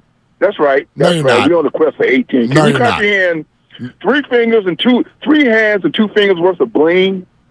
You guys want our legacy so bad. You think you're the second coming of the Lakers. You want to be second coming of the Lakers. And guess what? Sacramento pushed y'all to the limit. I'm the limit. If Barnes had to hit that 3-pointer in that, 3rd or 4th game, y'all might not even be here. You done? That's all you got, Ron? Yeah, Ron. Man. Do you notice even what you did? You want to talk about pre-crown. First of all, nobody pre-crowned the San Francisco Giants anytime recently. I thought he was saying pre-crying. Like we're crying before. I think he's talking about pre-crown, but I could be wrong. Anybody could. If you're going to pre-crown him, then pre-crown the rest. Rest in peace. Rest in peace. Denny Green. Yeah, no one's pre-crowning anything. We're not talking about one for the thumb. That'd be nonsense. Well, do you also notice what Ron just did? And this is the only reason I didn't even want to listen to the call, because if you're going to say the Warriors are going for a 5th ring, but the Lakers are going for an 18th, why do the Lakers get their entire history and the Warriors only get their last decade? Did you see what you did there, Ron? And that, my friend, is called living in the past. And that's actually what makes some Laker fans, you being one of them, a little bit annoying. If you want to say the Lakers are going to win the series, and here's why, I got all ears. If you want to tell me that this group, LeBron and AD, have anything to do with Magic Johnson and Kareem Abdul-Jabbar, they don't. So are the Lakers going for 18? Great. That's a fan thing. You got to go back 45 years to figure out what you're even talking about, and it's completely irrelevant. Nobody's here to say that anyone other than the Lakers are the greatest franchise in the history of the NBA. Of course they are. Cool. What the hell's that got to do with slowing down Anthony Davis? Anthony Davis wasn't born yet when all this stuff was going on. Right. So that's a fan thing. It's got nothing to do with right now. It's got nothing to do with what this Warrior team has done. So if you want to talk about who's more accomplished in this series, these teams, there's no question who's more accomplished, and you should listen to your own player, Anthony Davis, who after the game last night could not stop with the respect and heaping praise upon the Golden State Warriors, who quite frankly have obviously earned it. That's all I got when it comes to this stuff. When the Kings series was starting, and you remember Kyle Draper said what he said on ESPN 1320, Warriors want to be the Lakers. Listen, you can say all day long that the Warriors are overrated this year and you think they're going to lose. Don't try to denigrate what this group has done. Right. You sound ridiculous because they're amazing. They're amazing. And yes, they are the most accomplished thing that the NBA has known in the last decade plus, and it's not close. Yeah, going back to Chicago. It's not close. And, you could look at the Spurs' long dynasty and the fact that the Spurs got 5 and the Warriors have 4, and that's fine. But if you're going to put 17 on the Lakers, then you better put some respect on John Kundla's name. John Kundla, Mark, as you know, lived to be 101 years old. And he won the title in Minneapolis in 49, 50, 52, 53, and 54. Oh. So if you want to talk about 17, brother, as I borrow from Hulk Hogan momentarily, you got to go back to the 40s and 50s to get the first 5 of that 17. You had a poster of him on your ceiling above your bed, didn't John you? Kundla? Yeah, he was amazing. We were friends and neighbors. Holding Spike Lee up by his head. We are presented by Fremont Bank, full service banking, no compromises. And we got more of your calls coming up next, and Steve Kerr in just over an hour on Willard and Dibs. Warriors Wednesday is brought to you by Friedman's Appliance, a trusted name since 1922. Visit friedmansappliance.com today. Hey, Brad. I thought you had a date tonight. Hey, Mom. She just left. Using my phone for a Wi-Fi hotspot backfired.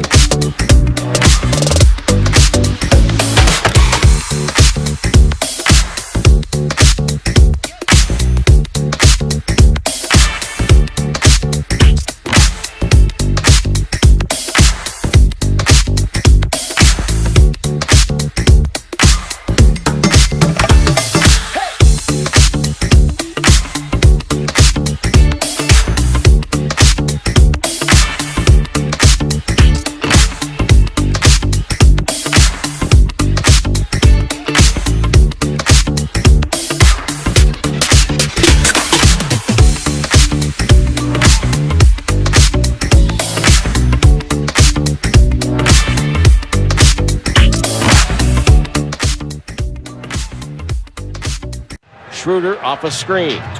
Gets Poole on his hip, backs up into him, shoots, and he's roofed by Draymond. Klay Thompson gets the ball. Pass to Curry, a beauty. He lays it up and in. Curry goes head over heels on the layup. It's 112 to 106. Now back to Willard and Dibbs. Take it away, Mark. Oh, yeah. Let's do that, shall we? All right. 888-957-957 is the number. The Lakers are up 1-0. I didn't fully answer your question when you gave me that stat. The road team wins game 1. The series is almost even historically. 81-77 right. Road team. The team that wins game 1 on the road wins 81 of the 158 times. Does it make me feel a little better, you asked? Maybe a little bit, except for here's the thing. I also said during the crossover, let's stop with all the percentages of what happens historically because right. It doesn't matter. It's one series. When the Warriors were down 2-0 to the Kings, the analytics said that 7% of the time that team comes back and wins. And literally none of us thought, well, that means the Warriors have a 7% chance of winning. We all thought they had a better chance than that. So does your stat matter here?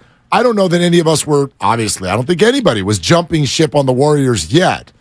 But I will allow this to lead to this question. And I wonder what your answer is. And I mean that to all of you as well.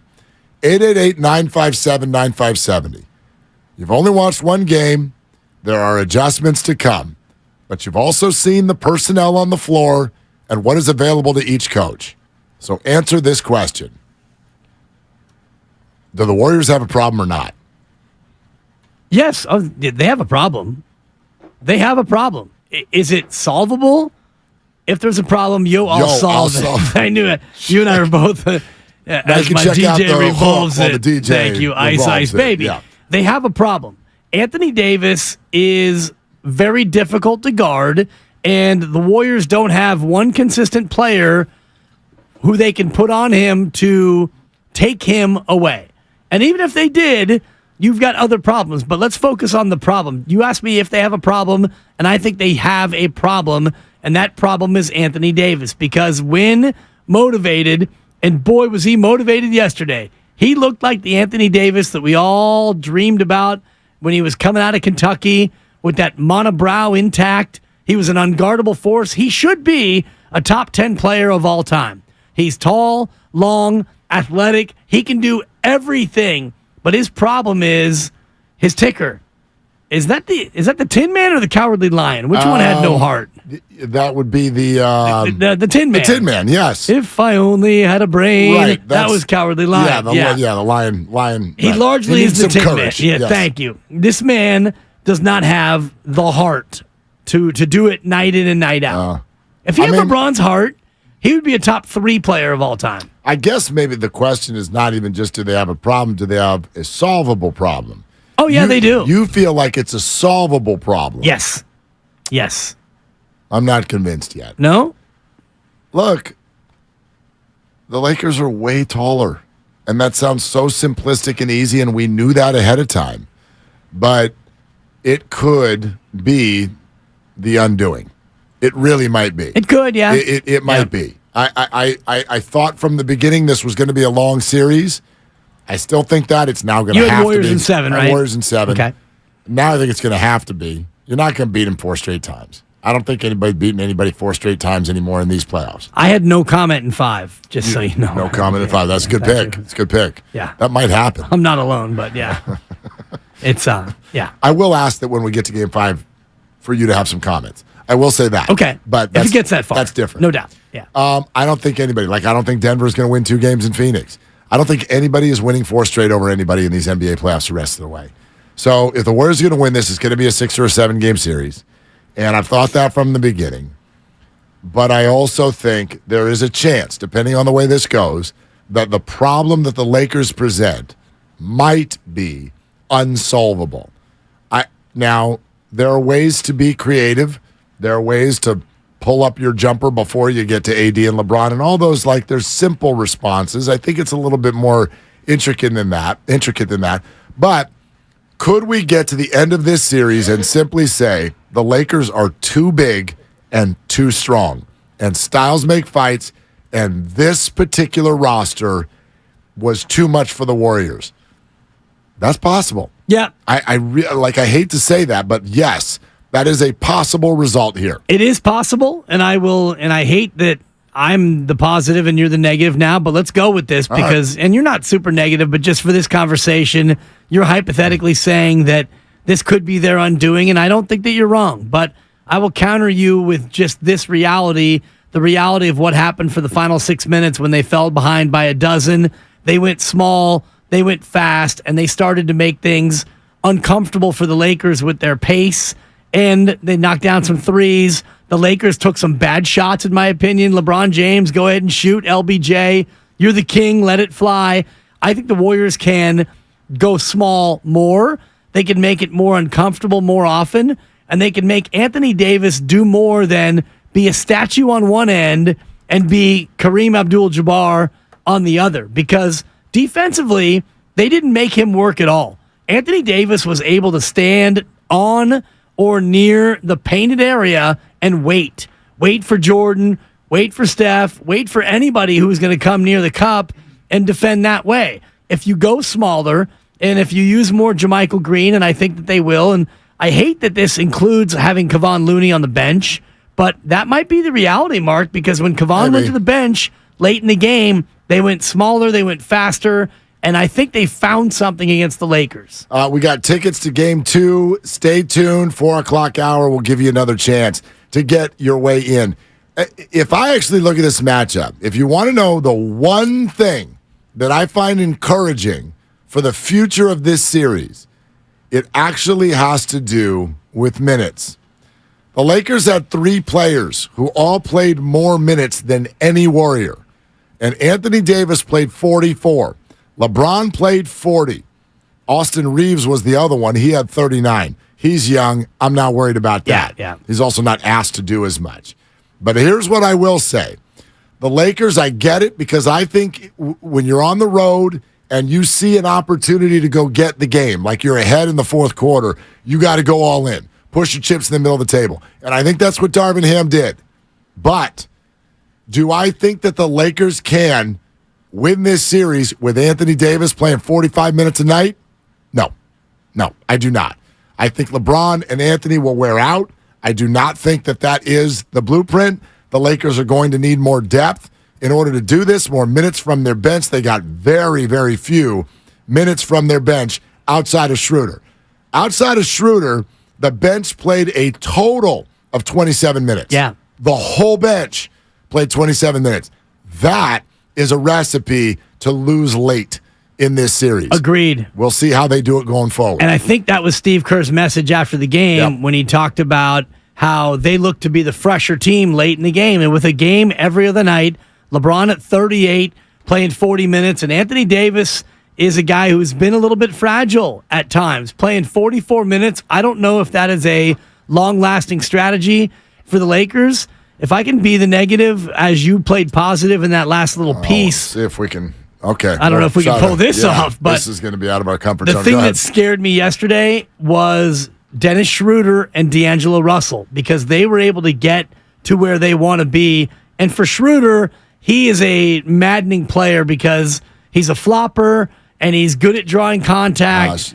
But D'Angelo Russell, his ability to get to his spot and score, he can shoot the three, he can score at all 3 levels, and Dennis Schroeder is a bit of a menacing veteran. Those guys, they were troubling to me at how well they played. That Schroeder flop, by the way. Can I say something real quick now that we're in the age? The one on Jordan Poole? Yeah, now that we're in the age of review in the NBA, you got to get back to what you did about it. Feels like 5 to 7 years ago when they decided they were going to start fining guys for flopping. You got to get back to this. And no, I don't want to fine. I want like a technical.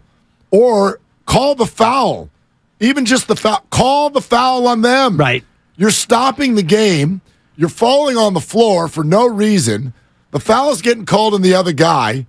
If we review this and we find out that it's no foul, it's not no foul. It's a foul on you. And we're going the other way. Because this junk is just that. It ruins the game. And all of you absolute Adonis people who play NBA basketball, you're better than that. This is why I can't stand Chris Paul. You are better than that. You want to know who told me this once upon a time? Get your drip drop ready. Oh, I love it. Clay's dad, Michael? He said to me, he goes, do you know what it takes to make one of the people who are built like that to fall?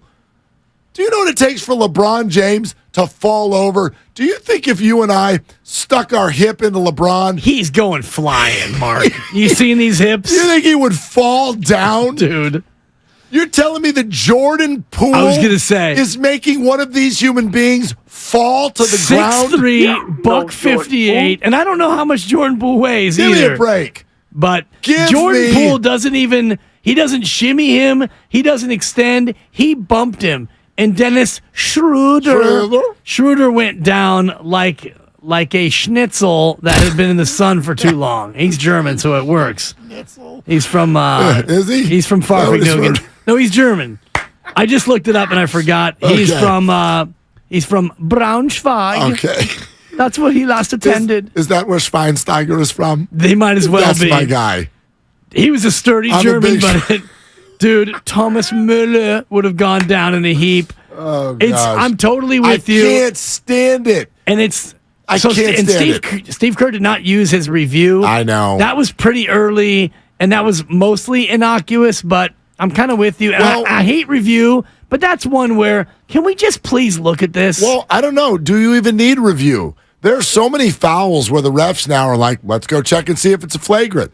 Well, why don't we do that if the other team make it not a review? Special flop review. Yeah. What if the other team is just like, yo, you're going to review for a flagrant? Come on. Let's do something here. You got to go take a look at this because it only takes one look. You could do this in 10 seconds. Come on, people. It's ridiculous Yeah. when a 6'5" or whatever these people are, just go flying across the floor. He's only 6'1".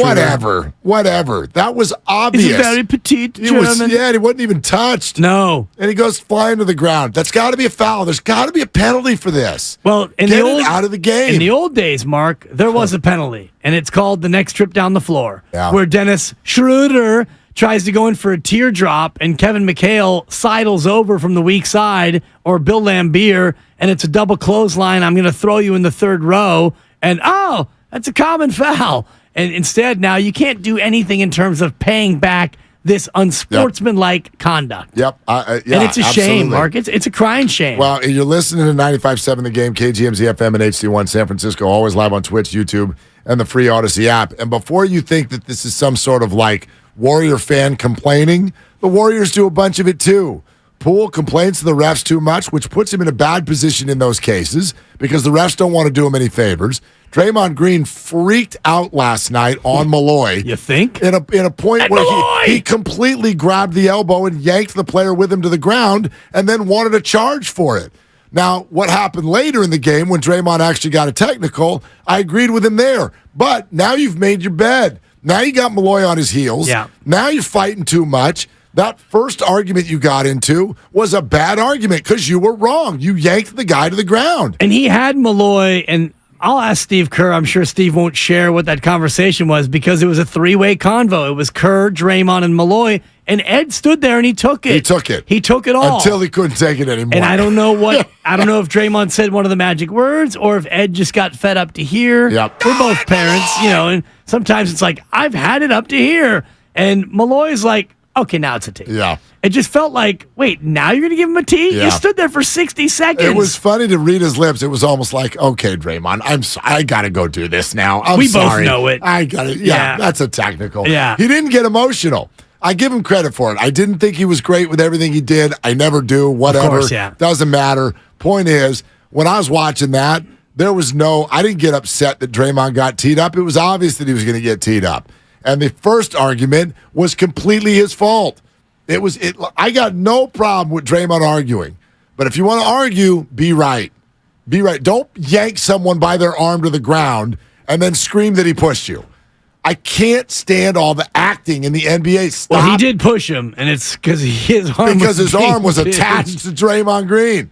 Exactly. I'm looking at the last 2-minute report right now, Mark, and this definitely is going to trigger people. Give us a call, 888-957-9570. Is this about the tie-up and the timeout? That's the only call that the officials are saying was incorrect, and what the officials are saying is it should have been a foul on Klay Thompson. A foul. Thompson wraps up Schroeder's arm and makes contact with Schroeder's arm from behind, which affects his SQBR. Ooh, what's that? The contact occurs prior to the timeout being called. His SQBR was affected. What's his SQBR? I had to Google it. Even me. Dan, I love the refs, Dibley. Wow, it's a Dan day. You got to Google it. On-ball defenders cannot affect an opponent's speed, quickness, balance, or rhythm. Okay, so that's a B. It's a B. He affected his balance. Because he wasn't going anywhere. So his speed or his quickness were not affected. Right. And his rhythm, he was not in rhythm. He was just he was practically in the fetal position. So the NBA is saying they did that wrong, but all Warriors fans are saying, how can you give him a timeout when he didn't have the ball? I thought Klay fouled him. I don't disagree. If you're going to look at it, I thought Wiggins tied him up, and that would have been a jump ball. But if you're going to say that Klay fouled him first, can't really argue with it. And it was a foul because he affected his SQBR. Yeah, I can't argue with it. I think it's incumbent upon us, if you're going to rip the refs, pick your spots. Last night was not a spot. I did not think that it was a horrible. It was as bad as it always is. I always give you that. My guy. It was as bad as it was. My Willie. But it wasn't especially bad. No, they were not the story last night. And I think, and we can ask Steve this when he comes on at 5:00 in terms of how do you get the free throw disparity to not be as bad. And I think he addressed this. Stop fouling. Maybe even in the third quarter interview, he's like, we gotta stop fouling, we gotta stop reaching, and they've got to attack the basket more. Do you know how you know it wasn't a horrible game for the refs? How many total fouls do we have it in front of us? I think it was 24-12. Yes. 12 for the league. You're exactly right. Yeah. So it's double the fouls were called on the Warriors. You know how I know it wasn't a bad night for the refs? Normally, with that kind of disparity for a home team, a coach is shaking a box score, right? Freaking out in a media session after they're losing their mind. And no one is. Why? Because the reason that there were twice as many fouls called on the Warriors is that they committed twice as many fouls. Yeah. That's why. And the Lakers were more aggressive. The one part of that, the 24-12, that I have a little bit of an issue with, and I'd have to look at the film again to see where it happened. But you're telling me that LeBron James played 40 minutes and did not commit a foul? Not a hold, not a bump, not a nudge. And I know he had 3 blocks. And I'm looking at the box mark, and it says the Lakers had 10 block shots. I thought it was closer to 50. It felt that way. My God. That's why the Warriors shot 53 threes or whatever they shot. 53 threes because you went in there and got blocked. Swatted. They only went. How many blocks did they have, you said? 10. 10. Yeah, they only went in there 10 times. So every single shot that was taken inside the 3-point arc was blocked by the Lakers. Well, think about that. They had 53 threes, and I don't believe any 3 was blocked. So 53 twos, and of the 53 twos they took, 10 were blocked. Almost 20%. 20% of the twos were blocked. So it's a problem. Yeah. And that's why by the way, they're going to be on the free throw line more than the Warriors. Right. And it's not even a matter of aggressiveness. It's just they're bigger, and it's their style of play. That's where they go. I think the Warriors, their sweet spot is 42 to 48 threes. But they're going to shoot a lot. Yeah.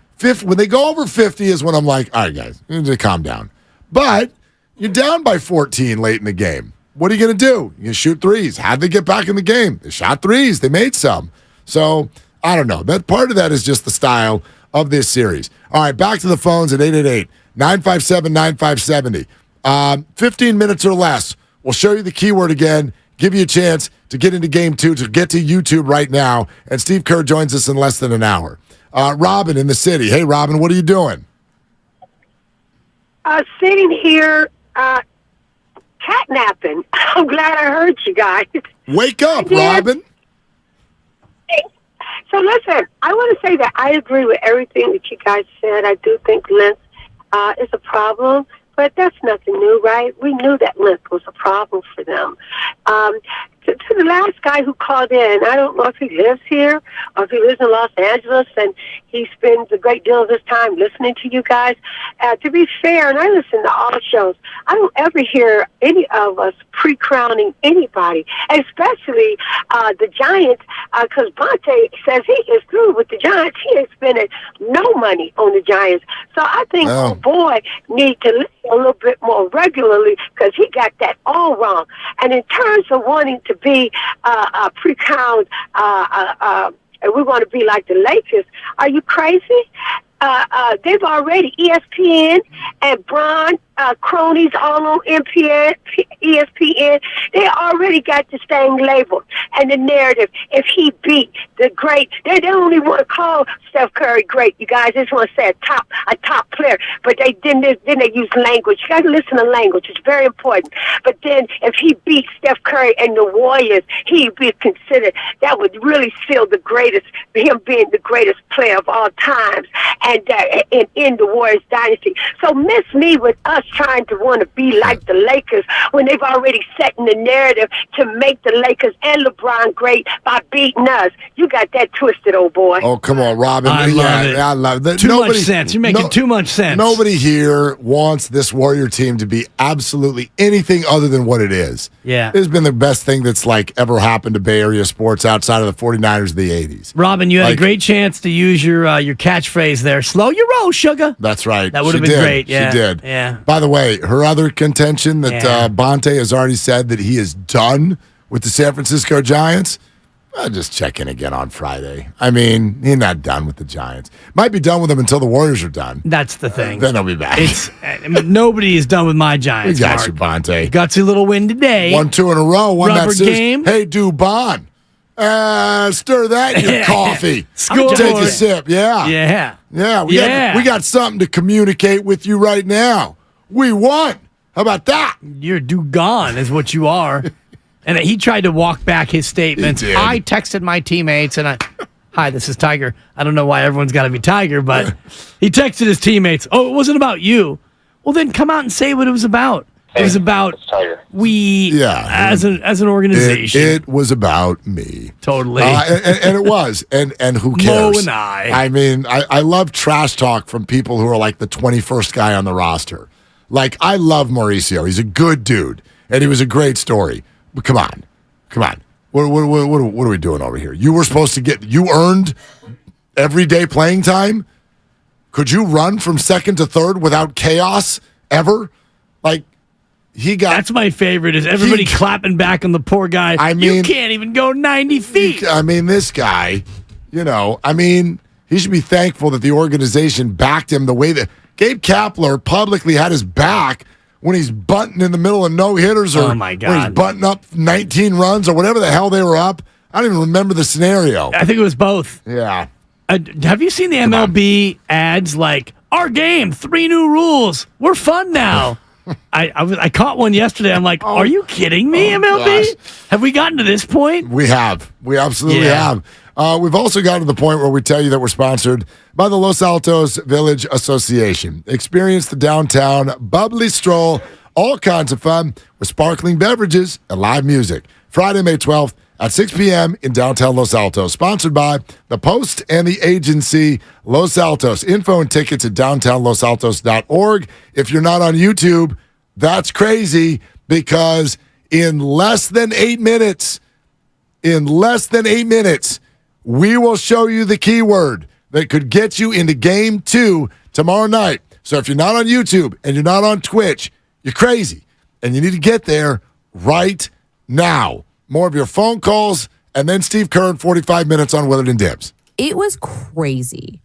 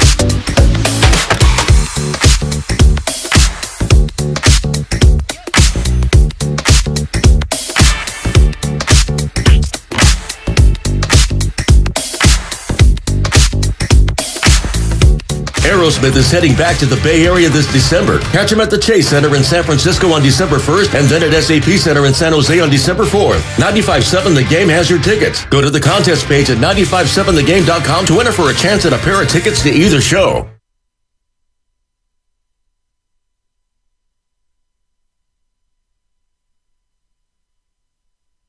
Draymond up the floor.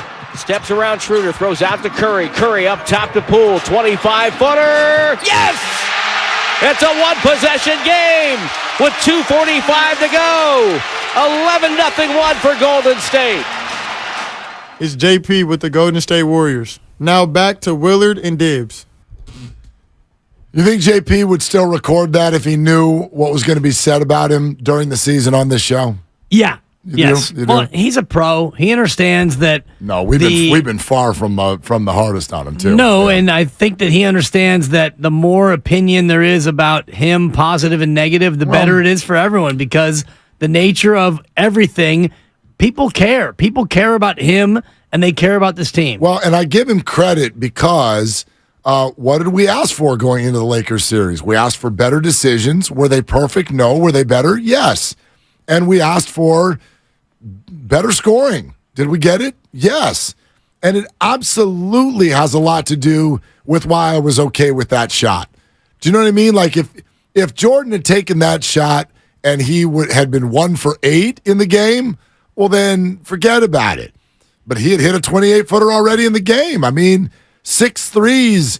He's the reason the Warriors were back in this game. So I felt fine about it.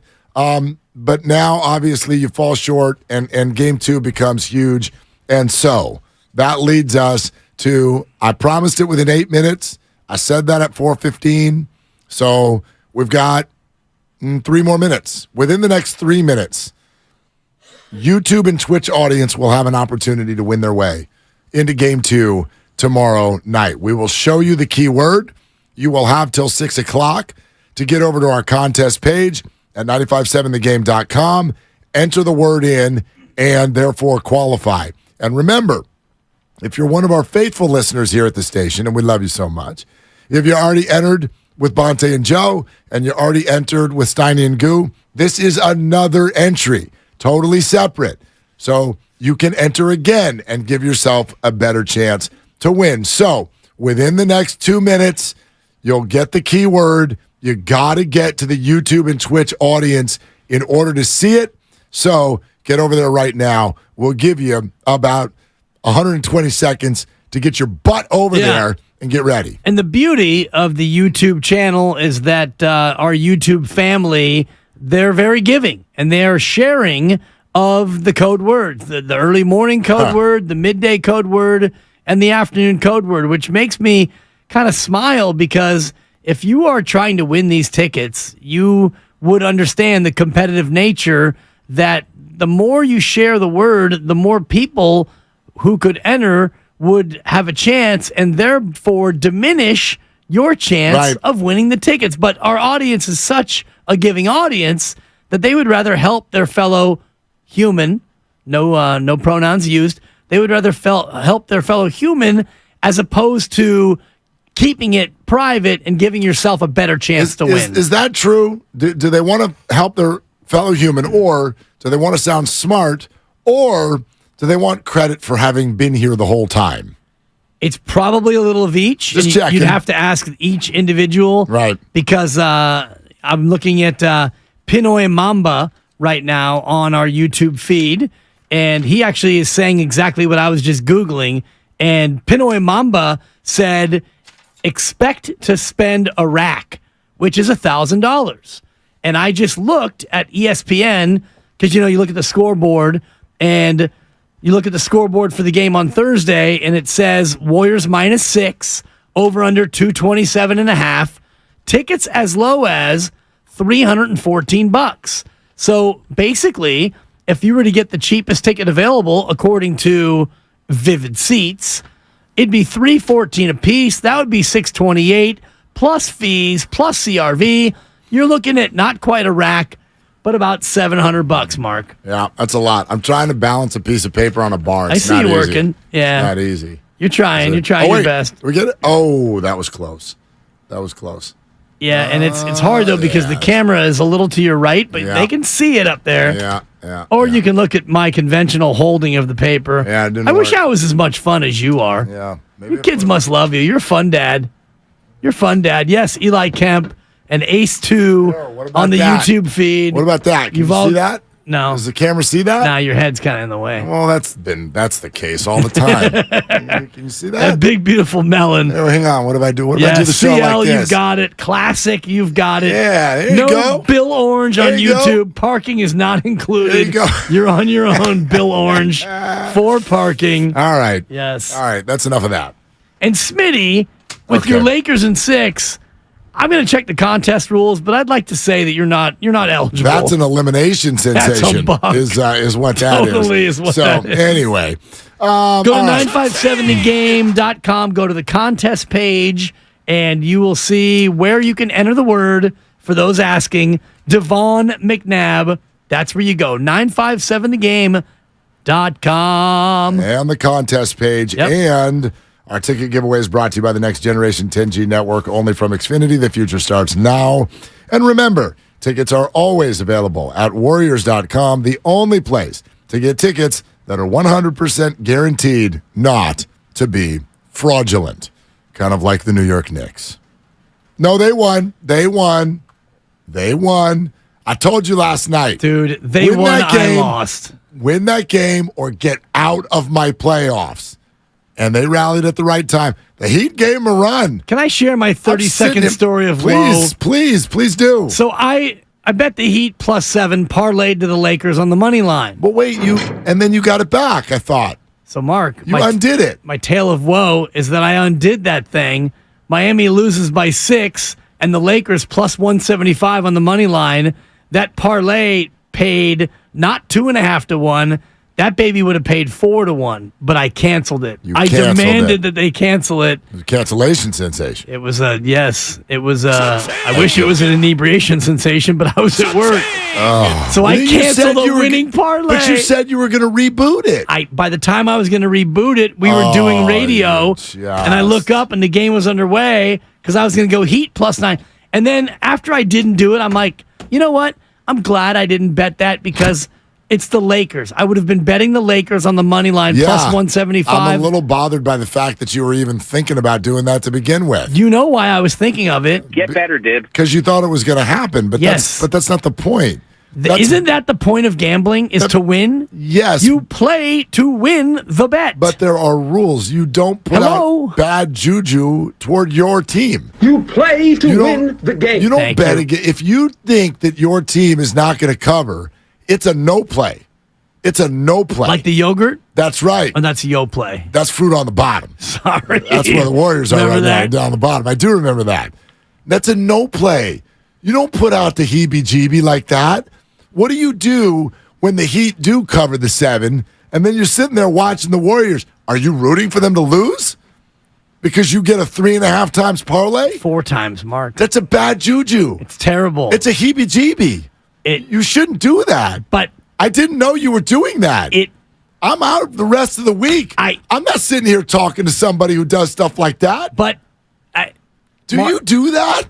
I don't normally do that. That's terrible behavior. It's unconscionable. It's reprehensible. My mom wants you to stop gambling. Dude, yeah, and I told her I gave it up, Ellen, until Saturday in the Derby. By the way, Derma Sotagake is the official Mr. Roboto. No horse. Thank you. Yeah. No horse has ever won out of the 17 hole, and no horse from Japan's ever won. Both of those streaks end on Saturday. Needless to say, I messed up. Yeah. I messed up by canceling the wager because I thought the Lakers were going to win the game. I'm mad at you. Thank you, Guru. Yeah, it's a 3.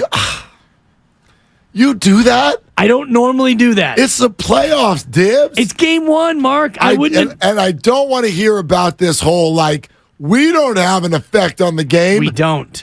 My son put Lucky Socks on last night. Man. By the way, they stunk. Oh, my God. Dude. Shout out, Jude. Take a shower.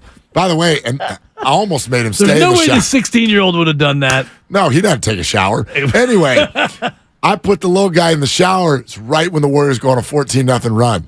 This kid comes flying out of there naked, because he hears me and the lovely Christy going crazy. The three-pointer goes in to tie the game. Well, we're going crazy. And he comes playing. What's happening? I said, the Warriors are on a 14-0 run, and they've tied the game. He comes flying out here naked. D'Angelo Russell goes right to the hoop and scoops it in. I'm like, I think you're a bad luck charm. Get back in the shower. Get the hell out of here. We were doing fine without you. Little do I know, my radio partner's betting against the Warriors. Come on, man. Get on the bus. I thought that's what Steph's speech was all about. That was a Game 7 speech. This is Game 1. If you do not believe and bet on the Warriors, Thank you. Do not get on this bus. You are not welcome on this bus if you're going to do that. I'll ask Steve Kerr if he approves. Boy, you want to talk about that's going to be the end of that interview. I'll save it for the end. I canceled it, Mark. You're going to bring up gambling on the conversation with Steve Kerr? So I canceled the wager, and so that game ends the way it ends, and I'm sitting there on the couch thinking, I lost twice. I'm down 0-2 in the series. I'm the only one down 0-2 because I had it. When the Heat cover that game against the Knicks, I'm thinking, now the Warriors better win because I canceled that wager. I don't want to see LeBron James win this in a parlay that I would have had. Got to be better than that. I don't think I've ever bet against the Warriors in my whole life. Yeah, me either. I don't think I've ever bet against them in my whole life. They've burned me so many times. Do that? Oh, that's disappointing. I feel filthy. I don't know what to do with that. Not for betting against them, but for canceling the wager. I have to let somebody else talk for a second. I insisted. You saw me on the phone. Yes, cancel that wager. Jimmy Butler's hurt. I want out. You did. Reprehensible you behavior. Did you see Jimmy's fit last night on the sideline?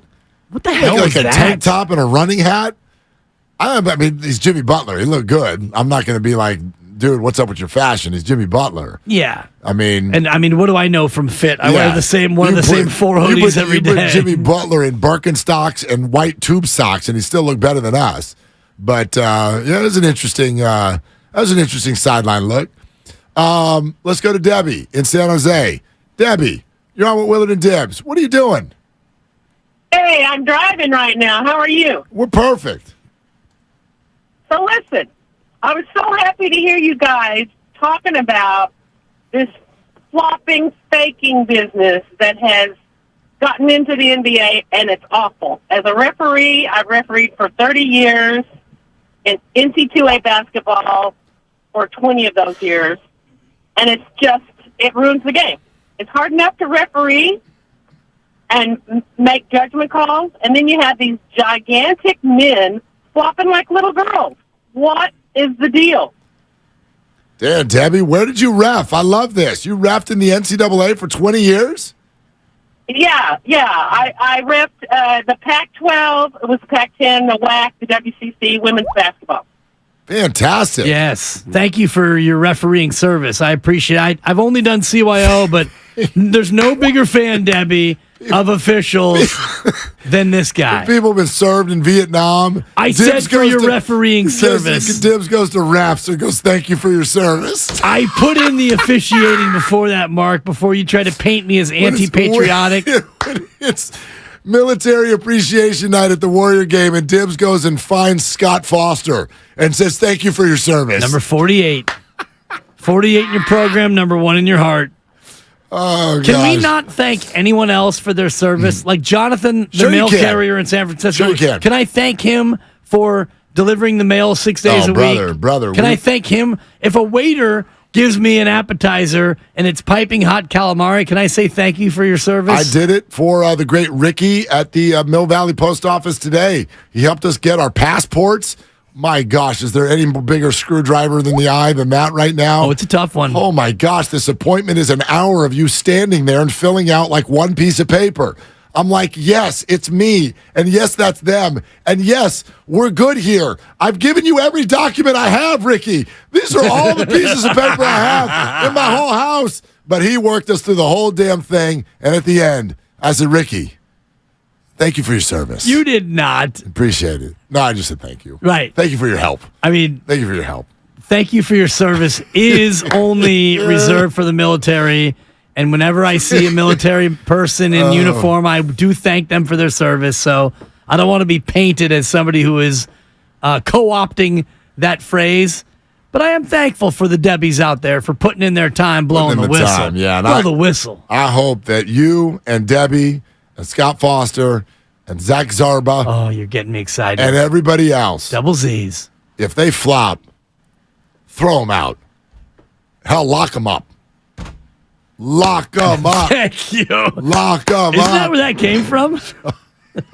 Talk about co-opting phrases. Oh, my God. Now who's the bad guy? Make America rap again.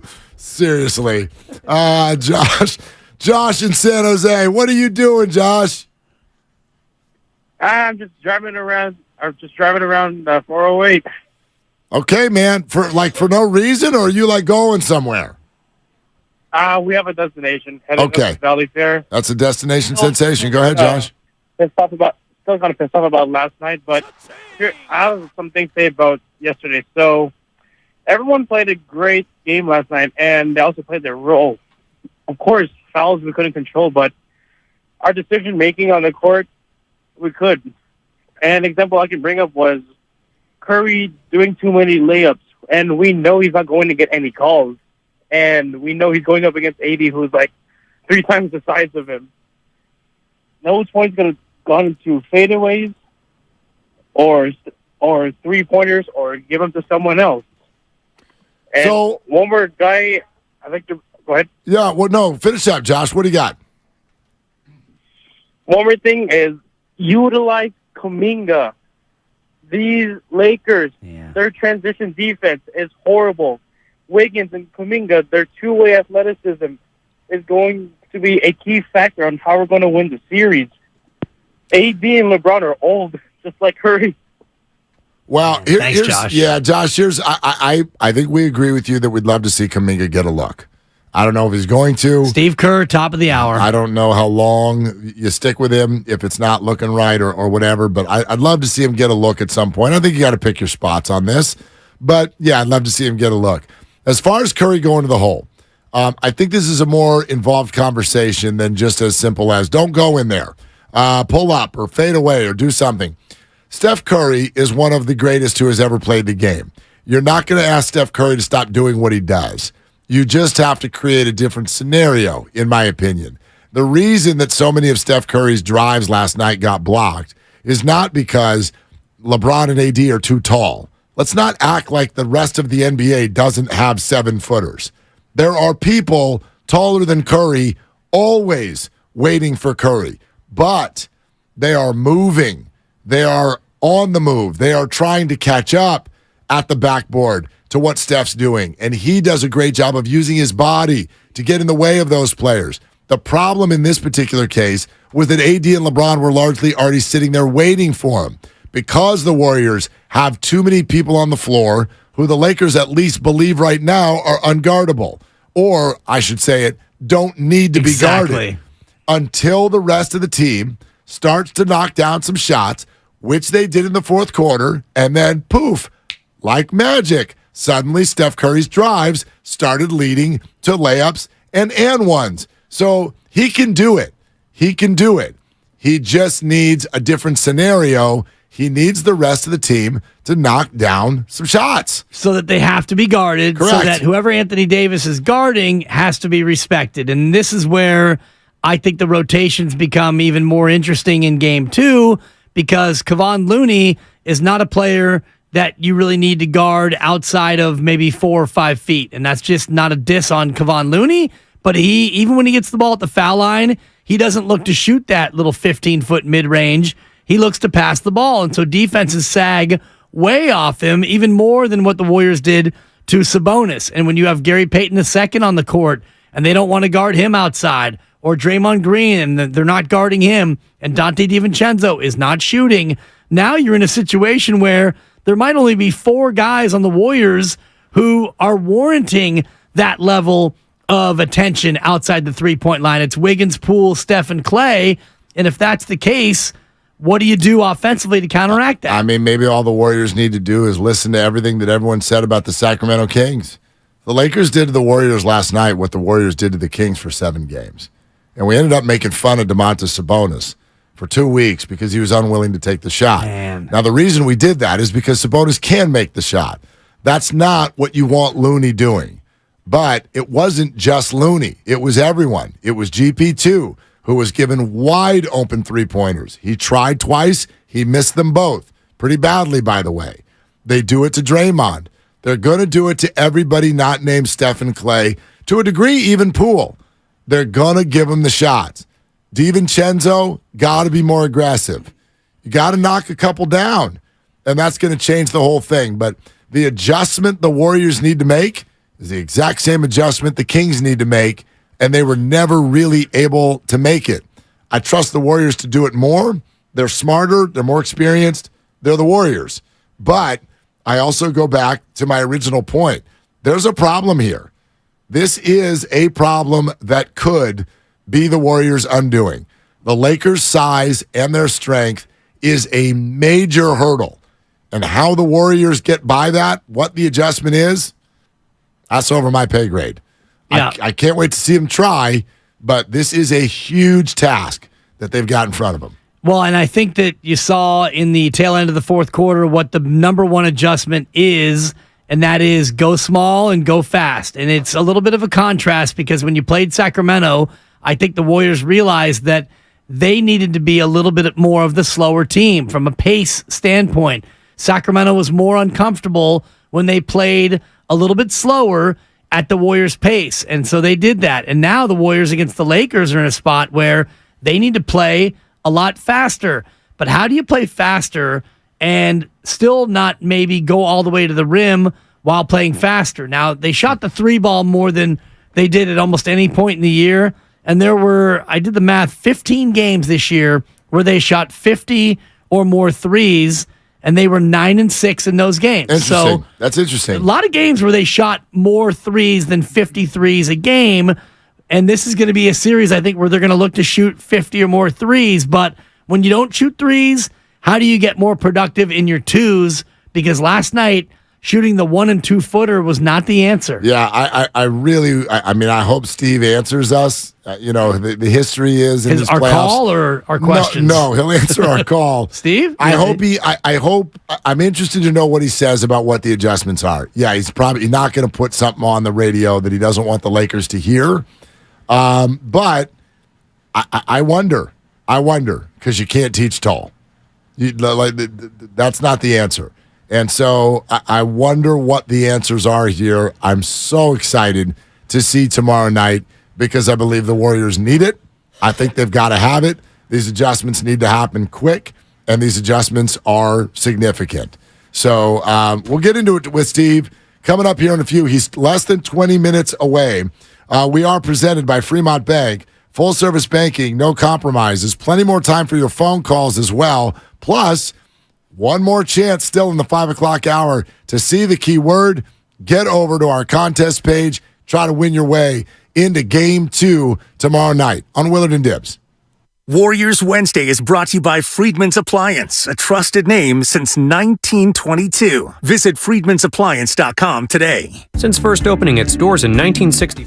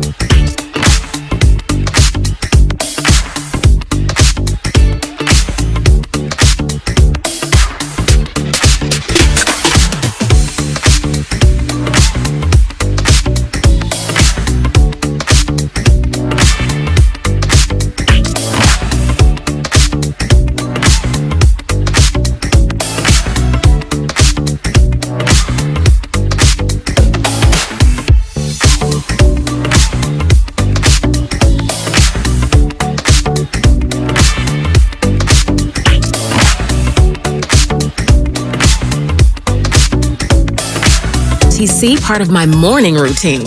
1 pill in the morning, 24 hours, 0 heartburn with Prilosec OTC. It's possible while taking Prilosec OTC. Use as directed for 14 days to treat frequent heartburn, not for immediate relief.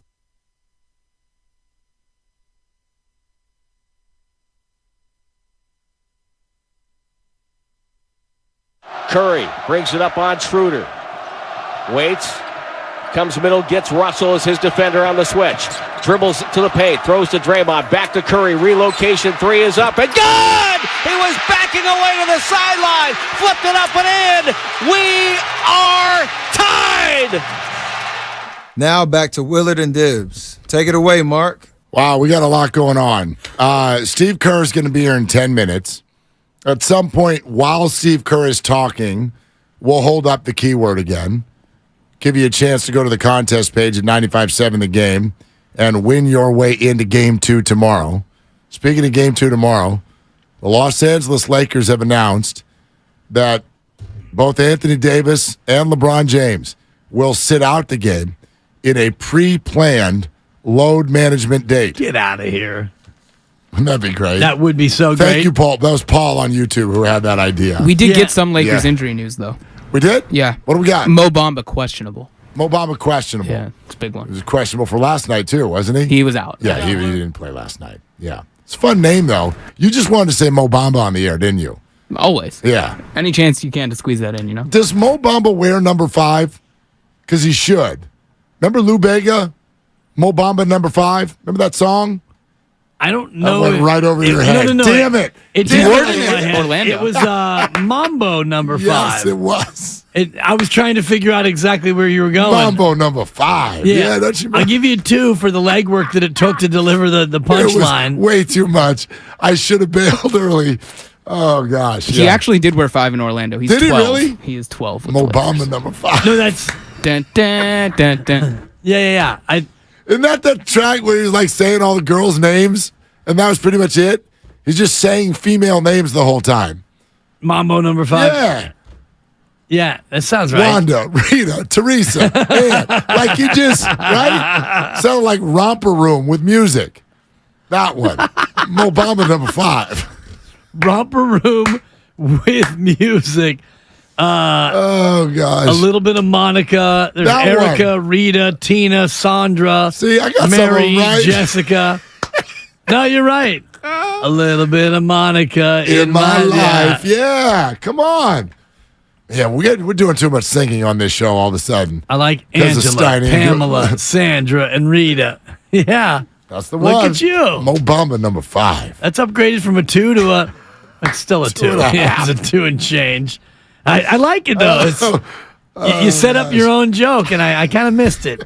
I was too busy, Mark. Yeah, what were you doing? What are you doing? Do you really want to know what I'm doing? What are you doing? Section 7 of the NBA rule book, defensive 3-second rule. Because I'm going to ask Steve Kerr if and how he goes about talking to the league about the fact that the Lakers violated the defensive 3-second in the key rule every single time down the floor. Mm-hmm. And what are you going to do about it, Steve? Yeah, what are you going to do? Because Hot shot? they were, and by they, I mean Anthony Davis mostly, and LeBron James as well. He's just camping in there. And you cannot, on defense, be in the key unless you are actively guarding somebody. And if you're in there for 3 seconds, you got to get out, and then you get to get back in. And he was just standing in there all night long. So I'm going to ask Steve Kerr what the process is. And even if he's like one of these pre-complain coaches where, you put it out in the ether, and maybe he wants to do it on this interview and say, yeah, I agree with you, Dibbs. And we've spoken to the league, and we sent him 15 instances where Anthony Davis was in the key for more than 3 seconds. It's a joke. No wonder why he's able to block so many shots. Yeah, I mean, it's become one of those rules. It's almost like the neighborhood play at second base in Major League Baseball, which they finally started to enforce. But it's become one of those rules that it was a big deal when they first were like, okay, 3 seconds in the key is not just going to be on offense. It's now going to be on defense, and you get an automatic free throw if we catch them. Yeah. And then they did it for a while, and then they just kind of stopped doing it. Like, I can't even remember it being called this year. It's a regular season call, for sure. But even in the regular season, I feel like I saw it maybe a small handful of times. I don't feel like we saw it very much. From what I understand, the clock isn't counting against you if you're, quote unquote, closely guarding someone. So what players do, like Anthony Davis did last night, is he'll go out and he'll tap a Warrior. He'll just go and touch like their arm or their shoulder, and that restarts the clock. So he'll do that every few seconds, even though he's still standing in the paint. But did he do that? Did you see him do that? Yeah, I think he did. Yeah. Well, no, you didn't like it?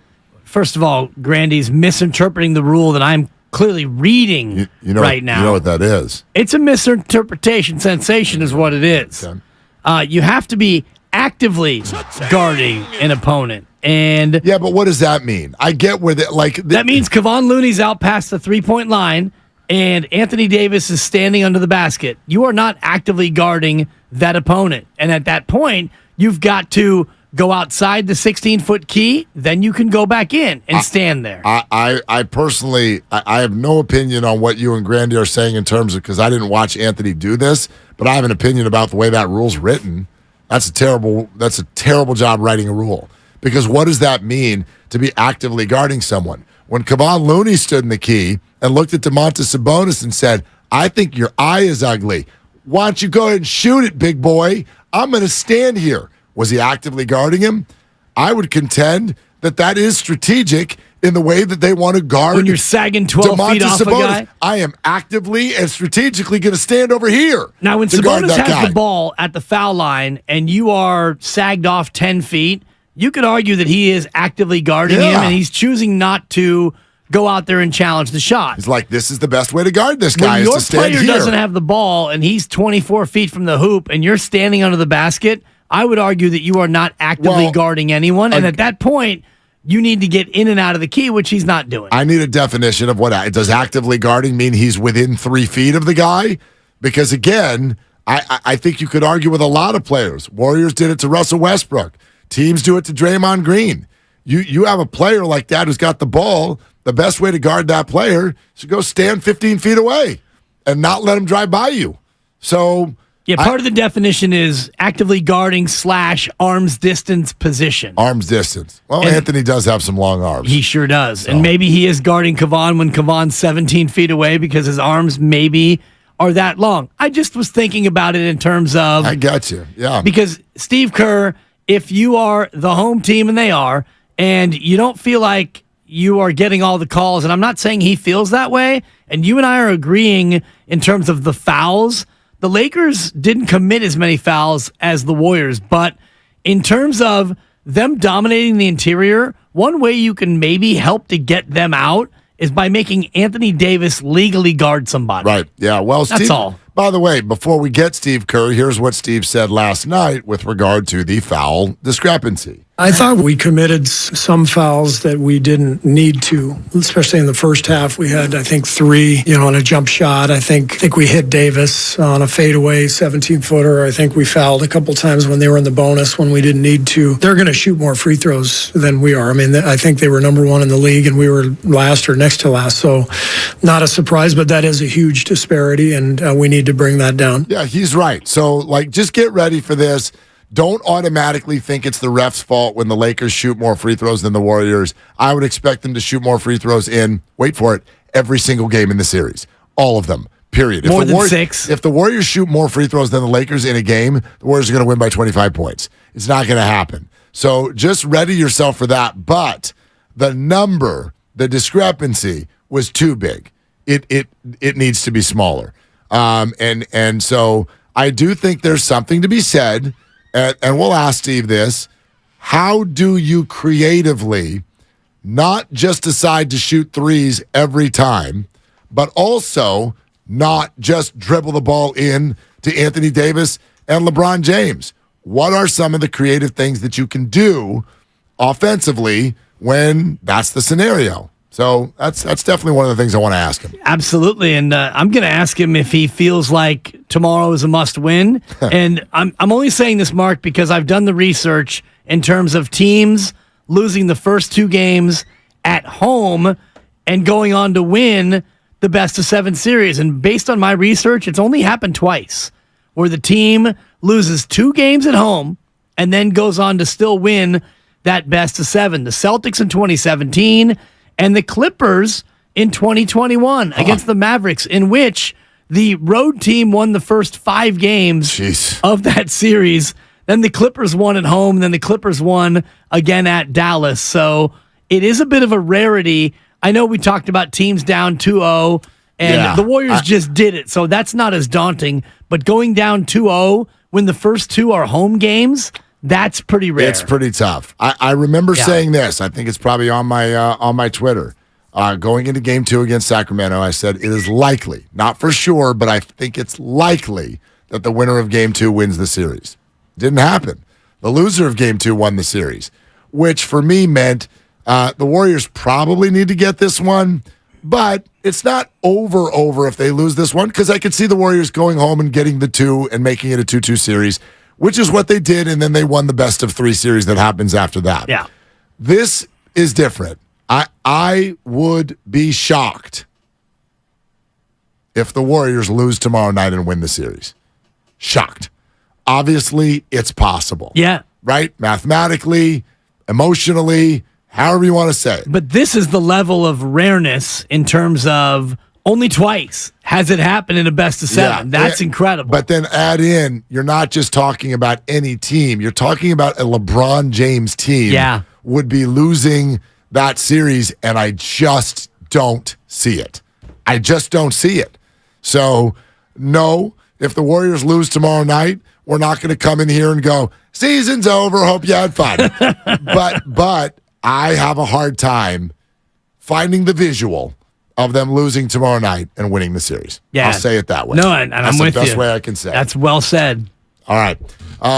Okay, Steve Kerr is ready to go. So are we. Excited to talk to the head coach of the Warriors. You're listening to 95.7 The Game, KGMZ FM, and HD1 San Francisco. Always live on Twitch, YouTube, and the free Odyssey app. Steve Kerr is brought to you by the Next Generation 10G network, only from Xfinity. The future starts now, and so does our conversation with the great Steve Kerr. Hey, Coach, how you doing tonight?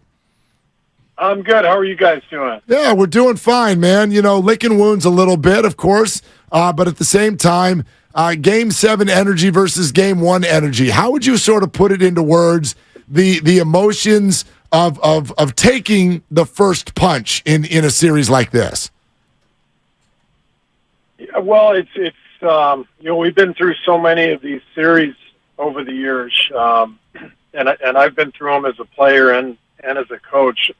There's a different feeling from one game to the next, and I think Game 1 is always a feeling out process. You're trying to get a sense for, you know, what the other team is doing. You're getting a sense for, you know, what your own game how your own game plan is faring. There's definitely less sort of urgency than there is in a Game 7 for obvious reasons, and yet it's still a playoff game. Like, you're still on edge. You're still, you know, really, you know, desperately trying to win the game. So there's always an interesting sort of vibe around the different games within a series, and last night felt like an opening game to me. You know, just a lot of just sort of trying to get a sense for each other. It felt almost like 2 games in one, Coach, because you fell down by 12 or 14 with 6 minutes to go, and then all of a sudden a burst and a rally and a change of lineup, and you got back in it, and Jordan Poole with a look to tie it up. Did you feel like maybe you discovered something late in that fourth quarter, or was it just as simple as you guys had freshness on your side? Well, I do think we had some freshness. You know, they played their starters basically the whole fourth. Actually, not their starters, but their best defensive team the whole fourth.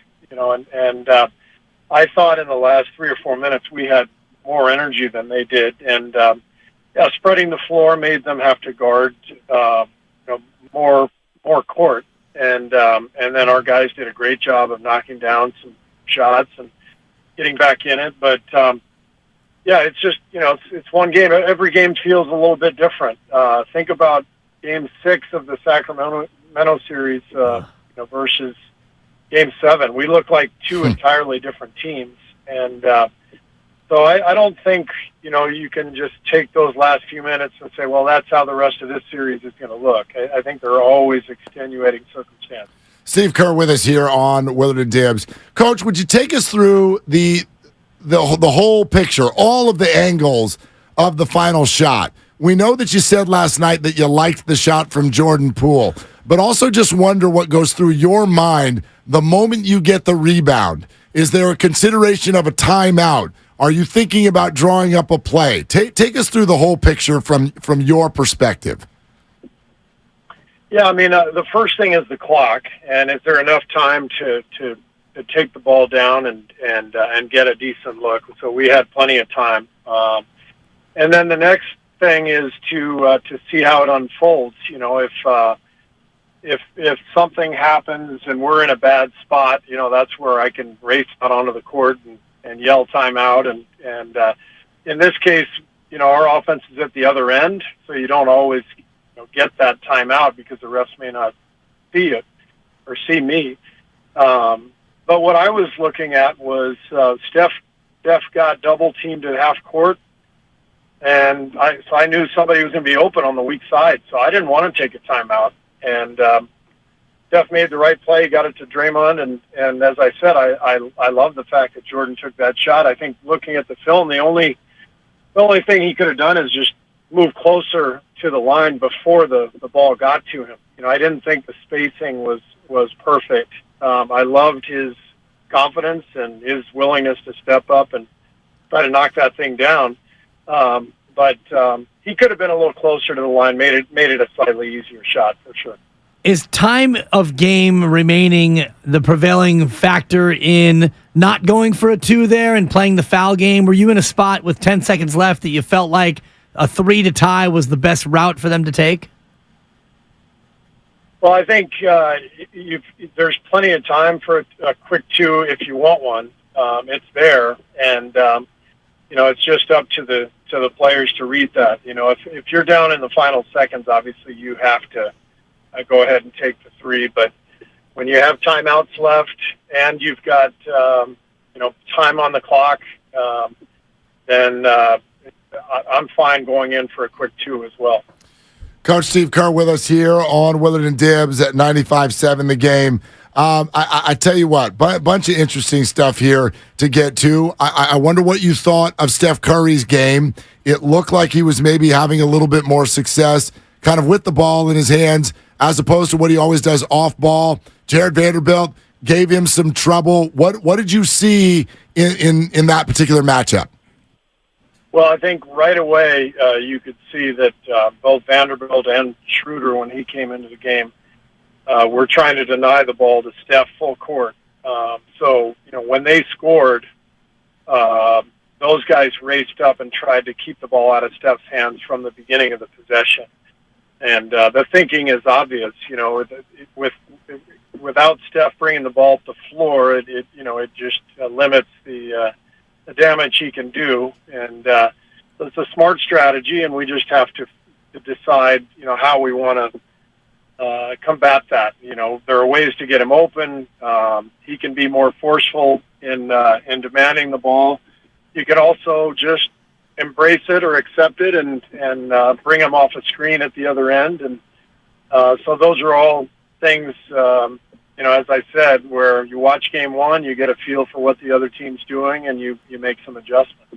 Is part of the adjustment maybe activating Anthony Davis in more pick and rolls away from the basket? Mark and I were having this discussion, and, Coach, it felt to me like he was camping in there defensively, yet no defensive 3 in the key calls. Is that something maybe you want me to call the league office on, or something that you'll handle yourself? Yeah, there generally aren't going to be a lot of those called, you know, in the playoffs, and he was definitely camped in there, and there were definitely plays where he could have been called for it. But you know, that's if that's the way it's going to be played, then we can do the same thing at the other end and crowd the paint, and we did our share of that. But yeah, that's one way of trying to pull him away from the hoop is to put him in more high screen and roll, and that's something we will definitely look at. And there are other ways to engage him as well. But you know, you give him credit. He was amazing. He had a great game, and you know, controlled the game defensively, and also scored, made a lot of tough shots. So sometimes you just, you know, you pat a guy on the back, say great game, and then you go, try to be more aggressive, more forceful the next game, and try to take them out of some of that stuff. Steve, I've heard you use the word adjustments a couple of times, and I'm sure you know this. It feels, in this particular case, to some Warrior fans, a little intimidating because it feels like the adjustment you need to do is to get taller, and the team obviously can't do that. So how do you battle their size with adjustments? Well, I mean, I always say this every year. The first adjustment is, the emotional one. You got to come in, especially coming off a loss, with the idea that you're going to be the more aggressive team. You're going to be the team that is playing with force and going after every loose ball, every rebound. And you say, well, shouldn't you do that every game? Yeah, but look, these guys are all professional athletes, best basketball players on earth. Everyone out there is gifted, and when you play with a sense of desperation, you get a few more of those loose balls, a few more of those rebounds. Things tend to turn your way, and I think that's always the first adjustment in any series. And then after that, it's little stuff. It's matchups. Who do we want guarding whom? What's our rotation look like? Maybe you tweak your pick and roll coverage. Those are all the things that you pick apart on film, and then you go through and a walkthrough, and then you implement them for the next game. Draymond Green picks up his third in the second quarter, and that's it. He's got to go to the bench, and he doesn't get any more time until after the half. Is it tough with a player like Draymond, especially where you know that he is such a smart player that you want to leave him out there, yet 3 fouls, you feel like you need to protect him? Yeah, and I think every situation is different. I usually leave our best players out on the floor when they're in foul trouble, because my philosophy is always, I'd rather have them playing, because if they're sitting, they're not impacting the game anyway. But you take everything into account, and one of those things is that the Lakers do have a lot of size, and if Draymond's out there guarding Davis or LeBron, he's more likely to get a fourth. And on top of that, it's a close game, and we're fine, and no need to panic and keep him out there. So we felt fine with the foul situation. Draymond went in at halftime with the 3, but it was I think we were down 1 or 2 points, and we were in a good spot, so there was no harm done. Steve, also, while we talk about adjustments and personnel, is there any chance that Jonathan Kuminga might be one of those adjustments on some level to give you a little bit more size and athleticism? Yeah, I think, the whole thing with all of our players, and I tell them this all the time, is the playoffs change dramatically, from game to game based on matchups, based on injuries, based on, what you're seeing on film. And it's important for everybody on the team to stay ready. And I think JaMychal Green is a great example of that, hardly played against Sacramento. And we knew we would need some size against the Lakers and some shooting. And he gets out there last night and gives us a great 7 or 8 minutes in the first half, knocks down a couple threes. So, J-Mike understands that. And, the other guys need to understand that too, whether it's Kuminga, Lamb, all these guys. There's a possibility that things could turn their way, and they just have to stay ready. Dante has been getting playing time, DiVincenzo, but just 1 shot in 12 minutes. It seems to the naked eye like maybe he's struggling with some shot confidence. Where is he right now from an offensive standpoint in terms of trying to recapture what he was more like earlier in the year?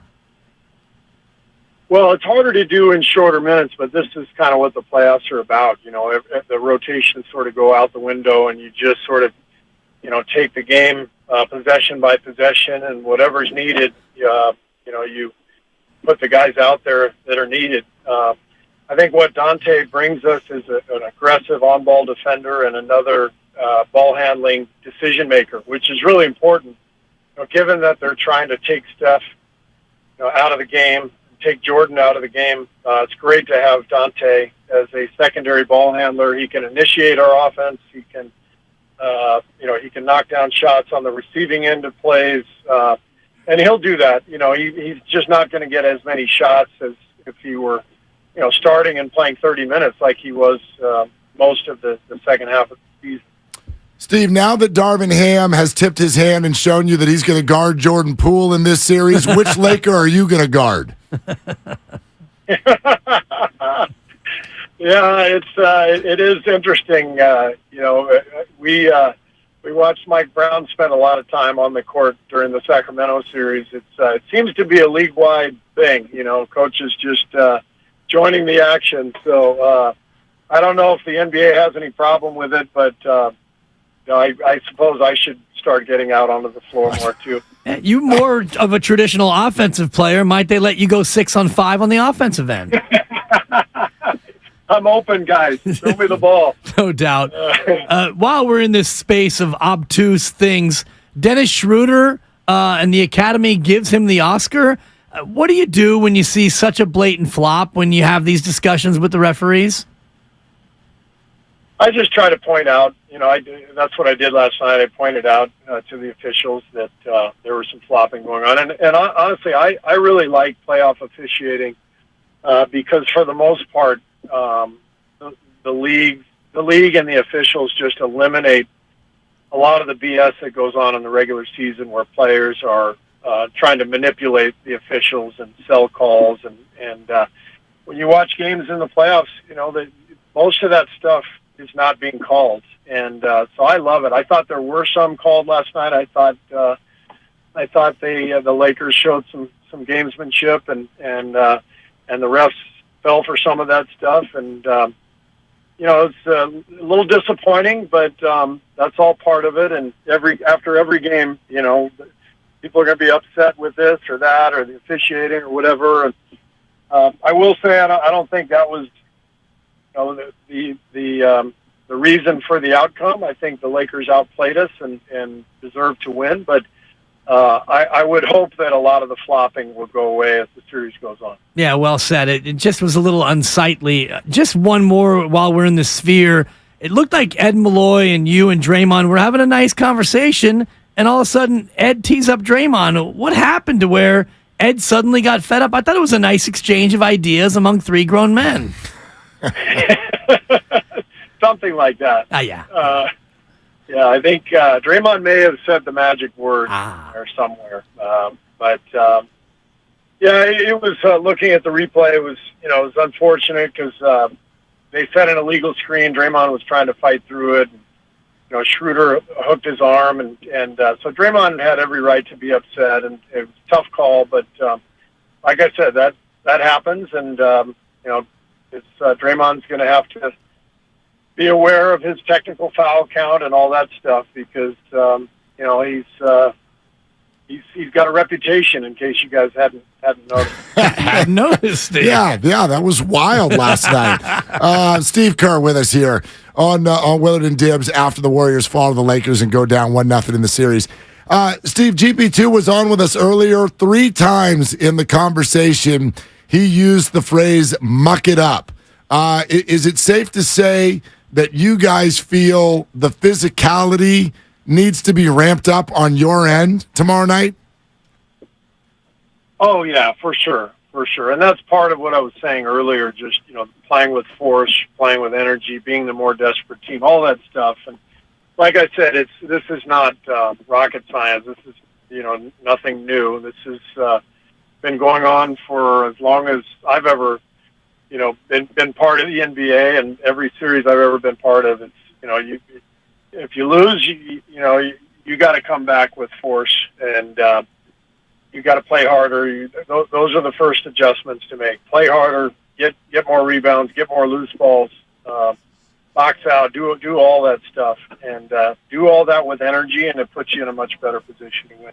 Seemed like against Sacramento, you started to, I don't want to say avoid Davion Mitchell guarding Steph, but the minute matchup was such that Mitchell wasn't out there as much against Steph. Have you thought about that already in terms of Jared Vanderbilt, who seemed to give Steph Curry some issues at times last night? No, not really. I mean, they're trading Vanderbilt and Schroeder onto Steph. Both guys are spending time on them, and they're both good defenders. And look, the Lakers, after the trade deadline, when they made their moves, they had the number one defense in the league. So we are prepared for what the Lakers are bringing. They've got an excellent defensive team. A lot of experience, a lot of IQ, so it's a great challenge. And we just have to continue down the path we're on and keep making the subtle game-to-game adjustments and just get after it and bring the emotion, bring the energy, and we'll get back in it. Steve, as you know, everybody's always got a lot of eyes on the minute count for all the players, and whether there are Kuminga questions or even the guys who are playing a lot. At the end of the Sacramento series, your top players are bleeding into the 40-plus minute area. Last night, everybody's back down to Steph at 38, but nobody was up at that 40-minute mark. Is that just because it's early in the series and you want to ease your way into it, or do things now immediately get a little bit more in that desperate realm because you're down 0-1? I think game one, coming off of a game 7, an emotional game 7, 48 hours earlier. For sure, in game 1, you want to get more people out there, and you don't want to run everybody into the ground. And so there's that consideration. And then, the feeling out process that I referenced, you want to give different people some looks just to see, how those players present themselves in the series. And then as you go, you tend to pare things down a little bit.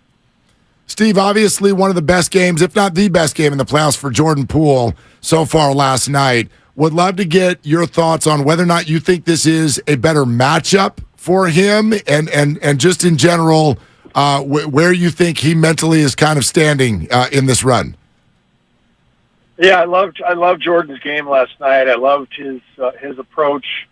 He's pretty mentally tough. I mean, Jordan is a guy who, you guys know, I mean, he's a little bit of a lightning rod. A lot of people are judging him on a daily basis, and it's not easy as a young player, a young person to have that type of scrutiny with your every move. And the way he responded last night, knocking down shots, competing, boxing out, fighting over screens, I thought Jordan was great. And like I said, every game's different. You never know how things are going to play out, but we do know we'll need Jordan to be aggressive, and I have great faith in him.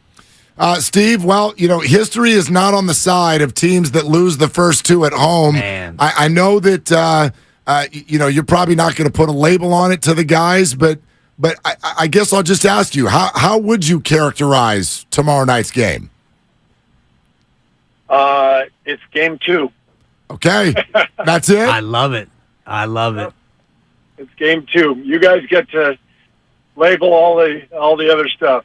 We just take it a game at a time. I called game 7 a double must win, Steve, in case you need that. Double if it goes, it's not a must, it's double must win. So if this goes 7, there's another freebie from Dibs to Kerr. Thank you. I'll use that with the squad. Yeah, you're welcome. Perfect. If we get to Mother's Day, of course. Oh, God. Yeah. All right. Hey, Steve, thank you as always. Great stuff. Fun being on with you guys. Take care. Okay, Thanks, there he goes. Steve Kerr, the I head give coach. and I give. You do. I bet he's in there now going, guys, we got to figure out a way to get this to a game 7. Yeah. We got to lose at least 2 more. We got to get some wins because I got this thing for you. If this thing gets to Mother's Day, I got something for you. I'm glad you asked the Jordan Poole question, because for those people who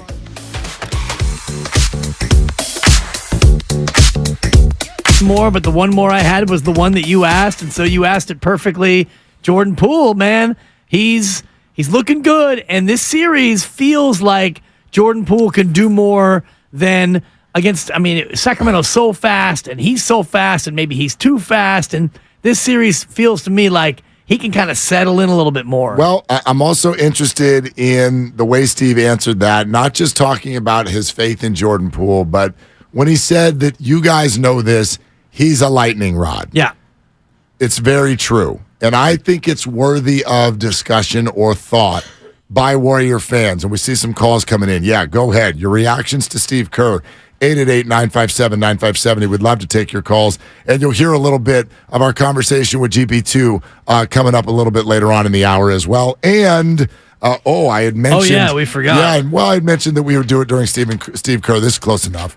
Here it is, okay? Yeah. Keyword. It's the if key. If you want to go to Game 2 tomorrow night, YouTube, Twitch audience, get to YouTube and Twitch right now. Get over there, see the word, and then be get the over. Word. See the word, be the word. Thank you. And then get to 95.7 The Game on our contest page and go ahead and get that word in. You got to get it in by 6 o'clock. So you got 37 minutes left to go to get this in and give yourself another chance.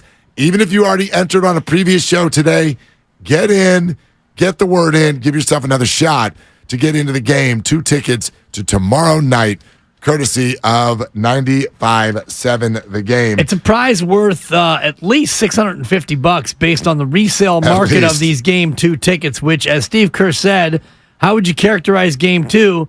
It's Game 2. It's Game 2. It is. Even though you were referencing a stat that I threw out, the team that loses the first 2 games at home in a best-of-7 only 2 times. That team has then won 4 of the next 5. 3 of those games would be on the road. Right. And you mentioned a great point, a counterpoint to my stat about the likelihood. You're dealing with LeBron James, a guy who's he's the all-time leader in playoff minutes in the association. So he's seen a thing or two about the playoffs. I got a hard time believing the Warriors win this series if they lose tomorrow night. That's just the way I'll say it right now. Our ticket giveaway is brought to you by the Next Generation 10G Network. Only from Xfinity. The future starts now. And remember, tickets are always available at Warriors.com, the only place to get tickets that are 100% guaranteed not to be fraudulent. Okay, so back to Jordan Poole and the lightning rod comment that Steve just made. I think it's important for us to remember that while Jordan in many ways has earned that, because it's layered. He's the new guy. He's the challenger or the future or whatever of Stephen Clay. We've talked about it with legends in any industry. Right. When Vin Scully retires, whoever takes over, when Kruk and Kipe are done, there's Flem and John Miller and all of that. So maybe that'll be a little bit more seamless, but it's not going to sound the same. There's no way. So we I think inherently push people away when they're trying to replace legends. That's part of it. So there's a little bit of that. He's also earned it with his play. There's no doubt. Right. The lack of control. But let's not forget this guy who he is now. Who was he 3 years ago? He's a G Leaguer. He's a G Leaguer. And then he was a bricklayer. There was that because they had nobody, and he was forced to be a volume shooter. Right. I do think that part of it also is his countenance, and it's the way, the cocksure nature with which he carries Wednesday himself. is brought to you by Hey, it's your Krupe, boy Guru. your driveway Every mechanic. time He carries himself with a certain amount of ego. That button's What always is lurking. that button? That's the you start the brake button. Right. I just had my arm just had a gasm, and it just whacked the wrong button. So sorry about that. Some hosts like to key the brake on their own. So you would do your thing, and you I would don't say, like to do that. Hey, coming up, the highlights of our GP2 interview right here on Willard and Dibs. And Sorry, boom. Grandy. Yeah, that was my bad. Grandy with the save, and Yep. he'll reset the system. Kick save and a beauty. All right, that's a reboot. I do think that part of it is Jordan Poole's, I don't want to say attitude, because people think good attitude, bad attitude. It's the way he is so self-confident. He's cocky, yes. Super cocky. And that's part of why he is a lightning rod, because he doesn't have the humility that a young player should have in his spot. So it's all fair. It's all fair in love and war and basketball. You get to like who you like. Yeah. You get to be mad at who you're mad at. And yes, he's a lightning rod, and Steve knows that, and Jordan knows that, and the whole team knows that. But I do think it leads to one thing in particular that I find just a little bit unfair. For instance, I had a really good buddy who's a great Warrior fan. Right when that shot didn't go in last night, he texted me something along the lines of, well, this guy thinks he's Steph. And I was thinking about that comment. I'm sure many Warriors fans shared that thought. But I'm sitting there, and I think there's some overlap to the point that you made about that last shot with Jordan last night, which is that, like, you should have tried to take those 10 seconds and get a shot for Steph. But the Lakers are thinking the exact same thing. And Jordan had as many, I think more, three-pointers in that game than Steph did. He was one of, if not the reasons, you were still in the game. The only reason you got mad at that shot, it didn't go in. And because it was him. He's not him. Well, my point is this. I'm with you, though. Your point is well taken. If that shot, if a wide open three, and I love Steve's point, which was he should have been a little closer. Yeah. He should have been hustling more. He could have taken a step forward. But the shot was not bad.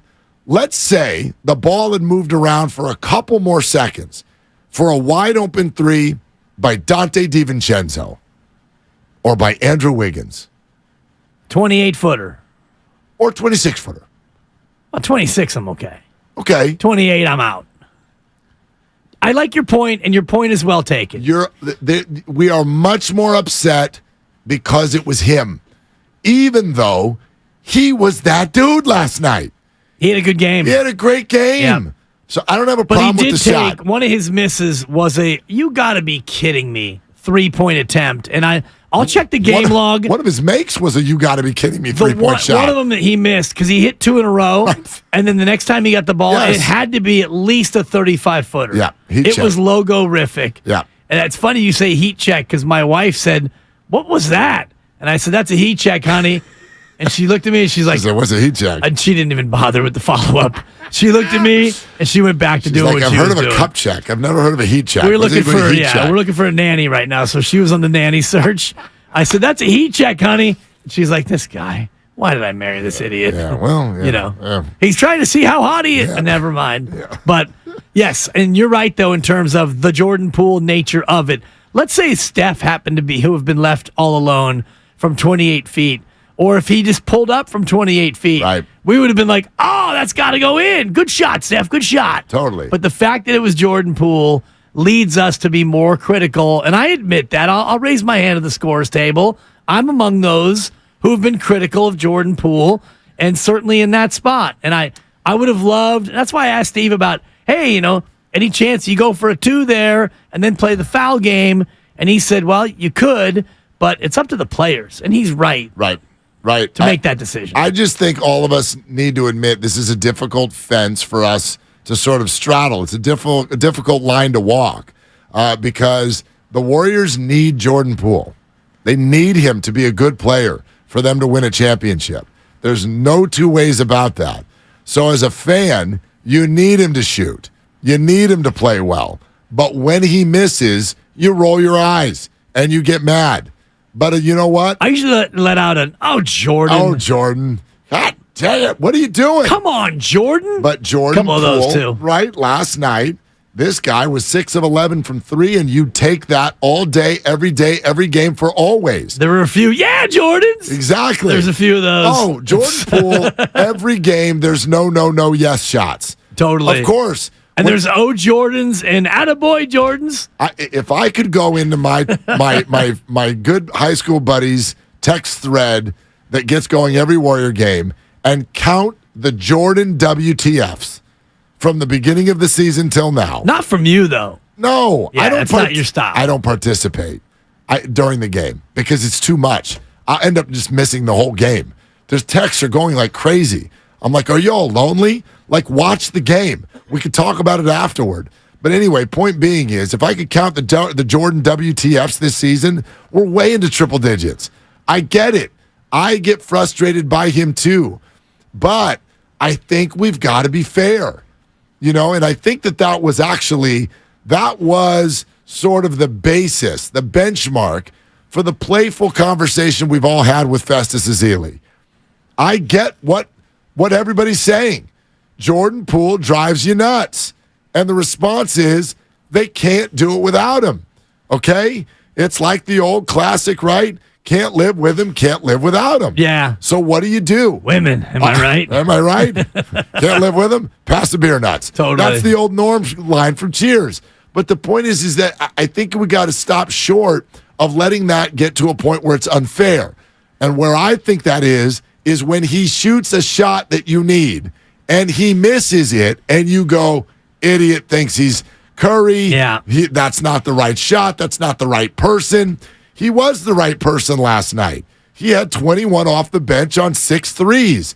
And so, again, as I said off the top of the show, I can live with that one. I can live with that one all day long. I can live with it, but I would rather have had a different sequence of events in that end game scenario other than Jordan Poole letting it fly from 28. But you mentioned his effort off the bench. I'm looking at the second quarter game log. 4:40 to go. They're down 4. Poole from 27 drills it. Next time down, Poole from 30 drills it. Clay hits a 3. Next time down, Poole from 26. He hits it. And the Warriors go up 3 with 3.5 to go. Next time down, Poole from 33. There was your heat check, and he missed it. And it was that was the one where it was like, oh my God. But listen to that. Why are you upset with Jordan from 28 when he hit from 27 and 30 a few minutes before? That's what I'm getting at. That was more than an hour earlier. Well, then you're right. He had cooled off. Let's go to Tim in Fremont. Hey, Tim, what are you doing? Hey there. I am in lovely traffic going 15. How are you guys doing? We're doing great, brother. We're doing great. Good. Great.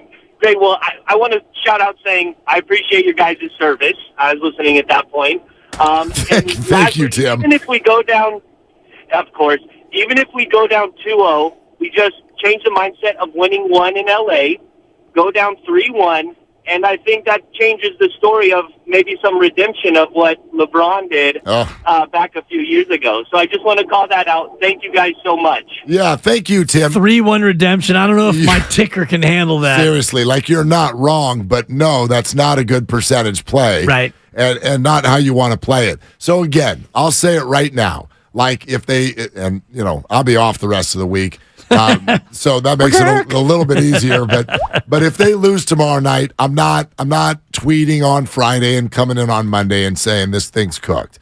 That's not the case because it's not. Even things that have never happened before, there's got to be a first. A 16 would never beat a 1, and now 16s beat 1s all the time. Right. Twice. So maybe this will be the first, but I don't know any other way to say it than, it would really be smart to win tomorrow night. Yeah. You're in a really, really bad spot if you lose this game tomorrow night. And I know you're not big on my stats, but the fact is that only 2 teams have lost 2 at home and come back to win a best of 7. And if you're down 3-1, like Tim is advocating, only 13 teams have ever come back from 3-1 down. It's a 95.3% chance when you're down 3-1 that you're going to lose. Now, the Warriors are one team that has come back, and they're also one that has gacked. They have gacked a 3-1 lead. So I would rather Warriors win, go down to L.A. and get a split, handle business in Game 5, and then go win in L.A. in 6. And keep something in mind. Steve Kerr has tried to subtly say this at least 5 times since the game ended last night. In fact, he even said it in the pre-fourth quarter on-court interview. The Lakers played really well last night. Yeah, good call. Anthony Davis played really, really well. They played a smart game. They played to their strengths. They did the things that they don't always do. You detailed it going into the series. Anthony Davis, 31. Next night, 12. Next night, 31. Yeah. Next night, 12. If AD wants to go 31 every night, guess what? The Lakers are going to win the series. Oh, man. But the Lakers played really well. They're not going to do that 7 times, I don't believe. That's not who they've been. Well, if they do it 7 times, they probably win 7-0 in the best of 7. Now that has never happened before. I'll have to Google it, but you may be right. Yeah, team won 7 games to none. Let's go to Ty in Pleasant Hill. Ty, hey, what's going on? What are you doing? Hey, how you guys doing? I'm just driving across the Martinez Bridge. It's my first time talking to you guys, and I listen to you every day when I'm working. Appreciate it. No problem. Listen, there was a point in the game. And I'm going to say what I'm going to say, and I'm going to hang up, and I'm going to listen on the radio. There was a point in the game where Jordan Poole, the Warriors were on defense, and I don't know who had the ball for the Lakers, but someone someone drove right past him, and Stan Van Gundy, I want to know if you guys heard this. Yeah. He made the comment that something to the effect that, damn, Jordan didn't even try. He didn't give any effort.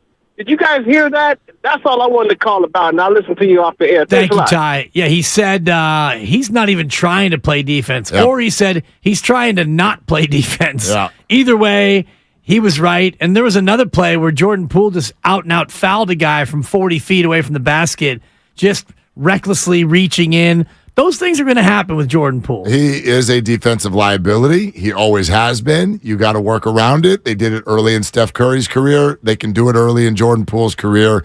I will also say this. He was not the only disappointing defensive player last night. I did not like the Warriors' defense. The Lakers' offense was good. The Warriors' defense was lesser than it's been. I think you hope for both of those things to turn just a little bit tomorrow night. And if they do, the Warriors will be in pretty good shape. All right, it's Willard and Dibbs, and we're sponsored by Inn at the Tides. It's prime whale watching season at Bodega Head. Great time to plan a special getaway to the iconic Inn at the Tides. Enjoy delicious meals at Tide Wharf, stunning views, and free breakfast. Book your escape today at inatthetides.com. All right, coming up next, we talked to GP2 earlier in the afternoon. We want you to hear some of that, and that's where we're going next on Willard and Dibbs. Warriors Wednesday is brought to you by Kirby, your driveway mechanic. Check out Kirby at CURBEE.com.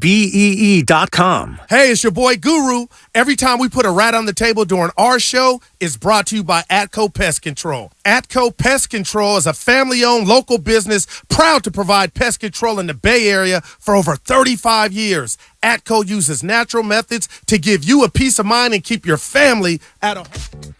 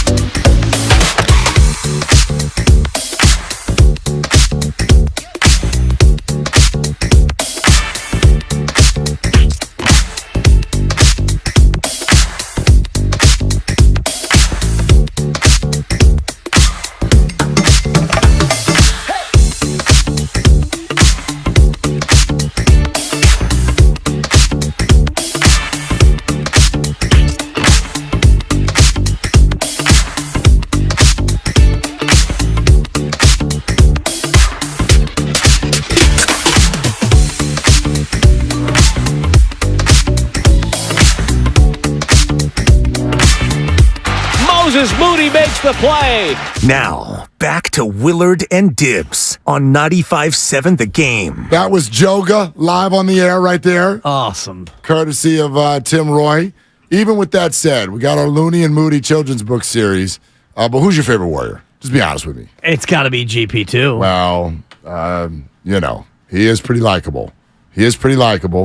And he becomes even more likable when he comes and talks to us, especially after a loss, which he did earlier today. The first thing we asked GP2 is, now that he's had one game against the Lakers, how did this series feel like it compared to the last series against Sacramento? Yeah, this is a completely different shift from Sacramento. These guys got a lot of length, and they're tall and like I said, lengthy, and AD in the middle, causing a lot of the problems. We gotta find ways to get him involved in on defense, and then make it muddy and tough for him on offensive end. We talked about this, GP2, and neither Mark nor I had a chance to play in the NBA playoffs. I was close. I got cut from my JV team. But how hard is it to go from a Game 7, the emotions on the road, to turning around just 2 days later and playing a Game 1 in a new series?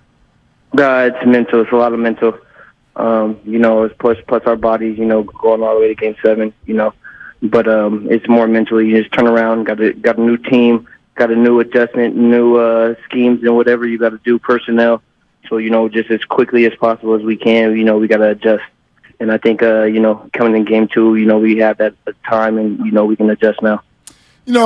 Gary's, I think sometimes fans look at things and they go, gosh, I see this adjustment that could be made, or maybe we have more of that player. I think Warrior fans came out of last night and went, oh, hell, we need to be taller. And I don't think you guys are going to grow by tomorrow night. So what adjustments can you make? Yeah, like I said, we got to find ways to slow AD down and find ways to not let him get to his spot and muck it up and, force other people to, play make. You dunked on LeBron James, and I don't know if I'm reading your facial expression, but what I saw through the TV was you had a moment where you were like, I just dunked on LeBron James. Was that what you were thinking, or were you thinking, oh my God, that was awesome, I just dunked? It's 2 points, but it wasn't your normal, body to body. We had to just meet at the high point. Every now and then everybody gets that victory, and I just got one yesterday. But if you want to say that, I guess you can. Oh, I'm saying that, GP2, because I saw it on TV, and you had that moment of like, it felt to me like, oh, wow, I just dunked on LeBron James, which is awesome, and I think that's why we love you so much. Just to have that little one is nice, to go back on it. GP2. You've been up with the best. Oh, it's a nice win. GP2 with us here, Willard and Dibs, 95.7 The Game. Gary, it's fascinating because we always hear about you. You play bigger than you are on both ends of the court. And one of the reasons that you've become a mainstay is because you can guard people who are bigger than you. What kind of studying does that take? What kind of tools do you use to guard people who are bigger than you? You just got to have that dog, the heart, and just the fight in you. Having a strong core helps, also it helps, but it's more just, having that heart and fight, and not backing down and, just try to make it difficult. They do things that you can't do up there, and we do things that they can't do, down low. So, just try to make it difficult and be a little pest. Jordan Poole off the bench, part of the bench mob, 30 minutes. He had a great game, 21 points. How good was it to see Jordan Poole have kind of a bounce-back performance after maybe struggling a little bit against Sacramento? Jordan's always going to come back and give it his all. Even if he has a bad game or a good game, Jordan always finds a way to bounce back and still help and play makes for this team, and he knows he's a huge part of that. And, just like anybody else that comes off the bench, Jamichael had a great minutes yesterday, and, just come in and, be ready. Be ready, stay ready is what we like to say on the bench mob. But, those guys come in and play make when we need to. GP, the last 4 games of your playoff run, the home team is 0-4. So what is the significance of home court advantage? It's huge. You got your fans behind you. You're comfortable on this court and everything here at home. And it's important to get these home ones because on the road you're going into a hostile environment, and like we just experienced down in Sacramento, it could be tough, and it could linger. You do a lot of on-ball defending. You regard D'Angelo Russell, Dennis Schroeder, and more. How tough is it to be out there on an island knowing that you're getting screened not once, not twice, but sometimes 3 times? How hard is it to fight through those picks?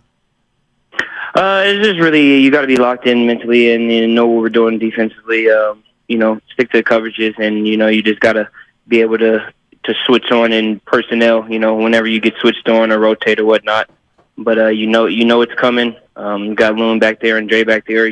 Navigating us through the picks and screen. So communication's huge, especially on the road. Being loud, we got to talk to each other, and I think communicating is what we need for this game too.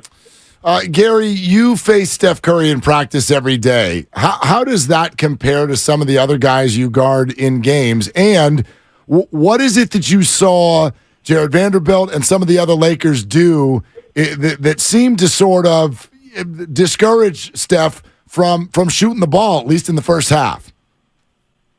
No, this series and last series, every guy's guarded him, T. Davis, Mitchell, and these guys now with the Lakers, Vanderbilt, they just do a very good job of making it tough for him to get a catch.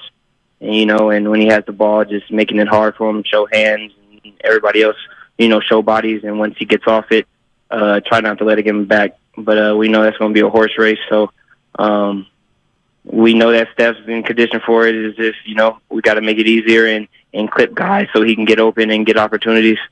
And then in practice, we don't really play too much scrimmage 5-on-5 when guarding Steph. But, just the times that we have, it's hard. It's heartbreaking, Sometimes you think you've done everything, and he gets a little gap, and that's all he needs. So it's actually helped my game, with other players, but he's one of a kind.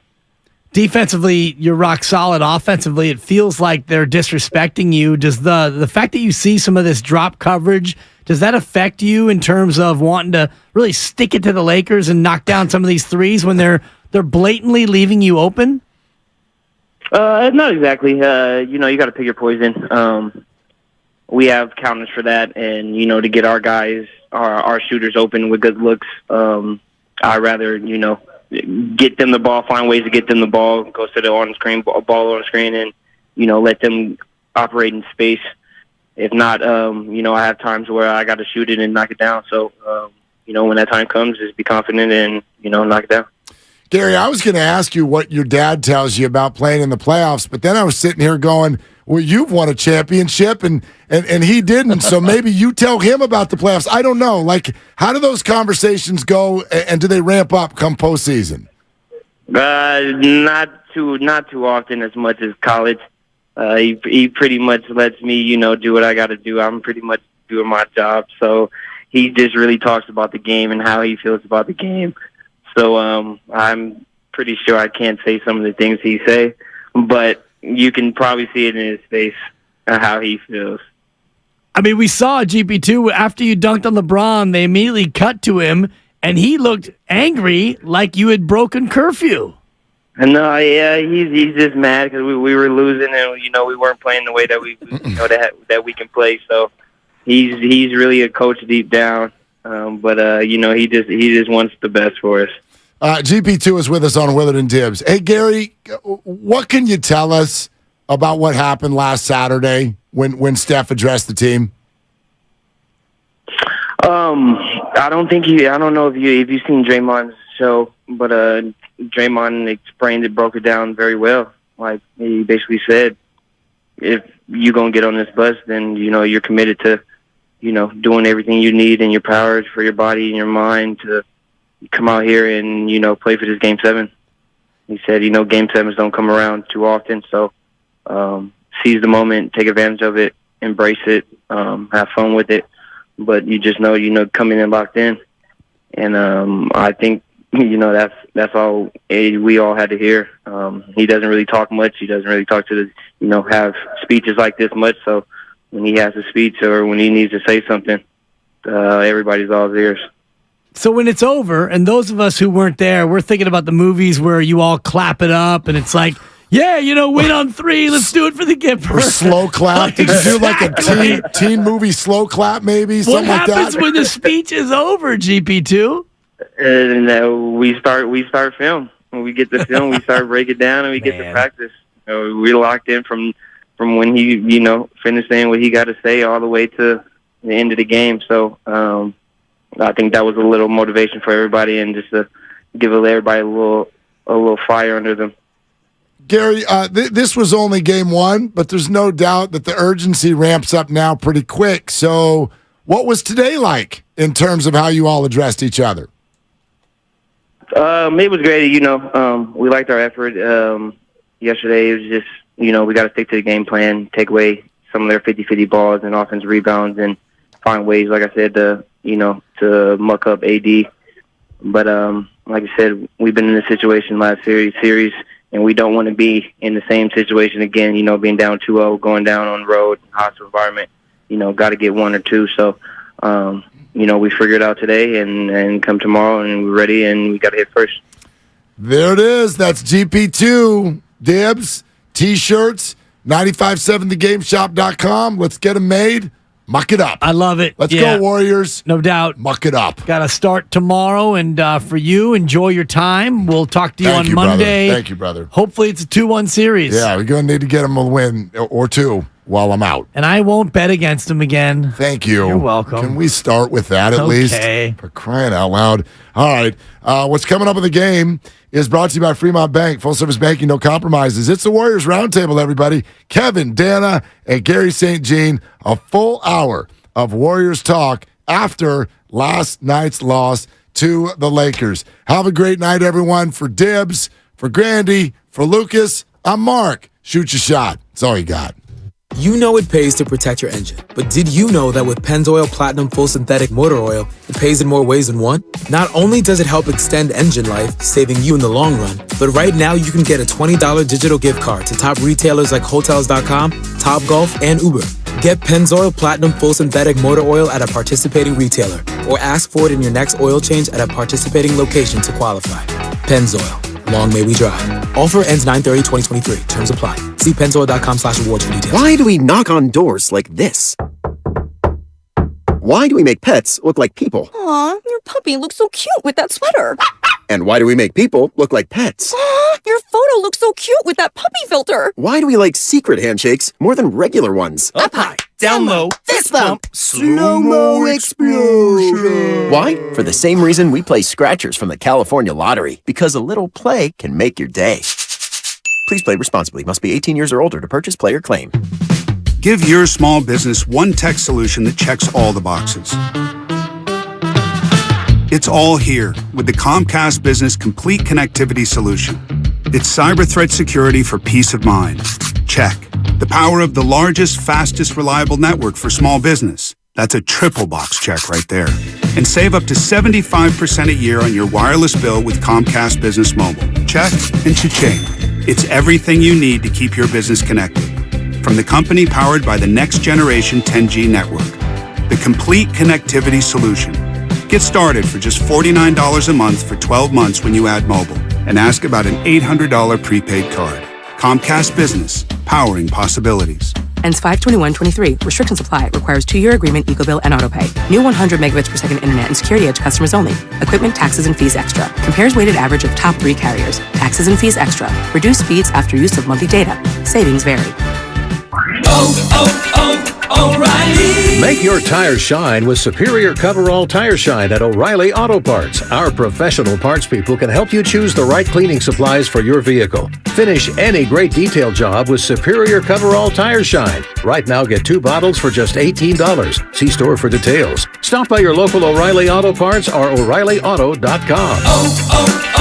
O'Reilly Auto Parts.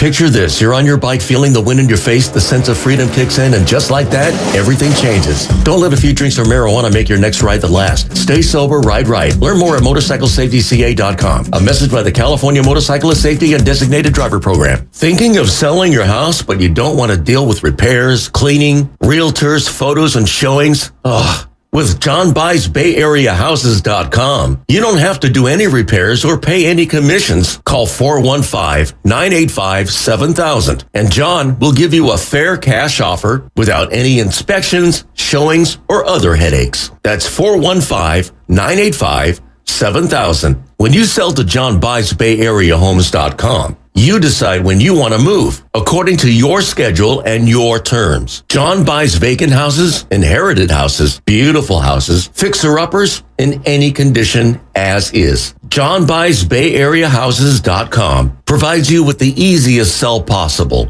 and will assist you in every step of the way. If you want to sell and have any questions, please call 415-985-7000. That's 415-985-7000 and get the offer you've been waiting for. Discover credit cards automatically double all the cash back you earn at the end of your first year, which means...